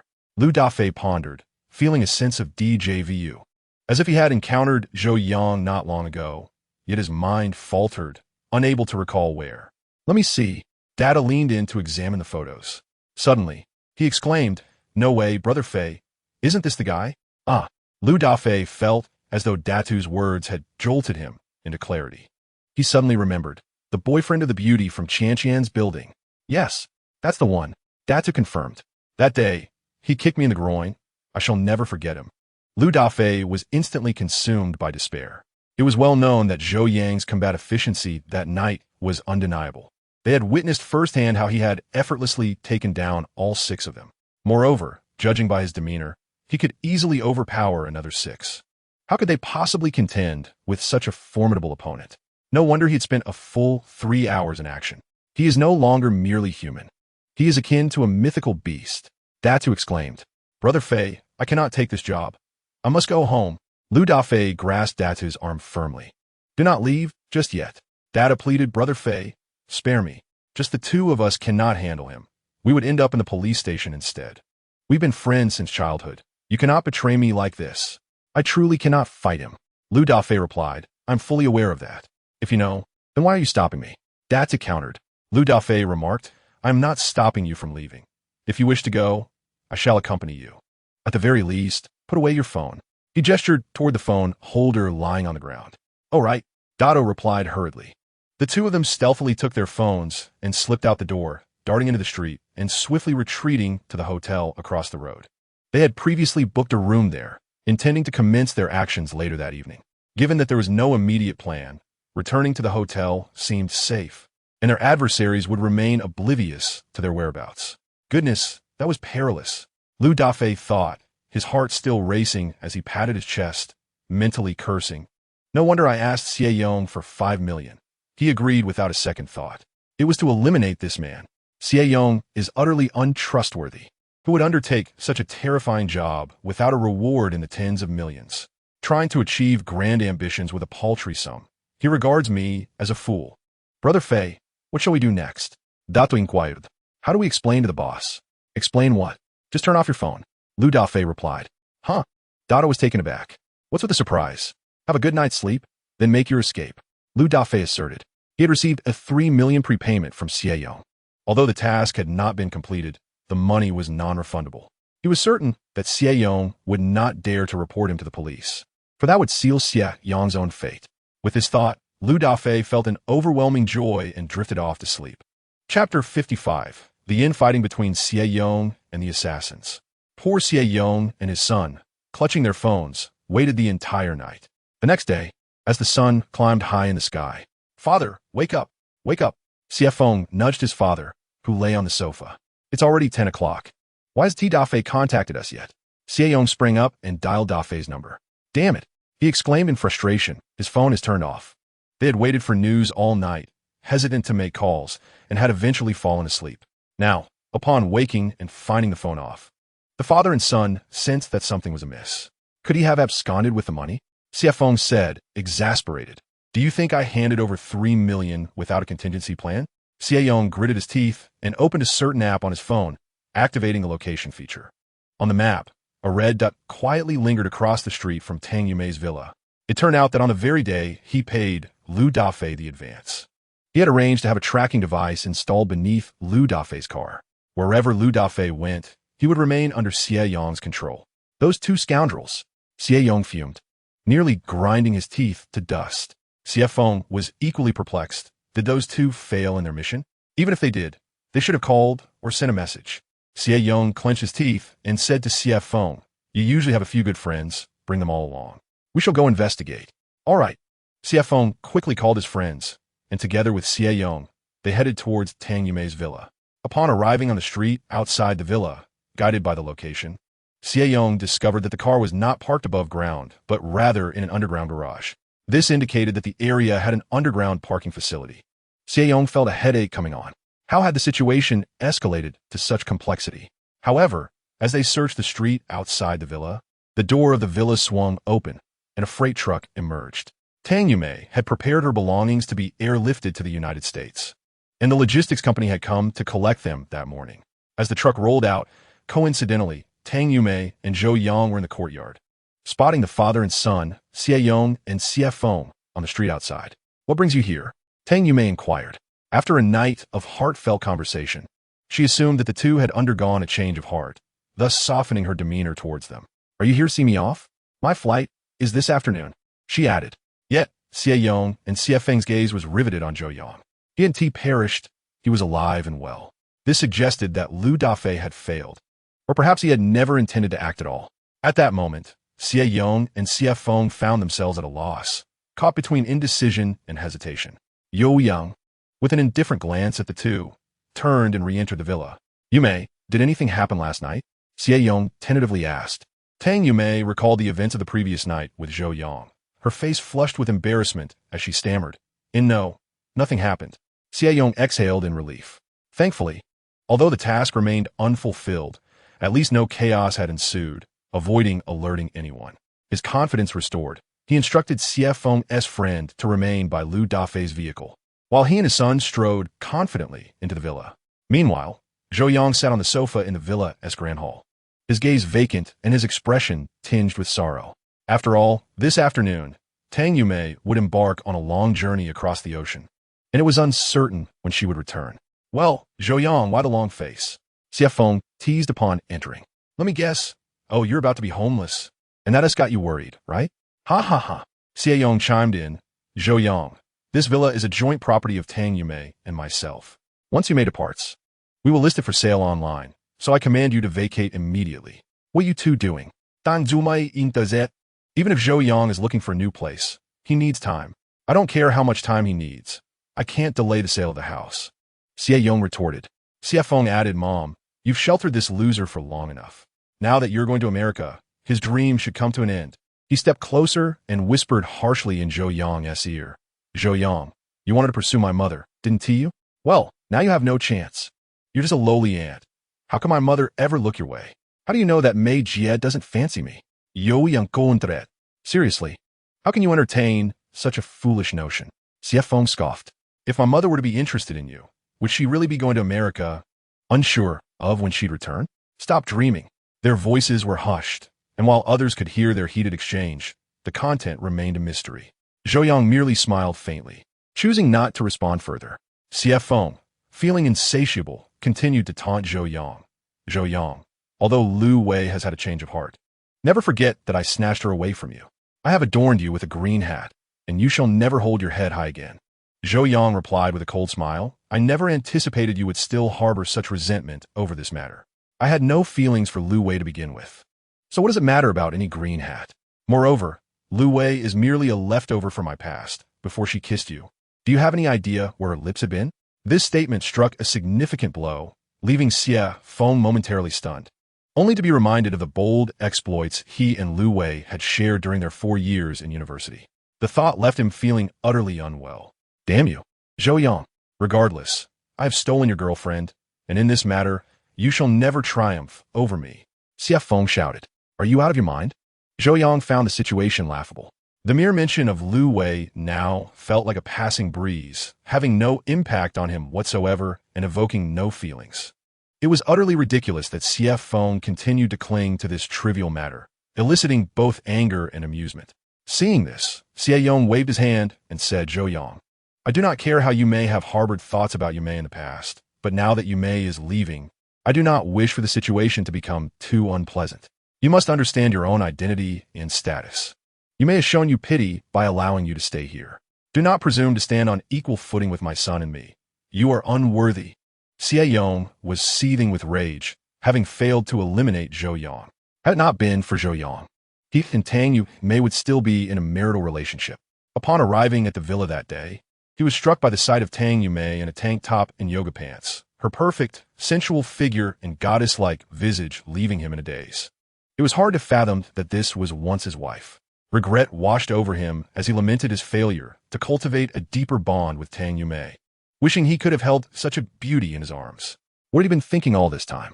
Just as he was consumed by regret and fury towards Zhou Yang, Xiefeng's phone rang abruptly. A phone, 2 guys have gotten into that car. His friend on the other end exclaimed. Stop them. Don't let them get away. Xiefeng urged. Turning to Xie Yong, he said, Dad, we've found them. Let us hurry. Xie Yong quickly rose, and he and Xiefeng rushed outside. Soon, they arrived across the street where Xiefeng's friends had surrounded Lu Dafei and Datu in their car. Seeing this, Xie Yong and Xiefeng's eyes turned red with anger. They stepped forward and picked up stones from the roadside, slamming them against the car's windows with force. Chapter 56. The CF father and son, completely breached. Lu Dafei and Datu were startled, shouting from inside the vehicle, Get out of the way! Get out of the way! You better come out!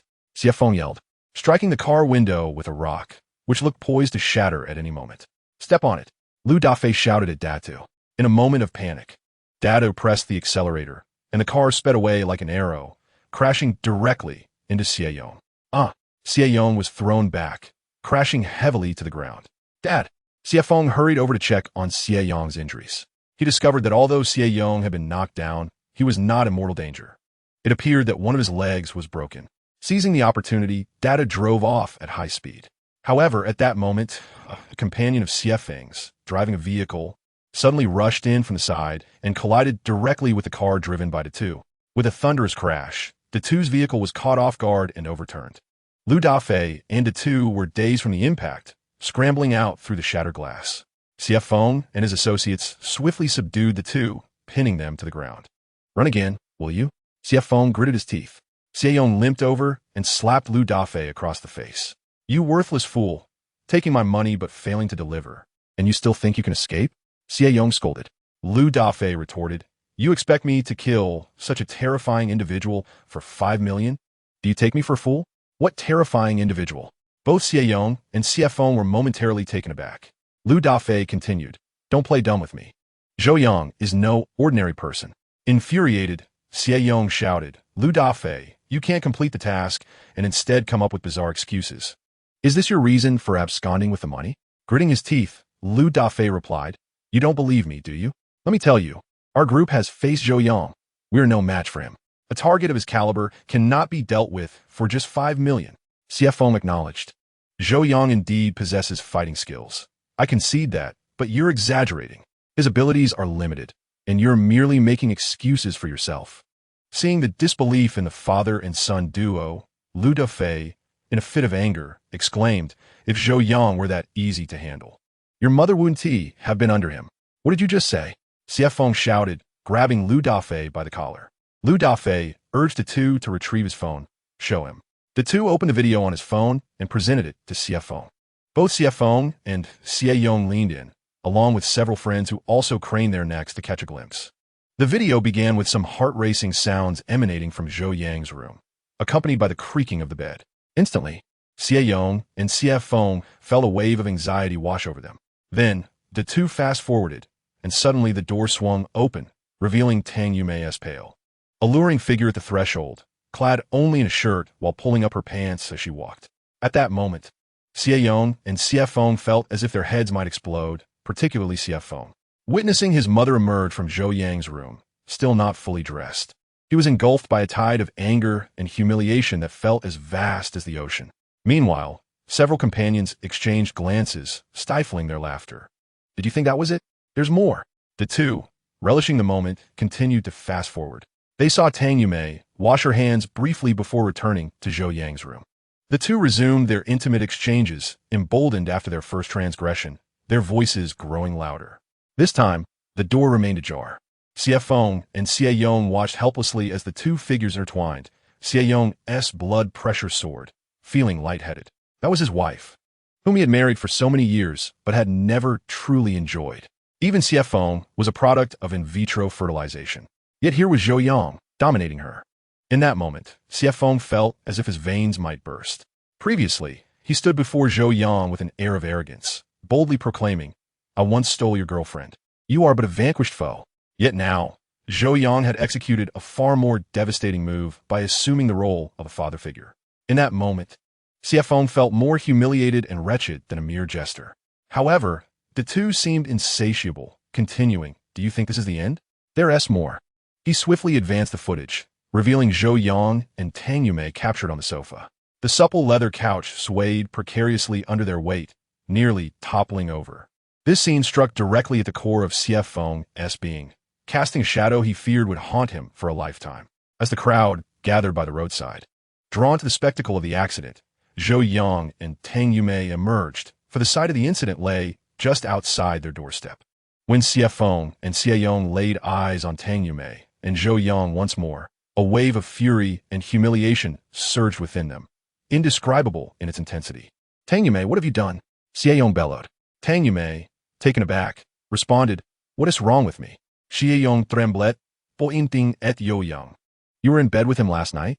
Xie Feng, gritting his teeth in anguish, added, and it happened 3 times. Dato interjected. The first time lasted over half an hour, and the last one was nearly an hour long. Tang Yumei's face flushed crimson. The onlookers were bewildered, questioning what this was all about. Who had slept with whom? Were you spying on me? Tang Yumei asked coldly. Realizing that her affair with Zhou Yang had become public knowledge, she ceased to disguise the truth, boldly declaring, Indeed, I am involved with Zhou Yang. So what? You shameless woman! Xie Yong shouted in anger. Tang Yumei retorted with a cold smile. I conduct myself with integrity. On what grounds do you accuse me of being shameless? We are divorced, and I'm single now. Is it illegal for me to date or make friends? Am I violating any moral codes? Her argument was indeed valid, leaving Xie Yong seething in frustration, yet rendered speechless. Xie Feng interjected, Tang Yumei, I do not object to your choice of partner, but why him? Do you not realize he approached you solely for revenge against me? Taking a deep breath, Tang Yumei shook her head with a bitter smile. If you were not my son, I would truly want to slap you. Throughout our relationship, what have I gained from my unwavering dedication to you? Only the knowledge that you have been secretly spying on me. If you hadn't acted disgracefully, I wouldn't have had to monitor you. Xie Feng retaliated weakly. Very well. Tang Yumei's eyes glistened with unshed tears, her teeth clenched in resolve. If my actions embarrass you, then from this day forth, let our mother-son bond be severed. At the mention of severing ties, Xie Feng was instantly gripped by fear, not of anything else, but of the potential rupture of his financial stability.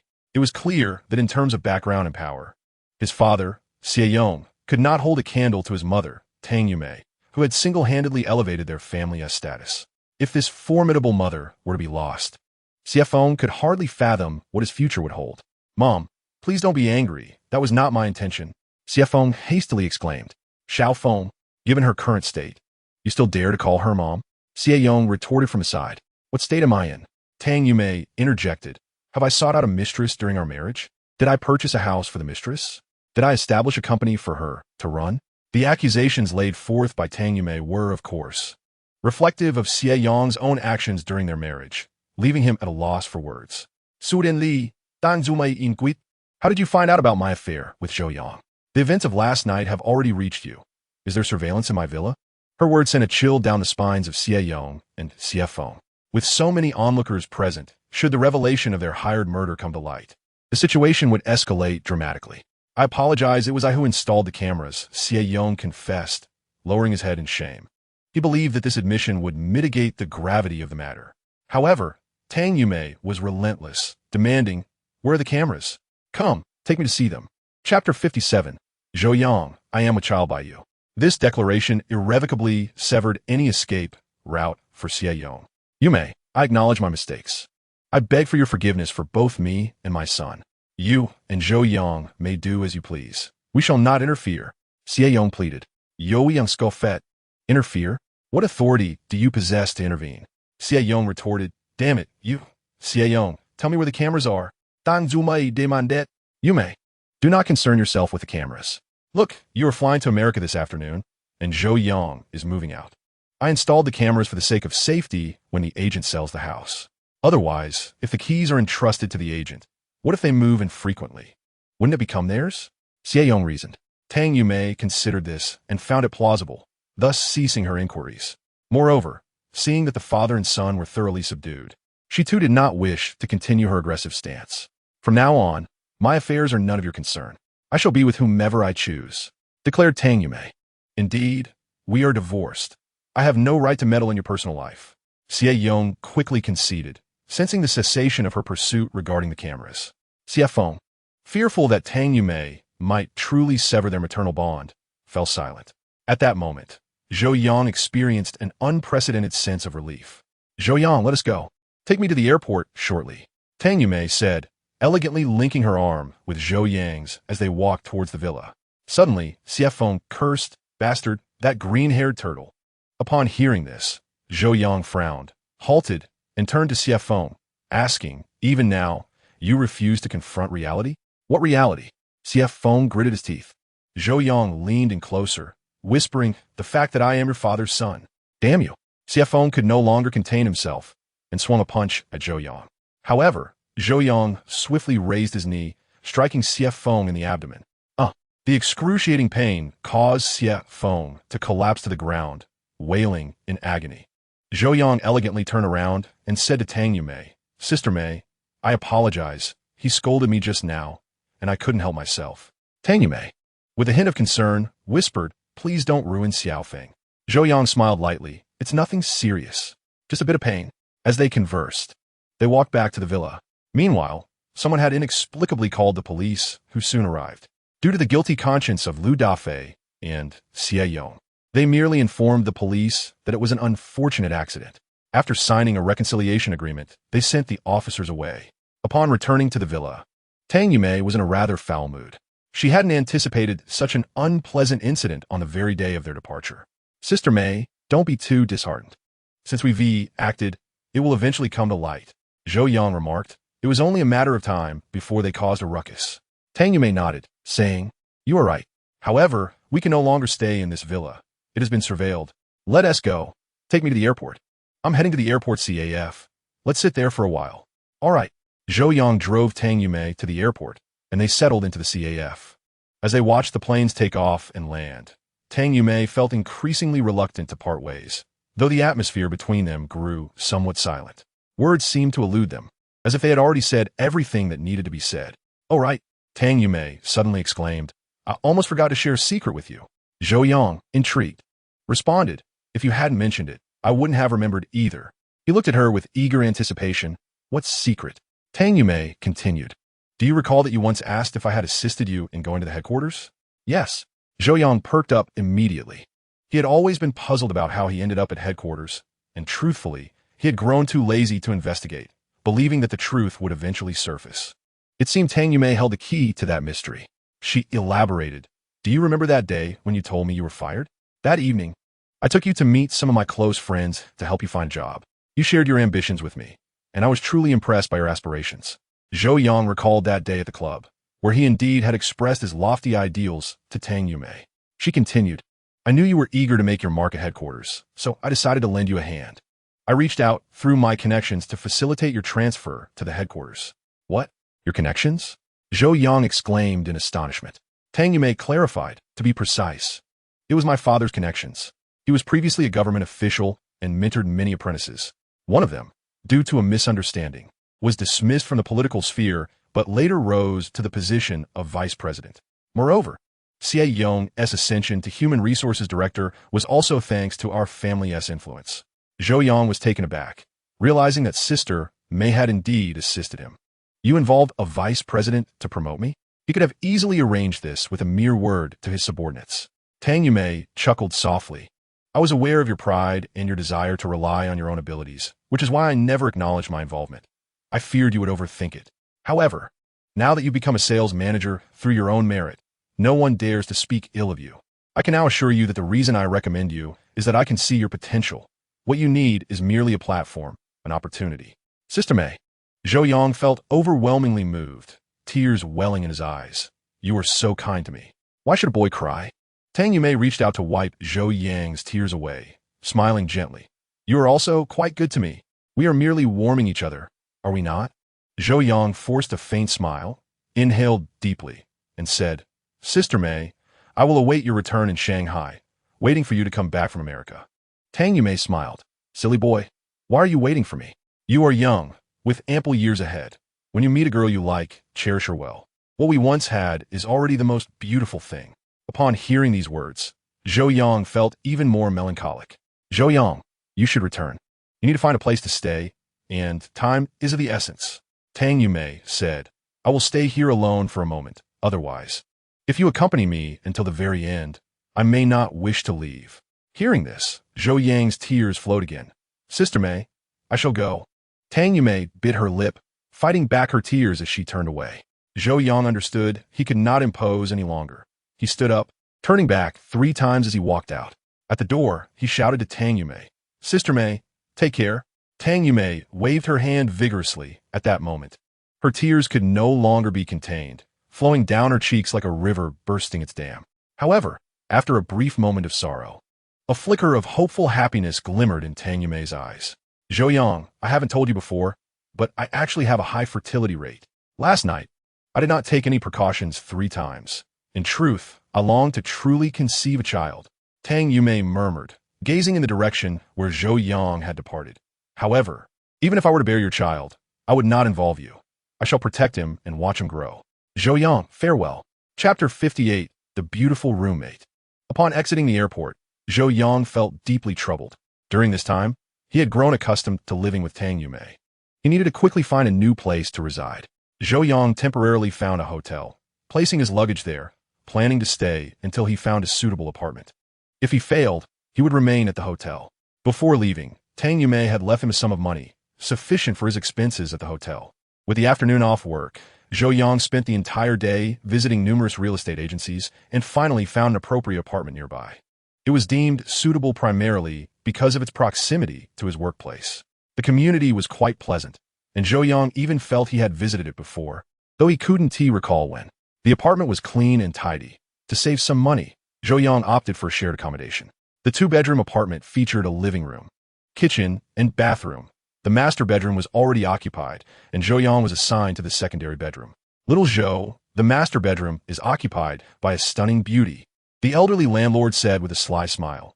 Moreover, she is your colleague from the same corporation. Oh, what is her name?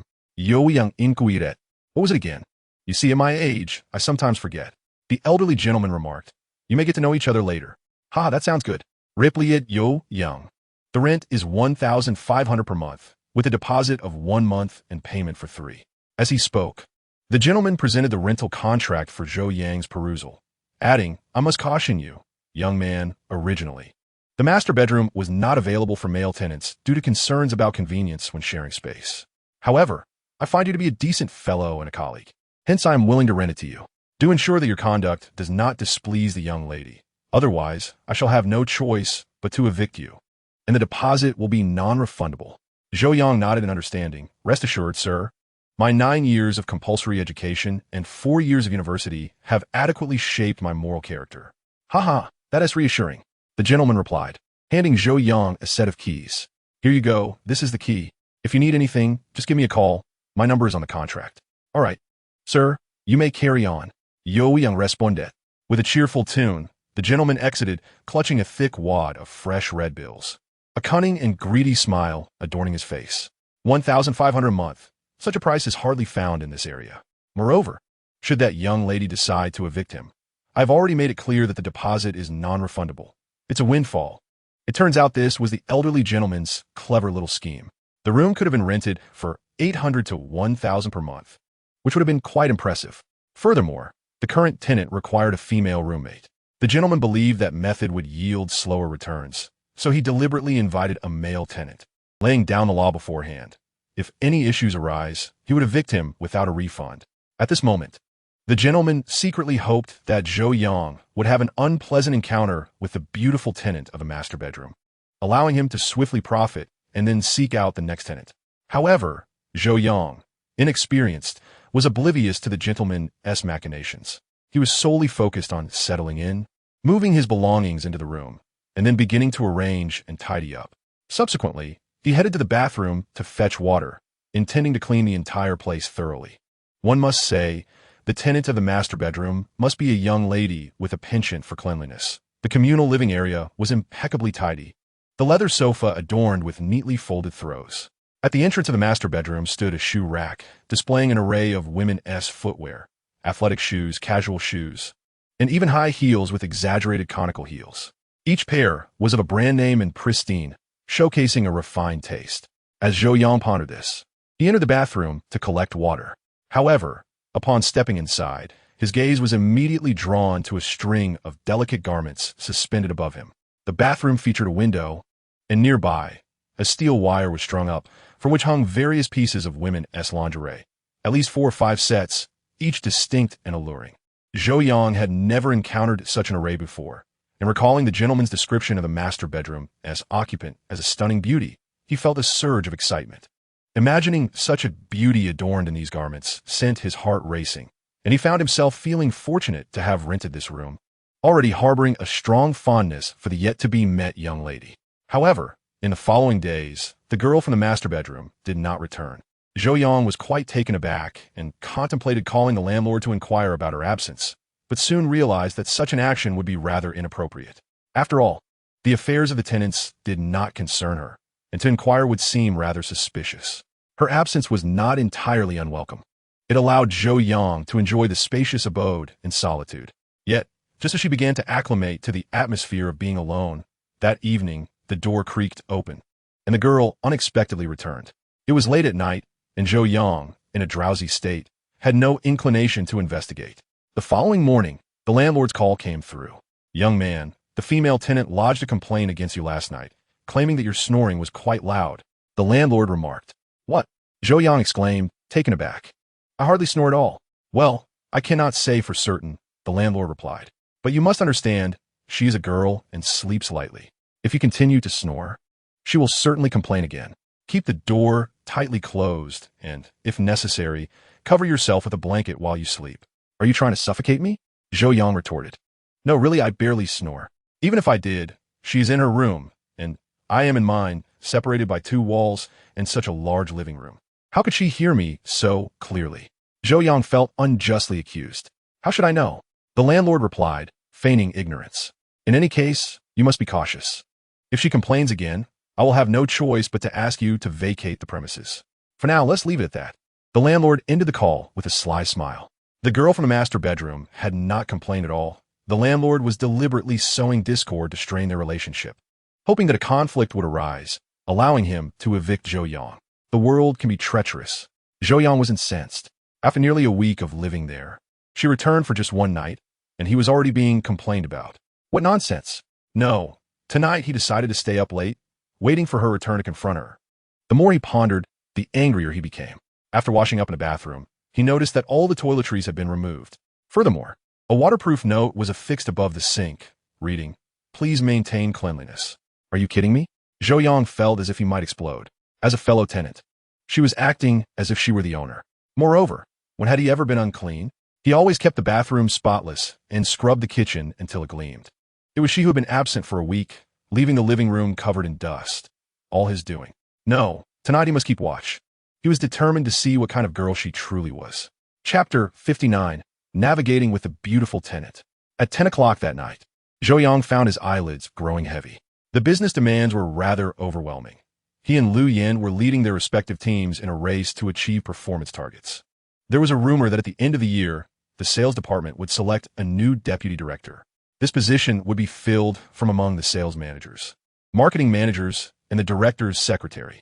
Thus, both Zhou Yang and Liu Yin had opportunities to compete.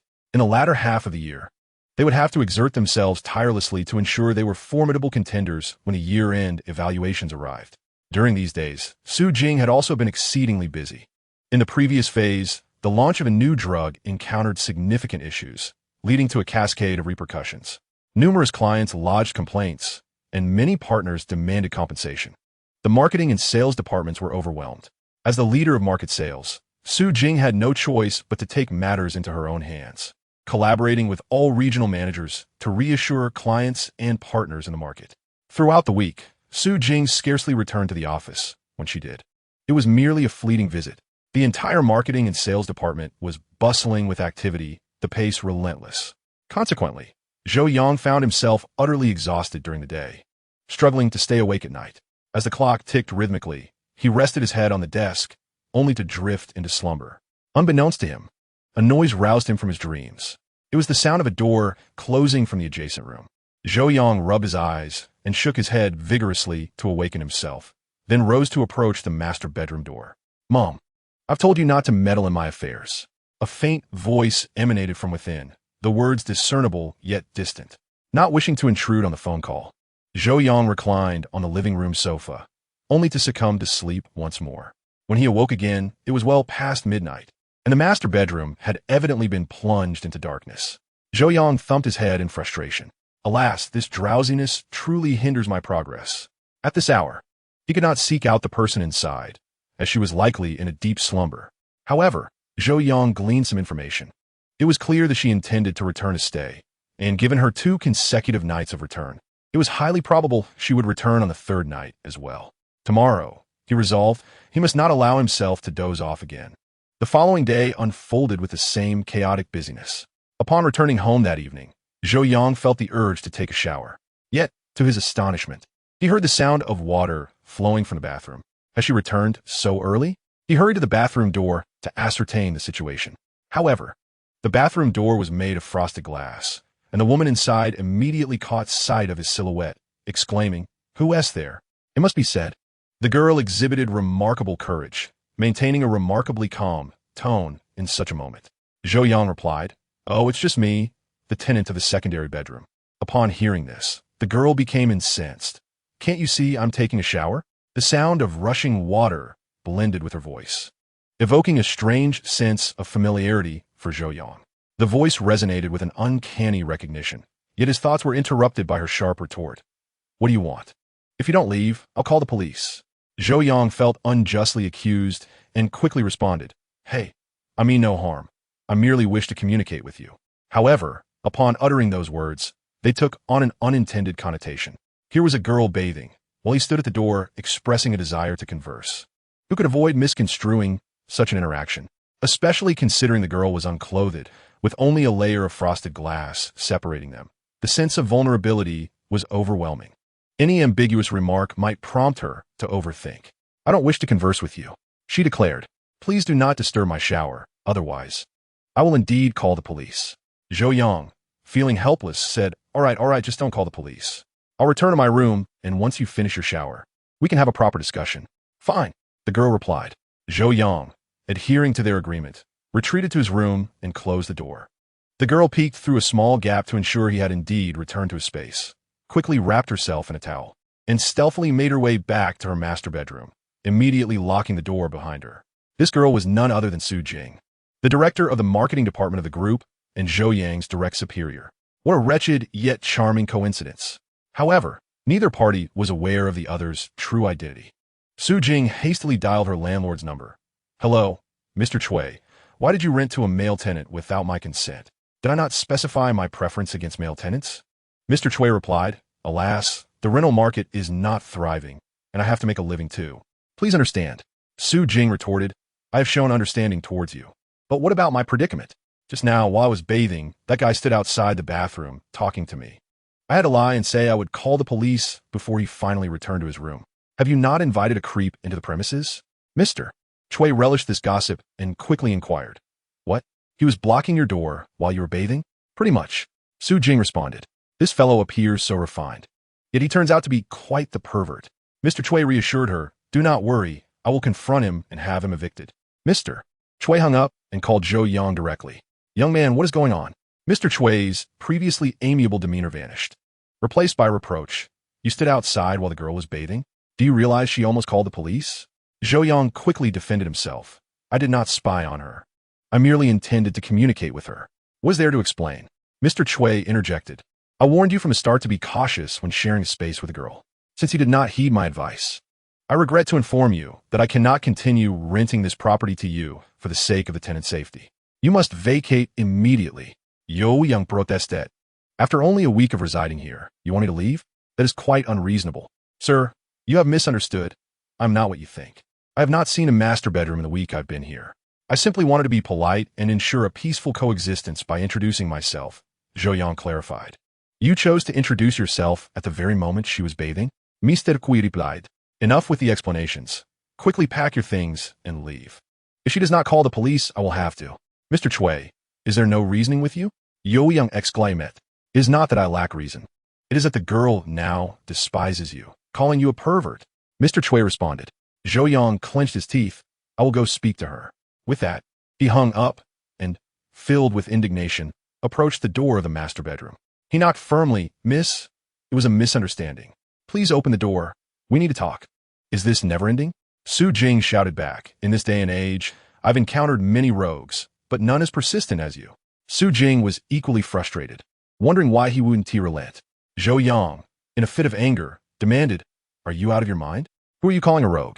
If you're not a rogue, then what are you? Su Jing declared, Let me inform you, I am not one to be trifled with. You would be wise to vacate promptly. Otherwise, you shall be the one to suffer. Zhou Yang, momentarily taken aback, retorted with a mix of anger and amusement. Not someone to be trifled with? Who are you trying to scare? If you were truly formidable, you wouldn't even dare to open the door. Furrowing her brows, Su Jing clenched her teeth and coldly replied, Do not push me. Zhou Yang countered, You are the one pressuring me. Open the door quickly. We need to have this conversation face to face. With a series of forceful knocks, he resumed his assault on the door. Frustrated, Su Jing clasped her head with both hands, exclaiming, This is utterly infuriating. She dialed 110. Hello, I am reporting a disturbance. There is a pervert incessantly banging on my door. I have asked him to leave, yet he refuses. I urgently request a swift police response as I feel endangered. Certainly, Mississippi. Please provide your specific location, the operator replied. After ending the call, Su Jing sat silently before the door. Oh, you refuse to come out, do you? That's perfectly fine. I merely wish to inform you that I do not snore at night, so do not fabricate unfounded accusations to report to the landlord. Additionally, I am quite particular about hygiene and do not require your reminders. In fact, I have been the one maintaining cleanliness in the living room during this time. Lastly, I am not a pervert. I simply heard water running in the bathroom and wanted to ascertain if you had returned. I request just one thing. The landlord called earlier, stating he intends to evict me. I have only just moved in a week ago, and moving is quite a taxing ordeal, is it not? Furthermore, he is refusing to return my deposit. Su Jing coldly interjected, These matters do not concern me. I do not know you. Su Jing perceived his words as a mere tactic to stall, designed to elicit her sympathy. This individual was cunning and potentially dangerous. She was resolute in her decision not to open the door. Glancing at her watch, she estimated that the police would have already been dispatched. The police station was not far away, and if she could stall for approximately 10 minutes, help would arrive. Chapter 60. Mr. Su, may our cohabitation be pleasant. Zhou Yang found himself in a position of utter helplessness. The other party had already labeled him a pervert, and no matter what he said, she would surely misconstrue it. For now, he could only wait for emotions to cool before attempting further discourse. Just as Zhou Yang was preparing to return to his room, someone knocked at the door. "Who is it?" he inquired. "Police, open up." Zhou Yang was taken aback. "Why are the police here? Could it be?" In an instant, he realized that the girl inside had reported him. "Are you out of your mind? I haven't done anything to you. What is the meaning of this?" Zhou Yang exclaimed in anger. "You are blocking my door and banging like a madman. How is that nothing?" Su Jing replied. "Hurry and open the door. If you do not comply, the police will forcibly enter and things will only escalate." Gritting his teeth, Zhou Yang stepped forward and unlocked the door. "Who called the police?" the leading officer inquired, casting a glance at Zhou Yang.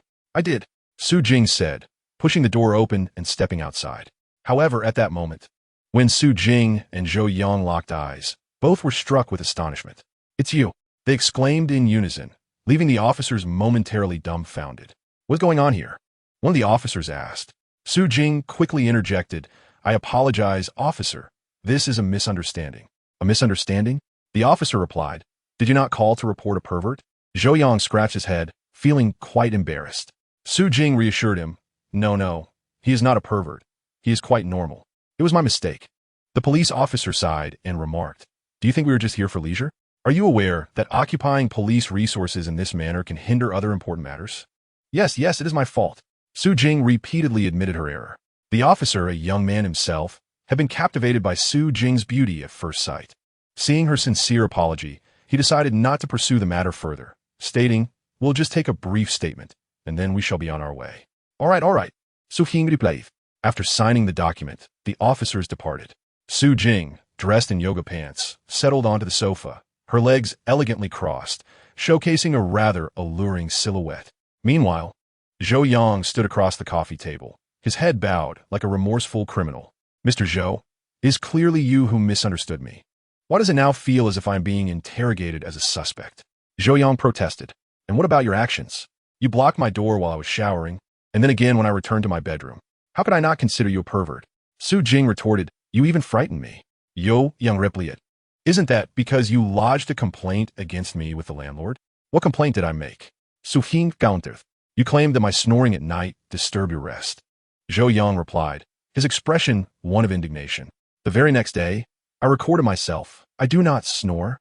Su Jing furrowed her brow slightly and asked, "When have I ever complained to the landlord about you?" Zhou Yang insisted, "Miss Su, you are my superior. You must not deceive." "Who am I deceiving? I haven't even been in town until yesterday. How could I possibly have the time to file a complaint?" Su Jing clarified.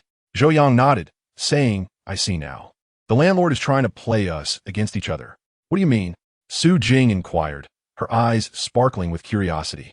Zhou Yang explained, "When I rented this place, the landlord informed me that if any female tenant expressed dissatisfaction, I would have to vacate the premises without a refund of my deposit. Thus, he is deliberately sowing discord between us to force me out." Su Jing nodded in agreement. "Mr. Cui is quite the money-minded individual. He could certainly do that." Zhou Yang continued, "Miss Su, I find it rather puzzling that, as a director at a Fortune 500 company, you would choose to reside in such a modest rental, and even share with others." Zhou Yang could not fathom how someone of Su Jing's status and background would not opt for a luxurious suite instead. Su Jing explained, "I have rented more than one property. Thus, for the sake of cost, I did not choose something more expensive. The place I currently reside in is, in fact, the most affordable among all my rentals." "Oh, why do you rent so many places?" Zhou Yang asked. It suddenly made sense why the master bedroom had remained vacant for so many days. Su Jing had other accommodations. "Let's not delve into that. I have my reasons." Su Jing replied. Zhou Yang nodded and said, "Then I humbly request that Ms. Su kindly call the landlord on my behalf." "Why? He intends to evict me. You must advocate for me so that I can remain." Zhou Yang implored. Su Jing responded, "Zhou Yang, I only stated that you are not a pervert. Did I ever say I would ensure you could stay?" Su Jing suddenly smiled playfully, casting a meaningful glance at Zhou Yang. Her charm was simply breathtaking. Zhou Yang exclaimed, "Oh, my esteemed leader, please do not toy with me." He continued, "After all the effort I put into moving in with my numerous bags, and having paid 3 months' rent along with a month's security deposit, can you find it in your heart to show me some mercy?" Su Jing frowned slightly, replying, "I do not wish to share an apartment with a man. It brings too many inconveniences." Zhou Yang, feeling helpless, retorted, "I assure you, I will not disturb you." With a sigh, Su Jing remarked, "Our positions are quite sensitive. As your superior, cohabiting with you would inevitably lead to gossip. Zhou Yang, did you not acquire several properties? You could reside in another one for the time being while I settle in. I will find a more suitable place to move out to after some time, if that suits you. After a moment's contemplation, Su Jing nodded and said, however, I must caution you. If you do anything that displeases me during our cohabitation, I will not hesitate to evict you. Zhou Yang stood at attention and saluted. Rest assured. Leader, I shall strive earnestly to meet your expectations. A soft chuckle escaped Su Jing at Zhou Yang's earnestness. Typically, she maintained an aloof demeanor, embodying the title of the Ice Queen Director with great seriousness. Yet today, her laughter blossomed like flowers in spring, radiating warmth and beauty. For a moment, Zhou Yang was left mesmerized, marveling at the sheer beauty of a woman without flaws, and the serendipity of sharing a living space with her filled him with joy. I shall call Mr. Chui, the landlord, and request that he keeps you as a tenant. For now, to observe, Su Jing declared. I shall comply with your leadership's arrangements. Zhou Yang saluted once again. All right, enough of the theatrics. Su Jing playfully rolled her eyes at him before dialing the landlord, clarifying the misunderstanding regarding Zhou Yang. The landlord, unable to further complicate matters for Zhou Yang, simply advised him to inform him if he was unhappy living there in the future. After hanging up, Zhou Yang approached eagerly. Su, I presume you have yet to dine? May I prepare some dishes to celebrate our cohabitation? Su Jing's eyes sparkled. You can cook? Why, of course. My culinary skills rival those of five-star chef, Zhou Yang replied proudly. Very well, prepare a few dishes for me to sample. Su Jing expressed her interest, adding, but I must forewarn you, if your cooking is subpar, you shall be evicted by tomorrow. Zhou Yang quipped, living with you is akin to walking on eggshells. Typically, Su Jing was too busy to cook, relying on the company cafeteria or dining out. The kitchen had remained untouched.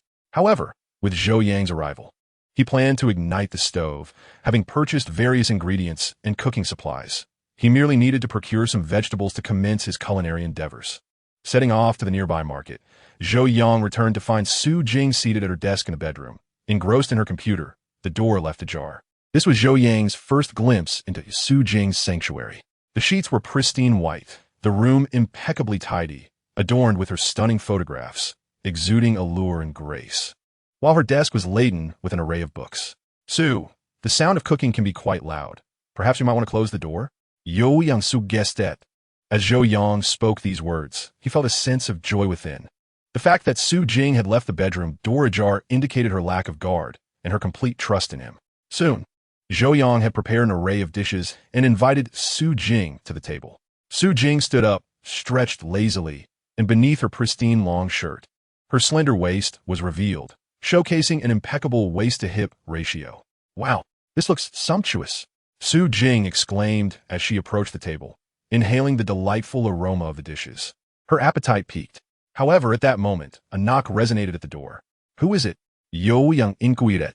The person outside paused momentarily before responding. Is Xiao Jing there? Upon hearing that voice, Su Jing's expression shifted dramatically.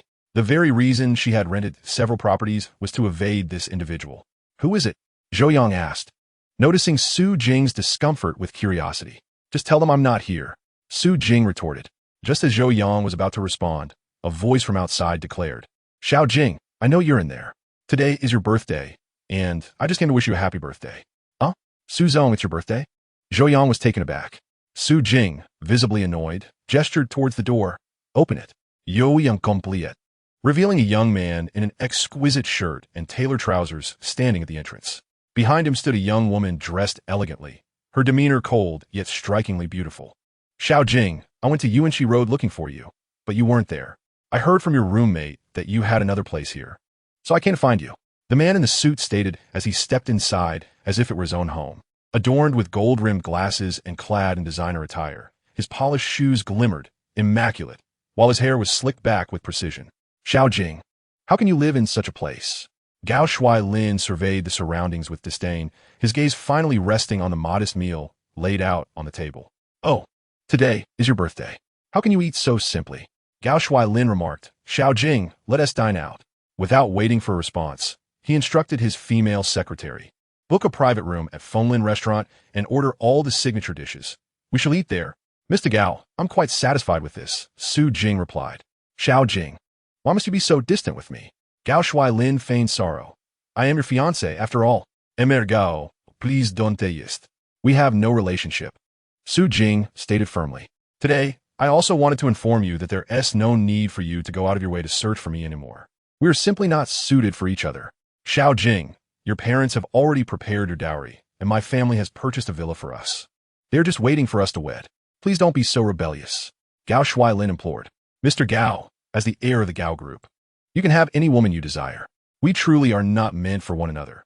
There are certainly more exceptional women suited for you. Su Jing's words were already quite diplomatic. Xiao Jing, hearing you say that saddens me. Gao Shuailin approached her from behind, placing his hands on her shoulders. I am a man of deep affection and unwavering loyalty. I've set my sights on you, and it must be you. Su Jing was left utterly speechless. Gao Shuailin had pursued her for over 2 years. She relocated several times for this reason, and each time, after a while, she would inevitably be found. Consequently, Su Jing decided to rent multiple residences and rotate between them, making it difficult for Gao Shuailin to ascertain her whereabouts. The reason Su Jing found herself in a position of evasion rather than retaliation was twofold. Firstly, her family and the Gao family had reached a consensus that she would marry Gao Shuailin, who was to assume the role of vice president of the Gao group post-marriage, joining her in managing the family enterprise. Secondly, over 70% of Su Jing's family's business relied on the support of the Gao group. In other words, the Gao group was Su's largest client, and should any discord arise between Su Jing and Gao Shuailin, leading to the withdrawal of cooperation from the Gao family, it would severely impact the Su family's vitality. Thus, despite her aversion to Gao Shuailin, Su Jing could find no justification to compel him to let go, leaving her with no choice but to evade him. At that moment, Zhou Yang found himself in a rather awkward predicament. The last time he spoke with Su Jing, she mentioned having an unengaged fiancé whom she did not fancy. To his astonishment, her fiancé had now appeared. What role did he play in the matters between them? Therefore, Zhou Yang contemplated an excuse to depart. However, the next moment, Su Jing declared, Mr. Gao, to be candid, I already have a boyfriend. What? Gao Shuailin was taken aback, instinctively glancing at Zhou Yang. Is it him? Yes. Su Jing affirmed. He pursued me for several years, and I just agreed to him today. Xiao Jing, you have truly saddened me. Gao Shuailin pointed at Zhou Yang. What makes him better than me? Gao Shuailin exuded confidence, having not once looked Zhou Yang in the eye since entering, for he deemed this young, ordinary boy devoid of any competitive edge. He believed Su Jing had lofty standards. If she could not find interest in him, it was inconceivable that she would be drawn to someone as mundane as Zhou Yang. Hence, Gao Shuailin did not regard Zhou Yang as a threat at all. Yet, Su Jing's admission left him utterly astonished. Xiao Jing, you must be lying, right? You were just trying to make me give up on you. Gao Shuailin asserted. But you are mistaken. My love for you is unwavering, and I shall never relent. He then pointed at Zhou Yang. Kid, I wish to engage in fair competition with you. Zhou Yang retorted, I've been taking the blame for too much lately, and now I've attracted the attention of a wealthy heir. No offense, but I, Zhou Yang, would like to clarify. Yet Su Jing squeezed his arm firmly and interjected, Mr. Gao, we have already established a romantic relationship. I implore you to cease your persistence. She found Gao Shuailin's demeanor exceedingly distasteful. Xiao Jing, I cannot live without you. Gao Shuailin's gaze turned increasingly menacing as he fixed his stare on Zhou Yang. Come here. I need to speak with you privately. What is there to discuss? Can't you say it to my face? Zhou Yang responded coldly. Seeing Zhou Yang's reluctance to comply, Gao Shuailin gritted his teeth and declared, Kid, I want you to leave Xiao Jing. I will offer you this amount. He extended a finger, 1 million. Zhou Yang's eyes lit up. Wow, if I accept this, I could directly obtain 100,000. Just as Zhou Yang was about to speak, Su Jing hurriedly interjected, Mr. Gao, what do you take us for? Money cannot buy everything, nor can it procure genuine affection. Wouldn't you agree, Zhou Yang? Zhou Yang scratched his head and nodded in affirmation. 2 million, Gao Shuailin declared. Enough with the nonsense. 3 million, Gao Shuailin insisted. Zhou Yang began to feel a surge of excitement. Kid, are you willing to part ways with Xiao Jing? Gao Shuailin asked. 5 million. Wait a moment, let me consult with General Manager Su. Let me discuss with Xiao Jing. Zhou Yang pulled Su Jing aside and said, General Manager, this fellow has deep pockets. Let us seize an opportunity. What do you mean? I'll pretend to break up with you to secure 5 million. We can split it evenly, 250,000 each. Zhou Yang chuckled. After all, it's all an act. We aren't really a couple. Zhou Yang, I genuinely want to slap you. Su Jing exclaimed. What kind of money-making scheme is this? Have you no shame? Zhou Yang replied. I simply cannot tolerate his arrogant demeanor stemming from his wealth. That doesn't justify such actions. Su Hingri Tortif. I'm telling you, you must stand firm today, or I'll have no choice but to terminate your position tomorrow. No, no, no. I'll do as you say, Zhou Yang replied, his face beaming with forced smiles. Now, that is more like it, Su Jing said, seeing that their discussion was nearing conclusion. Gao Shuailin inquired of Zhou Yang, so what is your decision? If you agree, I'll hand you the 5 million check right now. Zhou Yang clenched his teeth and declared loudly, Mr. Gao, what do you take me for? Do I appear to be a greedy person? Let me assure you, not even 10 million or 100 million would sway me. My love for Xiao Jing is unwavering. As he spoke, he clasped Su Jing's hand and wrapped his other arm around her waist, asserting, you cannot tear us apart. Chapter 62, The Mask Falls Away. With this gesture, Su Jing was taken aback. I merely asked you to act. There was no need for you to blur the lines between pretense and reality. This was the first time a man had been so audacious with her. Gao Shuailin, witnessing this, was immediately filled with rage, trembling with fury. Release your hand, he shouted, advancing towards Zhou Yang. Mr. Gao, what exactly do you intend to do? Please do not interfere in my personal affairs. In the past, she had chosen to avoid confrontation, but today, the situation escalated to a point where she realized evasion was futile. Sooner or later, a confrontation was inevitable. It might as well be today. Gao Shuailin, I have expressed my disinterest in you. We can never be together. I beg you, let me go. Su Jing said, her distress evident. Gao Shuailin suddenly burst into a cold laugh. Ha, very well. Su Jing, disregarding your parents' wishes, you chose such a man as your boyfriend. You are degrading yourself and tarnishing the Gao family's name. Since that is the case, the Gao family will no longer concern itself with the Su family. Henceforth, any actions we take in business should not be regretted by your family. Gao Shuailin finally revealed his most venomous side. Previously, he could tolerate Su Jing's rejections and avoidance, knowing she was single. But today, witnessing her being held by another man, he realized that their connection had reached a definitive end. If that was the case, then let the masks fall away. Hey, Zhou Yang suddenly interjected. What did you just call me? What? You referred to me as a thing. Zhou Yang furrowed his brow and retorted, your words are quite insulting. I have already regarded you highly by merely calling you a plaything. Gao Shuailin responded, look at you. What capabilities do you possess to be Su Jing's boyfriend? A casual glance from Gao Shuailin revealed that Zhou Yang's entire outfit barely cost a few hundred, and the shoes at the entrance bore unknown brands. Observing the dishes on the dining table, he noted that they consisted of the most inconspicuous ingredients from the market. Thus, Gao Shuailin swiftly deduced that Zhou Yang's financial standing was rather unimpressive. His assessment was indeed accurate. Zhou Yang was not wealthy. Consequently, Gao Shuailin, with an air of superiority, proclaimed, I have encountered many like you, relying on sweet words to win a girl's heart and then leveraging her family to elevate your status. There's a term for such individuals. What was it again? He furrowed his brow, glancing at his female secretary. The secretary, with a stern expression, replied, a phoenix man. Ah, yes, a phoenix man.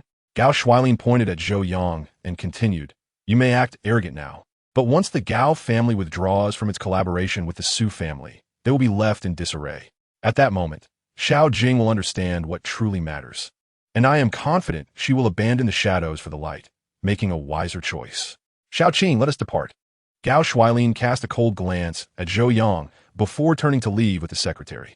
Su Jing slumped onto a chair, momentarily at a loss. It had been a long time since she had been evading confrontation with Gao Shuailin, yet today, for reasons unknown, she had laid everything bare. A glance at Zhou Yang illuminated a realization within her. She had truly felt the semblance of a boyfriend in Zhou Yang, which was why she had reacted so furiously to his insult, directly tearing the facade with Gao Shuailin. However, upon reflection, she recognized her impulsiveness. After enduring for so long, Zhou Yang's intervention had caused everything to unravel. Consequently, Gao Shuailin would certainly return to lodge a complaint, prompting the Gao family to sever all ties with the Su family, leading to the potential downfall of the Su family due to her reckless decision. Yet, what alternative did she have? Should she truly marry Gao Shuailin for the sake of her family's enterprise? The dilemma between familial prosperity and personal happiness was indeed a formidable quandary.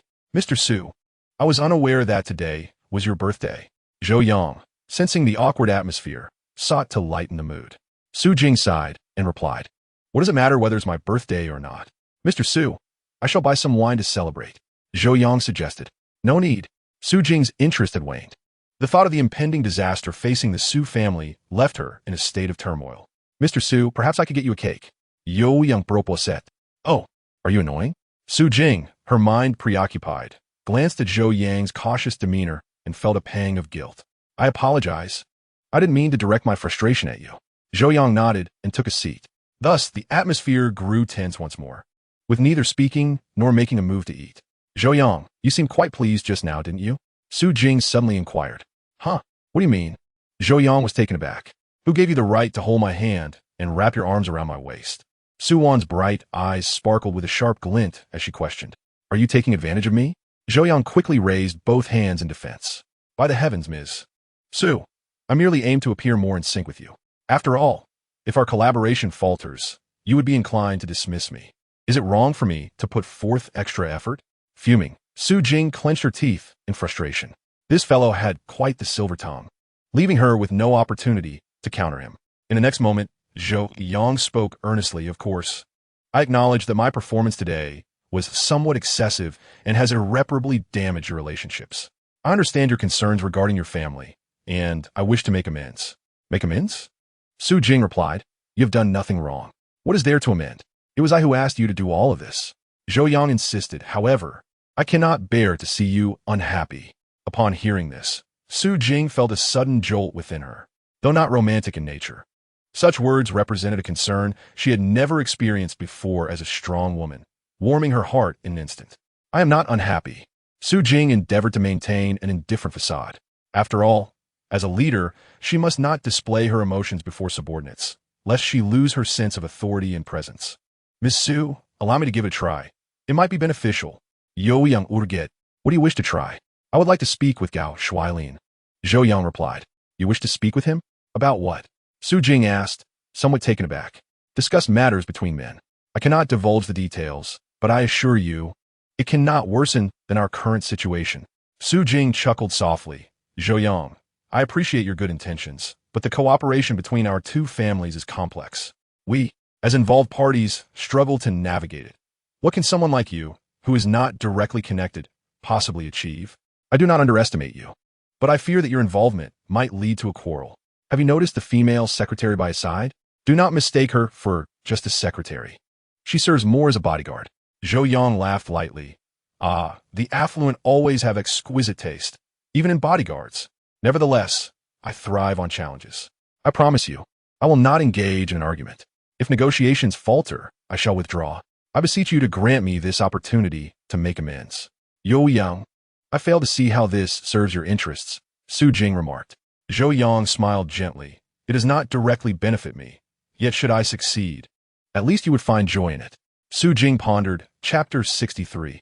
"I can help you regain your former glory." Is this fellow serious? A flutter of unfamiliar emotions coursed through Su Jing's heart. Gao Shuailin had professed his feelings for her on numerous occasions, declaring, "I like you, I love you. I would do anything for you." Yet, she had never reciprocated any feelings. In contrast, Zhou Yang's simple declaration of wanting her happiness struck a chord deep within her, touching the softest corners of her heart. Compared to the grandiloquent expression she had heard before, his words were refreshingly straightforward and sincere, emanating genuine concern. Su Jing's gaze softened. "Do you truly wish to try?" "Yes." Zhou Yang nodded earnestly. "What do you need from me? Should I help you arrange a meeting with him?" Su Hing Yingguiyuth. "No need, just give me his phone number." Zhou Yang exclaimed. "All right." Su Jing, somewhat bewildered, inexplicably trusted Zhou Yang's words and rummaged through her belongings to find the number. Zhou Yang, in front of Su Jing, dialed Gao Shuailin's number. "Hello, Mr. Gao. This is Zhou Yang, Su Jing's boyfriend. How dare you call me?" Gao replied. "I wish to discuss something with you." "Discuss what?" "The topic will pique your interest, but I prefer a private conversation." "I kindly request the opportunity, Mr. Gao." Zhou Yang insisted. "Fine, go ahead, speak on the phone." "No, this subject requires a face-to-face discussion," Zhou Yang maintained, Engaging with me will only benefit you. Believe it or not, that is your choice. I await your response. After hanging up, Zhou Yang turned to Su Jing, who furrowed her brow and smiled. Zhou Yang, do you genuinely believe such childish tactics will compel him to seek you out for a discussion? We shall see. Not long after, Zhou Yang's phone rang. It was Gao Shuailin calling. Kid, Tianlin Hotel, first floor restaurant, I am available now. I'll be there. Zhou Yang responded. But I must warn you. If you waste my time, I will not be kind. Gao Shuailin cautioned. I would never. I trust you will find this meeting advantageous for a lifetime. Zhou Yang replied. The weight of those words silenced Gao Shuailin, who hung up and waited, curious to see what Zhou Yang would devise. Shall I accompany you? Su Jing inquired. No need. I will go alone, Zhou Yang assured her. Though concerned, Su Jing could only remain on standby, seeing Zhou Yang's confident demeanor. At 10 o'clock that evening, inside a private room on the first floor of the Tianlin Hotel, Gao Shuailin was elegantly enjoying a late-night snack. Upon Zhou Yang's entrance, Gao Shuailin gestured for the waiter to hand Zhou Yang the menu. Order for yourself. Zhou Yang smiled. A glass of juice, please. Gao Shuailin stated. I have given you this opportunity for one reason only. What reason? I need you to leave Shaojing, and you must do so. Zhou Yang chuckled. Mr. Gao, that is rather domineering of you. I will not accept any other negotiation. Gao Shuailin replied, my bodyguards are outside. If you refuse tonight, you will not leave this place. At that moment, the waiter brought Zhou Yang his juice. Accepting it, Zhou Yang remarked, Mr. Gao, other matters are negotiable, but regarding leaving Su Jing, you must ask her if she is willing. Are you threatening me with Xiao Jing? Gao Shuailin placed his cutlery down and wiped his mouth with a napkin. I am not threatening you. I came to assist you. Zhou Yang asserted. Assist me with what? Today marks our first meeting, and I can see the shadows under your eyes and the unsteadiness in your steps. Your health appears to be deteriorating. Upon hearing this, Gao Shuailin was taken aback, but quickly regained his composure. What do you mean? Gao Shuailin queried. Are you implying my personal life is chaotic? Whether your personal life is chaotic, I cannot ascertain. Zhou Yang replied. Zhou Yang remarked. Yet I can discern that your body is far older than your years. Are you a doctor? Gao Shuailin inquired. A traditional Chinese medicine practitioner. Zhou Yang replied with a chuckle. Gao Shuailin scoffed coldly. Traditional Chinese medicine is merely experiential. You, a mere youth yet to fully mature, dare to discuss it? Unfazed, Zhou Yang responded. Mr. Gao, I ask your age? 30, Gao Shuailin replied. Yet, from my perspective, your physical condition resembles that of a 50-year-old, Zhou Yang asserted. Gao Shuailin slammed his hand on the table, exclaiming, Are you finished? At that moment, a beautiful bodyguard hurried into the private room, asking, Boss, is there anything you need? Gao Shuailin, exhaling in irritation, waved her away, saying, It's nothing, you may leave. Once the bodyguard exited, Gao Shuailin warned, Young man, it would be wise for you to back off from Shaojing. I could offer you a sum of money. I do not desire money. Moreover, I can assist you in improving your health. Zhou Yang replied. You? Gao Shuailin questioned, disbelieving. Zhou Yang asserted. Your current symptoms indicate a lack of vitality, and, soon enough, this signifies issues with your liver and kidneys. My suspicion is that you have overindulged in medications, leading to these complications. This struck a chord with Gao Shuailin. Indeed, he had succumbed to hedonism post-adolescence, consuming numerous supplements in pursuit of enhanced performance. Medication is often toxic, especially Western pharmaceuticals, which can severely impact the kidneys. The liver and kidneys are interrelated. The liver detoxifies, and the toxicity of drugs can harm it. Liver stagnation leads to dysfunction, and kidney deficiency results in fleeting vitality.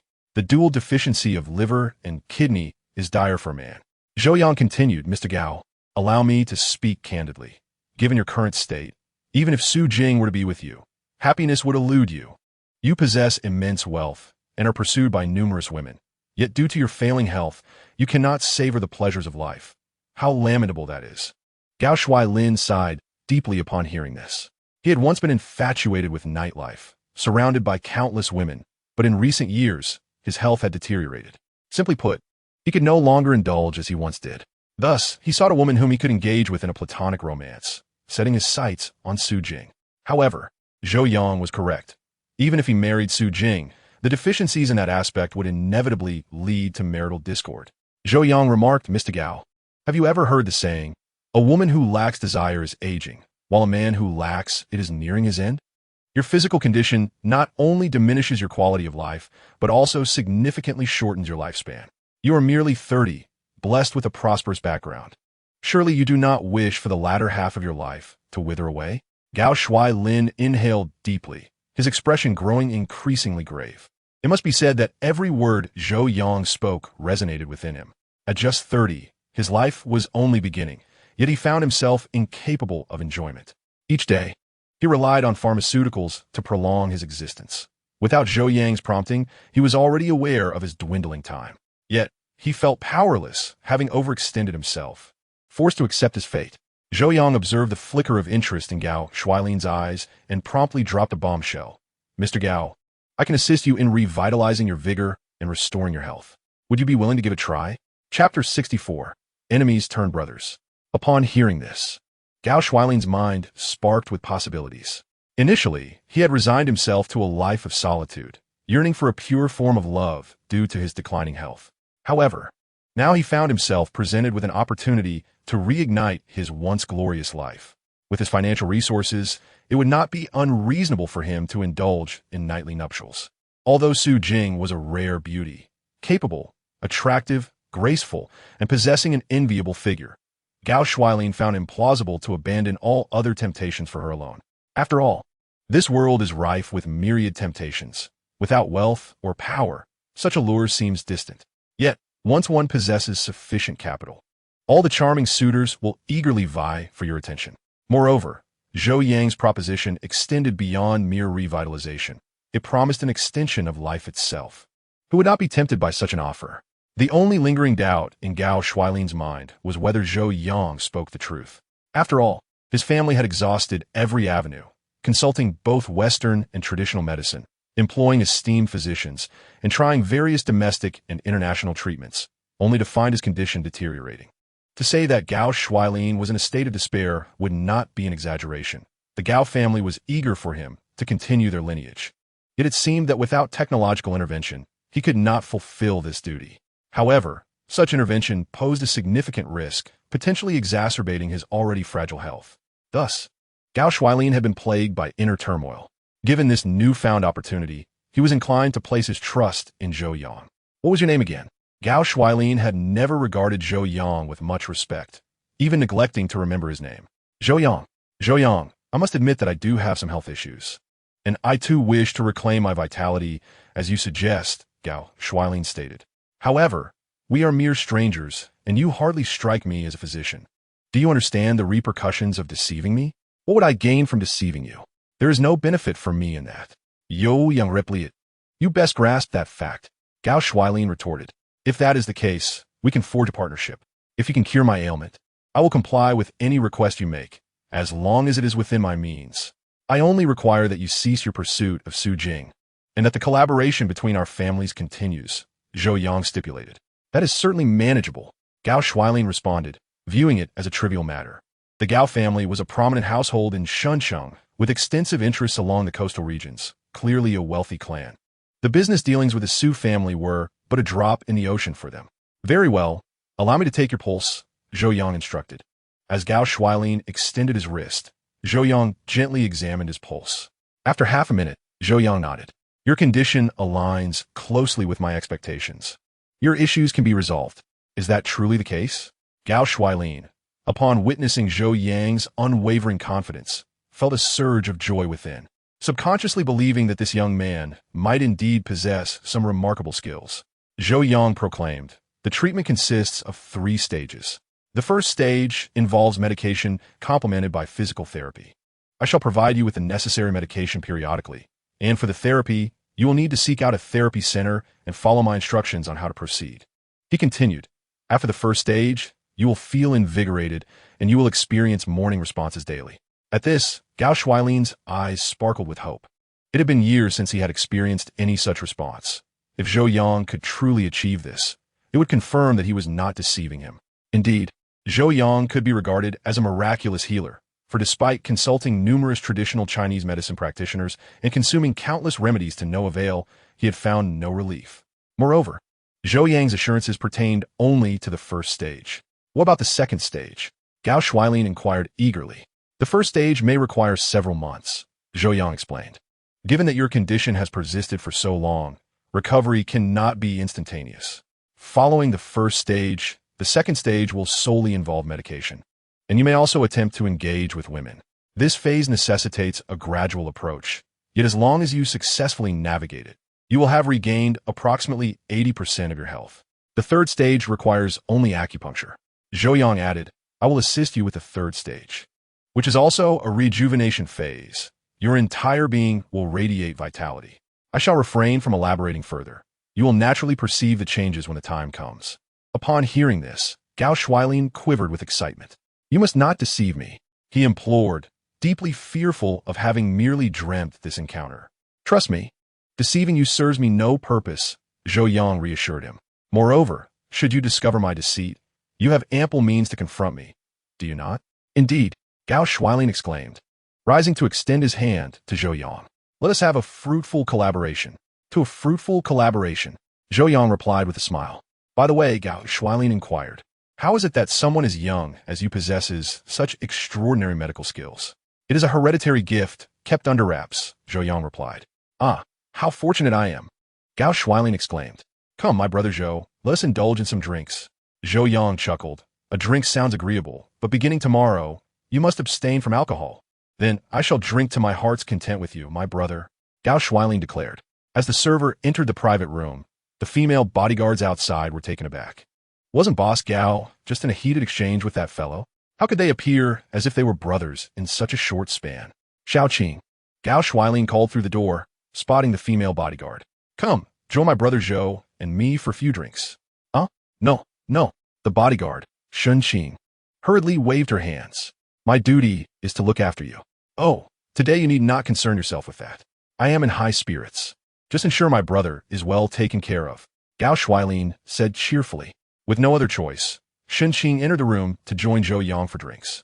Zhou Yang, being considerate, shared a few drinks with Gao Shuailin and, after toasting several times with Shunqing, finally said, Mr. Gao, Miss Xiaoqing, I must apologize, but I have to take my leave. Leave? The night is just beginning, Gao Shuailin protested. I will take you to find some lovely ladies shortly. Then, in a hushed tone, he whispered to Zhou Yang, although I am unable to participate at the moment, it would suffice for you to indulge in my stead. Once I am well again, I shall personally take the stage. Ha. Zhou Yang shook his head with a light chuckle. This Gao Shuailin, it seems, cannot shed his playboy ways. Previously, he feigned devotion only because he was incapacitated, but now that he believes he can regain his vigor, despite still being unwell, his thoughts are already escaping him. Mr. Gao, I appreciate your good intentions, Zhou Yang replied. Today is Su Jing's birthday, and I must return to celebrate with her. Oh dear, how could I have forgotten this? Gao Shuailin exclaimed, to express my gratitude, let us together celebrate for Xiao Jing. Zhou Yang was taken aback. Gao Shuailin quickly clarified, rest assured, I shall not overstep at all. You two can enjoy your time together, and I will merely provide Xiao Jing with some assurance in person, so she can feel at ease. Very well. Zhou Yang agreed. Chapter 65. Zhou Yang. Someone is spying on me. At Su Jing's residence, she felt an overwhelming sense of anxiety. Zhou Yang had been gone for nearly 2 hours, and still, there was no sign of his return. She contemplated calling him, but hesitated, fearing it might seem overly intimate. Thus, she remained at home, anxiously waiting. Glancing at the clock, she realized it was already past 10 in the evening. Su Jing worried that Zhou Yang might have had an unsuccessful discussion with Gao Shuailin and could be detained. With this thought, her concern deepened, and she retrieved her phone, preparing to call Gao Shuailin. No matter what, she could not allow Zhou Yang to bear the blame for her predicament. Just then, the doorbell rang. Who is it? Su Jing asked. It's me, came Zhou Yang's voice. Her heart, which had been in suspense, finally settled as she rushed to open the door, chiding, Oh, why did you take so long? I was terribly worried. To her surprise, she found Gao Shuailin following Zhou Yang. Su Jing was momentarily taken aback. You both. Zhou Yang held a bouquet of flowers, while Gao Shuailin was carrying a box. For you. Zhou Yang presented the flowers to Su Jing. His gesture felt rather awkward, as though it lacked genuine sentiment. Indeed, the flowers were purchased by Gao Shuailin, and the box contained a Michelin birthday package, all of which he had paid for. Naturally, Gao Shuailin insisted that Zhou Yang not reveal that he had covered the expenses, as he wanted to ensure that Zhou Yang and Su Jing would ultimately be together. After all, Zhou Yang was now his esteemed benefactor. His actions were also aimed at completely distancing himself from Su Jing in Zhou Yang's eyes. Such beautiful flowers. Su Jing inquired of Zhou Yang. Did you buy these? Yes, he got them for you. Gao Shuailin chimed in from behind. He then set down the box. Su Jing was utterly perplexed. What brings you here? She asked Gao Shuailin. I came to celebrate your birthday with Zhou Yang. Gao Shuailin replied. That is unnecessary. Su Jing retorted coldly. You are not welcome here. Zhou Yang quickly interjected. Jing, please don't be like this. Gao Ge truly came to celebrate your birthday. Hearing the term Jing, Su Jing felt a shiver run down her spine. To celebrate my birthday? I certainly don't need such fanfare. She replied. Jing, Zhou Yang said. No, please do not call me that. It makes me uncomfortable. Su Hing insisted. What should I call you? Zhou Yang inquired. Oh, I see now, my dear. You have misunderstood Brother Gao. Su Jing retorted, my dear. How dare you overstep your bounds? I am your superior. However, to avoid revealing her true feelings, she restrained herself and asked, How have I misunderstood? Zhou Yang replied, Brother Gao has come to a complete realization. A fruit that is forcibly picked is never sweet. He wishes to inform you that he will no longer pursue you. Yet the collaboration with the family will continue unchanged. What? Su Jing's eyes widened in disbelief as she turned to Gao Shuailin. Are you serious? Absolutely, Gao Shuailin affirmed. I spoke with Zhou Yang for over an hour. His sincerity moved me profoundly. He has shown me that he is the one who loves you most dearly in this world. Zhou Yang interjected, You sly devil, Gao. Why did you not inform me before adding your own twist to the story? Gao Shuailin, brimming with pride, exchanged a knowing glance with Zhou Yang, as if to say, Brother, this is all I can do for you. Of course, Gao Shuailin's motivation for this charade was largely due to his desire to keep his personal issues hidden from anyone other than Zhou Yang, especially from beautiful women, as the thought of them discovering his vulnerabilities was quite mortifying. Thus, he concocted a plausible excuse. This revelation left Su Jing utterly bewildered. Did he truly say that to you? She queried, her cheeks flushed with embarrassment. Indeed, Gao Shuailin responded. Zhou Yang's profound sentiments have moved me to withdraw. I shall no longer intrude upon your life. By the way, I came here to celebrate your birthday and to extend my heartfelt wishes to both of you. With that, he opened a box to reveal a cake and pastries. May you both enjoy a sweet and lasting relationship. Now let us feast together, Gao Shuailin exclaimed.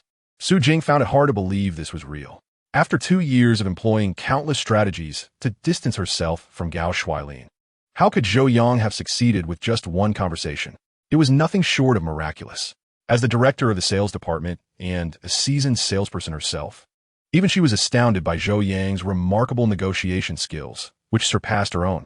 Soon, in this peculiar atmosphere, the three sat down together. Zhou Yang lit a candle for Su Jing, encouraging her to make a wish.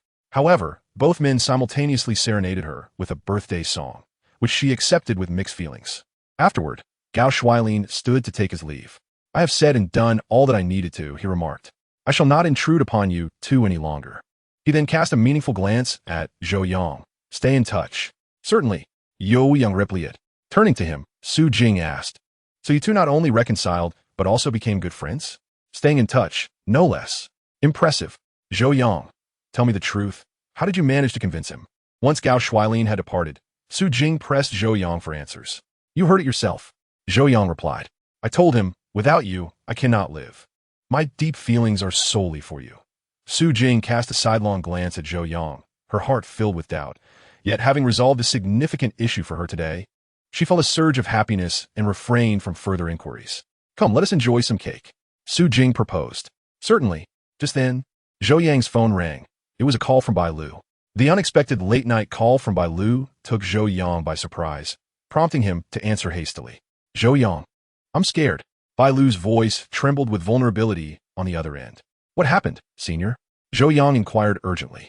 I just finished my shower and was about to change into my pajamas when I discovered someone was secretly filming me from outside. Bai Lu revealed. What?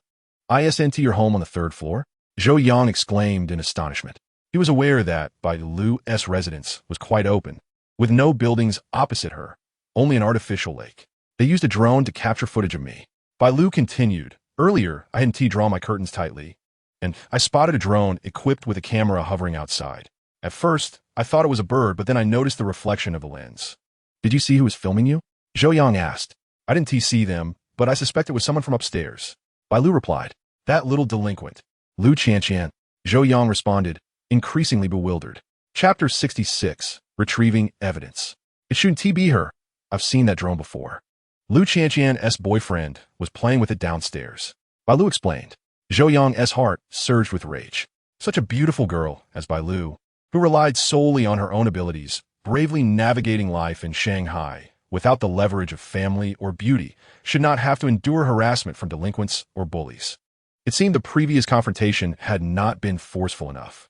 Su, I have an urgent matter to attend to. Zhou Yang declared. At this late hour, what could you possibly need to do? Su Hing instinctively questioned. However, as soon as the words left her lips, she sensed the inappropriateness of her inquiry.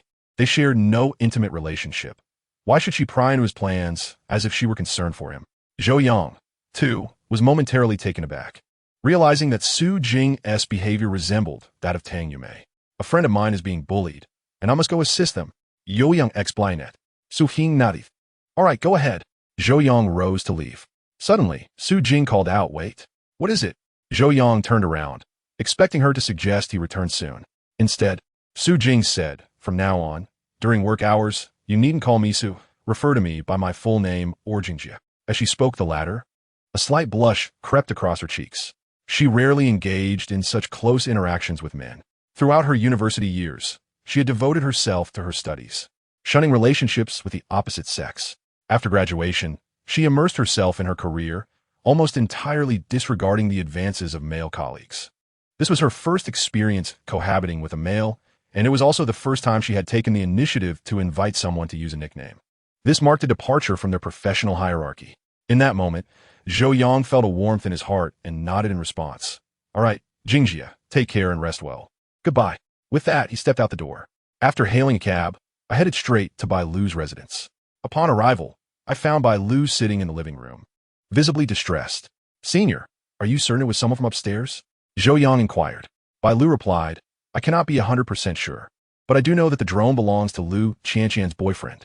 Moreover, after the drone captured footage of my bedroom, it ascended vertically without any descent.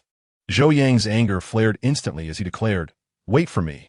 Bai Lu, she cautioned, let's discuss this calmly. We can retrieve the video from the drone. Fine. Just wait for me. Zhou Yang retorted, storming upstairs in a fit of rage. He knocked on the door persistently, but there was no response. Hey, Lu Qianqian. I know you're inside. Stop pretending. Zhou Yang showed that. With a sudden crash, the door swung open, revealing a bald man who peered out. What are you yelling about? Lu Qianqian isn't home. Ignoring him, Zhou Yang barged inside, scanning the room only to discover two other men seated at a computer, smirking with ill intent. His gaze then fell upon the drone, resting on the coffee table. It was indeed their mischief. The two men had connected a laptop to the drone via Bluetooth and were in the process of transferring the captured footage. What are you doing? Get out. The bald man barked. Zhou Yang disregarded his warning and advanced towards the two individuals, commanding, stop right now. Are you out of your mind? The bald man cursed, lunging at Zhou Yang, attempting to drag him out. In a swift motion, Zhou Yang turned and delivered a punch directly to the bald man's face. The impact sent him staggering backward, dazed, until he collapsed to the floor. Brother. The two young men at the computer, witnessing this scene, immediately lost their composure, rising and grabbing makeshift weapons to hurl at Zhou Yang.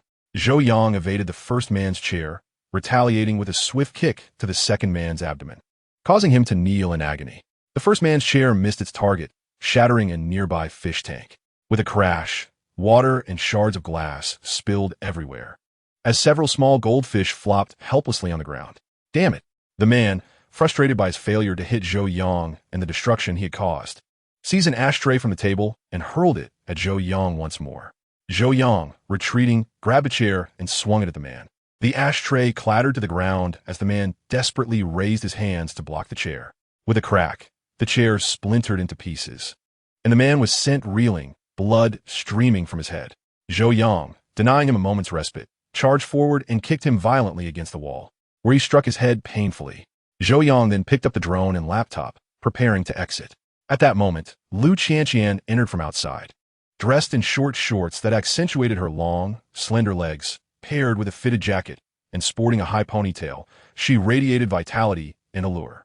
Particularly, her fair skin appeared almost luminescent in the night, epitomizing the ideal of porcelain beauty. "What are you doing?"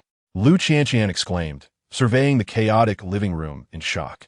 In the next moment, he saw Zhou Yang walking towards the door, holding a drone and a laptop, and he immediately stopped him. "Is this your doing?" Lu Qianqian inquired. "Indeed," Zhou Yang replied coldly. After the previous incident, Lu Qianqian felt a twinge of apprehension towards Zhou Yang. She pursed her lips and stood before him, her ample figure blocking his path. "Aren't you just bullying people?" "Bullying?" Zhou Yang retorted icily. "Are you not aware of what your boyfriend has done?" Lu Qianqian turned to the bald man. "Brother two, what have you done?" The bald man wiped the blood from the corner of his mouth and said, "I did nothing. He attacked me as soon as he entered, and I was still dazed." He then advanced to snatch the drone and laptop. "Give them to me." Zhou Yang turned around and kicked the bald man, sending him stumbling back to sit on the sofa. "What are you doing?" Lu Qianqian exclaimed, both enraged and indignant. "Even if you are capable of fighting, assaulting someone in broad daylight without reason is still against the law." "Oh, so now you wish to lecture me on the law?" Zhou Yang scoffed coldly. "Very well, await the consequences of the law." With that, he stood up and walked toward the door. "You can't let him leave. Make him leave the laptop and drone." Brother two shouted. However, his two companions had evidently lost their fighting spirit and dared not approach Zhou Yang again. All of his hopes rested on Lu Qianqian. "Qianqian, the drone and laptop are mine. Do not let her take them." Lu Qianqian replied. "I want to pursue the matter of your assault, but the items must remain, don't they?" Zhou Yang asserted. "I only retaliated against those deserving it, and the items cannot stay. Furthermore, the damage in this room, such as the fish tank, was not caused by me. I only broke a stool. One must settle accounts clearly. I will compensate you for the stool, but it must be on another day." With that, Zhou Yang pushed open the door and exited. "Hey, are you being reasonable?" Lu Qianqian attempted to block him once more. "Step aside," Zhou Yang barked. Lu Qianqian, apprehensive of Zhou Yang, dared not impede him further. He descended the stairs directly and returned to Bai Lu's home. He opened the laptop and accessed the footage that had just been transmitted, captured by the drone. Chapter 67, Discovery of a Criminal Gang. Fortunately, the drone had been discovered in time by Bai Lu, resulting in a hurried recording that did not capture her changing clothes. And the footage was shaky and unclear. With such technology, even the act of clandestinely filming is laughable. "Zhou Yang remarqued." Bai Lu widened her beautiful eyes and said, "Are you still dissatisfied with its clarity?" "Goodness, if it were clearer, I could also indulge my eyes." Zhou Yang replied with a grin, "You are incorrigible." Bai Lu playfully punched Zhou Yang with her small fist. It was unclear when it had started, but their relationship had grown increasingly intimate, imbued with a hazy, romantic undertone. "I was just joking, Senior," Zhou Yang said with a smile. "All right, I have erased all traces of the video that was sent over." "Thank you so much." Bai Lu expressed her gratitude. "How can I repay you?" Zhou Yang inquired. "What kind of reward do you desire, Senior?" Bai Lu hesitated, saying, "You've helped me so much. I don't know how to thank you. Whatever I think of seems insufficient. Perhaps you could offer yourself in gratitude?" Zhou Yang suggested with a playful smile. "Alas, you are being rather unserious." Bai Lu's delicate face flushed crimson, radiant and alluring, as she shyly turned her head away. Yet, within her heart, an unexpected flutter arose, a sensation absent throughout her 4 years of university, akin to the restlessness of adolescence. She cast a furtive glance at Zhou Yang and suddenly perceived him as exceptionally handsome, remarkably pleasing to the eye. Memories of that day, when Zhou Yang had slept on her sofa, abruptly roused from slumber by her tugging at the blanket, lingered vividly in her mind, his robust physique clearly etched in her memory. Such images frequently invaded her thoughts during the quiet hours of the night or the early light of dawn, each recollection stirring a tumult of emotions within her, often accompanied by a certain physiological response. Consequently, she had become more diligent in changing her undergarments than ever before. It was imperative to maintain cleanliness. However, amidst her tumultuous thoughts, she was suddenly startled by Zhou Yang's exclamation. "Wow, what a surprising find." "What find?" Bai Lu inquired. "Senior, look." Zhou Yang opened a folder brimming with videos. He selected one, and the scene that unfolded was utterly shocking. It was a recording captured by a drone outside someone's window, surreptitiously documenting a couple's nocturnal activities. These individuals are habitual offenders.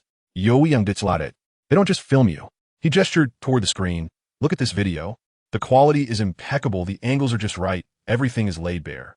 "Oh dear, how embarrassing," Bai Lu exclaimed, averting her gaze from the compromising scene on the bed. The atmosphere was unbearably awkward, especially with Zhou Yang present, watching such explicit content alongside her. There's an even more outrageous video, Zhou Yang exclaimed, clicking on another file. It turned out to be a series filmed in women's public restrooms. They had installed a miniature camera within the ladies' room, capturing every woman who entered in full view. I see now. Zhou Yang shut the video, stating these scoundrels are profiting from this heinous method. They sell these recordings to some overseas websites for profit. I've always suspected they were up to no good. Bai Lu remarked. That Lu Qianqian's boyfriend frequently brought a crowd to our neighborhood, always making a grand show, roses, motorcycles, just to win her over. She continued, it seems they have only just established their relationship. Zhou Yang nodded in agreement. It appeared that Lu Qianqian had been unjustly misled. She likely remained unaware of her boyfriend's true nature. It seemed she was also oblivious to his surreptitious filming activities earlier that day. Had he known, Zhou Yang would have confronted Lu Qianqian directly. But it was inconsequential. She must bear the consequences of her choices. Senior, allow me to speak a truth you may not wish to hear. You may need to relocate, Zhou Yang stated. Why? Bai Lu asked. Because I intend to report these lecherous individuals and ensure they face justice. Zhou Yang replied. They might retaliate against you, so remaining here is not advisable. Bai Lu sighed and nodded. Perhaps I should have moved long ago. The security in this area is indeed lacking. Zhou Yang affirmed, indeed. This community has a low occupancy rate. In the past few days, I've been tidying up in preparation for a swift move to a new place, Bai Lu remarked. We can no longer stay here today, Zhou Yang stated. Oh, so soon? Bai Lu responded, astonished. I just dealt with them. They're likely recuperating right now. Once the effects of the pressure points wear off and they recover, they will undoubtedly come looking for us to retrieve the computer, Zhou Yang explained. For now, let us lock the door and find a hotel to stay in. We? Stay in a hotel? Upon hearing those words, Bai Lu instantly misinterpreted his intentions. Could it be that he plans for us to share a hotel room tonight? Zhou Yang, maintaining a serious demeanor, said, Senior, please gather your work essentials and some necessities. Until we find a new apartment, we will need to stay in a hotel. Oh, all right, Bai Lu replied. The two of them quickly packed their belongings and headed to a hotel near the office. After settling in, Zhou Yang left to return to his residence. Bai Lu, watching Zhou Yang's silhouette fade away, felt an unexpected sense of loss. Just then, her phone rang, revealing it was a call from Lu Qianqian. They had previously exchanged phone numbers. Hello, Miss Bai, Lu Qianqian spoke politely. I sincerely apologize for the inconvenience and distress caused. Bai Lu was taken aback. She had not anticipated an apology. I have just learned that my boyfriend has committed a reprehensible act against you, Bai Lu continued. I implore you to forgive him, and I assure you he will not offend you again in the future. Recognizing the sincerity in Lu Qianqian's tone, Bai Lu replied, if that is the case, I will not pursue the matter any further. Bai Lu remained kind-hearted. Thank you, Miss Bai. May I come by to retrieve the drone and computer? Of course. You may dispose of anything my boyfriend filmed, Lu Qianqian asked. Bai Lu immediately grasped her intention. The apology was merely a pretext to reclaim the evidence. I'm sorry, but the drone and computer are not in my possession, Bai Lu responded. They must be with that scoundrel. You should ask him for them, urged the man beside her. Shut up, Lu Qianqian retorted angrily. You're being foolish. The man, crestfallen, replied, I apologize. Get lost. Lu Qianqian shot him a fierce glare and turned back to Bai Lu, saying, Miss Bai, is it true that the items are with Mr. Zhou? I kindly request his phone number so I can discuss this with him. Bai Lu replied, I'm afraid I cannot divulge that information. Very well, Lu Qianqian said. I apologize once again for today's events, Miss Bai. To Bai Lu's surprise, she offered another apology and was about to hang up when a man interjected. No, we must retrieve the computer and drone. Qianqian, go demand them. Lu Qianqian exploded with anger. Get lost. All of you just leave. After behaving so disgracefully, you still want to reclaim the items? If they refuse, you must accept it. Leave. Do not create a scene here. The man and his companions, feeling defeated, had no choice but to depart. As the call remained connected, Lu Qianqian said to Bai Lu, Miss Bai, truthfully, I'm also quite furious, which is why I intend to break up with that scoundrel. Bai Lu sighed, alas, that is a matter between you two. There is no need to share it with me. Miss Bai, I merely wish to convey that this matter was never my intention. I have been kept in the dark. Lu Qianqian said, thus, I sincerely apologize. Bai Lu, sensing Lu Qianqian's genuine remorse, replied, it's all right. I bear no blame. Chapter 68. I shall be your undercover. The following day at work, Zhou Yang appeared somewhat disheveled. The misunderstandings with Su Jing during this period, coupled with the events involving Gao Shuai-lin and Bai Lu the previous night, left him feeling fatigued and unrefreshed. Seeking solace, he retreated to the lounge, poured himself a cup of coffee, and settled down to massage his own shoulders. He was aware of the acupressure points that could swiftly rejuvenate his energy. Thus, with sufficient manipulation, he would soon be revitalized. It was during work hours, and the lounge was nearly deserted. Zhou Yang sat with his eyes closed, gradually kneading his shoulders. Suddenly, a pair of gentle hands rested upon his, synchronizing with his movements to relieve the tension in his shoulders. Startled, Zhou Yang lifted his gaze to encounter a familiar face before him, her hair cascading like a waterfall around her, creating a dreamlike aura. It was Zhao Ziying. "Manager Zhou, you look so weary. Allow me to assist you." Zhao Ziying chirped, her laughter bright and cheerful. "That's inappropriate." Zhou Yang quickly stood up, extricating himself from her grasp. "This is the office. It would be quite detrimental if others were to witness this, especially now, as he served as the acting sales manager. Vying for the position of deputy director, any rumors could severely impact the upcoming year-end evaluations." Zhao Ziying pouted, her expression one of feigned grievance. "I merely saw that you were tired and came to help. I'm not fatigued. Please attend to your own duties." Zhou Yang insisted. "Hey, why are you being so distant with me?" Zhao Ziying asked, visibly displeased. "Is it because I reported you to General Su before? Are you still holding a grudge? You are overthinking it. I am not so petty." Zhou Yang replied. "We are colleagues, and I consider us not particularly familiar. It is best to maintain a professional relationship for the benefit of everyone." "I refuse," Zhao Ziying replied, twisting her alluring waist and pouting. "If we are not familiar, we should spend more time getting to know each other. How about I treat you to dinner tonight?" It must be said that Zhao Ziying was indeed a femme fatale. Her features were mature, with a pronounced nose, full lips, and elongated phoenix eyes, which combined to exude an overwhelming sense of femininity. In short, she radiated an abundance of womanly charm. Coupled with her slightly plump yet curvaceous figure and fair complexion, she sparked boundless fantasies in the minds of many men. Even a young master like Xiefeng was captivated by Zhao Ziying, which attests to her allure. However, Zhou Yang was surrounded by an abundance of beautiful women. The earliest was El Wei, who was the belle of the class. Following her were Tang Yumei, the epitome of mature elegance, by Lu, the fairest commoner flower of Shunda, and Su Jing, his charming housemate and superior at work. Each of these women was formidable in her own right. Thus, Zhou Yang had developed a heightened ability to navigate the realm of beauty. For an average man, it would be nearly impossible to resist such an overt advance from Zhao Ziying. Ironically, the more aloof Zhou Yang became, the more intrigued Zhao Ziying felt. "The man, of little worth, is not to her liking. I have no time tonight," Zhou Yang remarked. "Then how about tomorrow night? Whenever you are free, I will treat you." Zhao Ziying blinked her large eyes and inquired, "What do you think?" Zhou Yang sighed, pondering what could possibly attract her to him. Could he change? Yet, before he could voice his thoughts, Zhao Ziying preemptively stated, "I'm currently in Lu Yan's group, but I do not favor him. I hope you can become the deputy director. Thus, if possible, I am willing to act as your informant." Zhou Yang was taken aback, surprised by Zhao Ziying's unexpected proposition. "How would you be an informant?" he asked. "I can keep you updated on Lu Yan's performance plans, all key clients he is negotiating with in his region, as well as his business progress. I can ensure that he is left with nothing in front of you," Zhao Ziying declared. This indeed piqued Zhou Yang's interest. Lu Yan was notably competitive among the managers, one of the only 2 sales managers in the department. The managers from the marketing and support departments, alongside Secretary Chen Shui, had limited leverage in vying for the deputy director position. It primarily hinged on Zhou Yang and Lu Yan, the 2 sales managers. After all, sales managers are responsible for generating revenue for the company.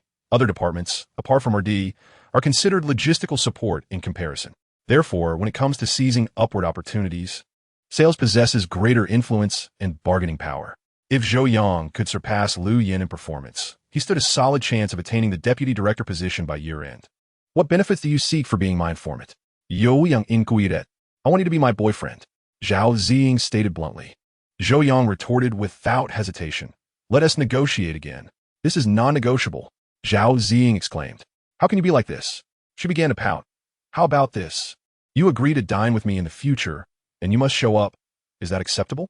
I will try my best. Are you kidding? That's too much. Zhao Ziying responded. Zhou Yang merely smiled slightly. If you think it's feasible, let us collaborate. If not, then I cannot assist.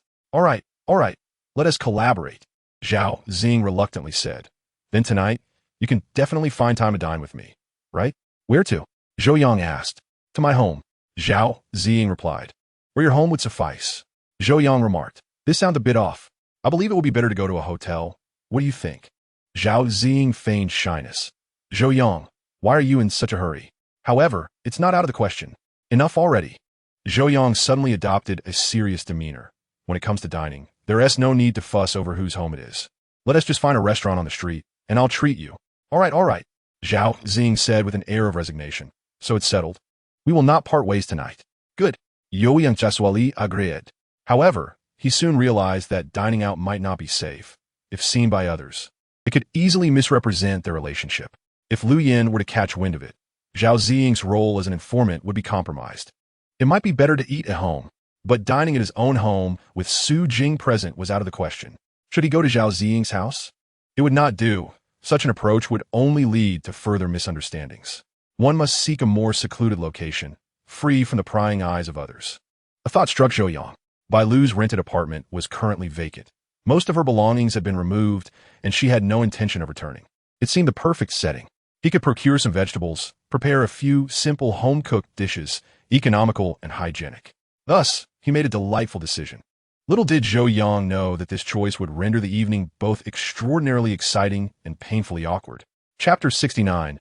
An evening with a female subordinate after work. Zhou Yang took Zhao Ziying to Bai Lu's rented apartment. Although the place was uninhabited, the rent had been paid through the end of the quarter, leaving over a month to go. With it standing empty, Zhou Yang considered it an ideal venue for entertaining colleagues and friends in the future.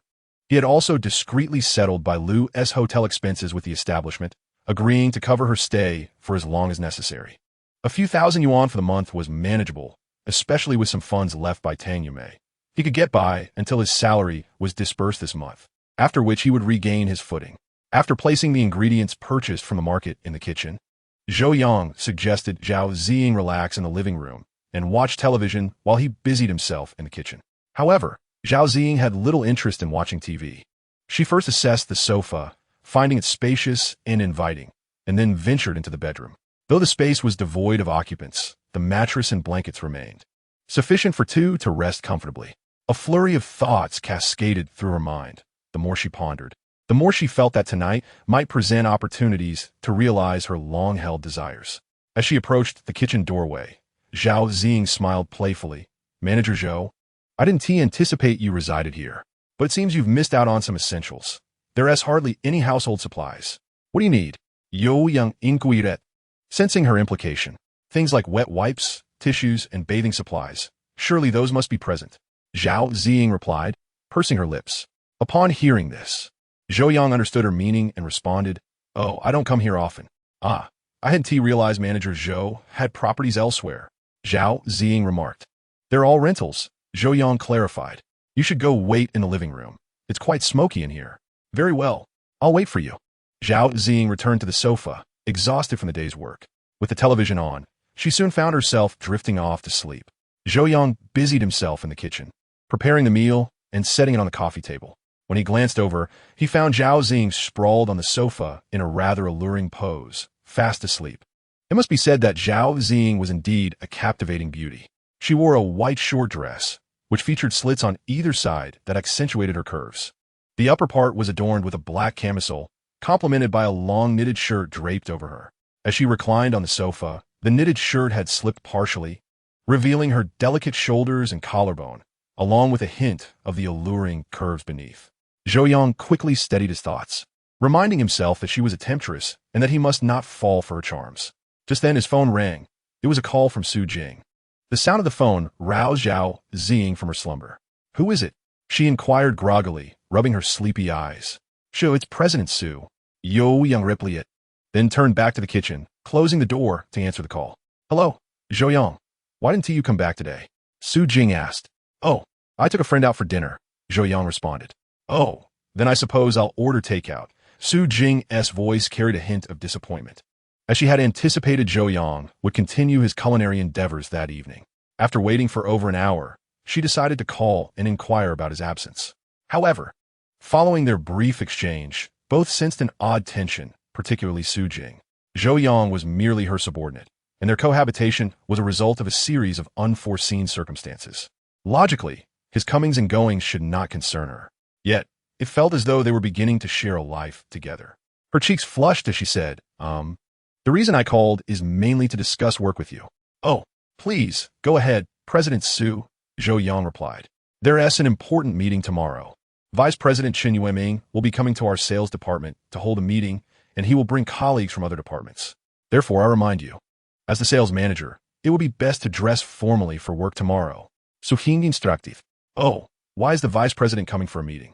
Zhou Yang inquired. Because our department has been performing well recently, Vice President Chen's visit is also a form of encouragement, Su Jing explained. Just remember, tomorrow's meeting is different from usual. Listen more and speak less, and don't ask unnecessary questions. Understood. Zhou Yang affirmed. After hanging up, Zhou Yang silently pondered the implications. It seemed that Tang Yumei had previously mentioned that she had leveraged her connections to bring him to the headquarters. And that connection was the vice president. This meant that Chen Yueming was a friend of Tang Yumei. Zhou Yang felt a thrill at the prospect of finally meeting the benefactor who facilitated his transfer to headquarters. At that moment, Zhao Ziying approached the door, reminding him, Zhou Yang, come eat. The dishes are getting cold. Coming. Zhou Yang emerged from the kitchen and settled in the living room, pouring a glass of the beverages he had purchased earlier for Zhao Ziying. Why did President Su call you so late? What was the matter? Zhao Ziying asked curiously. There's an important meeting tomorrow. She reminded me to wear formal attire, Zhou Yang replied. Do we need to attend? Zhao Ziying questioned. I haven't received any notification. You probably don't need to join. I'm not quite sure. Zhou Yang said, now let us eat. Zhao Ziying raised an eyebrow with a playful smile. Oh, being a sales manager is different. President Su calls you late at night. We don't have that privilege. Don't tease me. I actually prefer your freedom. Zhou Yang replied. Oh, by the way, I have something to tell you tonight. Zhao Ziying said. What is it? Lu Yan is pursuing me now. Zhao Ziying smiled mysteriously. What? Zhou Yang set down his bowl in surprise. Doesn't he have a girlfriend? That innocent girl with glasses? That's all over now, Zhao Ziying remarked. She never truly agreed to him. That night, when he brought that girl with him, he lost face tremendously. How could she possibly still be with him? Zhao Ziying referred to that evening at the Royal Entertainment Club, where they were cornered by a group of ruffians. Xie Feng and Lu Yan, prioritizing their safety, had handed their girlfriends over to the petty thugs. Zhao Ziying was present that night, holding the position of Xie Feng's girlfriend. Following the events of that night, she completely disregarded Xie Feng and subsequently developed feelings for Zhou Yang. On that very night, you were there when Lu Yan was humiliated. Knowing all this, he still dares to pursue you? Zhou Yang inquired. I am now his subordinate. He believes I should obey his whims, wielding his little authority to dominate me. Zhao Ziying replied. He truly considers himself significant, when in reality, he is nothing. We all entered the sales department together. He merely had a stroke of luck. Huh, Lu Yan does possess some ability. Zhou Yang commented. What ability? Zhao Ziying scoffed. His greatest talent lies in poaching other people's clients. Everyone in the department knows how he earned that sales champion title. What does it mean to steal clients? Zhou Yang asked. Come closer, and I shall enlighten you. Zhao Ziying teased, leaning in, revealing her alluring figure. Zhou Yang exclaimed as Zhao Ziying accidentally toppled into his embrace. Be careful. Zhou Yang stayed yet hair. Zhao Ziying feigned embarrassment, chuckling. Oh dear, when did the floor become so slippery? I lost my footing. Zhou Yang went to the kitchen to fetch a mop and wipe the floor. Zhao Ziying resumed her seat beside Zhou Yang, saying, Lu Yan loves to fixate on clients who have just begun negotiations with others.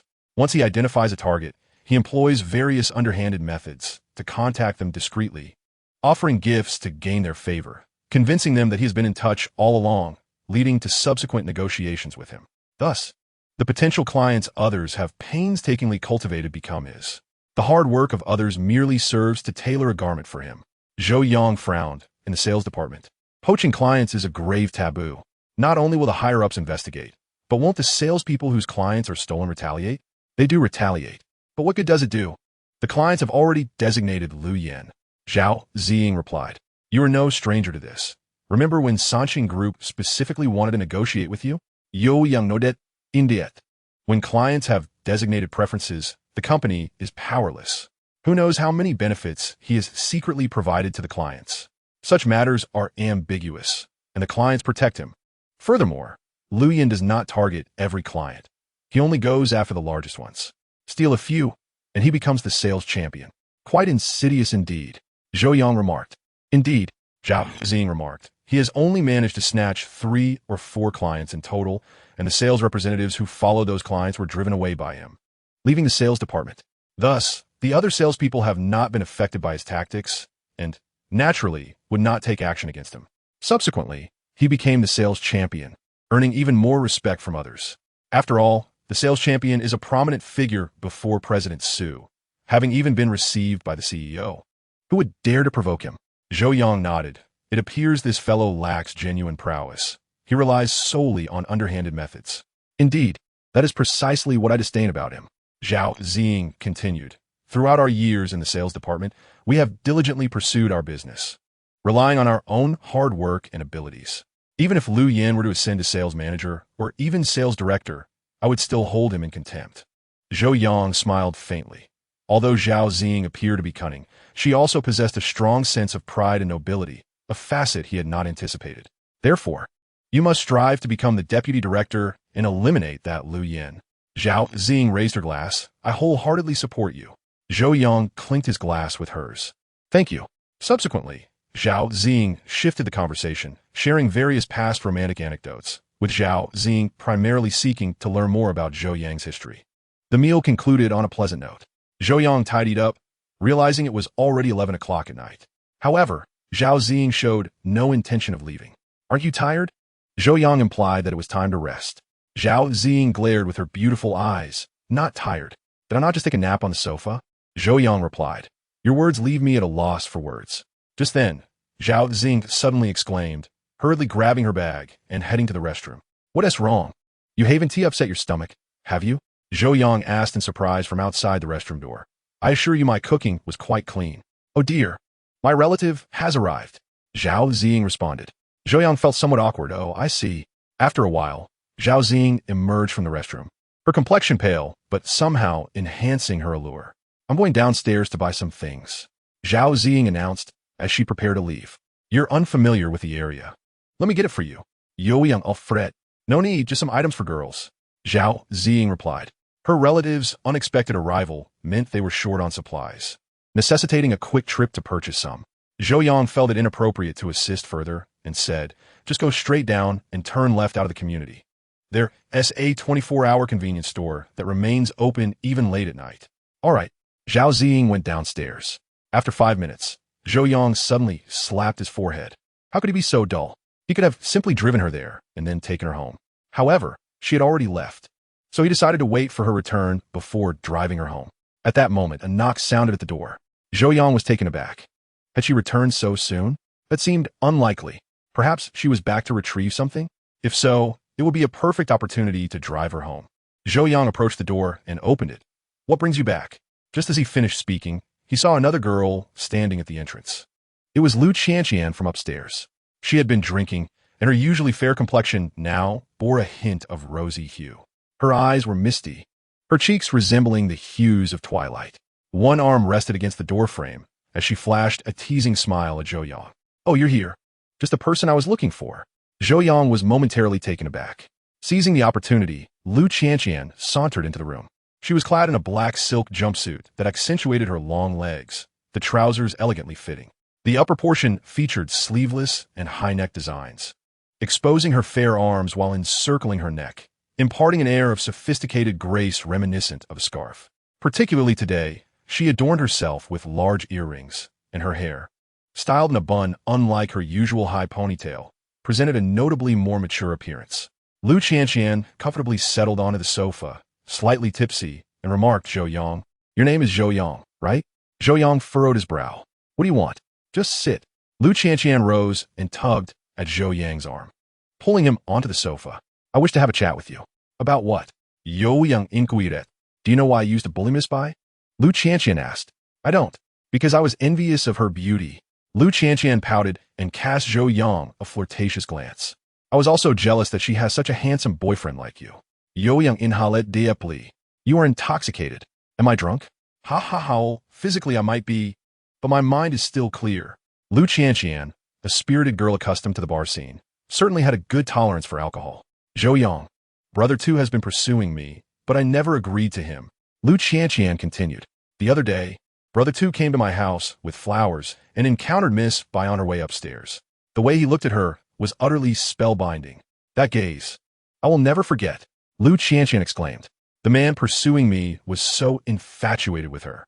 Hence, I became envious of Miss Bai. I detest her. What exactly are you trying to say? Zhou Yang asked, a hint of impatience creeping into his tone. Zhou Yang, the drone and computer, they are with you, right? Lu Qianqian inquired. In an instant, Zhou Yang comprehended her intentions. She appeared inebriated but had a clear objective. It's impossible for you to retrieve them. Zhou Yang replied. I just handed them over to the police today. Ha ha. Lu Qianqian laughed heartily, giving him a thumbs up. Well done. You should report it. That scoundrel brother 2. I truly regret agreeing to be his girlfriend. Zhou Yang, brother 2 is my boyfriend. Yet he has an affection for your girlfriend and even spies on her. This situation has caused you great distress. Lu Qianqian asserted, suddenly rising unsteadily. Therefore, as his girlfriend, I have come to repay the debt. What do you mean? Zhou Yang asked. I have come to like you. I have come to spy on you. Lu Qianqian said, her eyes glazed. Chapter 71. Who do you think is more of a woman between us? Zhou Yang was at a loss for words, bewildered by the absurdity of it all. Miss Lu, let me clarify. I do not require you to repay any debt. You need not plead for your boyfriend. He has broken the law and must face the consequences. Zhou Yang explained. Moreover, I'm not Bai Lu's boyfriend. Stop messing around. Lu Qianqian chuckled drunkenly. You frequently come to Bai Lu's place at night. I recall an occasion when you seemed to have stayed over. Did you think I was unaware? In the presence of a girl as strikingly beautiful as Miss Bai, would she truly allow you to stay here at night if she held no interest in you? Zhou Yang inhaled deeply, unsure of how to articulate his thoughts. I've been searching for you for several days, yet Miss Bai has not divulged your whereabouts. Lu Qianqian remarked, upon returning today, I fortuitously noticed lights on your floor, and lo and behold, I found you immediately, ha ha ha. But where's Miss Bai? While Lu Qianqian professed clarity of mind, her logic often meandered. She does not reside here, and I advise you, should you and your boyfriend seek vengeance upon her, you will find it futile. I assure you, I shall not spare you. Zhou Yang bitsladet. What are you suggesting? Why would I seek revenge against you? Liu Qianqian soyez closer to Zhou Yang. Zhou Yang. My boyfriend is fond of your girlfriend, and I am fond of you. He has been spying on your girlfriend, and now I shall let you see. As she spoke, she deftly unfastened her buttons, and with a swift motion, zipper was drawn down. Zhou Yang reached out to halt her, but Lu Qianqian's skilled fingers flicked, and with a snap, her undergarment was undone. This series of actions unfolded with an effortless grace, occurring in the blink of an eye. At that moment, her clothing tumbled down, leaving her upper body almost entirely exposed to Zhou Yang. The stark whiteness was blinding. Do you find it appealing? Lu Qianqian beamed with pride. Do not underestimate Miss Bai's beauty. My figure is equally commendable. Perhaps she sought to prove her own allure, asserting that she too was a beauty, rivaling Bai Lu. You must get dressed. Zhou Yang, flustered and hesitant, felt a surge of panic. The garment she wore was a bodysuit, and with the upper half unzipped, the fabric hung precariously at her waist, secured only by her hips. Yet it was merely half-hitched, revealing the lace beneath.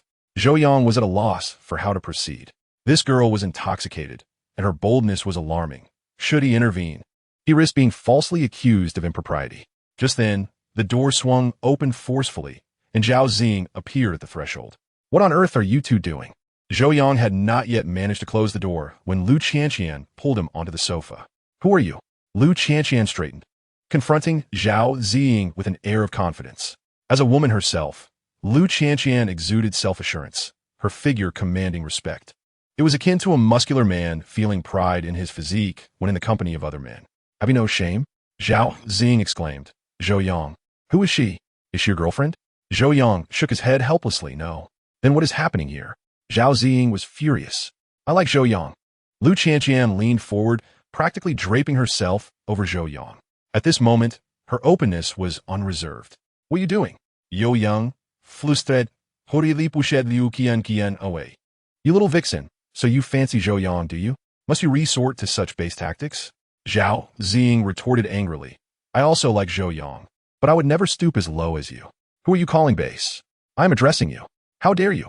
Lu Qianqian, known for her fiery temper, rarely allows anyone to speak to her in such a manner, especially not after having consumed alcohol, which only exacerbates her emotional instability.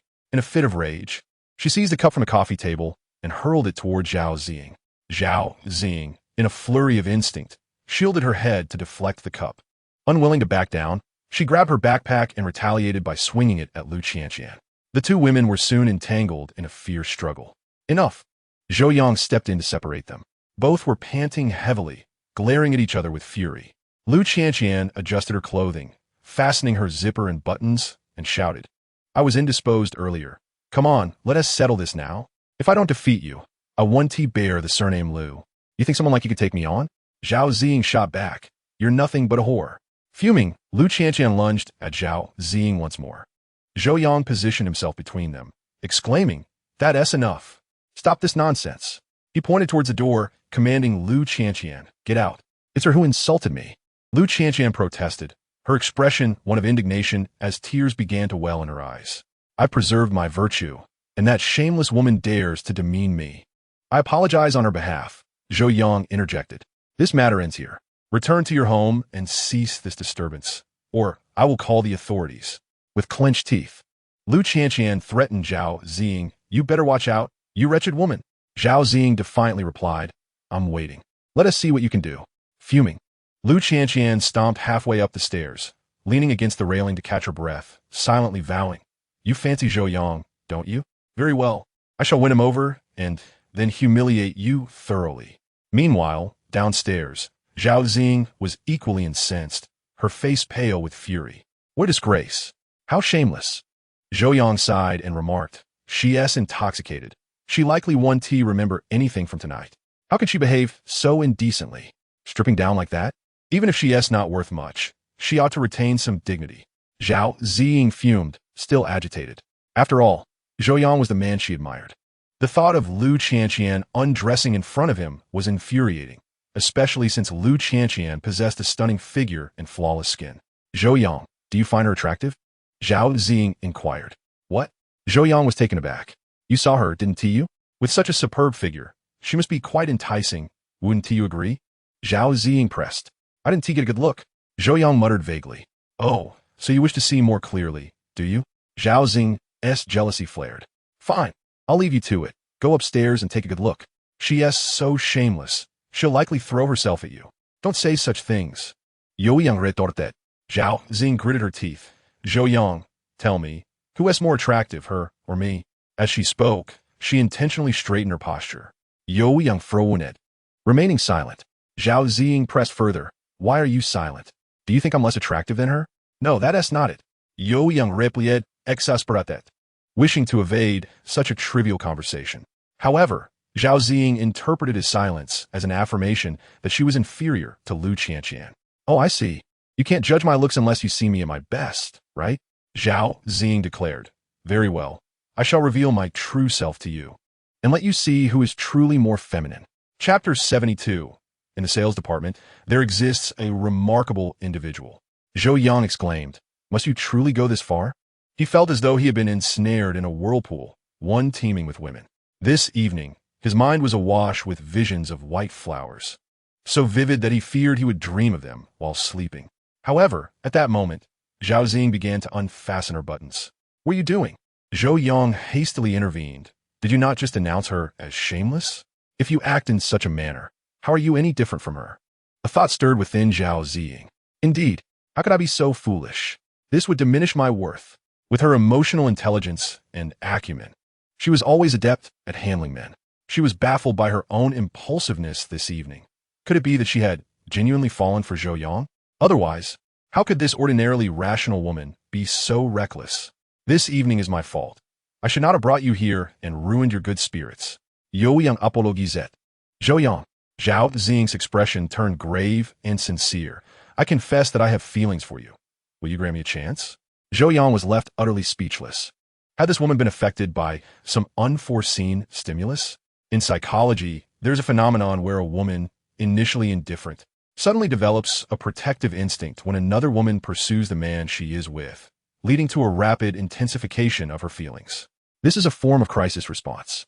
To put it plainly, the reason a simp holds no value is that he invests all his emotions, leading women to believe he cannot survive without them, that he could never be attracted to another woman.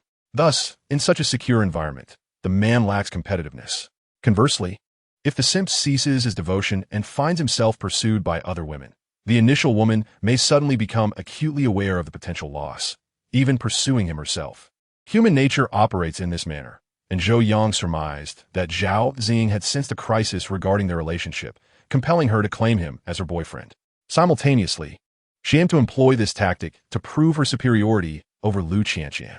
It's too late. We have work and meetings tomorrow. Zhou Yang glanced at his watch. Allow me to escort you home. Zhou Yang. Zhao Xing stamped her foot. Am I truly so unremarkable? Zhou Yang sighed. It's not that you are unremarkable. You are indeed exceptional. It's just that I am aware of your position as a sales manager, and you have many concerns. Zhao Xing countered, however, I will not give up. Because you have said I am exceptional, it indicates that you do not dislike me. We merely need to understand each other better. Zhou Yang was at a loss for words. Xing, do not overthink this. He attempted to clarify. Enough, please stop. Zhao Xing, with her fair and delicate hand, covered Zhou Yang's mouth. I wish to go home now. I would appreciate it if you, Manager Zhou, would escort me. Very well. Zhou Yang acquiesced without hesitation. However, I have one request. Zhao Xing stated. What request? Zhou Yang inquired. You can no longer reside here. Zhao Xing asserted. Did you not mention that you have other accommodations? You must expedite your move from this place. She feared that the madwoman upstairs would once again disturb Zhou Yang. Zhou Yang chuckled softly. There's only a little over a month left on the rent here, and I seldom come by. I merely invited you for dinner tonight. That's a relief. Zhao Xing finally felt at ease. Subsequently, Zhou Yang and Zhao Xing descended the stairs and drove away. Meanwhile, upstairs, Lu Qianqian, gradually sobering up, watched from the window as Zhou Yang and Zhao Xing entered the car, her fists clenched in anger. That wretched woman had the audacity to take Zhou Yang away. Lu Qianqian bit her silver teeth, thinking, but that's fine. It only makes things more interesting. It would be even better if you and Zhou Yang became intimate. Then, when I deal with him, it would prove your incompetence. Lost in her thoughts, she picked up her phone and snapped a picture of Zhou Yang's car, capturing its license plate number. The following morning, the sales department convened an unprecedented meeting. Originally, only Director Su Jing was required to attend with a few department managers. But Vice President Chen Yueming insisted that due to the sales department's impressive performance in the first half of the year and the challenging tasks ahead, he wanted to hold a meeting with all staff. This way, he could motivate them while also listening to the voices from the grassroots sales team. Thus, the meeting included all members of the city sales department. The venue was set in the specially designated third-floor conference hall. The members of the city sales department were divided into 4 groups. Sales Group 1, led by Lu Yin, consisted of 14 members forming a square. Sales Group 2, led by Zhou Yang, comprised 12 members forming another square. The Marketing Group, led by Ma Qing, included 9 members in formation, and the Support Group, led by Chen Shui, had 6 members arranged in a square. Su Jing accompanied Vice President Chen Yueming and our D-Director Zhou Qian at the main table, while Vice President Secretary Yulan took notes nearby. The meeting commenced swiftly, with Vice President Chen Yueming delivering the opening remarks. He essentially expressed that everyone had performed admirably, urging them to continue their efforts and withstand pressure, assuring them that the company would not neglect their contributions. Following this, Director Su Jing began to facilitate the meeting, where 3 main topics were discussed. The first matter involved breaking down sales targets, highlighting the issues faced by the sales department in the first half of the year, and strategizing how to meet the targets in the second half. The second matter was personally announced by Vice President Chen Yueming. Although we are competitors with the pharmaceutical company, we currently have a collaboration underway. Chen Yueming stated, we primarily focus on traditional Chinese medicine, while they specialize in Western medicine. Now, there is a project for a Chinese medicine product that requires support from our R&D department. This partnership aims to produce a product together to penetrate the North American market. He elaborated, the collaboration is mutually beneficial. The pharmaceutical company lacks expertise in traditional Chinese medicine. Yet the North American market for such products is rapidly expanding, and they do not wish to fall behind their competitors. Conversely, we are eager to collaborate because, despite having an excellent R&D team, we are unfamiliar with the North American market and lack the necessary connections. Therefore, we will provide the R&D team, while they will supply the operations and sales teams to conquer the North American traditional Chinese medicine market together. However, a significant challenge loomed ahead, breaking through the patent restrictions imposed by Yingdong Pharmaceuticals. Due to the traditional Chinese medicine we have developed, many of our formulas have already been patented by Yingdong Pharmaceutical of Sakura Country, rendering them unusable for us. Consequently, Yingdong's traditional Chinese medicine products circulate freely in North America, even establishing a monopolistic presence. Thus, our research and development team must exert every effort to overcome these obstacles and achieve breakthroughs in new drug development, transcending the limitations imposed by Yingdong Pharmaceutical. When Chen Yueming expressed these sentiments, the audience was left in confusion, uncertain as to why the vice president was discussing research and development matters in front of the marketing department. A moment later, Chen declared his intentions. The reason for sharing this information was to convey that our group would strive to make significant inroads into global markets, with a future that promises to be grander and more splendid than ever. Furthermore, and most importantly, I have heard that there is a talented individual within our marketing department. As he spoke, Chen scanned the room, his gaze ultimately resting on Zhou Yang. Chapter 73. The Golden Scales Family Reemerges. Talented individual? In an instant, everyone was bewildered. Apart from Director Su, could anyone else in the marketing department possibly catch the vice president's attention? Moreover, to be deemed talented by the vice president, this individual must be exceptional. A wave of glances exchanged among the attendees reflected their uncertainty regarding whom Chen was referring to. Yet in the next moment, Chen Yueming created suspense. As for who it is, I shall not reveal it. Let our director of R&D, Zhou Qian, announce it. Zhou Qian stood up, adjusting her thick glasses. A woman of science, she was often referred to as the abstinent goddess of the R&D department due to her beauty and figure. On her face, there was only calmness, a serene demeanor that rarely wavered. Few had witnessed her exhibit great joy or sorrow. Even colleagues who had worked alongside her for 5 years could count the time she smiled on one hand. She was perpetually composed, her rationality almost eerie, as if her world revolved solely around research and her career. It had even led some to speculate that she might be a robot, given her nearly perfect human proportions and the result of her years of stringent self-discipline. At this moment, Zhou Qian took the microphone, her voice emanating with a chilling mechanical precision. Previously, our R&D department encountered issues with a new drug launch, disappointing the group's expectations and those of consumers alike. We have also placed an undue burden on our colleagues in the marketing department, for which I sincerely apologize to them and to Director Su. Zhou Qian bowed slightly forward. It was our oversight that significantly increased your workload, and we assure you that this will not happen again. Her words, smooth yet resonant, were logically sound.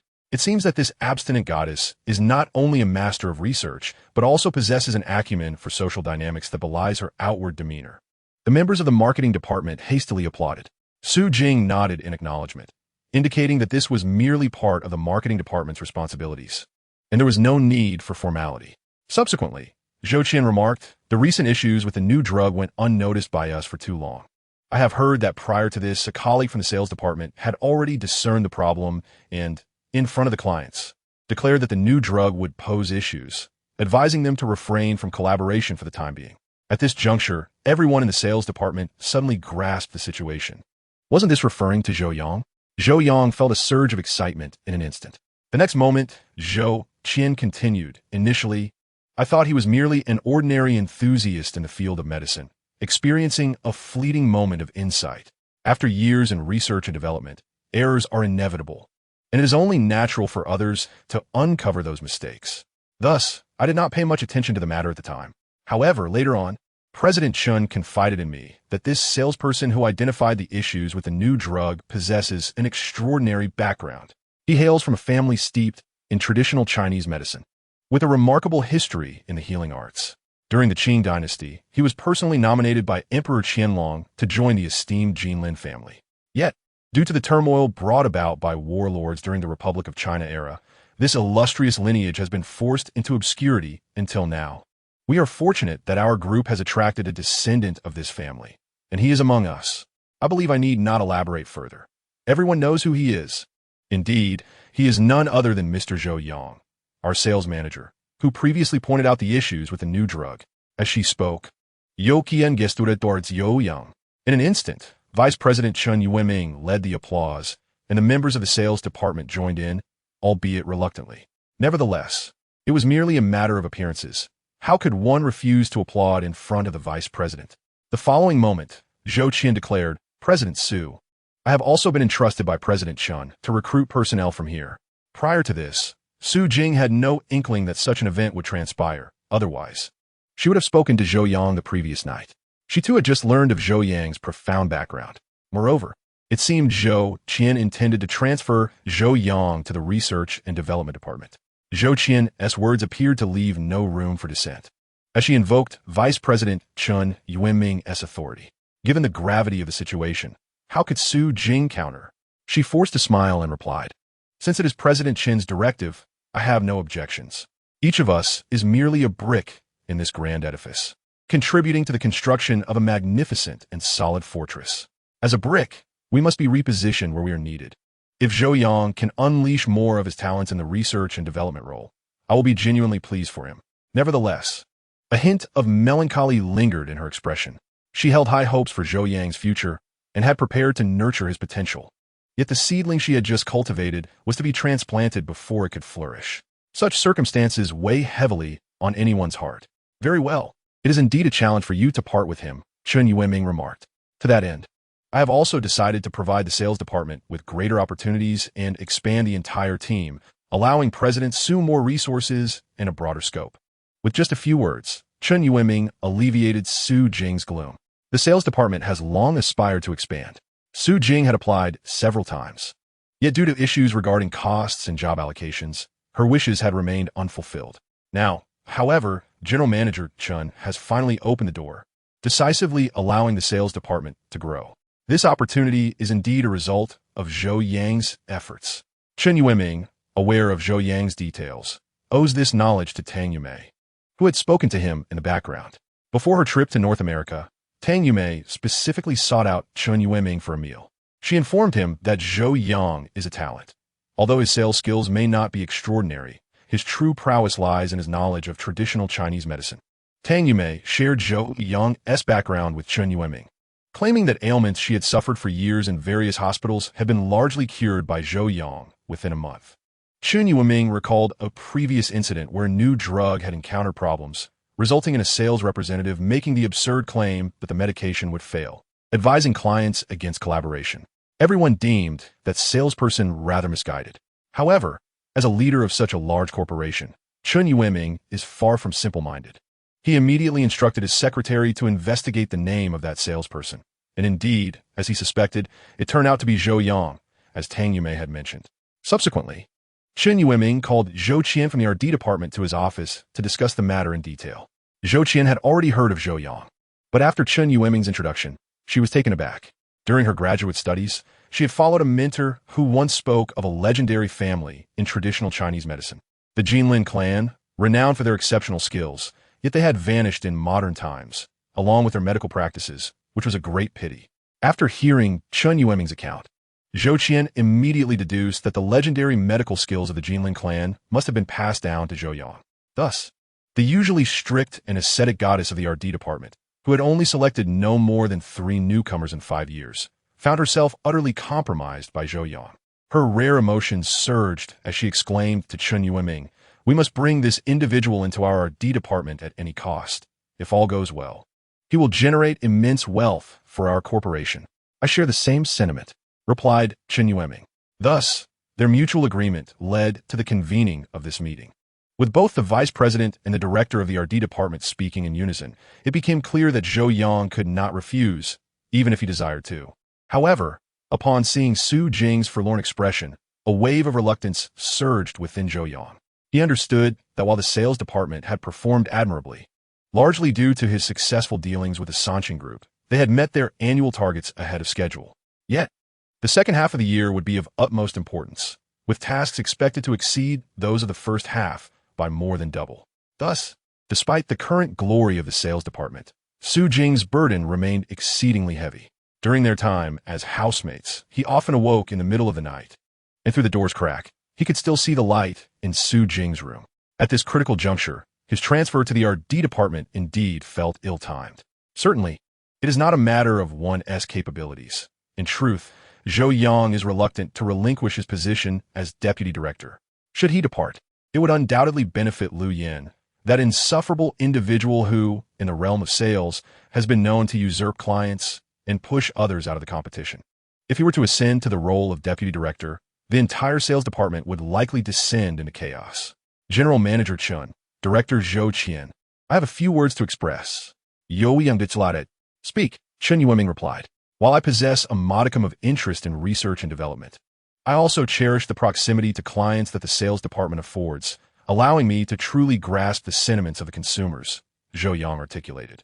I am not from a research background and am unfamiliar with our company's R&D processes and duties. Therefore, I aspire to serve as an intern in the research and development department, where I can accompany Director Zhou Qian in her work and, concurrently, when my presence is unnecessary, I am willing to shoulder my responsibilities in sales. Upon hearing this, the entire assembly was taken aback. A single individual intends to undertake 2 roles. Does he seek to earn 2 salaries?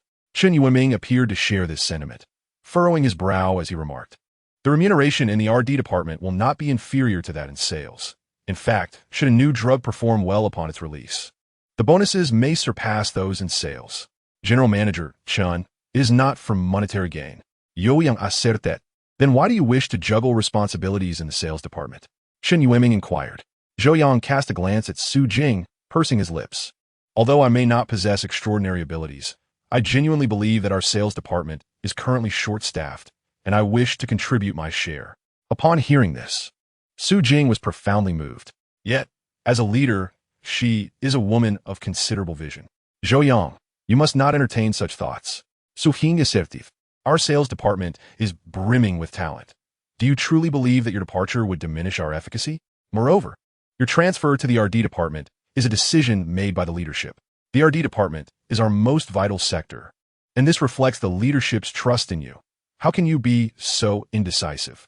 As the director of the sales department, I endorse Zhou Yang's transition to the RD department, and I will swiftly coordinate with the sales department to facilitate Zhou Yang's transfer. Excellent. Chen Yueming clapped his hands. Truly, the leader of the sales department possesses exceptional emotional intelligence, intellect, and logical reasoning. Zhou Jing's words not only served to smooth over the situation, but also illuminated the correct path for Zhou Yang. Chen Yueming turned to Zhou Yang, stating, if all goes well, the personnel transfer will commence this week. Upon hearing this, Liu Yan nearly erupted with laughter, while Zhao Xing felt a wave of despondency wash over her. The rising star she had so highly regarded was being lured away by another department. Although a position in RD is indeed a commendable destination, it would no longer be as effortless for her to remain close to Zhou Yang. Furthermore, she noticed Liu Yan's smirk nearby, as this effectively elevated Liu Yan to the position of deputy director. I apologize, Zhou Yang suddenly exclaimed. I have decided to pursue a career in sales, while simultaneously managing my responsibilities in RD. If the leadership does not consent, I shall opt for resignation. Zhou Yang, you. Zhou Jing was utterly incensed. This was tantamount to threatening the leadership. How could Zhou Yang behave in such a juvenile manner? Unsurprisingly, Chen Yueming was infuriated. He is the vice president, standing just beneath 1 and above 10,000. Yet, a new employee audaciously rejected his proposed job transfer, even resorting to threats of resignation. If he were to yield to such intimidation, what would become of Chen Yueming's authority, and indeed, the company's dignity? Chen Yueming narrowed his eyes, gritting his teeth, about to reprimand Zhou Yang. However, he suddenly recalled that before Tang Yumei departed for North America, she had specifically sought him out for a meal to discuss Zhou Yang's situation, urging him to take special care of the young man. Suppressing his rising anger, Chen Yueming resolved to grant Zhou Yang another opportunity. Zhou Yang, every individual's energy is finite. Do you truly believe you can manage both responsibilities effectively? Chen Yueming inquired. Absolutely, I can handle it. Zhou Yang replied confidently. Some matters cannot merely be asserted. Chen Yueming countered. How can you prove that you can excel in both roles? Time will be the ultimate testament. Zhou Yang asserted. Moreover, As Zhou Qian mentioned earlier, my family has a long-standing tradition in Chinese medicine, revered as the Jinlin family. Our ancestral remedies contain many secrets unknown to the outside world, including formulas that enhance vitality. A typical person, when fully focused, can sustain their concentration for a maximum of 5 hours, a fact supported by scientific research. This applies even to those with superior intellect. For the average individual, the duration of sustained concentration is approximately 3 hours, which is already remarkable. However, through my family's remedies, I can extend my focus. I am fully capable of fulfilling the responsibilities of 2 individuals. If Mr. Chen does not believe my claims, then I see no reason for you to consider me for the research department. If I cannot even achieve this, it would imply that our Jinlin family is merely a name without substance, and my presence in the research department would yield no fruitful results. As he spoke, Zhou Yang gazet intensely at Chen Yueming. Mr. Chen, do you find my reasoning sound? After a brief silence, Chen Yueming suddenly rose and applauded. Well said. I finally understand why Tang Yumei was so insistent on recommending this young man to me. He is truly an exceptional individual. Moreover, I am intrigued by Zhou Yang's assertion of possessing methods to enhance vitality. This is a coveted pursuit for anyone. However, with so many witnesses present, I cannot inquire further at this moment. Additionally, I remain uncertain about the veracity of Zhou Yang's claims. Why not allow him a chance to prove himself? If he indeed can shoulder 2 roles, it would validate his words, and at that time, I could discuss remedies with him in depth. Chapter 75, The President's Favor. Ha ha! Zhou Yang, you truly are a remarkable young man, Chen Yueming exclaimed. Since you have made such a bold claim, I shall acquiesce. In the sales department, you will continue as the sales manager, receiving your sales salary and commission, along with opportunities for promotion, all of which shall remain intact. In the research department, you must heed Zhou Qian's guidance, dedicating yourself wholly. Your remuneration will not be diminished. Furthermore, if you can utilize your family's remedies to help us develop a marketable new drug, we can assist you in applying for a personal patent and offer you fixed dividends through a collaborative arrangement. With a smile, he gazed at Zhou Yang and inquired, "What do you think of this condition?" The audience was astounded by his words. What condition? It was beyond their wildest dreams. Not only would he receive double the salary, but if a new drug were developed from his ideas, he would not pursue a monopoly. Rather, he would assist Zhou Yang in applying for a patent. The sole condition was that Zhou Yang would share in the profits. The concept of profit sharing was clear to all. Any newly launched drug would undeniably tap into a market worth billions. Even if your share was a mere 1%, it would still amount to $1 million. After costs, the gross profit would exceed $50 million.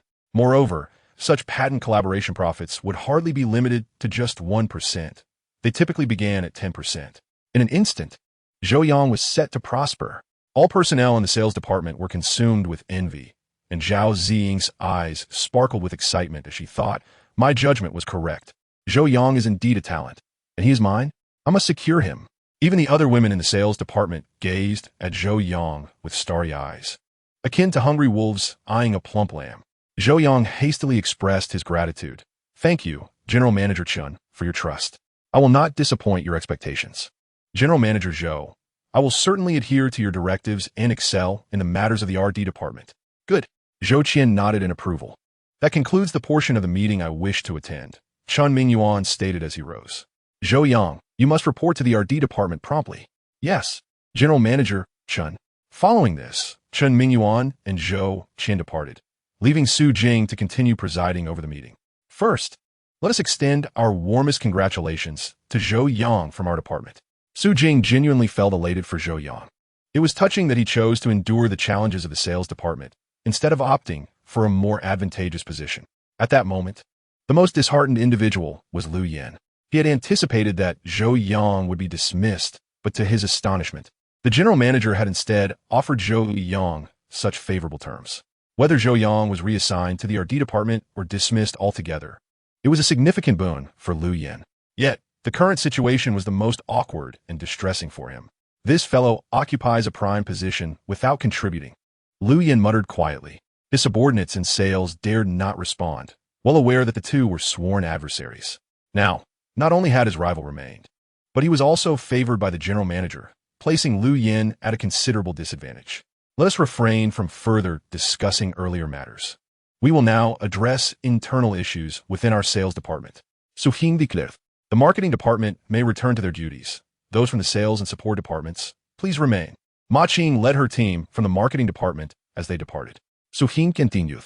Although our sales department has completed the first half of the year's targets ahead of schedule, thanks to Zhou Yang securing the Sanchen client, we cannot rest on our laurels. The pressure for the second half remains significant. Sanchen was not taken from me.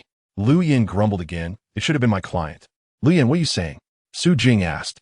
Would you care to elaborate? Lu Yin quickly replied. Manager Su? I said nothing. Please continue. Su Jing stated during meetings. Everyone must maintain silence and focus. This is the most fundamental rule. Yes, General Manager Su. Lu Yin nodded in agreement. Su Jing continued the meeting.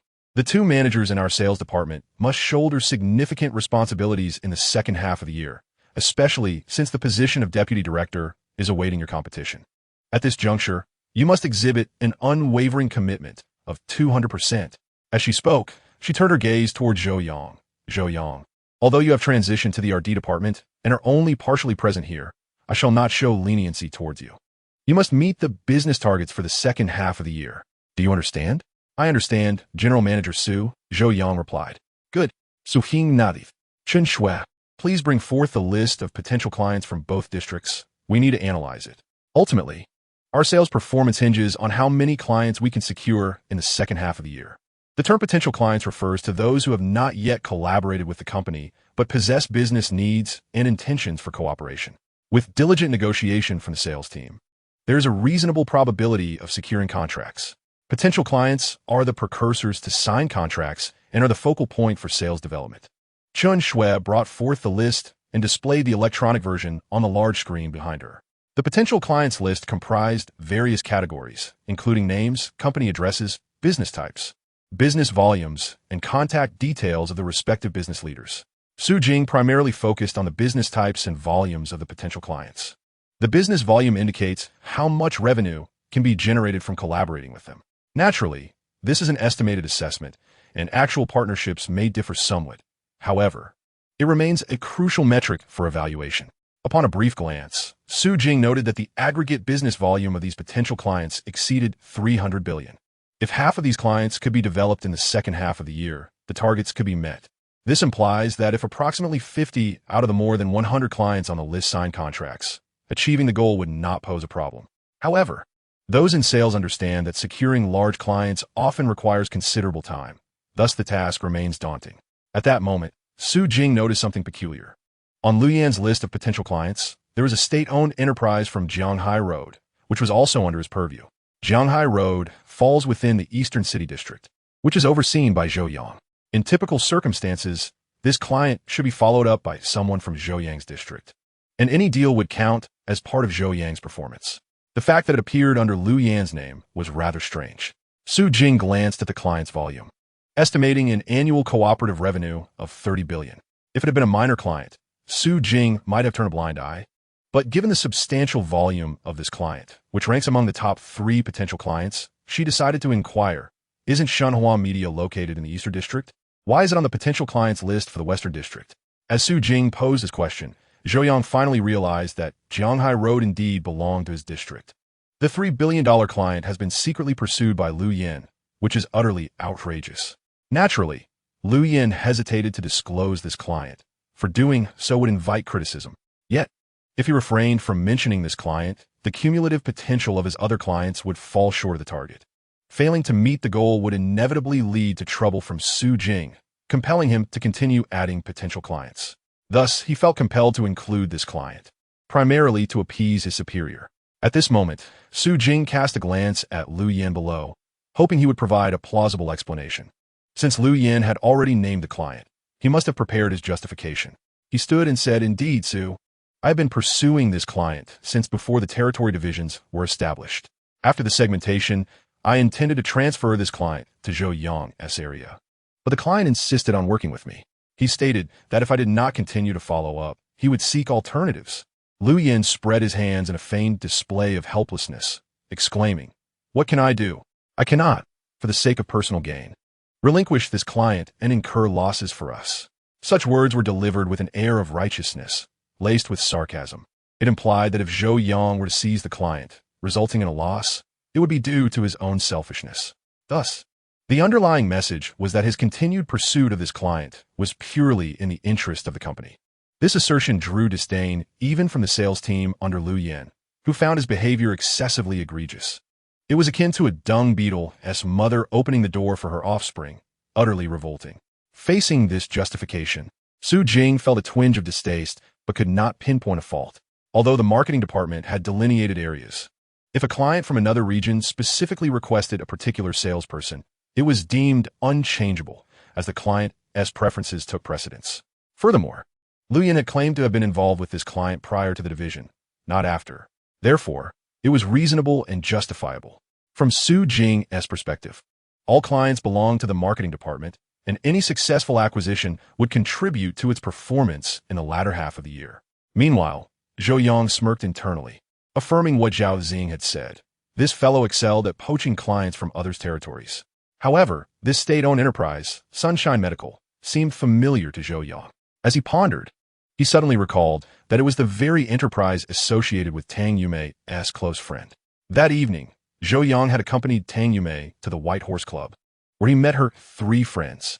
One was named Sister Laura, a landlady who owned dozens of properties and several commercial buildings.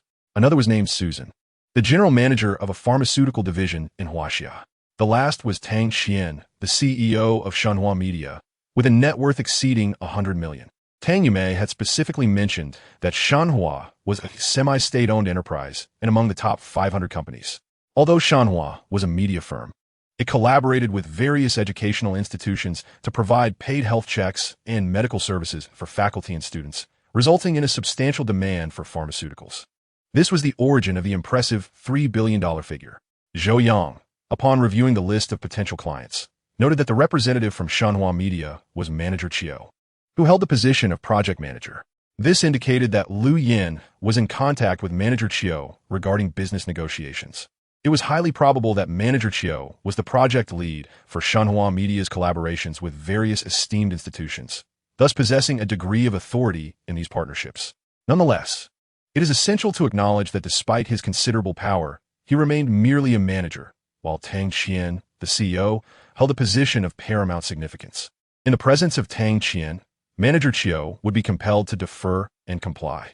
This realization sparked a glimmer of hope within Zhou Yang. However, at that moment, Liu Yan seized the opportunity to further deride him. Manager Zhou, I regret to inform you that the clients in your region have been specifically assigned to me for follow-up negotiations. Please do not accuse me of bullying. If you believe you can manage them yourself, by all means, do so. I would gladly step aside. Such remarks were utterly contemptible. Not only did he usurp another's clients, but he also resorted to humiliating them in this manner, epitomizing insensitivity. The sales team in Zhou Yang's region was instantly filled with righteous indignation. Manager Liu, your comments are quite unbecoming. Our superior has only been with the department for a little over a month, while you have been here for 3 years. Is this not simply a case of you leveraging your experience to intimidate others? Furthermore, the client's address is under my name, and I have previously engaged with them. Why was there no mention of your prior contact? Liu Yan retorted sharply, you are all merely engaging in idle chatter. With a client of such magnitude before you, if you cannot secure the deal, and I subsequently manage to do so, you would then blame me for poaching clients. If our sales department is filled with individuals like you, we are in peril. Liu Yan, what did you just say? A voice interjected. Enough of this bickering. Su Jing rubbed her temples and cast a cold gaze at Zhou Yang, stating, Zhou Yang, the priority should be on who can secure the client. As the leader of your region, you ought to declare your position. Su Jing's message was unequivocal. Do not allow your subordinates to squabble. If Liu Yan is capable of securing the client, he should be granted that opportunity. The salespeople in the East City region were seething with frustration, yet felt helpless. They were astute enough to discern Su Jing's intent, which was essentially to have Zhou Yang verbally concede that this client would be continued by Manager Liu Yan. At that moment, Zhou Yang, as anticipated by the onlookers, slowly rose and opened his mouth. A chorus of sighs and headshakes filled the room. Yet, the subsequent words that escaped Zhou Yang's lips left everyone utterly astounded. This client cannot be handed over to you. Zhou Yang declared. The astonishment was palpable, not only among the sales team, but even Su Jing was taken aback. It was glaringly obvious that the client had already been courted by Liu Yan, and everyone knew that relinquishing the opportunity would have been the wisest choice, preserving at least some dignity. However, Zhou Yang stubbornly insisted. A major client worth $3 billion cannot simply be poached. The East City region would incur a loss of $6 billion by the year's end. If I fail to meet my targets, I will bear the brunt, along with my team, who will compensate for our deducted wages. Therefore, why should I hand over the client to you? This declaration ignited a fervor among the East City sales team. Indeed, it could not be relinquished. This client rightly belonged to their region. Liu Yin gritted his teeth and said, Mr. Su, look at Zhou Yang. Isn't he just throwing a tantrum? Su Jing turned to Zhou Yang and asked, Zhou Yang, what do you mean by that? Zhou Yang replied, our department's principle is clear. Whoever secures the client ultimately possesses them. As Manager Liu just mentioned, if I can win over this client, he will certainly relinquish them to me. Zhou Yang looked at Liu Yin and inquired, is this what you said? Chapter 77, Playing Tricks. Liu Yin shrugged his shoulders and smiled confidently. Indeed, that is what I said. Zhou Yang responded, very well, then I must discuss this client. I am eager to see if, as Manager Liu claims, it is indeed necessary for you to be the one to engage with them. Liu Yin clapped his hands and laughed heartily. Manager Zhou, has President Chen inflated your ego during today's meeting? Even if you hail from a prestigious lineage, in the realm of sales, you are but a junior in my presence. Liu Yin, Su Jing frowned and admonished. How can matters of business escalate to personal attacks? Liu Yin immediately realized his misstep and hastily attempted to rectify the situation. Yes, my apologies, Mr. Su. It was my fault. I was merely reacting to Zhou Yang's unreasonable provocations and lost my composure. You made a mistake? Zhou Yang scoffed coldly. I believe personal attacks are your greatest talent. Zhou Yang. Su Jing glared at him once more. Both men were her capable subordinates. Although she felt a closer emotional connection to Zhou Yang, Liu Yin had also made significant contributions to the department over the years. She could not show favoritism to either party. Since the conversation has reached this point, I shall make a decision. Su Hing Cliff. Please, Mr. Su, go ahead. Liu Yin replied. All eyes turned to Su Jing, and the atmosphere became profoundly quiet, as if a pin drop could be heard. Su Jing continued. Although this client belongs to Zhou Yang's territory, Liu Yin has been following up on them prior to the territory division, and he has done so commendably. Therefore, we cannot deprive Liu Yin of this opportunity. My suggestion is that the two of you compete fairly. Whoever secures the client will claim them. I agree. Liu Yin replied confidently. I concur. Zhou Yang also asserted his stance without hesitation. The tension in the room reached its peak. In this silent battle, both sides had taken their positions, swords drawn. Very well. This matter is settled. Su Jing announced. Now, let us all return to our respective tasks. This meeting is adjourned. As the attendees filed out of the conference room in small groups, Liu Yin caught up with Zhao Xing, walking side by side. Xing, look at Zhou Yang's demeanor. He dares to compete for clients with me. This time, he will undoubtedly embarrass himself, Liu Yin remarked. However, Zhao Xing was visibly annoyed and chose not to respond. Instead, she glanced back at Zhou Yang, who had just exited the conference room. Zhou Yang, oblivious to her gaze, was flipping through his contacts, searching for Tang Qian's information. Upon returning to the department, Liu Yin found a secluded corner in the corridor and discreetly called Qiu Shun, the project manager at Shenhua Media. Manager Qiu. This is Xiao Lu. Yes, Xiao Lu. Oh, did you receive the package I sent you last week? That's great to hear. Ha ha ha. It was just a small token of appreciation, nothing more. In truth, given your esteemed position, you would hardly regard my modest proposal with any significance. However, should we collaborate, there are substantial rewards to be reaped in the future. Liu Yin lowered his voice to a tone barely audible to anyone but himself, saying, Manager Qiu, how about we make 2 and 1 and a 5? After a brief silence, the response came, your commission then? Liu Yin replied, my commission is not substantial either. Even if I were to offer you half, it would scarcely quench your thirst. We have an alternative operational model, which guarantees that through our partnership, you could earn an additional tens of millions each year. What? Tens of millions? Manager Qiu was taken aback. As a project manager, his annual salary, alongside various allowances and bonuses, barely exceeded 300,000. Even with some kickbacks and gray income, he could at most scrape together 1 million. Yet here, Liu Yin spoke of sums in the tens of millions. You speak so grandly. Do you not fear the repercussions? Qiu retorted. How could I dare to boast before you? Manager Qiu? Liu Yin replied. My operational method is as follows. I offer your company a discount of 20%, and simultaneously, I will apply internally for a discount of 25%. By processing the transactions through an intermediary company, The 5% discount can conveniently find its way into both our pockets. You can do the math. With an annual business volume of 3 billion, 5 basis points amounts to 150 million. If we split that 50-50, we each stand to gain 75 million. Do you truly believe I am speaking in hyperbole? Manager Zhou pondered for a moment before asking, would such a scheme not attract scrutiny? Liu Yan confidently assured him, how could it be discovered? Suppose your company is named Shenhua Media Company, Limited. I would simply register a company named Huaxing Media Company, Limited, and then establish a pharmaceutical company. I would contract with my own registered Huaxing, while you would contract with my registered entity. From a perspective of both companies, there would be no apparent flaws. As long as you firmly assert that the pharmaceutical collaboration is legitimate, they would not investigate further. The names of companies in the market do not always align with their official registered names. Some companies even register multiple titles to evade taxes, utilizing them for contractual agreements.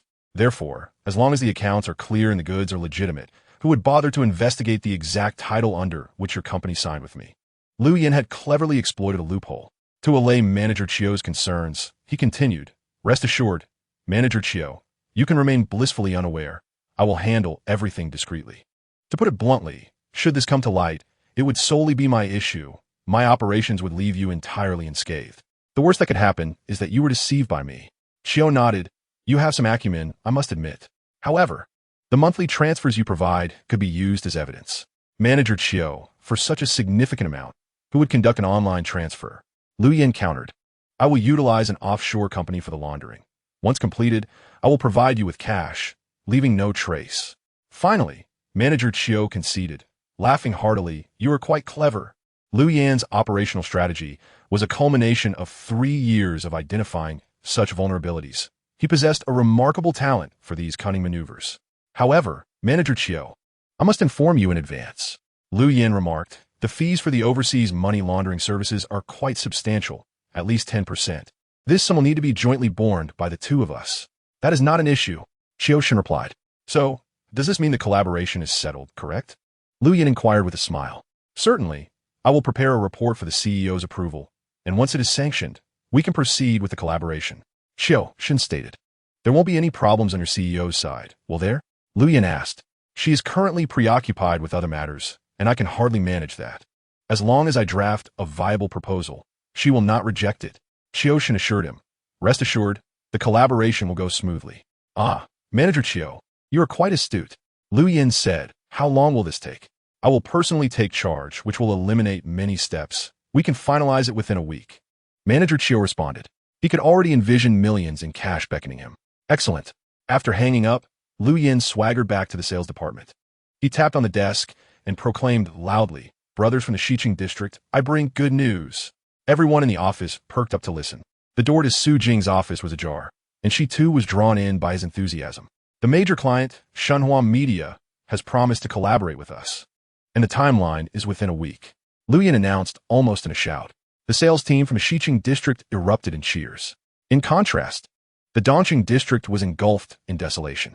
The district's performance would yield additional bonuses by year-end. The Xiqing district had secured a major client worth 30 billion, and nearly 40% of their business volume for the second half of the year was already accomplished, resulting in a more relaxed atmosphere alongside the anticipation of bonuses that would invigorate their spirits until year-end. However, Zhao Xing could not muster any joy. Upon hearing the news, Su Jing initially felt a surge of happiness, but was soon disheartened when she noticed the seat closest to her was vacant. Is Zhou Yang not here? Su Jing asked Chen Shui. He seems to have stepped out to take a call. Chen Shui replied. Alas, Zhou Yang, why do you insist on challenging him? Knowing he is the sales champion? Just recently, a wager was placed, and Liu Yan has already triumphed. Su Jing sighed, shaking her head. In her joy, she also felt a twinge of regret for Zhou Yang. However, unbeknownst to them, Zhou Yang was currently on a call with Tang Qian. He had been unable to find Tang Qian's contact information in his phone directory. Therefore, he reached out to Tang Yumei, who was far away in North America.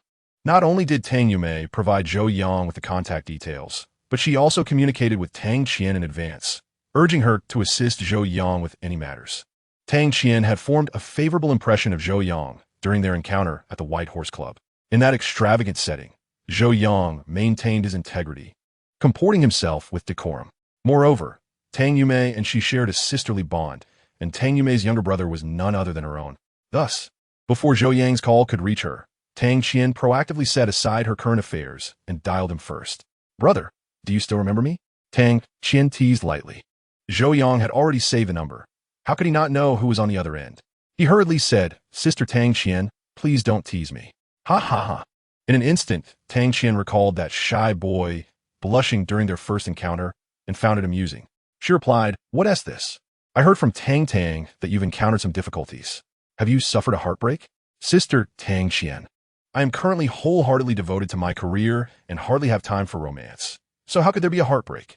Zhou Yang replied, "Actually, I intended to call you today to arrange a meeting to discuss something." "Oh, such a significant matter? Is it necessary to meet?" "Tanqian Inquit. It concerns our collaboration with Xinhua Media," Zhou Yang explained. "Oh."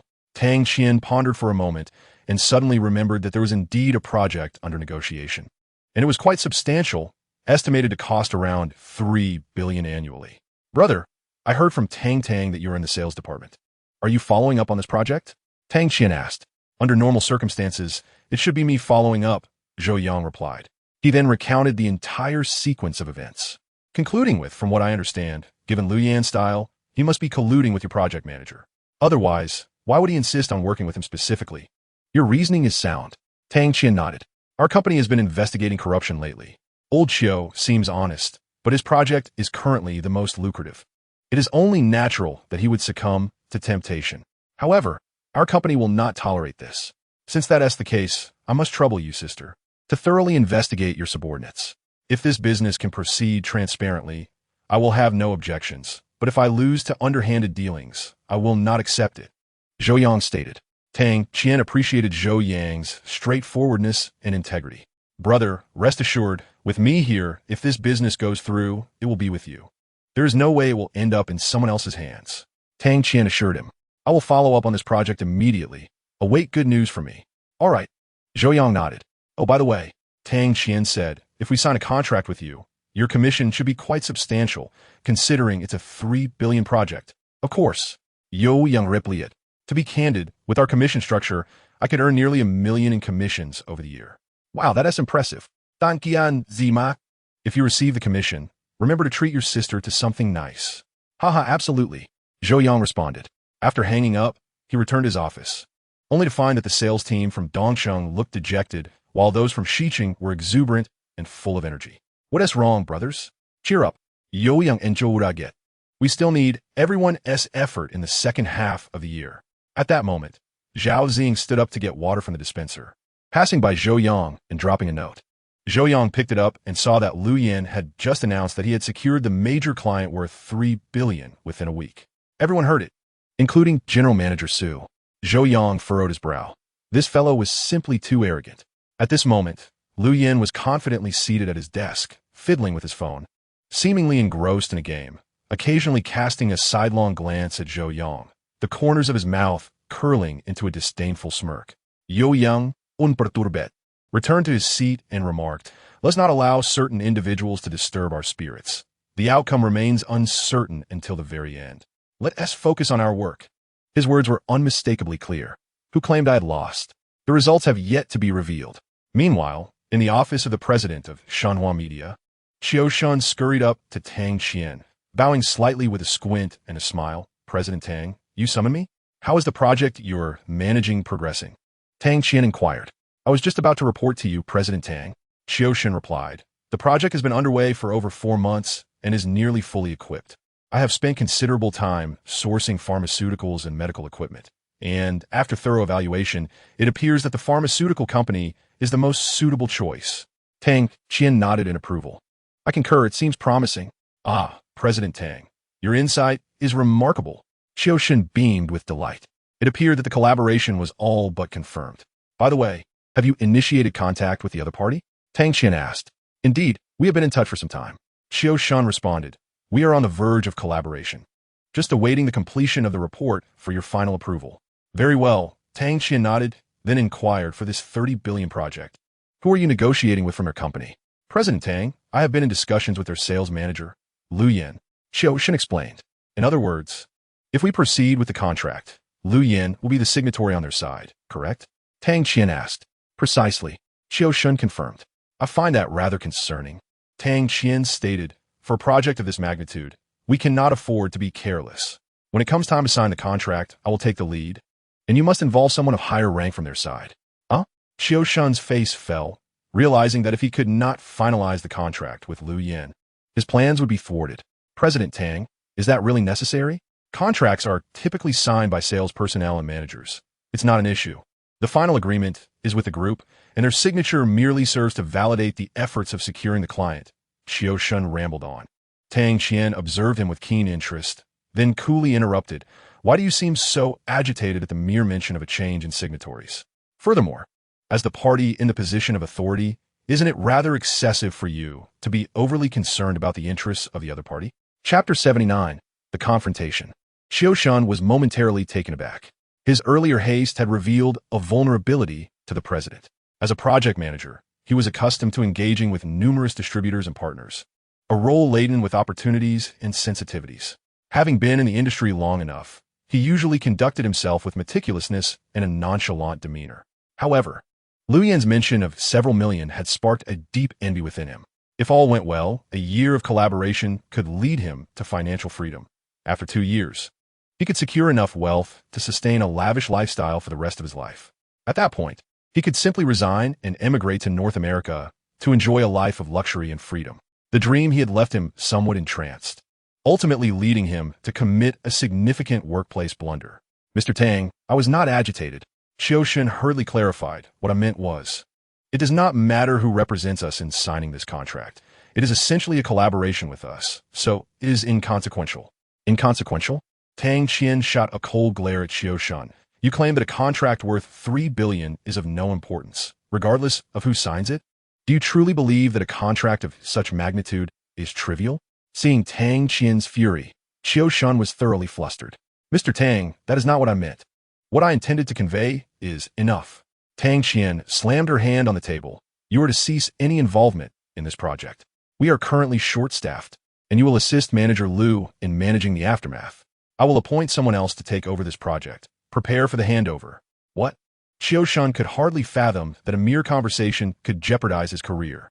The project was an old one, long since matured, with a team of just 5 people whose daily tasks revolved around after-sales support, essentially troubleshooting and cleaning up messes.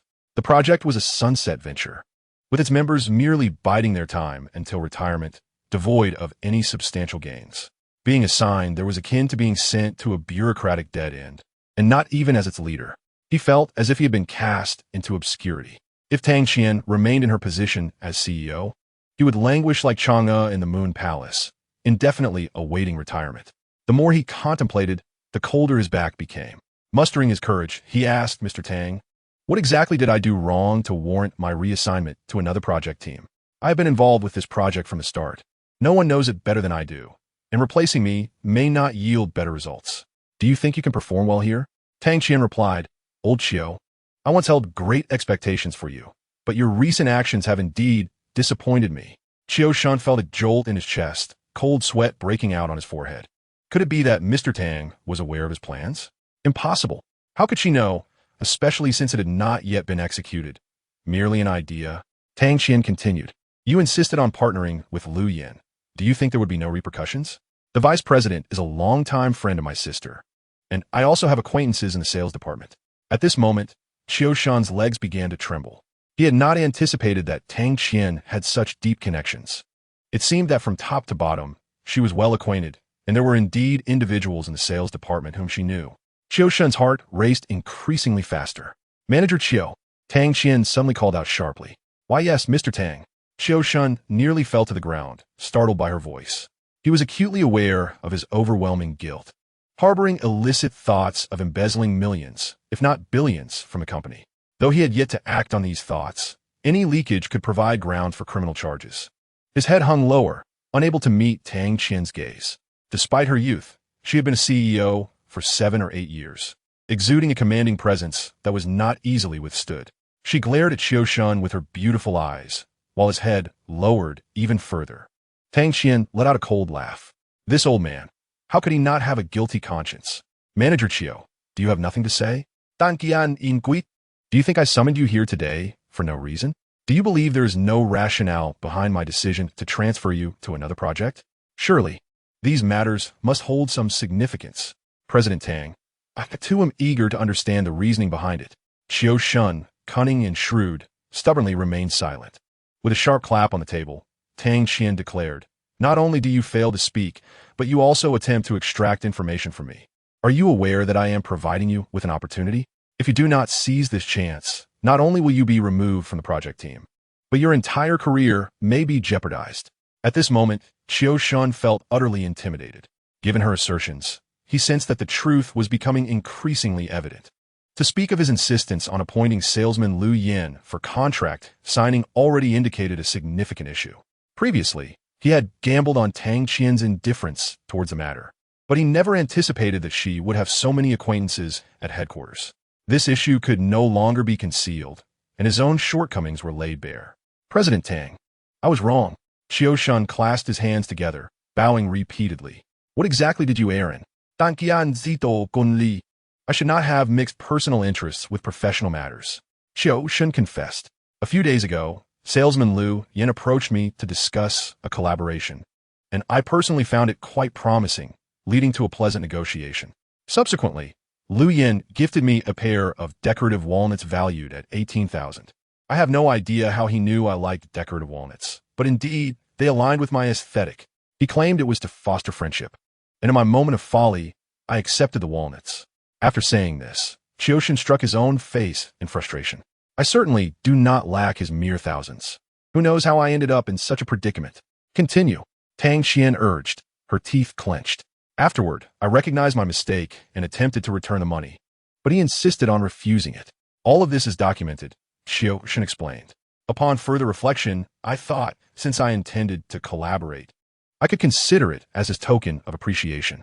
After all, many second parties offer gifts to us first parties, such as mooncakes during the Mid-Autumn Festival. Are their mooncakes worth 18,000? Tanqian in dozet sapi. Yes, it was indeed inappropriate. Qiu Shun continued. Later, Liu Yin mentioned that our current territory was managed by another sales manager, and only if I appointed him for collaboration would he have the opportunity to sign the contract with me. Otherwise, the company would allocate us to another sales manager based on territory divisions. His reasoning was sound. He suggested that if I did not wish to collaborate, it was perfectly fine, merely a friendship formed over a pair of walnuts. However, if I was inclined to work together, he requested that I designate him as the contact for signing the contract. He also informed me that the other sales manager was inexperienced and unfamiliar with the business. Considering both emotional and logical grounds, it posed no issue to collaborate with Liu Yin. Hence, I specified that I wanted to sign the contract with Liu Yin. Chapter 80. Shenhua Media comes to sign the contract. Tang Qian furrowed her brow and asked, Is there nothing else? None at all. Qiu Shun hurriedly lowered his head, fearful that Tang Qian might perceive any hint of his trepidation. After all, that matter had merely remained a plan between him and Liu Yin. He trusted Liu Yin to maintain discretion. As long as he kept silent, no one would be the wiser. However, the issue regarding the walnuts could no longer remain unspoken. It was a hurdle that must be crossed. Furthermore, discussing the walnut matter could serve as a convenient cover for the more substantial issue at hand, one that involved over 10,000 yuan, thereby minimizing the potential uproar. Tang Qian remarked, You are leveraging public resources for personal gain. Don't you think I should reassign you? The fact that I Haven T dismissed you is already a display of mercy. Yes, indeed, General Manager Tang. It is all my fault. Qiu Shun felt a cold sweat soaking his back. Fortunately, General Manager Tang had not caught wind of the plan. Should that matter come to light, he would undoubtedly find himself in police custody. For now, being transferred to a project offered at least a semblance of stability until retirement. He no longer harbored lofty ambitions. After all these years in his position, he had accumulated considerable wealth, several million, alongside a house, a car, a wife, and children, a life of relative tranquility.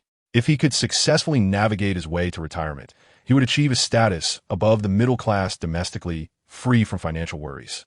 Although it paled in comparison to the dream of emigrating with tens of millions, it was sufficiently secure. Now, however, retreat was not an option.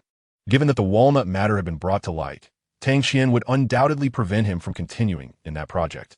Manager Qiu, I admire your candor, Tang Qian stated. However, one must face the consequences of their actions. You can no longer continue with this project. Your reassignment to the project team is your best course of action. Do you have anything further to express? General Manager Tang, your mercy is noted. I acknowledge my mistakes and accept the consequences, Qiushan replied. I willingly agree to the transfer to the project team. Excellent, Tang Qian responded. Manager Liang will take over your project. You are to complete the handover within 3 days. Understood, General Manager. Qiushan sighed and nodded.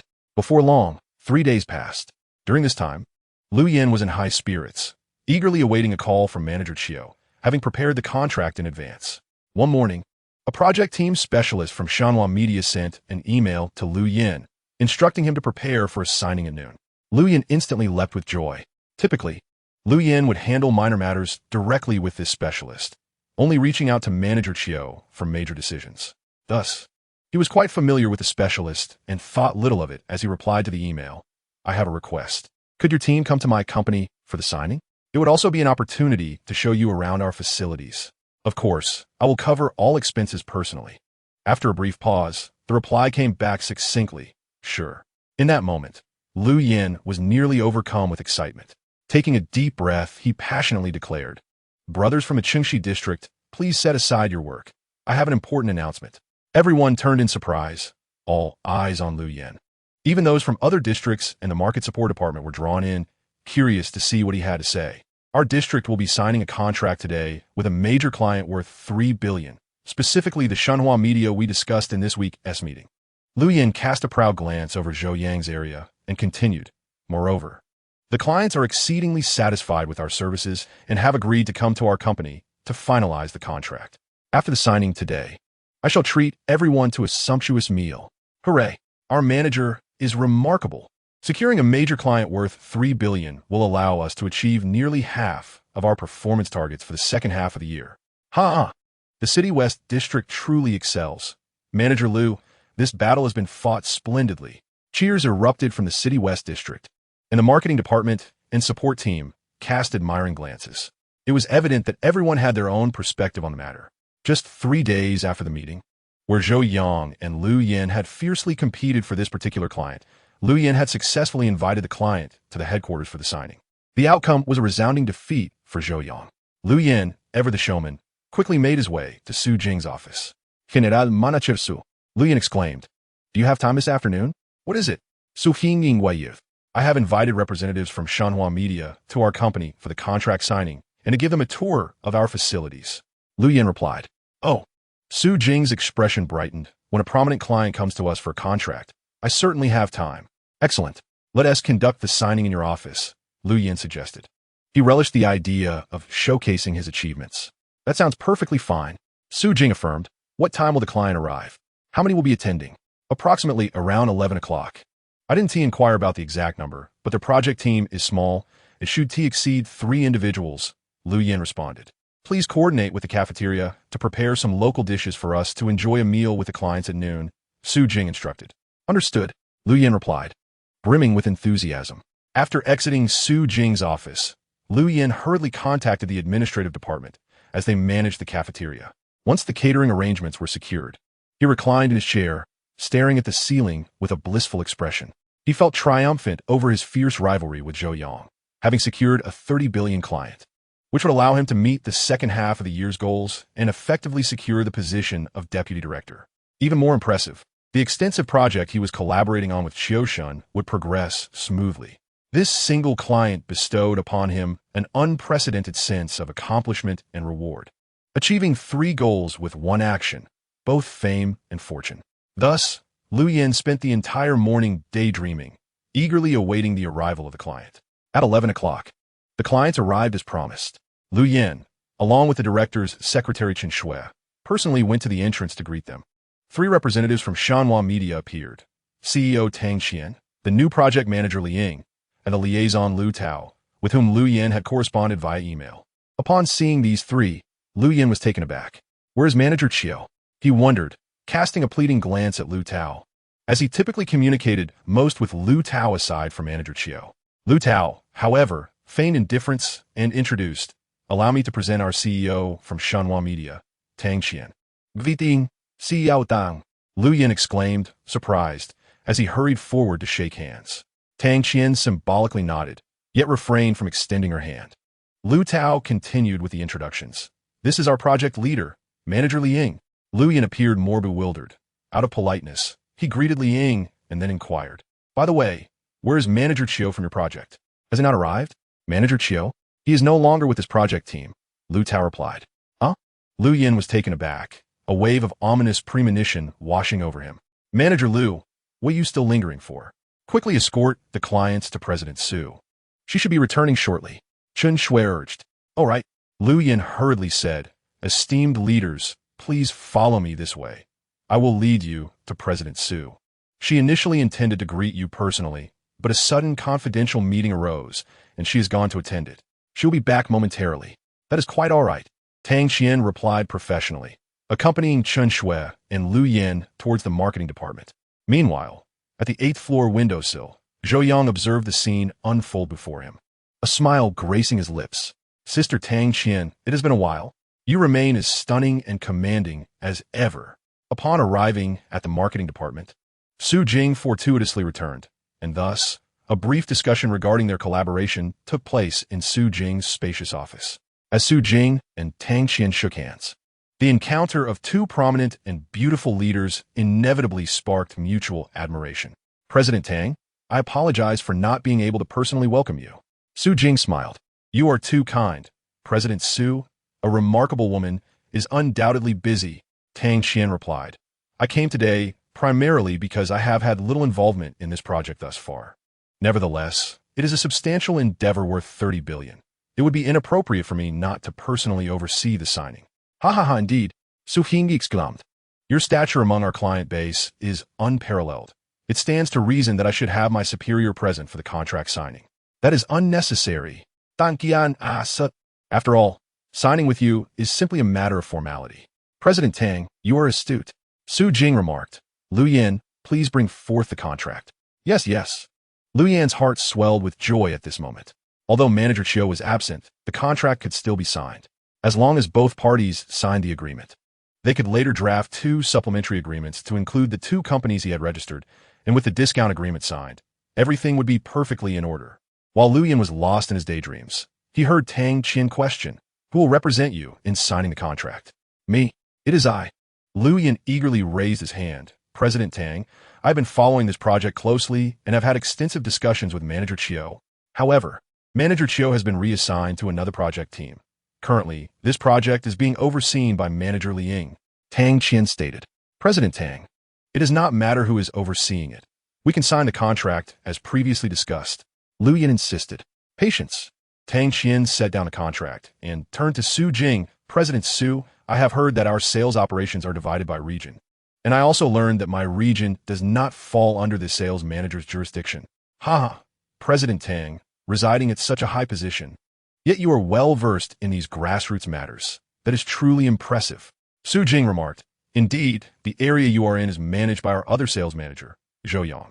However, your project manager previously designated our manager Lu Yin to negotiate the collaboration. Therefore, considering the priority of our client, I have allowed Lu Yin to continue following up. You mentioned that the former project manager assigned Lu Yin from your side to negotiate the partnership." Tang Qian replied with a slight smile. "However, our previous project manager has been reassigned to another project. And do you know the reason for his transfer?" Su Jing furrowed her brow. "I do not know."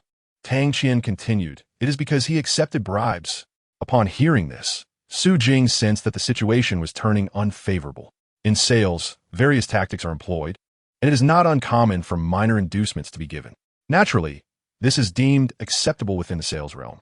However, should a client become aware of such actions, it could lead to serious complications.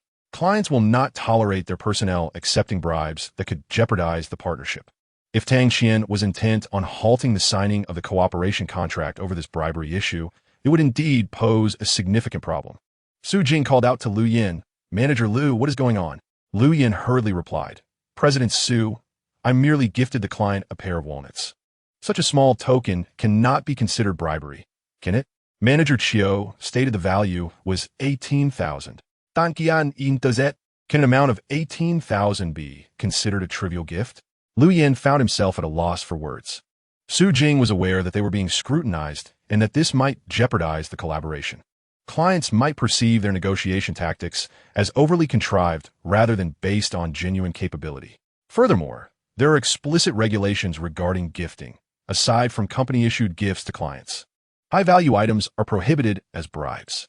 Yet, those in sales understand that securing significant clients often necessitates extravagant gestures, such as lavish dinners, which, while frowned upon, are commonly overlooked. Nevertheless, since the client was pursuing this matter, Zhou Yang could not afford to remain passive. President Tang, I believe this is a personal decision made by the salesperson. As our company has clear rules against such practices, I will ensure that appropriate disciplinary measures are taken in accordance with company policy, Zhou Yang stated. However, I personally feel that the collaboration between Shenhua Media and your company should not be hindered by a pair of walnuts. We are discussing a business opportunity that promises mutual benefit. Do you not agree? Certainly, Tang Qian nodded, adding, our company is very satisfied with your products. So, do you think we can sign this cooperation agreement now? Su Hing Wei. Yes, Tang Qian responded. However, I have a request. Please, President Tang, Zhou Yang replied. Thinking that as long as they could sign the contract and the request was reasonable, she would agree to anything. Tang Qian stated, I prefer to adhere to the rules. Since your sales manager bribed our project manager, I had to transfer him. Therefore, should not your sales manager also withdraw from this collaboration? What? Liu Yan became flustered. President Tang, I've been following this project closely. I've been following up for quite some time. And for how long have you been doing so? Tang Qian asked coldly. At least a month. Liu Yan retorted in defense. He could not claim to have followed up recently, as the territories had already been divided. If he were to assert that he had been following up lately, it would imply that he sought clients in another's territory after the division, which raises ethical concerns. However, Tang Qian chuckled and remarked, Manager Chiu explicitly informed me that you only engaged with him last week. You assert you have been following up for a month? Pray tell, who would trust salespeople who do not speak the truth? This statement fell like a thunderous bomb upon the hearts of everyone present.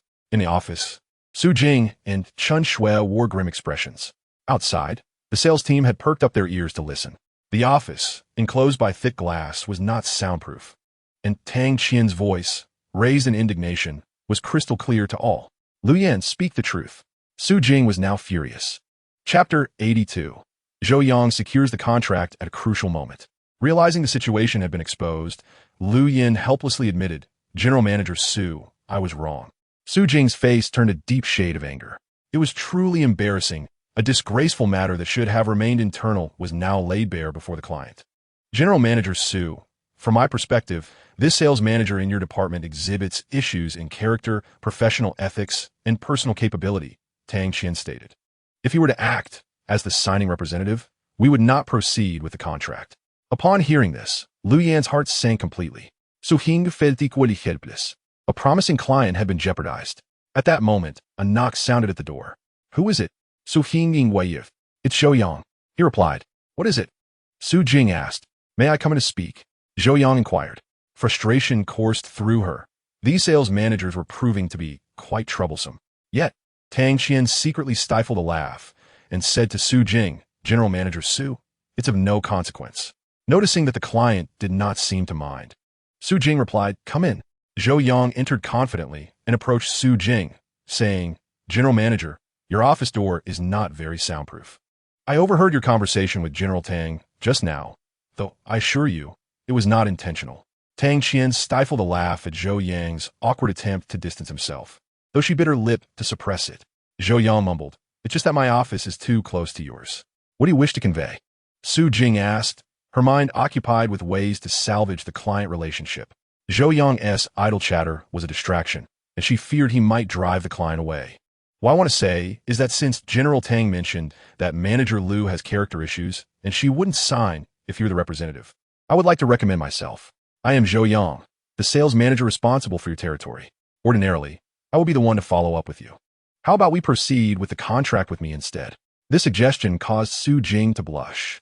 It resembled a child asking for a treat. Such a juvenile approach was hardly befitting of a sales manager. It was utterly embarrassing. Liu Yan interjected, Zhou Yang, what are you doing? Are you openly snatching clients?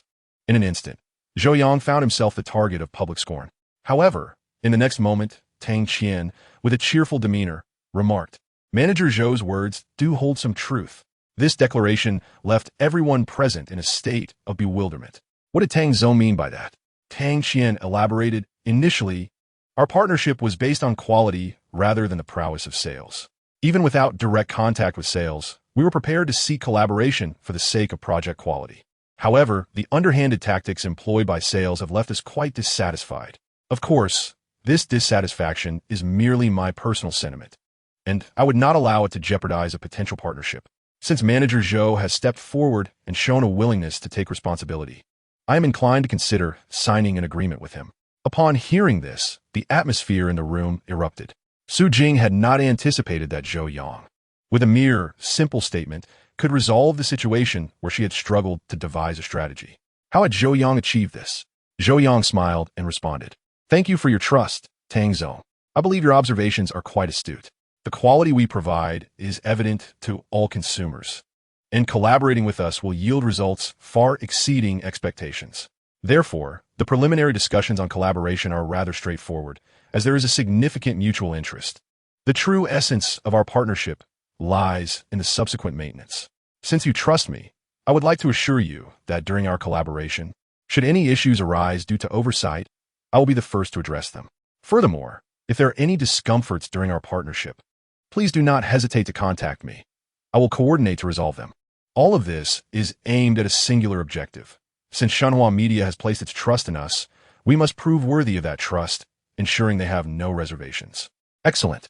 Tang Qian applauded. Su Jing and others were equally astonished. Zhou Yang's recent discourse was nothing short of a masterclass in salesmanship. He had astutely identified the client's core concerns and articulated the essence of the matter, providing the client with a reassuring commitment. Such a salesperson is indeed worthy of trust. Su Zhou, I believe my choice is justified, Tang Qian remarked. What do you think? Su Jing nodded in agreement, smiling as she said. Zhou Yang is a highly capable employee in our department. He always approaches tasks from the client's perspective, aiming to serve them well and achieve a win-win scenario. Thus, your decision to choose him is wise. That's splendid. So what are we waiting for? Let us sign the contract, Tang Qian declared. Thank you, Tang Zhou. Zhou Yang stepped forward, took up a pen, and suddenly noticed Lu Yin nearby, on the verge of tears. He furrowed his brow and said, Manager Lu, matters concerning contracts with clients are confidential. I believe you understand that this is no longer your concern. So why are you still lingering here? Please step outside. This statement was a dagger to the heart. Until now, Zhou Yang had endured Lu Yan's insults in silence, waiting for this very moment. At this instant, he felt vindicated, determined to assert his dominance over the adversary. Zhou Yang, you are ruthless, Lu Yan retorted coldly. What are you doing? Su Jing felt the tension in the air, sensing the discomfort. Isn't this internal discord within the department being exposed to the clients? Lu Yan, please step outside, Su Jing instructed. Lu Yan stormed out, only to hear the sound of objects being smashed outside the office. Tang Zhou, I apologize for the inconvenience, Su Jing said, feeling embarrassed. It's quite normal, Tang Qian replied. However, I am rather relieved that I did not engage in collaboration with such an emotionally unstable salesperson. Zhou Yang, having signed the documents, remarked, Tang Zhou, let us not allow a single cloud to obscure our vision. In truth, each member of our department is filled with warmth. Our department is a splendid scene, and you are welcome to visit anytime. Ha ha, splendid. Tang Qian responded with a bright smile. This left Su Jing and Chen Shui beside her utterly astonished. Zhou Yang effortlessly diffused the awkward situation with a few light-hearted remarks. This fellow has truly become adept. Soon, both parties finalized the contract. Ever since Lu Yin exited the office, the atmosphere within had remained quite pleasant. Su Jing suggested, Tang Zhou, it is already noon. Shall we head to our cafeteria for a meal? It would also give you a taste of our company's dining culture. Certainly, Tang Qian did not decline. After all, it had been a while since she last saw Zhou Yang, and engaging in some playful banter would be delightful. Although lunch hours had passed, they were in a private room and could go at any time. As they exited the office, the sales department employees were taking their midday rest. Lu Yin sat at his desk, his eyes red with anger. He had ordered food, only to find it served to Zhou Yang. Zhou Yang, with a mischievous glint in his eye, looked at Lu Yin and said, Manager Lu, we are off to dine with the clients. Would you care to join us for a bite? Chapter 83, Childhood Sweethearts. Lu Yin was taken aback. In the next moment, Zhou Yang added, Oh, I just remembered. You probably disdain the cafeteria food, so perhaps you should sit this one out. Su Jing frowned. Zhou Yang. She did not wish for the clients to witness their department's internal strife. Unexpectedly, however, Tang Qian found Zhou Yang's cheeky demeanor amusing. Liu Yan retorted, Zhou Yang. It's just a meal with the clients. No need to be so arrogant. You'll see what's in store for you later. Zhou Yang, with a grin, replied. All right, I'll be waiting. By the way, about that meal you promised everyone today, you wouldn't deceive us, would you? I've saved my appetite for dinner on your tab.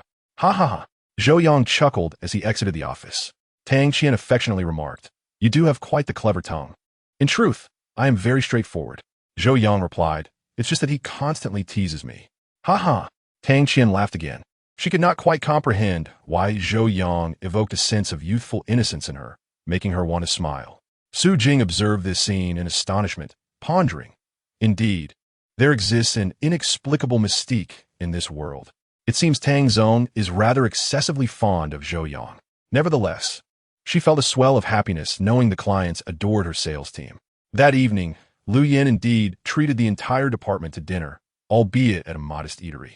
He was well aware that he had become the subject of ridicule for the entire department, and thus he drowned his sorrows in drink that night. Late into the night, everyone returned home.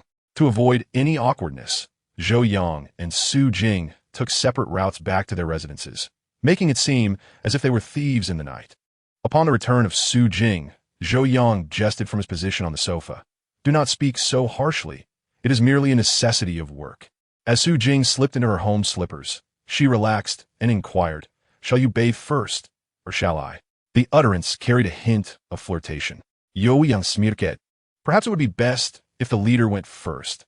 I shall stand guard to prevent that peculiar individual from blocking your door again. Laughter erupted from Su Jing. Are you teasing me? Zhou Yang replied, I would not dare. Please, esteemed leader, go wash up. I am rather itchy. With a playful huff, Su Jing retrieved her nightwear and proceeded to the bathroom. At that moment, Zhou Yang's phone rang. It was Gao Shualing calling. Hello, Mr. Gao. Zhou Yang answered. Hey, brother. Your medicine is truly effective. Gao Shualing exclaimed with delight. I have taken it for less than a week, and I feel rejuvenated. I went for a checkup, and all my indicators have significantly improved. Zhou Yang assured him, of course. Just continue to persevere. Once you get through this month, you will enter the next phase, and the experience will be even more extraordinary.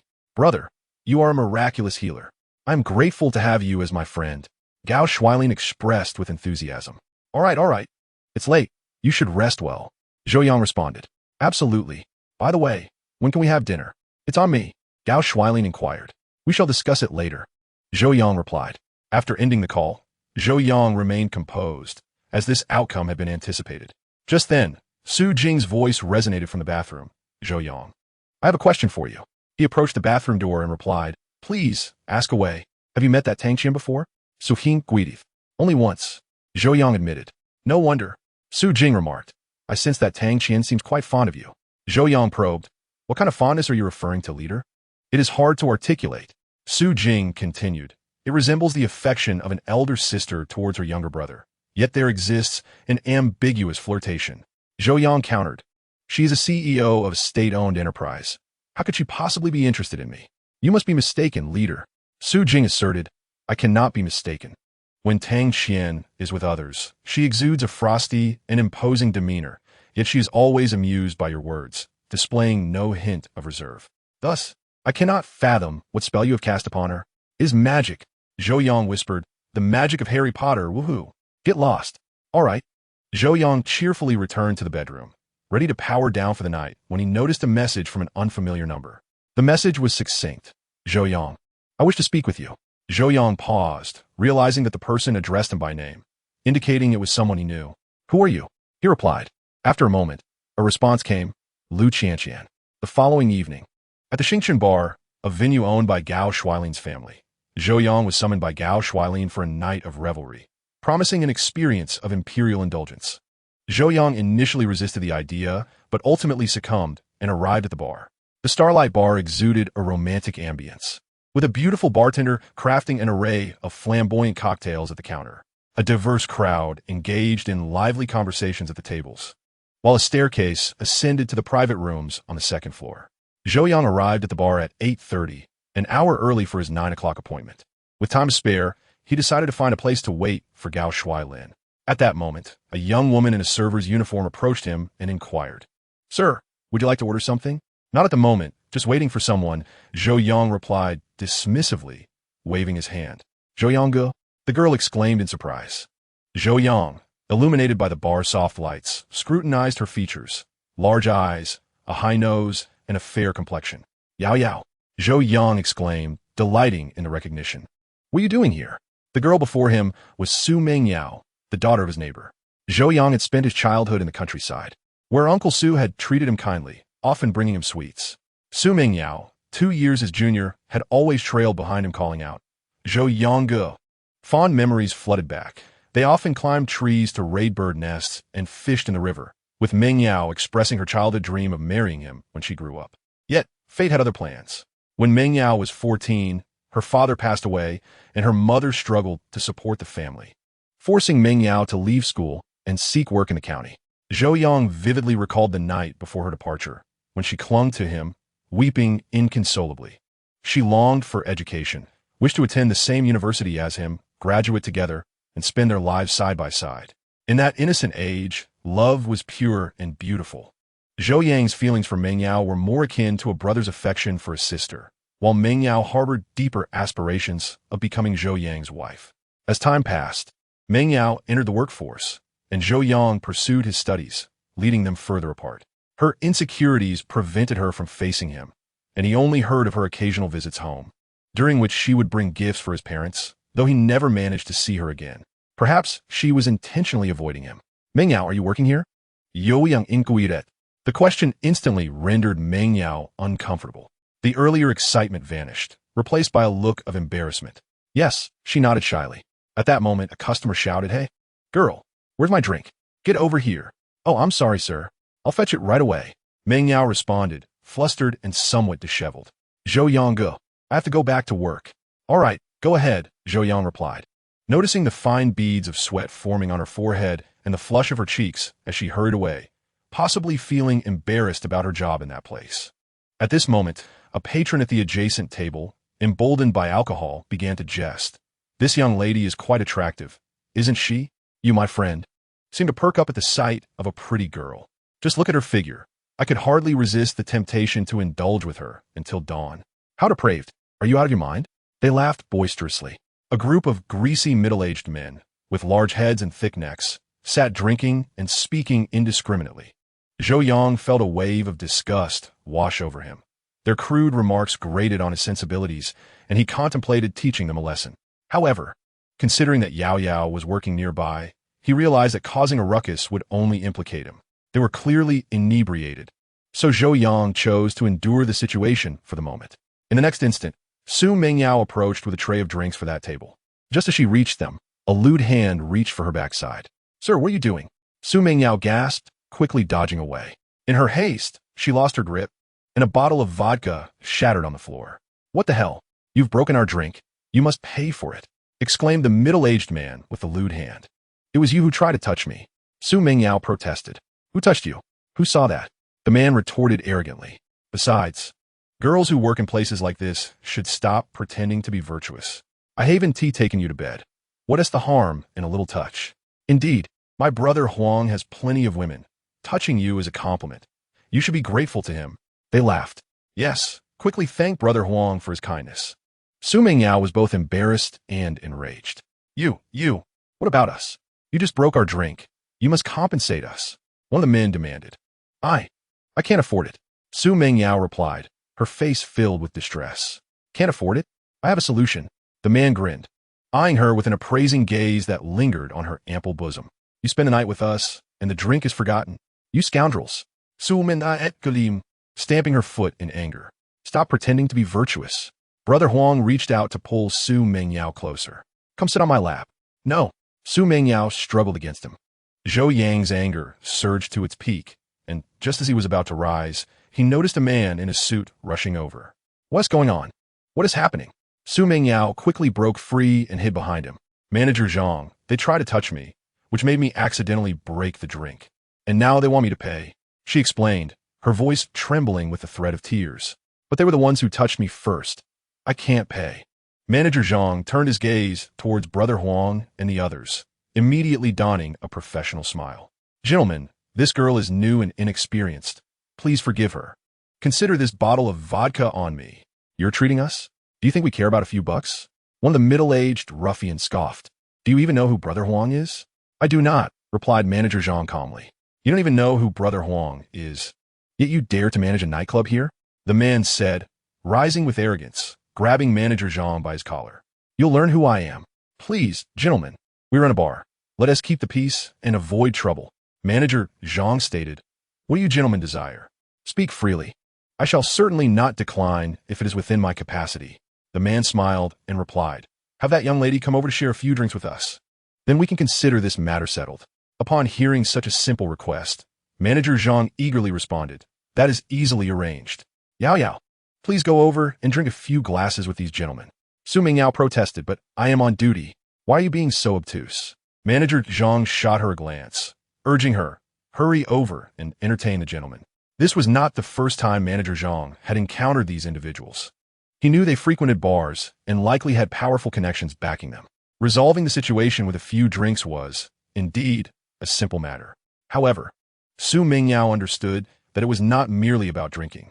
Once she approached their table, she would undoubtedly be subjected to their advances. After years in the workforce, she had not amassed significant wealth precisely because she refused to compromise her integrity. Deep within, she held steadfast to her principles, recalling the childhood promise to marry Zhou Yang. Now, seeing Zhou Yang nearby stirred feelings within her, igniting the youthful spirit she once possessed. Zhou Yang was watching, and she could not allow herself to be exploited by these unsavory men. Filled with righteous indignation, Su Mingyao declared, Manager Zhang, if you compel me to drink, I will resign. How dare you defy me? Manager Zhang retorted angrily, if you refuse, you will forfeit your salary for the past half-month. You can leave right now. On what grounds? Su Mingyao shot back. You think you can just walk away? Leave now if you wish. Manager Zhang insisted. You shall not leave. The man with dyed hair interjected. You smashed our drinks today, and you must drink with us to make amends, or this matter remains unresolved. Did you hear that? Manager Zhang pressed. The gentleman will not allow you to leave. Hurry over and avoid further trouble. You think you can act so high and mighty? The man with dyed hair sneered, reaching out to grab Su Mingyao's arm, attempting to pull her closer. No, let go of me, Su Mingyao cried out. Are you courting death? Zhou Yang could no longer endure the sight and strode towards them, declaring, release her. Hey, brother, don't meddle in our affairs. Manager Zhang quickly intervened. He noticed Zhou Yang appeared to be a fresh graduate, while the other men were seasoned individuals with connections. Thus, he cautioned Zhou Yang. Hearing this only fueled Zhou Yang's anger, and he shouted at Manager Zhang, as a manager, how can you stand by while your subordinate is bullied? Not only do you refuse to help, but you also enable this behavior. What kind of man are you? Step aside. What the hell? Manager Zhang was infuriated by the insult. I'm looking out for your best interest, you fool. How dare you insult me? Who do you think you are? Zhou Yang. Su Mingyao urgently called out, please don't get involved. Just leave. In her heart, she viewed Zhou Yang as an intellectual and could not bear to tarnish his image with her sordid surroundings. Zhou Yang stepped forward, firmly grasping Su Mingyao. Yao Yao. Do not be afraid. As long as I am here, no one shall touch you. I will make them regret it. Chapter 85, Bar Brawl. Wow, this girl has a little lover, huh? The man with dyed hair remarked with a cold smile. Another ruffian remarked, no wonder it's so intense. It turns out the lover is watching nearby. Otherwise, I bet they'd be even more provocative. Ha ha ha. Suddenly, Zhou Yang seized a bottle and hurled it at the man, striking him squarely on the head. Damn it, he dares to strike. Huang Mao shouted.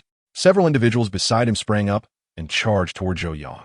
He swiftly pushed Su Mingyao aside, but as he turned back, the air was thick with the stench of alcohol and the force of a punch rushed toward him.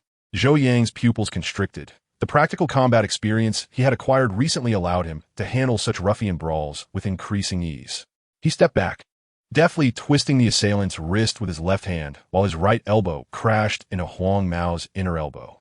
A sharp crack reverberated, mingling with Huang Mao's anguished scream and the sound of the bottle shattering on the floor. The other three lunged at him in an instant. Rather than retreating, Zhou Yang advanced, his left foot anchored to the ground while his right swept in a whirlwind, striking the outer side of the flowered shirt's knee. The immense figure toppled to the ground, inadvertently overturning a nearby table. Seizing the momentum, Zhou Yang propelled himself, his elbow colliding with another man's nose, and his knuckles locking around the throat of the last assailant. The entire confrontation unfolded in merely 7 seconds, swift as if in a dream. Even Zhou Yang himself found it hard to believe. Suddenly, the fallen Huang Mao produced a folding knife, its cold gleam aimed at Zhou Yang's lower back. "Be careful." Zhou Yang did not glance back. He swiftly grasped the man's wrist and smashed it onto the ground, the blade embedding itself 3 inches deep into the hardwood floor. Then, he delivered a punch to the man's face, causing blood to spurt from Huang Mao's nose and mouth as he collapsed in agony. At that moment, the bar's music ceased, leaving chaos in its wake. Su Mingyao stood in stunned silence, recalling how, in their childhood, Zhou Yang had often been punished by his grandfather with standing exercises. Back then, she had sensed that he was practicing something akin to martial arts. However, she had never witnessed him in action. The scene that had just unfolded resembled a thrilling action movie. "Brother Zhou Yang, you are incredible," Su Mingyao exclaimed as she linked her arm with his, relishing the comforting sense of support. Ever since her father's passing, she and her mother had felt unable to breathe freely, having lost their protector. Now, with Zhou Yang standing up for her, that long-lost feeling of security from their childhood returned. Meanwhile, Manager Zhang observed the scene with internal disdain. This girl has such a formidable boyfriend. No wonder she dares to be so brazen. Yet, even the strongest can only fight. One must remember that Huang Mao and his gang have a powerful backing. No matter how skilled you are, if the gang sends over a few experts, you'll be crushed in an instant. Contemplating this, he resolved to side with Huang Mao, shouting at Zhou Yang, "You just smashed numerous items in the bar. You must compensate for these damages, and you've injured someone. Medical expenses are your responsibility. Are you blind? They were the ones who instigated the trouble, and they're the ones who caused the destruction. What do you mean I should pay?" Zhou Yang retorted angrily. "Don't give me that. I clearly saw you assaulting someone and destroying our bar." Manager Zhang stated, "Let me inform you, this bar is under the auspices of the Gao Group. Young Master Gao Shuilin will be present tonight. If you settle the matter amicably, it will be beneficial for everyone. However, should you choose to act stubbornly, none shall spare you." The group, feeling bolstered by Manager Zhang's support, clutched their wounds and taunted, "You think you can fight? Today, you've made a grave mistake." Zhou Yang smirked and replied to Manager Zhang, "Are you certain you require compensation from me? You must pay." Manager Zhang bellowed, his voice echoing, "Very well. How much do you demand?" Zhou Yang retorted. "Zhou Yang," Su Mingyao interjected, "it is clearly their fault. Why should we bear the costs?" Tears of injustice streamed down her face, for she felt responsible for Zhou Yang's predicament, overwhelmed by guilt and helplessness. Seeing her distress, Zhou Yang comforted her. "Yao Yao, it's all right. Do not worry." Yet, she lamented, "But they are so unreasonable." Her tears flowed uncontrollably, an avalanche of grievances accumulated over the years bursting forth. She buried her head into Zhou Yang's embrace, weeping silently. "How audacious! If you wish to settle accounts, then let us do so." Manager Zhang pointed at the chaotic scene, declaring, "The table, marble-topped, costs 18,000. The gilded chairs, 16,000. This calculation left Su Mingyao in shock. The total exceeded 300,000. She had never saved that much in her years of working. "Manager Zhang, these tables and chairs are not worth such amounts." Su Mingyao protested, wiping her tears. "This is my bar. I determine the worth, and I have yet to even demand compensation for my emotional distress. I have a sentimental attachment to these tables and chairs."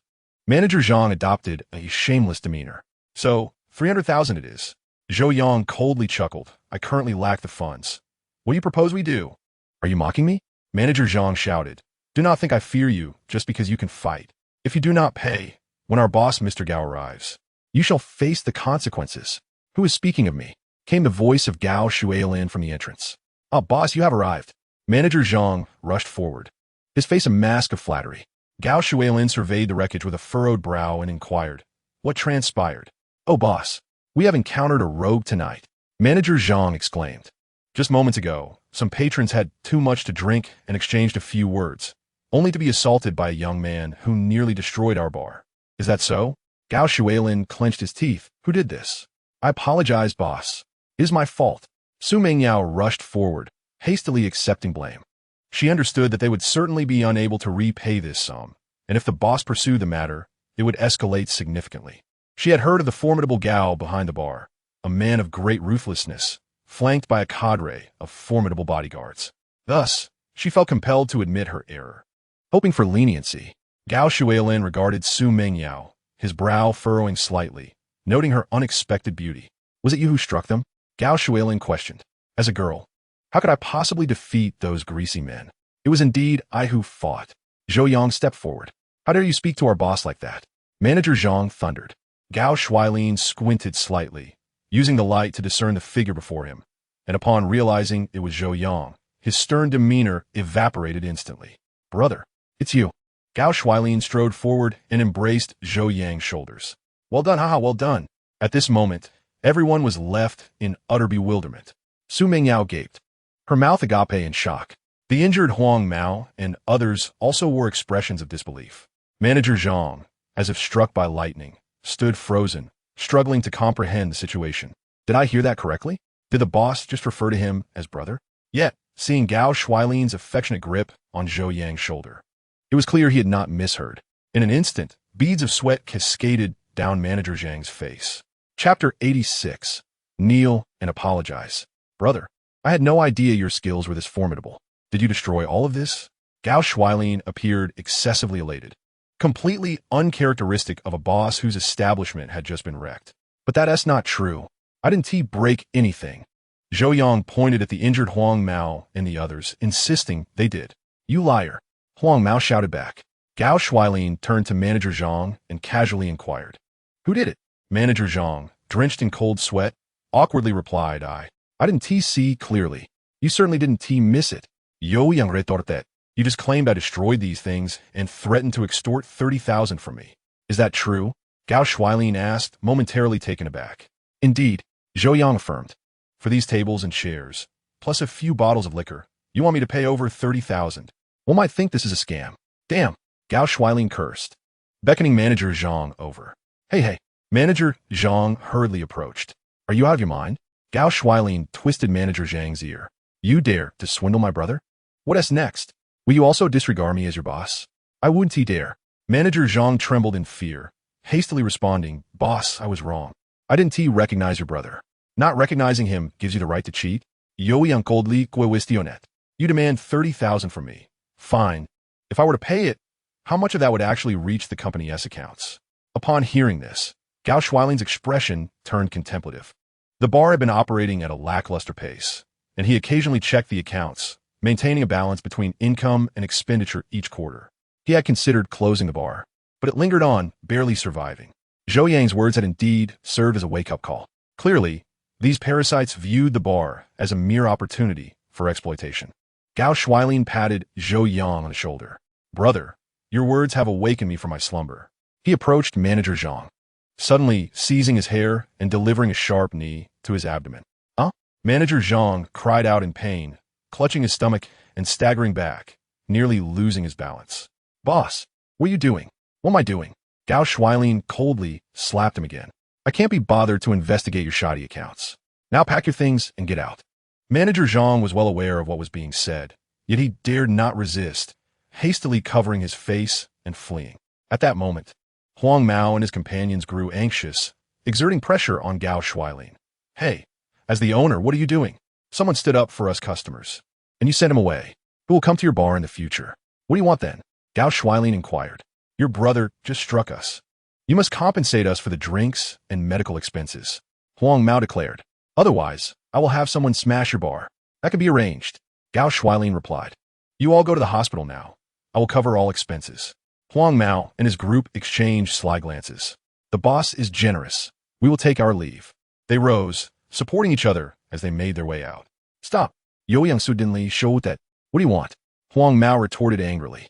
Did I allow you to leave? Zhou Yang coldly demanded. Come back. Are you serious?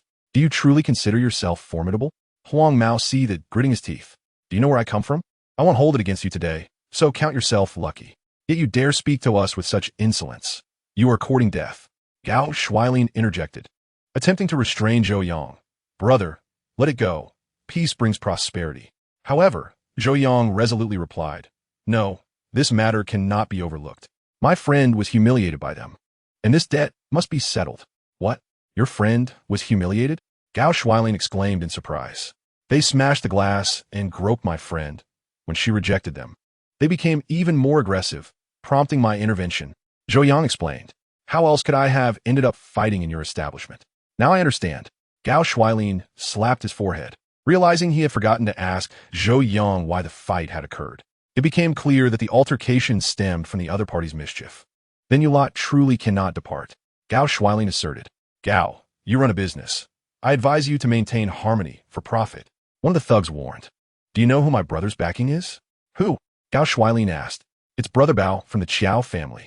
The thug boasted, a sense of pride evident in his tone. I've never heard of him, Gao Shuailin responded. Not having heard of him is inconsequential, but should you dare provoke us today, you will find yourself in a dire predicament. The thug threatened. Goodness, Gao Shuailin had never been threatened in such a manner before. Brother Bao, is it? Have him come to discuss matters with me. But before that, you all must apologize to my friend, Zhou Yang insisted. Don't push your luck, Huang Mao retorted. Refusing to apologize, are we? Zhou Yang picked up a nearby bottle. Addressing Gao Shuailin, I apologize in advance, but I may have to resort to violence in your establishment again. As the group recalled the earlier confrontation, they trembled at the thought of Zhou Yang taking action once more. Will you apologize or not? Zhou Yang advanced, brandishing the bottle at Huang Mao. Huang Mao gritted his teeth and said to his companions, a wise man does not seek trouble. We will apologize first, then call Brother Bao to deal with them. Agreed. The group approached reluctantly, muttering, apologizing is no big deal. We apologize. Speak louder. Zhou Yang instructed. With clenched jaws, they raised their voices. We apologize. Kneel and apologize. Zhou Yang insisted, his voice firm. Everyone was momentarily taken aback. This is utterly humiliating. Beside him, Gao Shuailin remarked, Brother, they have all apologized. Let's just let it go. These individuals lacked sincerity. Their apologies were meaningless. Zhou Yang asserted, all of you, kneel and apologize. One of the younger subordinates attempted to rush forward. Zhou Yang hurled a bottle, striking the young man squarely in the face. Stop. We apologize. Huang Mao admonished his subordinate. What did I just say? A real man knows when to bend. Reluctantly, the group knelt down to apologize to Zhou Yang. You are not apologizing to me, but to my friend. Zhou Yang pointed at Su Mengyao. Gritting their teeth, they knelt again, this time apologizing to Su Mengyao. The onlookers felt a sense of satisfaction. These ruffians had a notorious reputation in the area, and no one dared to provoke them. Today they had met their match. Scram! Gao Shuailin waved his hand dismissively. The group rose and left in discontent. Brother, you are quite ruthless, Gao Shuailin remarked. This is your first time at my bar, and you have already assaulted several patrons and chased away my manager. That manager Zhang was sent packing by you. Zhou Yang replied. If it weren't for your reminder, I would have known that fellow was not worth keeping. Gao Shuailin said. Zhou Yang sighed and stated, Mr. Gao, in this world, everyone with a bit of power is eager to wield it to the fullest. Your bar has undoubtedly suffered from his greed. Replacing him with a more principled manager would be greatly beneficial. Do you have a suitable candidate? Gao Shuailin inquired. Indeed, Zhou Yang responded. Where? Introduce them to me quickly. Gao Shuailin urged. Far away yet close at hand. Zhou Yang pointed to Su Mengyao. Me? Su Mengyao exclaimed in surprise. Yes. Zhou Yang affirmed, Boss Gao. This is a friend I have known since childhood. Her character is trustworthy, and her abilities are remarkable. With proper guidance, she will undoubtedly thrive. Gao Shuailin laughed heartily. So she is your childhood sweetheart. Very well. Since you have spoken up for her, I shall give her this opportunity. From now on, she will manage this bar. I might not be up to such a high position. Su Mengyao protested, unaccustomed to such a role. If my brother believes you are capable, then you are. Gao Shuailin insisted.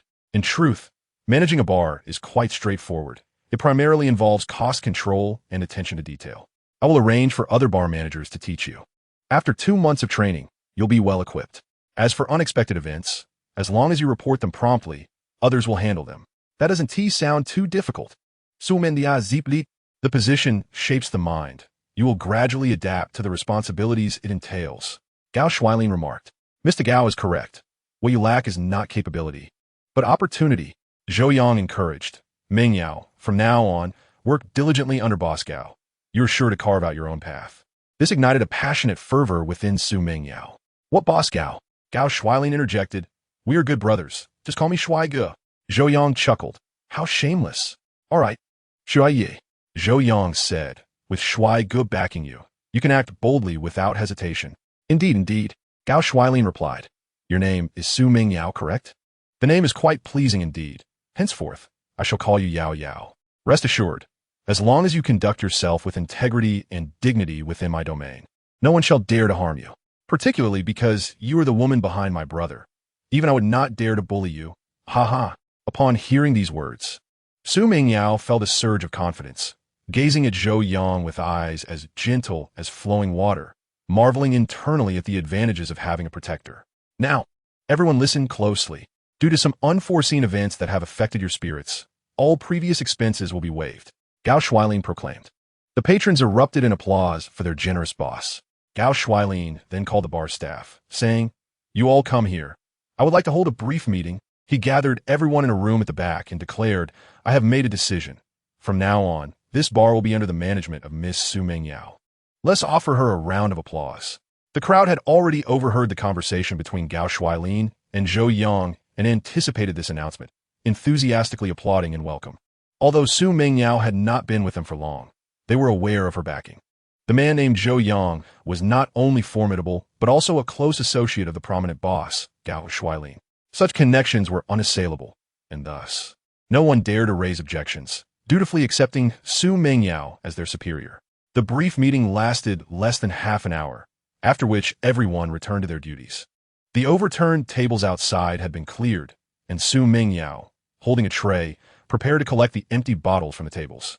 Zhou Yang grasped her hand, saying, Yao Yao, now that you are in charge, how can you still do such tasks? Zhou Yang was right. Come here and join us for a drink, Gao Shuailin encouraged. All right.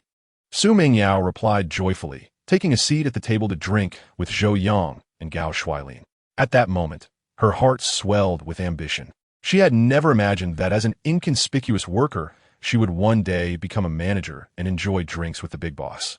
All of this was made possible by Zhou Yang. Thus, as they drank, her gaze never left him. As the three engaged in light-hearted conversation while drinking, a mere 10 minutes passed before the bar's door was violently kicked open. Who is the owner of this establishment? A burly man bellowed as he stormed into the bar.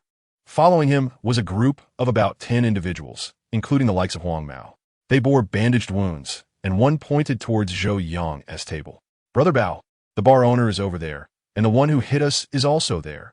A Bao glared menacingly at Gao Shuailin, standing at 6 feet 3 inches. With a broad frame and a rugged beard, he exuded an intimidating aura.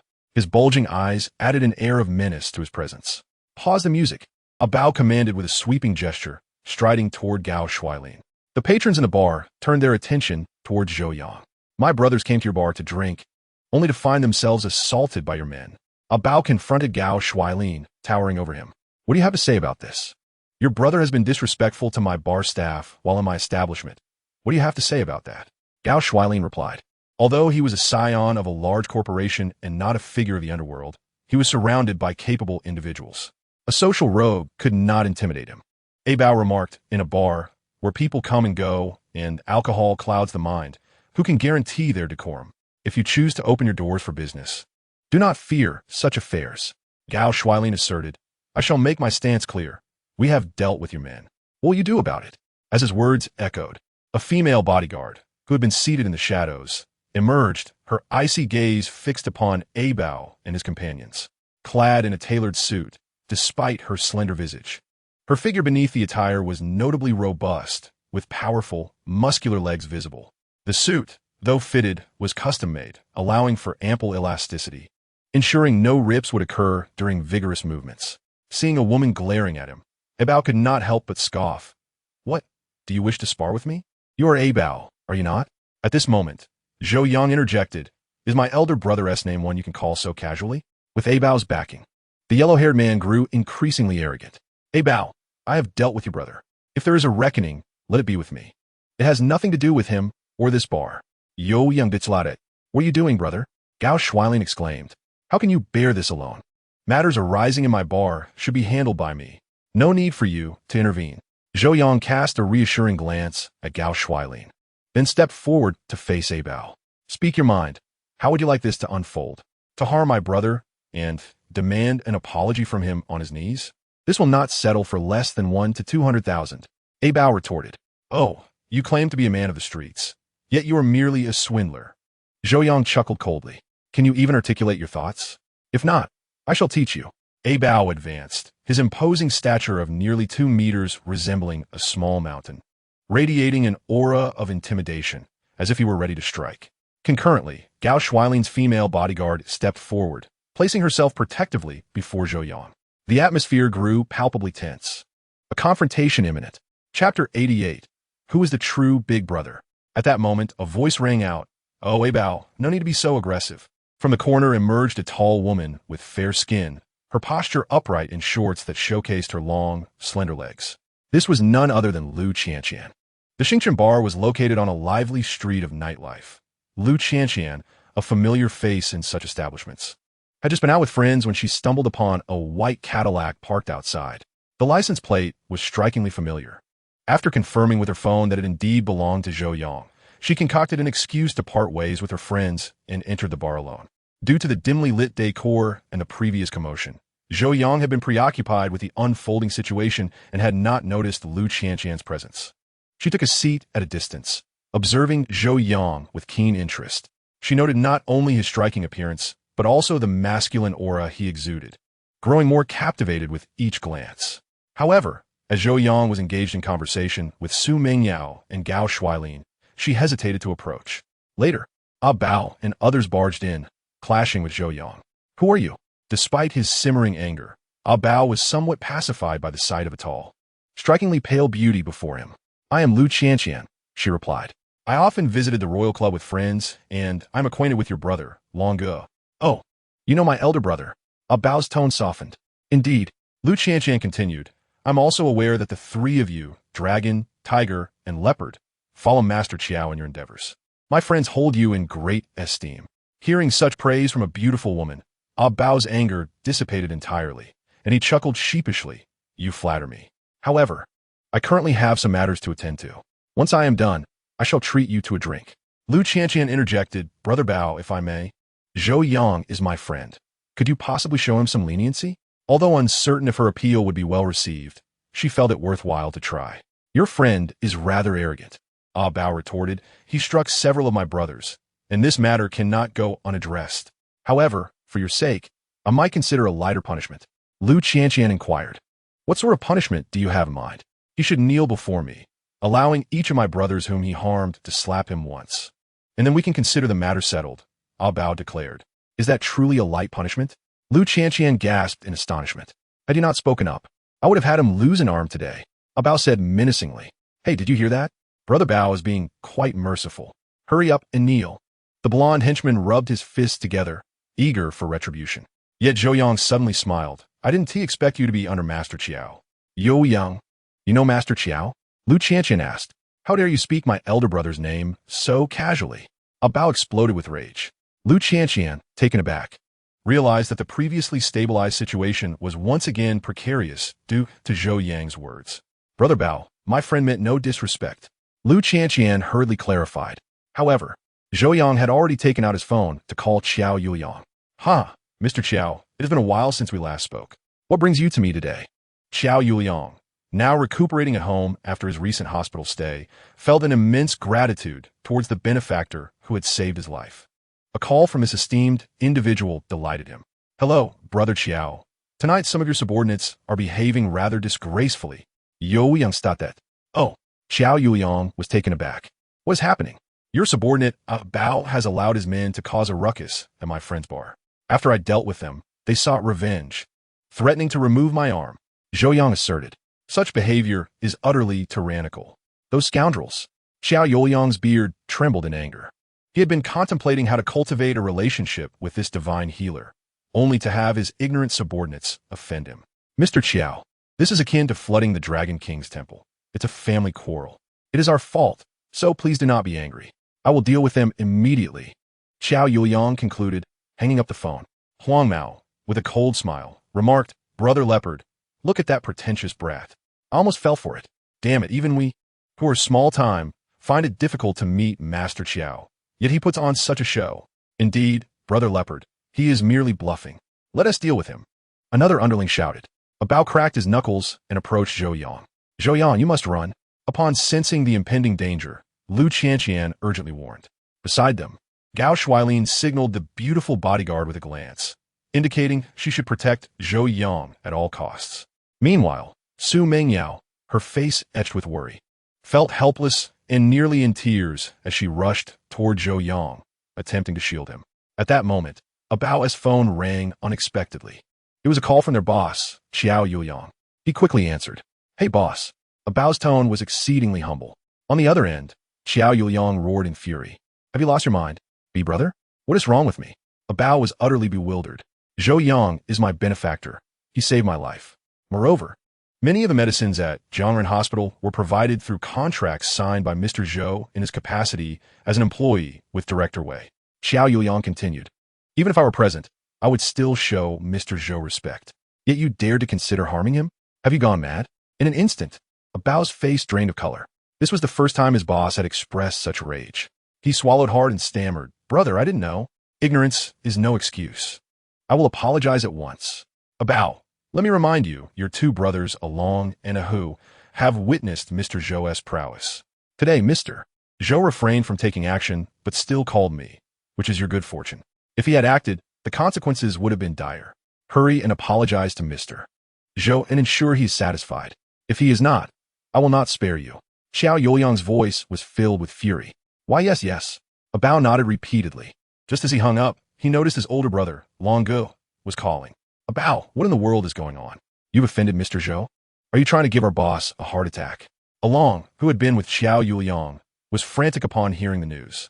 He quickly sought a private spot to call his brother. Above all, you must ensure Mr. Zhou is satisfied. Remember that. Yes, yes. A Bao replied, wiping the sweat from his brow. After ending the call, a Bao approached Zhou Yang, who was guarded by Su Mengyao and the beautiful bodyguard. Without hesitation, a Bao knelt before Zhou Yang. Mr. Zhou, I've been blind to your greatness. A Bao, having shed his earlier arrogance, spoke humbly. Please do not hold my ignorance against me. Zhou Yang inquired. Now, what shall be done about your brothers who have offended my friend? We are doomed. We are doomed. A Bao scolded Huang Mao and the others. What are you standing around for? Apologized to Mr. Zhou at once. Although Huang Mao and the others were confused, seeing their leader cower led them to infer that their opponent was indeed a person of great importance. Moreover, reflecting on Zhou Yang's remarkable abilities, they concluded he was certainly no ordinary individual. In an instant, several individuals knelt down and began to apologize. Mr. Zhou, we were wrong. Mr. Zhou, please forgive our indiscretions. Zhou Yang coldly commanded, slap yourselves? Huh? The yellow-haired one was taken aback. Do you not understand? A Biao shouted, Mr. Zhou has ordered you to slap your own faces.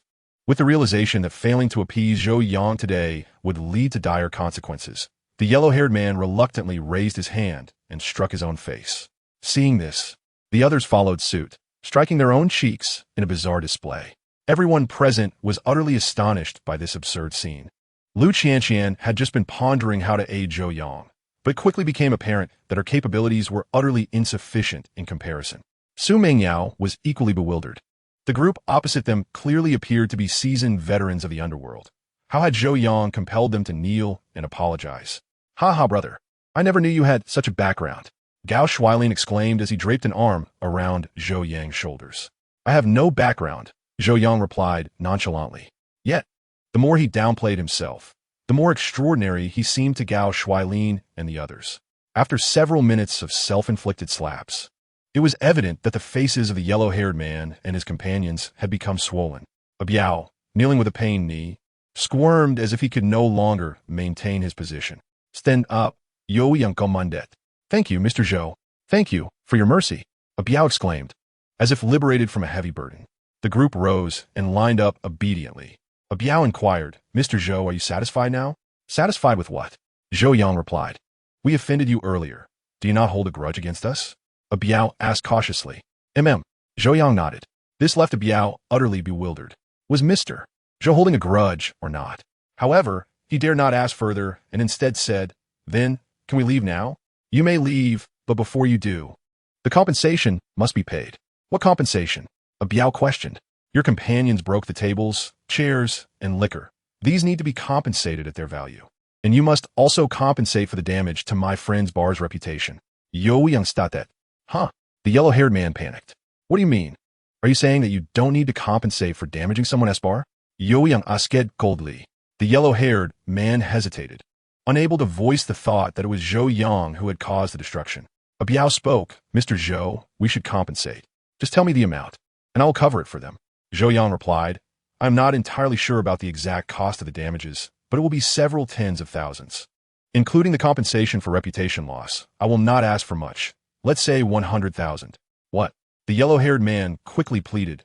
Mr. Zhou, that's too expensive. These things, be quiet. Biao interjected. 100,000 it is. I do not have that much cash on me. Mr. Zhou, please provide me with a card number, and I will have someone transfer it to you. Zhou Yang gestured to Su Mingyao. Give him your bank account number. Oh. Su Mingyao took out her bank card and allowed him to take a photo of it. I want the money transferred within 2 hours. Zhou Yang asserted. Otherwise, today's events are far from over. All right. Biao responded. Mr. Zhou, rest assured, it won't take 2 hours. Very well, you may leave now. Zhou Yang concluded. Yes. Biao dared not linger any longer, fearing that Zhou Yang might concoct some scheme. He hurriedly led his men outside. Once they reached the door, Huang Mao expressed his frustration. Brother Bao, isn't 100,000 too much? With a resounding slap, Bao gave Huang Mao a sharp rebuke. Do you realize how costly this is? You chose to provoke not just anyone, but the benefactor of my elder brother's life. This 100,000 is merely a token of appreciation for the man. To Mr. Zhou, is hardly a sum of consequence. Mr. Zhou is the savior of Boss Qiao? No wonder Boss Qiao was so furious. Huang Mao and the others instantly understood.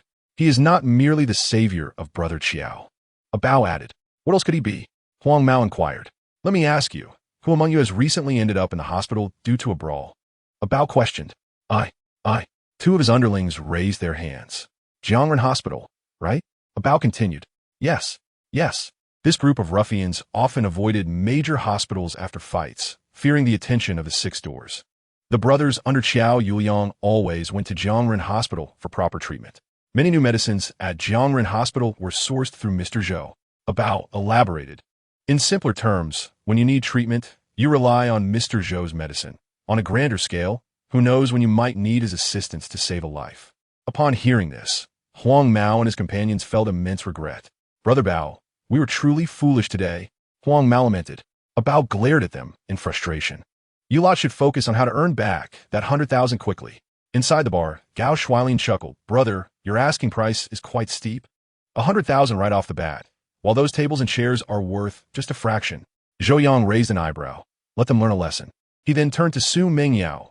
Yao, when their money comes in, use it to cover the damages to the bar. The remainder is yours. Brother Zhou, I cannot accept this. Su Mingyao quickly shook her head. If you insist, then so be it. Gao Shuailin interjected. My brother is not in need of money. Zhou Yang rolled his eyes. You may not need it, but I certainly do. However, this money rightfully belongs to Su Mingyao. She has endured a significant injustice today. Yao, keep the remaining funds and treat your staff to a splendid meal. And with whatever is left, buy some nice things for your mother. She is alone back home.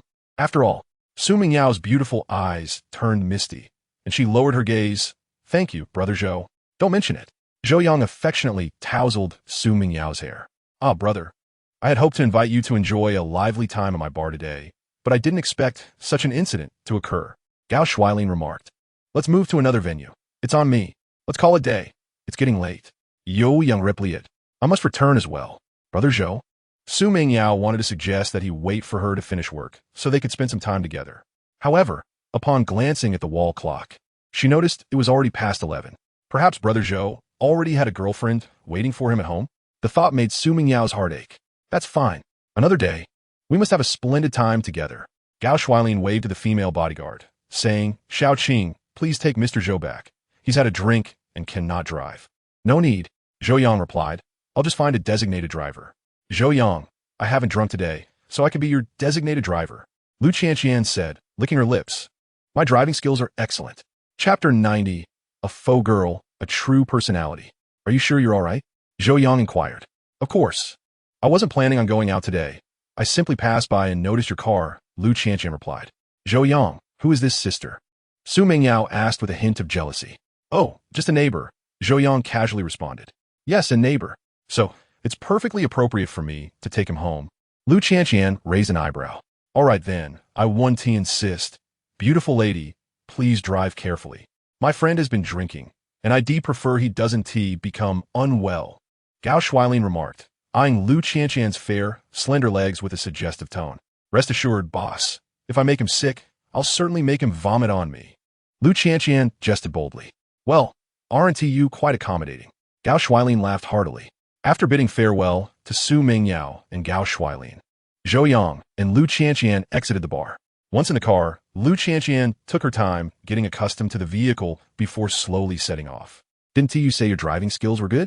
Zhou Yang, seated in the passenger seat, regarded the pale-skinned girl with intrigue. The driving skills I mentioned aren't about this kind of driving, Lu Qianqian muttered. Zhou Yang frowned slightly, but chose not to respond. However, he vividly recalled Lu Qianqian's audacious actions during their last encounter at by Lu's rented apartment. Suddenly, the car came to an abrupt halt, and Zhou Yang noticed Lu Qianqian had navigated into a dim alleyway. What are you doing? Are you lost? Zhou Yang asked, surprised as he looked around. Not quite, Lu Qianqian replied with an innocent, playful demeanor. I just want to have a private chat with you. What do we have to discuss? Zhou Yang guipet. Oh, Lu Qianqian sighed. Zhou Yang, I need to sincerely thank you. Why do you need to thank me? If it weren't for you, I would have known that brother he and his crew were a group of voyeurs. Thankfully, you discovered those obscene videos on their computer. Otherwise, I would have been in serious trouble. Weren't you already in trouble? Zhou Yang teased. Not at all. Lu Qianqian responded. We had only just established our relationship, and it was limited to holding hands. He invited me to his house a few times, but I never went. With that, Lu Qianqian lowered her head. I'm glad I didn't go. People like that are truly disgusting. You speak as if you're so virtuous, Zhou Yang remarked. Knowing such a person doesn't reflect well on you either. How can you say that about me? Lu Qianqian said, clearly distressed. We come from the same village.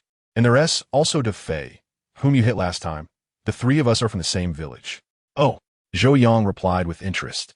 So you were childhood friends? Can you not joke about such things? Lu Qianqian said, her agitation evident, tears brimming in her eyes. Do you think I want to associate with them? I dropped out of high school without a diploma and came to the big city to strive for a better life. But I found it nearly impossible to secure a respectable job. My grandparents are ill and require a substantial amount of money for medical expenses each month. I attempted various jobs as a food delivery person, a salesperson, and even sold real estate, yet none of these endeavors yielded enough to cover my grandparents' medical needs. The only way I could manage was by mingling in nightclubs, where I disguised myself as a princess, enduring whatever came my way, and managed to earn a decent amount in tips each night. Hearing this, Zhou Yang felt a pang of empathy. He never anticipated that this seemingly carefree girl had such a heart-wrenching side. What about your parents? He asked. I don't know. Lu Qianqian wiped her tears, lifted her chin, and maintained her pride. I've never seen them. My grandparents raised me. When I asked them where my parents were, they simply told me to forget them. They were unworthy of being called parents. Zhou Yang sighed, feeling a twinge of guilt. Sorta. What for? I apologize for my previous words and actions, Zhou Yang replied. I didn't realize your situation. Lu Qianqian sniffled and forced a smile. It's fine. You don't understand. By the way, you're quite skilled at fighting. Who taught you? She inquired. I've been practicing since childhood, Zhou Yang responded. Then you must be quite strong. Lu Qianqian reached out to touch Zhou Yang's arm. Wow, you don't look heavy, but your muscles are quite impressive. It's all right. Your chest muscles must be well-defined too. As she spoke, Lu Qianqian's delicate hand slipped down along Zhou Yang's collar. What are you afraid of? You're a man, she boldly remarked while exploring. Wow, you feel so powerful. As she spoke, her hand continued to roam, and as time passed, the atmosphere grew increasingly intimate. Lu Qianqian's gaze became dreamy, her body leaning against Zhou Yang, her crimson lips approaching his for a kiss. In that moment, the ambience reached its peak, and emboldened by the effects of alcohol, Zhou Yang felt a beast within him yearning to be unleashed. Suddenly, he recalled the scene he witnessed at Bai Lu's house. Unable to control himself any longer, he embraced Lu Qianqian's slender waist and kissed her passionately. Chapter 91. Guess what color I'm wearing? An hour later, in a dimly lit alley, Zhou Yang stepped out of the car. Inside, Lu Qianqian's cheeks flushed with a rare rosy hue as she gazed contentedly at Zhou Yang's silhouette. Zhou Yang, I didn't expect your driving skills to be better than your fighting. Zhou Yang, however, looked up at the moon, lost in silence. Lu Qianqian dressed and approached Zhou Yang, patting his shoulder. What's wrong? Are you unhappy? No. Oh, you're enjoying the benefits while pretending to be coy. Lu Qianqian said boldly. Didn't you realize it was your first time? Zhou Yang felt a twinge of guilt. So what if it was my first time? Everyone has their first time. At least my first wasn't lost in a filthy place. Lu Qianqian appeared unfazed by the discussion. Zhou Yang sighed, get in the car. If we don't leave soon, the sun will rise. With that, the two entered the vehicle, enveloped in an atmosphere of profound silence. Lu Qianqian assumed Zhou Yang resided in the apartment rented by Lu, so the car returned to her community and parked downstairs. Why are you still unhappy? Lu Qianqian, observing Zhou Yang's continued silence, boldly remarked, Zhou Yang, don't be like this. Rest assured, I want to cling to you. I don't have any feelings for you. I merely lost control earlier. From now on, you go your way, and I'll go mine. Goodbye, I'm heading up to sleep. With a cheerful wave, she exited the car and sauntered towards the building. Yet, in that fleeting moment as she turned around, her once lively face was suddenly etched with sorrow and loneliness. Tears glistening at the corners of her eyes. Hey, Zhou Yang suddenly called out. Lu Qianqian halted immediately, inhaling deeply and forcing a smile as she turned back. What is it? Your brother has been taken to the police station by me. You're without a job now, aren't you?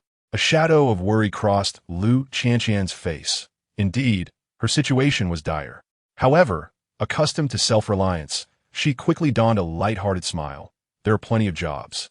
I can find another. Zhou Yang suggested, how about this? I'll speak to the handsome guy, and you can work at his bar. I can secure you a high-paying position. I believe I still have some influence. Lu Qianqian pressed her lips together tightly, ultimately unable to contain her tears, which cascaded down her cheeks. Since she had become aware of her surroundings, she had never accepted help from anyone. Bullied in her childhood, she had swallowed her pride and eventually sought assistance from a classmate in another grade to retaliate. It was from that moment she grasped a crucial truth. In her world, no one would pity her or extend a helping hand. There was no gentleness to be found. One must either be stronger than everyone else, subduing them all, or endure endless humiliation and torment. She chose the former. Thus, she spent her days mingling with the school delinquents, learning to smoke and fight at a tender age, resulting in plummeting academic performance and ultimately dropping out. After all these years, Lu Qianqian still harbored the same beliefs. Her world lacked any softness. She needed to be stronger than all others, bullying everyone else to avoid being bullied herself. This is why she often displayed an arrogant demeanor. In truth, this was merely a faade, a sharp exterior to mask her deep-seated insecurities and protect her vulnerability. Individuals like the two and Lu Dafei were mere tools, weapons in her arsenal. She would not allow herself to develop genuine feelings for such instruments. She merely utilized them. However, Zhou Yang was different. Initially, she perceived him as a more formidable tool, seeking to draw near and exploit him. Yet, upon getting closer, she found herself ensnared by an irresistible infatuation. While other men sought value from her, Zhou Yang demanded nothing in return and even offered assistance. It was the warmest experience she had ever encountered. Zhou Yang, noticing Lu Qianqian's silence, inquired, "What's the matter? Are you dissatisfied with the job I introduced to you?" Lu Qianqian shook her head. "No, that's not it." "Then what is it?" She continued, "No one has ever referred me to a job, except for those unsavory positions." Lu Qianqian said, somewhat moved. "Huh." Zhou Yang laughed. "So does this mean you agree?" Lu Qianqian raised an eyebrow. "Let us first see what kind of job it is. I have high standards." Zhou Yang chuckled to himself, thinking, such a vanity. "What do you say about tonight? Will you stay at my place?" Lu Qianqian replied, "I don't want to see you heading off to another beautiful woman's home. That beauty is not home." Zhou Yang said, "By the way, where's she been?" "She has been home for quite some time," Lu Qianqian asked. "She moved out," Zhou Yang replied. "Oh, I see." Lu Qianqian said, "Then you should stay at my place tonight. Are you trying to wear me out?" Zhou Yang Laoget, "Please spare me. I'm still sore from yesterday." Lu Qianqian remarked playfully, "However, if I could try it out on that beauty's bed, perhaps I would exert myself more." "What are you thinking?" Zhou Yang responded, "Tonight. I'll manage to get by on your sofa, and that's that." "All right then." The next day at work, Zhou Yang felt somewhat dazed. Last night, at Lu Qianqian's home, unexpectedly, during a shower, they found it hard to restrain themselves and only fell asleep at dawn. "Zhou Yang, President Su wishes to see you in her office," Secretary Chun Shui announced. "Oh." Zhou Yang stood up and made his way to Su Jing's office. "President Su, you called for me?" "Close the door." Su Jing instructed. Oh, Zhou Yang complete. In a hushed tone, Su Jing asked, "Where did you go last night?" Zhou Yang was momentarily taken aback, having anticipated a work-related discussion, only to be met with this inquiry first. I was invited by Gao Shuailin to his bar, where I unexpectedly ran into an old friend working there, followed by a series of unfortunate incidents. All in all, it was quite an eventful night. Zhou Yang replied. Su Jing sighed. Gao Shuailin is quite the playboy. How can you associate with him? Zhou Yang defended. He is actually quite pleasant. Su Jing frowned, clearly displeased with Zhou Yang's behavior. President Su, that seems to be a matter of my personal affairs. Zhou Yang gently reminded her. Suddenly, Su Jing felt a wave of embarrassment, realizing she had overstepped her boundaries. She had not slept well the previous night.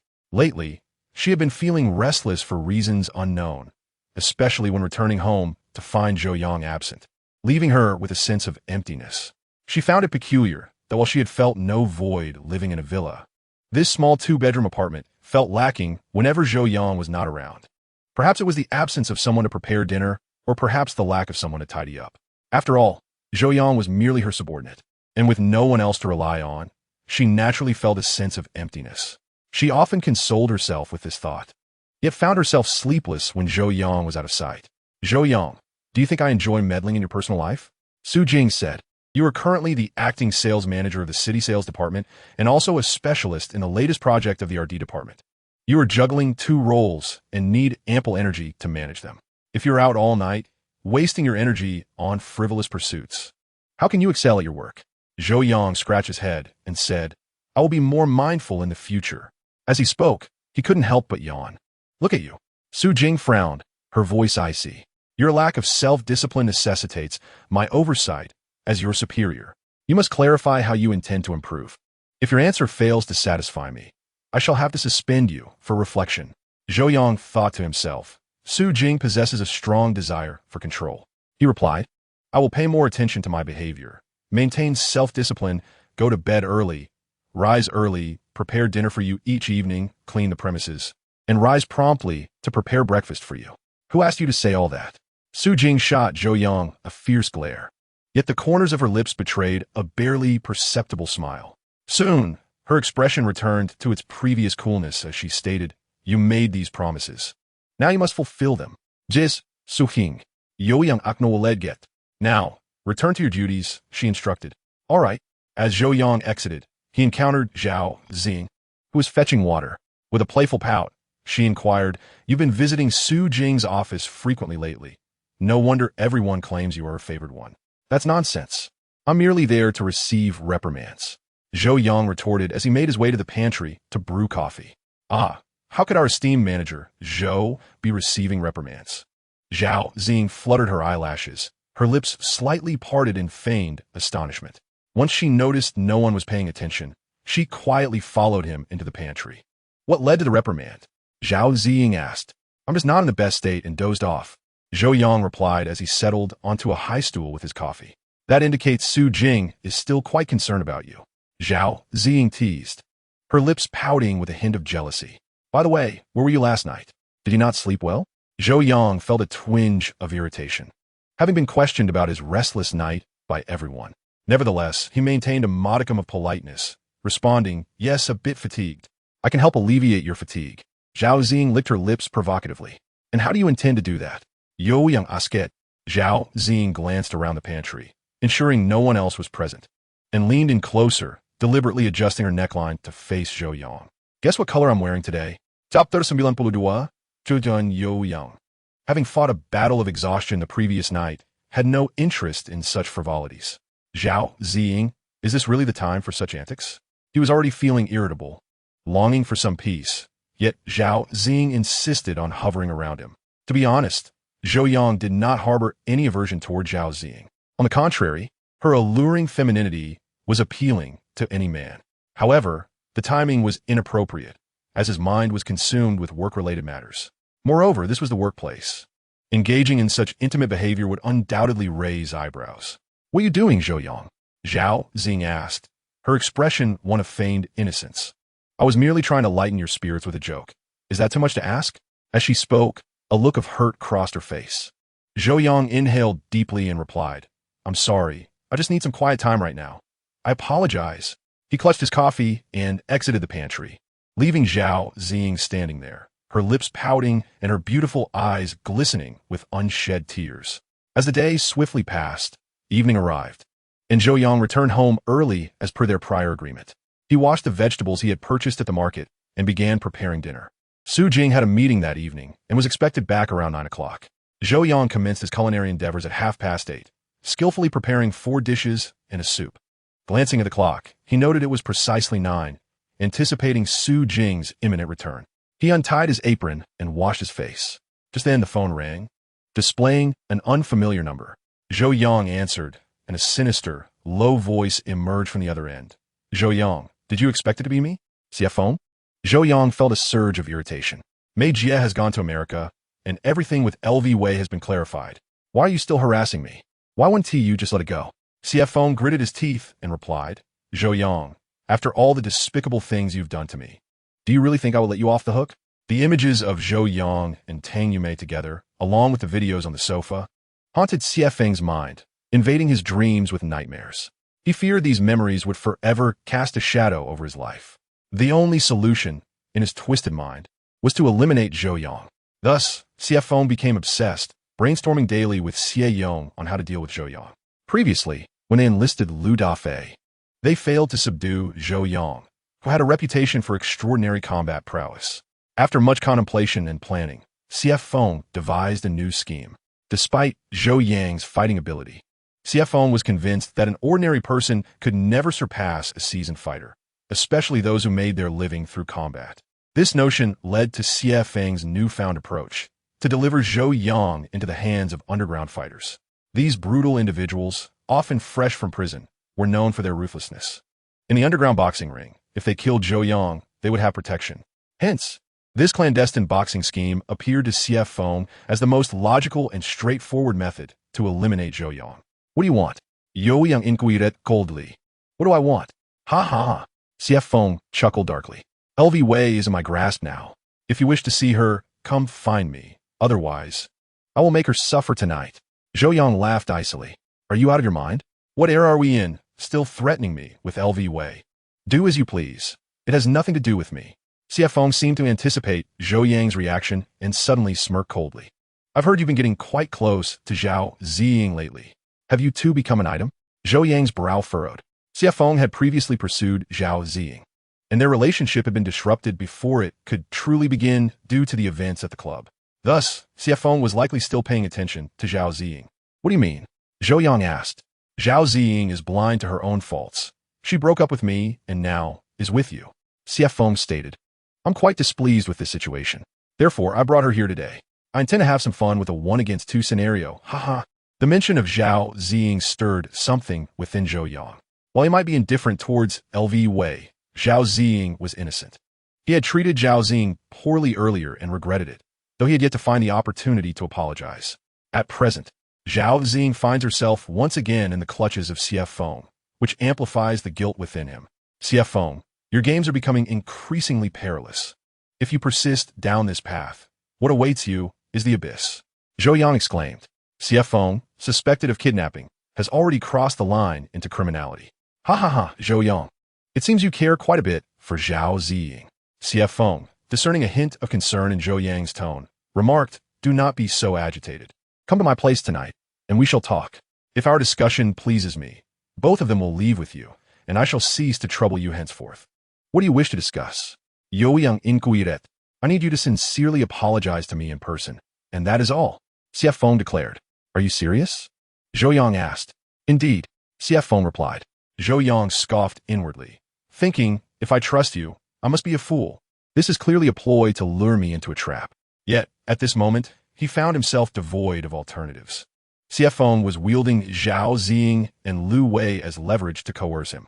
Zhou Yang had learned from Tang Yumei that Xiefeng had been indulged since childhood, possessing a fragile psychological resilience and a propensity for extremism. If he failed to show up tonight, Zhao Ziying might be in peril. Hold on, let me think this over. Zhou Yang paused the call and dialed Zhao Ziying, only to find her phone switched off. He could surmise with certainty that she was indeed in Xiefeng's grasp. All right, tell me the address, and I shall come, Zhou Yang stated, adding, however, I must inform you that I have notified a friend should anything happen to me tonight. He will alert the authorities. Ha ha ha, look at your cowardice. We shall sit down and talk. I will not harm you. CF phone replied, 10 o'clock at the Tiger Club. I await your arrival. Zhou Yang ended the call and searched for the Tiger Club, discovering it to be a boxing establishment situated on the outskirts of the city. A 40-minute journey from his current location. With time already past 9 o'clock, he needed to depart promptly. Zhou Yang donned casual attire and hurriedly set out for the Tiger Club. At 10 o'clock, Zhou Yang arrived punctually at the Tiger Club. The vicinity was a desolate residential area, characterized by dilapidated buildings with few inhabitants. At this hour, sparse lights illuminated the surroundings, with streetlights spaced far apart, contributing to the bleak atmosphere. The Tiger Club was housed in a 4-story villa, enclosed within its own grounds, where an array of luxury cars was parked. 2 young security guards stood at the entrance. What do you want? Do you have an entry pass? They inquired. What entry pass? I'm here to see someone, Zhou Yang replied. Without an entry pass, you cannot enter, the guard insisted. At that moment, a burly man with a muscular build, clad in a fitted black tank top adorned with tattoos on his arms and neck, stepped forward. Who are you looking for? The robust man inquired from the steps. I'm looking for CF phone. He sent me here. Zhou Yang answered. Let him in. The robust man commanded the 2 security guards. Yes, Brother Sean. They responded obediently, allowing Zhou Yang to enter. He followed the robust man, asking, where is CF phone? Young Master Xie is inside. Follow me, the robust man instructed. The 2 individuals entered the villa, passing by a screen, and were suddenly greeted by an expansive view. Before them lay an underground boxing arena, with a boxing ring at its center where 2 contenders were engaged in an intense match. The sound of fists striking flesh and the acrid scent of blood instantly evoked a sense of tension and exhilaration. The ring was surrounded by a throng of spectators, all fervently cheering and shouting in support. Ahead, there was a betting area displaying the odds for the 2 fighters. Suddenly, a loud crash reverberated through the arena as one fighter was brutally thrown to the mat, his neck seemingly twisted, rolling his eyes as he convulsed. Congratulations, the vampire wins, the announcer proclaimed. Those who had wagered on the vampire erupted in jubilant cheers, while others shook their heads in disappointment, clearly having lost a considerable sum. On the second floor, in a private box, Lu Wei, Zhao Xing, and CF Feng found themselves together. Both women were visibly agitated. Why did you summon us here? What is your intention? Lu Wei inquired. Both of you are my former girlfriends. Do you truly harbor no feelings for me at all? CF Feng replied with a smile. Ugh, how revolting.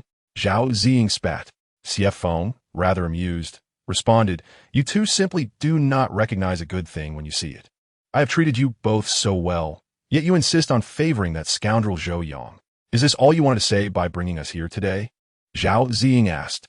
CF Feng had specifically driven to the company to pick them up, claiming there was a matter to discuss. Yet they had arrived at this location without any explanation. Of course, it is not just about that, CF Feng asserted. At that moment, his phone rang. Upon answering, a burly voice on the other end said, Young Master Xie, Zhou Yang has arrived. Brother Sean, let us proceed according to plan. CF Feng replied. After the success of the venture, the final payment will be made to you and the fighters. Very well, Brother Sean acknowledged.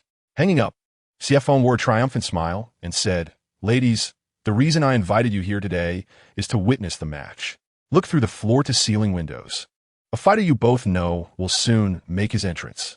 Meanwhile, in the grand luxurious box at the center of the second floor, a group of elite gamblers convened. They were there to place substantial bets, often wagering sums in the millions, requiring even the club owner to attend to their needs throughout the event. This box was filled with a dozen or so individuals, with the exception of the owner and beautiful attendants, all of whom were there to gamble on the fights. Among them, a striking middle-aged woman stood out. Her long, wavy hair cascaded over her shoulders. Her features were exquisite, her skin porcelain-like, exuding a mature and alluring presence. Particularly notable was her exaggerated hourglass figure, with a delicate waist and ample hips. She sat there in a red, form-fitting gown that resembled a cheongsam, the slit at her thigh revealing a pair of alluringly pale legs, sparking the imagination. Miss Jean, you haven't placed any bets for the last 2 matches. Are there no fighters that meet your approval? The club owner, Ding Gang, inquired with a smile. Boring, utterly tedious. Jean Annie yawned. Ha ha ha, Boss Ding. You know better than anyone. Miss Jean isn't here for the first or second time. She always chooses her fighters based on their looks. Beside them, A man donned in a suit and sporting a bushy beard bellowed with laughter. "Look at those boxers. They resemble twisted gourds."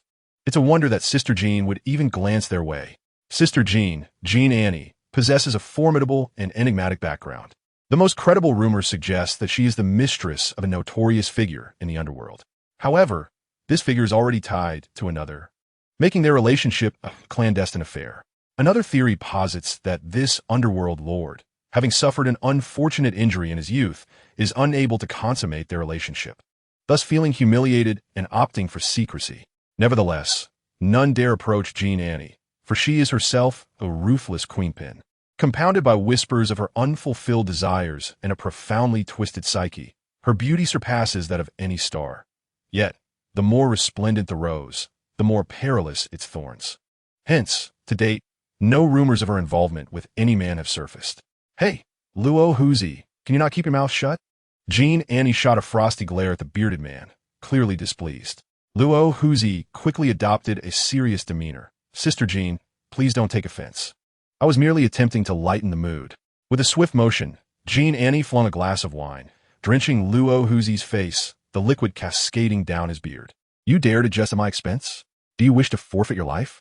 Jean Annie's beautiful visage was clouded with fury, exuding an air of authority akin to that of a queen. "My apologies, Sister Jean. I was mistaken."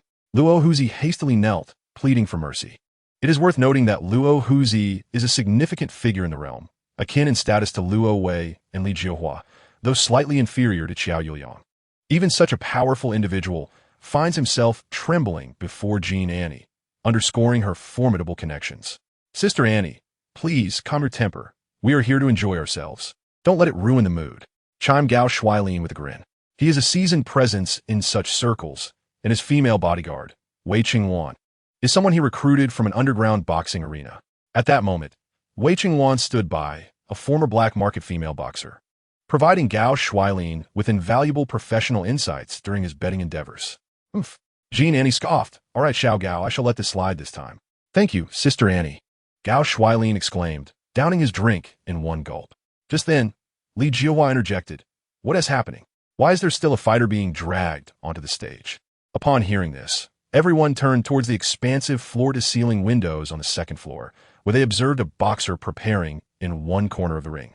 The other contestant, far from clad in professional boxing attire, was being forcibly escorted onto the stage by two staff members.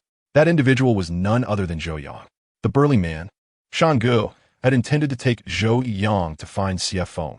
However, upon passing the boxing ring, he insisted there was a rule. One must first compete in a match before seeking out others.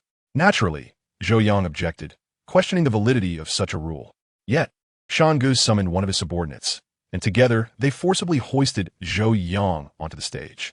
Evidently, having received ample compensation, Shan Gu was obliged to fulfill his duties for Xie Feng, who had also greased the palms of the opposing fighter, stipulating that Zhou Yang must not leave the ring alive. At that moment, Gao Shuailin exclaimed in astonishment, "That is my brother, my brother." Chapter 94.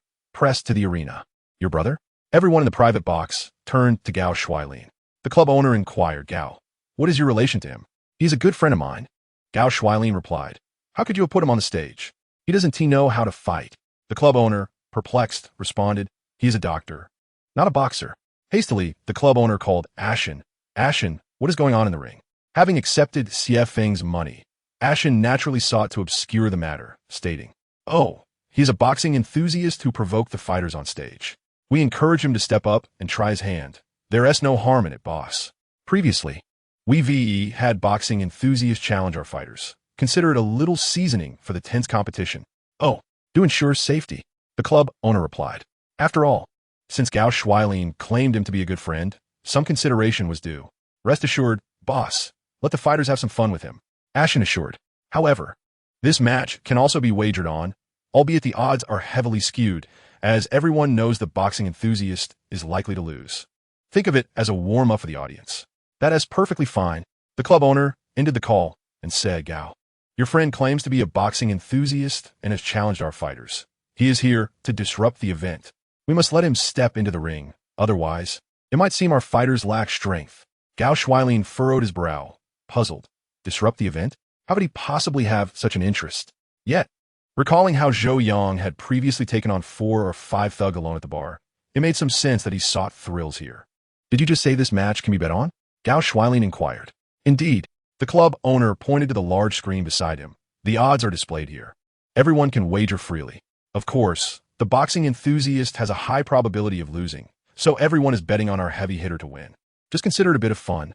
I bet on my brother to win, Gao Shuilin declared. Beside him, Wei Qingwan quietly cautioned, Boss, the fighter opposite looks quite formidable. His gaze filled with menace. Your brother may not stand a chance. Even if he loses, I will still bet on him to win, Gao Shuilin asserted. After all, he is my brother. Ha ha ha. Well said, so loyal. Li Jiuhai laughed heartily. I admire young Master Gao's audacity to boldly confront danger. I bet on the heavy hitter to win. Ha! At that moment, Jean Annie, who had been silent until now, suddenly expressed interest. I bet on that boxing enthusiast to win. Let us cheer him on, Jean Annie declared. What? Everyone turned in astonishment towards Jean Annie. Gao Shuilin's bet on his brother was rooted in loyalty, so why was she doing this? Jean Annie leisurely replied, That boxing enthusiast is quite handsome. He fits my type. The crowd responded, Well, the elder sister has money and thus can afford to be willful. At this moment on the boxing stage, Zhou Yang seethed with indignation as he broke free from Ashan and another staff member, exclaiming, I came here to find someone. Why am I being forced onto the stage? He continued, We have our rules here. Before conducting any business, one must make an appearance on stage. Ashan retorted, How about a fight? Where is it written that this is the way things are done? This is absurd. Zhou Yang turned to leave the stage. Hey, once you're on stage, you must fight. That is the rule. Boomed a heavy hitter from behind. Ashan and another staff member promptly pushed Zhou Yang back into the arena, declaring, Brother, you can't leave. This match must take place. Gritting his teeth, Zhou Yang replied coldly, Don't push me. Brother, since you're here, you must adhere to the rules. Otherwise, you are forcing our hand, Ashan sneered. He then gestured to the host below. The host shouted, This match is a warm-up, featuring the red team's heavy hitter against the black team's boxing enthusiast. Odds are set. Place your bets. Kid, prepare to take a punch. The heavy hitter bellowed, launching a fierce punch towards Zhou Yang. Fighters emerging from the underground boxing scene are not ordinary. They risk their lives and fight with exceptional ferocity, employing deadly techniques. Zhou Yang felt a powerful gust of wind from behind and, startled, quickly dodged. Fortunately, he managed to evade the punch just in time, yet his opponent wasted no opportunity, delivering a sweeping kick aimed at Zhou Yang's head. Having frequented fighting arenas recently, Zhou Yang's physique honed from childhood training began to manifest. He reacted swiftly to the sweeping kick, raising his fists to block it. Although he managed to defend himself, the sheer force of the kick propelled him backward, leaving his wrists aching. Zhou Yang was alarmed. Indeed, underground fighters were on a different level. This was the strongest opponent he had ever encountered. I did not come here to fight, he shouted, attempting to exit the arena. You can't leave. The heavy hitter growled, kicking in Zhou Yang's direction as he tried to escape, forcing him back into the ring. Another spinning kick aimed at Zhou Yang's abdomen followed. Zhou Yang hastily raised his hands to block, but was again sent reeling backward, colliding with the ring's barrier. The heavy hitter then launched a straight punch towards Zhou Yang's midsection, striking him hard. Zhou Yang felt as if a storm surged within him. Nearly retching from the blow, his body weakened, and he dropped to one knee on the stage. Seeing this, the heavy hitter raised his fists triumphantly. Below, the crowd roared the heavy hitter's name. He could easily capitalize on the moment and deny Zhou Yang any chance to recover, yet he reveled in the spotlight, relishing the opportunity to showcase his prowess. In a private box, Lu Wei and Zhao Xing were on the edge of their seats, nearly breathless with anxiety. CFO, what trick did you use to lure Zhou Yang onto the stage? Are you attempting to have him eliminated by his opponent? They exclaimed. We must hurry and stop this match, the two women declared, rushing out of the box to intervene in the bout. However, how could CFO grant them any opportunity? The door to the private room had already been locked from the outside, rendering their escape impossible.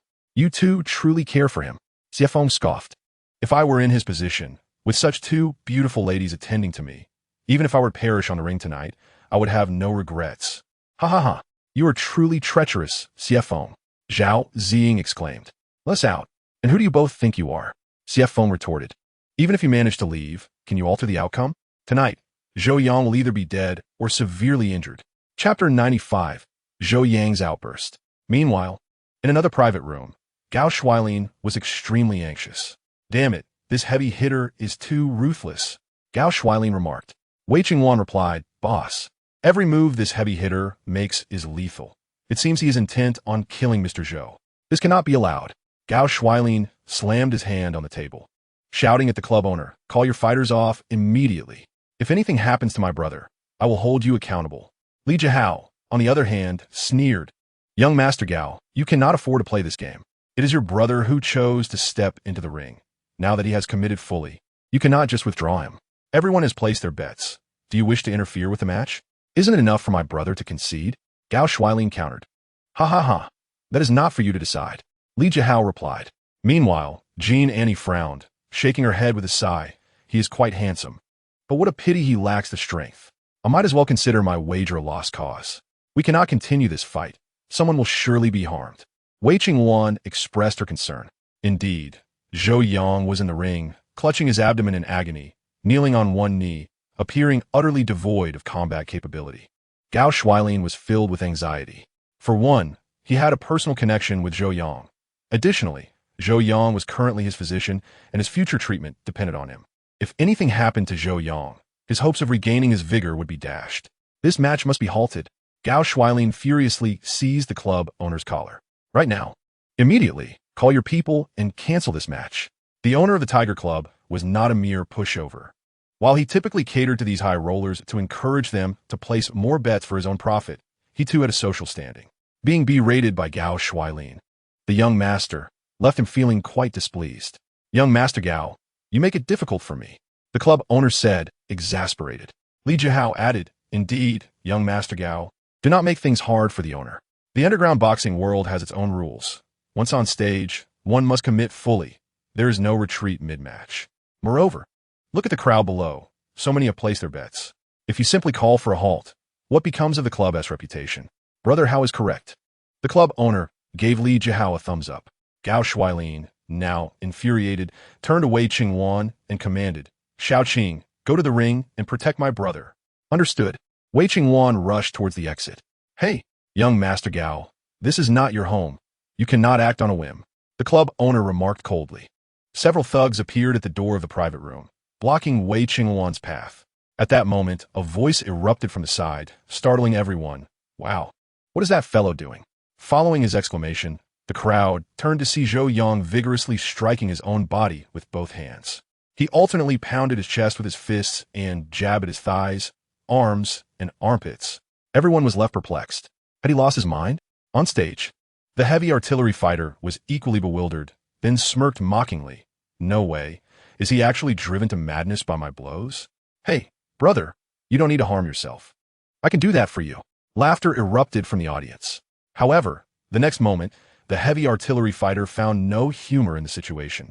As he witnessed an unprecedented spectacle, Zhou Yang's veins bulged prominently, particularly around his neck and arms, resembling those of an athlete after extreme exertion. Moreover, his muscles appeared to swell, and his skin took on a flush hue akin to that of someone who had been drinking. Had he transformed? The heavy artillery fighter had only seen such scenes in movies and comics. Witnessing it firsthand was utterly shocking.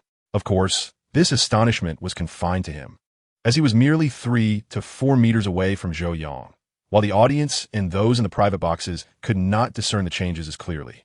I warned you, do not push me. Zhou Yang suddenly unleashed a thunderous roar, akin to a long-dormant lion awakening with a heart-wrenching cry. Instantly, the laughter around him ceased, for his voice was extraordinarily penetrating and intimidating. Subsequently, Zhou Yang rose and strode toward the heavy artillery fighter. Each of his steps resonated with weight and power, causing the very arena to tremble. So it's just bravado, is it? The heavy artillery fighter gritted his teeth and shouted, I'll kill you. With that, he launched a punch at Zhou Yang. However, before his fist could even approach Zhou Yang, the latter kicked out first. The heavy artillery fighter's fist had yet to connect when Zhou Yang's foot struck his abdomen, sending him crashing backward into the railing. In the next moment, the heavy artillery fighter felt a searing pain in his gut, one so intense that it led him to question his very existence. And darkness enveloped him as he lost consciousness. In an instant, the entire venue was stunned. What has happened? It seemed as though no one could believe their own eyes. Did the boxing enthusiast just take down the battle-hardened heavy artillery fighter with a single kick? Ha ha! In the private box, Gao Shuiling laughed so hard he nearly knocked over the table. My brother, you're incredible, he exclaimed to the club owner. You insisted on continuing, and look what happened. What surprise, huh? Haha, I won, what a thrill. It was noteworthy that Zhou Yang's odds were exceptionally high, even reaching 300 to 1. In other words, betting on Zhou Yang to win would yield a profit of 300 for every dollar wagered. Conversely, betting on the heavy artillery fighter required a stake of 300 for a mere dollar profit, as this was a match where the disparity in strength was evident, leading everyone to believe that the heavy artillery fighter would undoubtedly prevail, hence the exaggerated odds.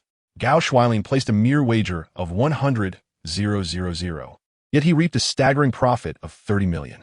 Meanwhile, Jean Annie staked 50,000 on Zhou Yang, yielding a remarkable return of 15 million. This young man possesses an extraordinary talent. Jean Annie found herself increasingly intrigued by Zhou Yang, lamenting, I regret having bet so little. At that moment, Li Jiuhai wore an expression of dismay, as he had not wagered heavily, yet he never anticipated such a defeat. In another private room, Xie Feng had also placed a substantial bet, wagering on Zhou Yang's loss, which resulted in a loss of 1 million. Zhao Xing and El Wei were utterly astonished. In their minds, Zhou Yang was the epitome of a refined gentleman. They were taken aback by his astonishing prowess in vanquishing his opponent. Brother Sean, what on earth is happening? Xie Feng exclaimed, both furious and anxious, as he called Sean. Isn't your fighter supposed to be formidable? How could he possibly be bested by an amateur? Sean, equally distressed, confessed that he too had lost money in this match, responding, how could I possibly know? Based on skill, there was no chance of him winning. Perhaps the heavyweight underestimated his opponent and was unexpectedly outmatched. Xie Feng pressed, Brother Sean, this situation cannot possibly collapse. Can it? Sean reassured him, of course not. Having taken your money, I shall certainly fulfill my obligations. There are many formidable fighters yet to come, and we have a rotating match rule. I will ensure he does not leave the ring unscathed.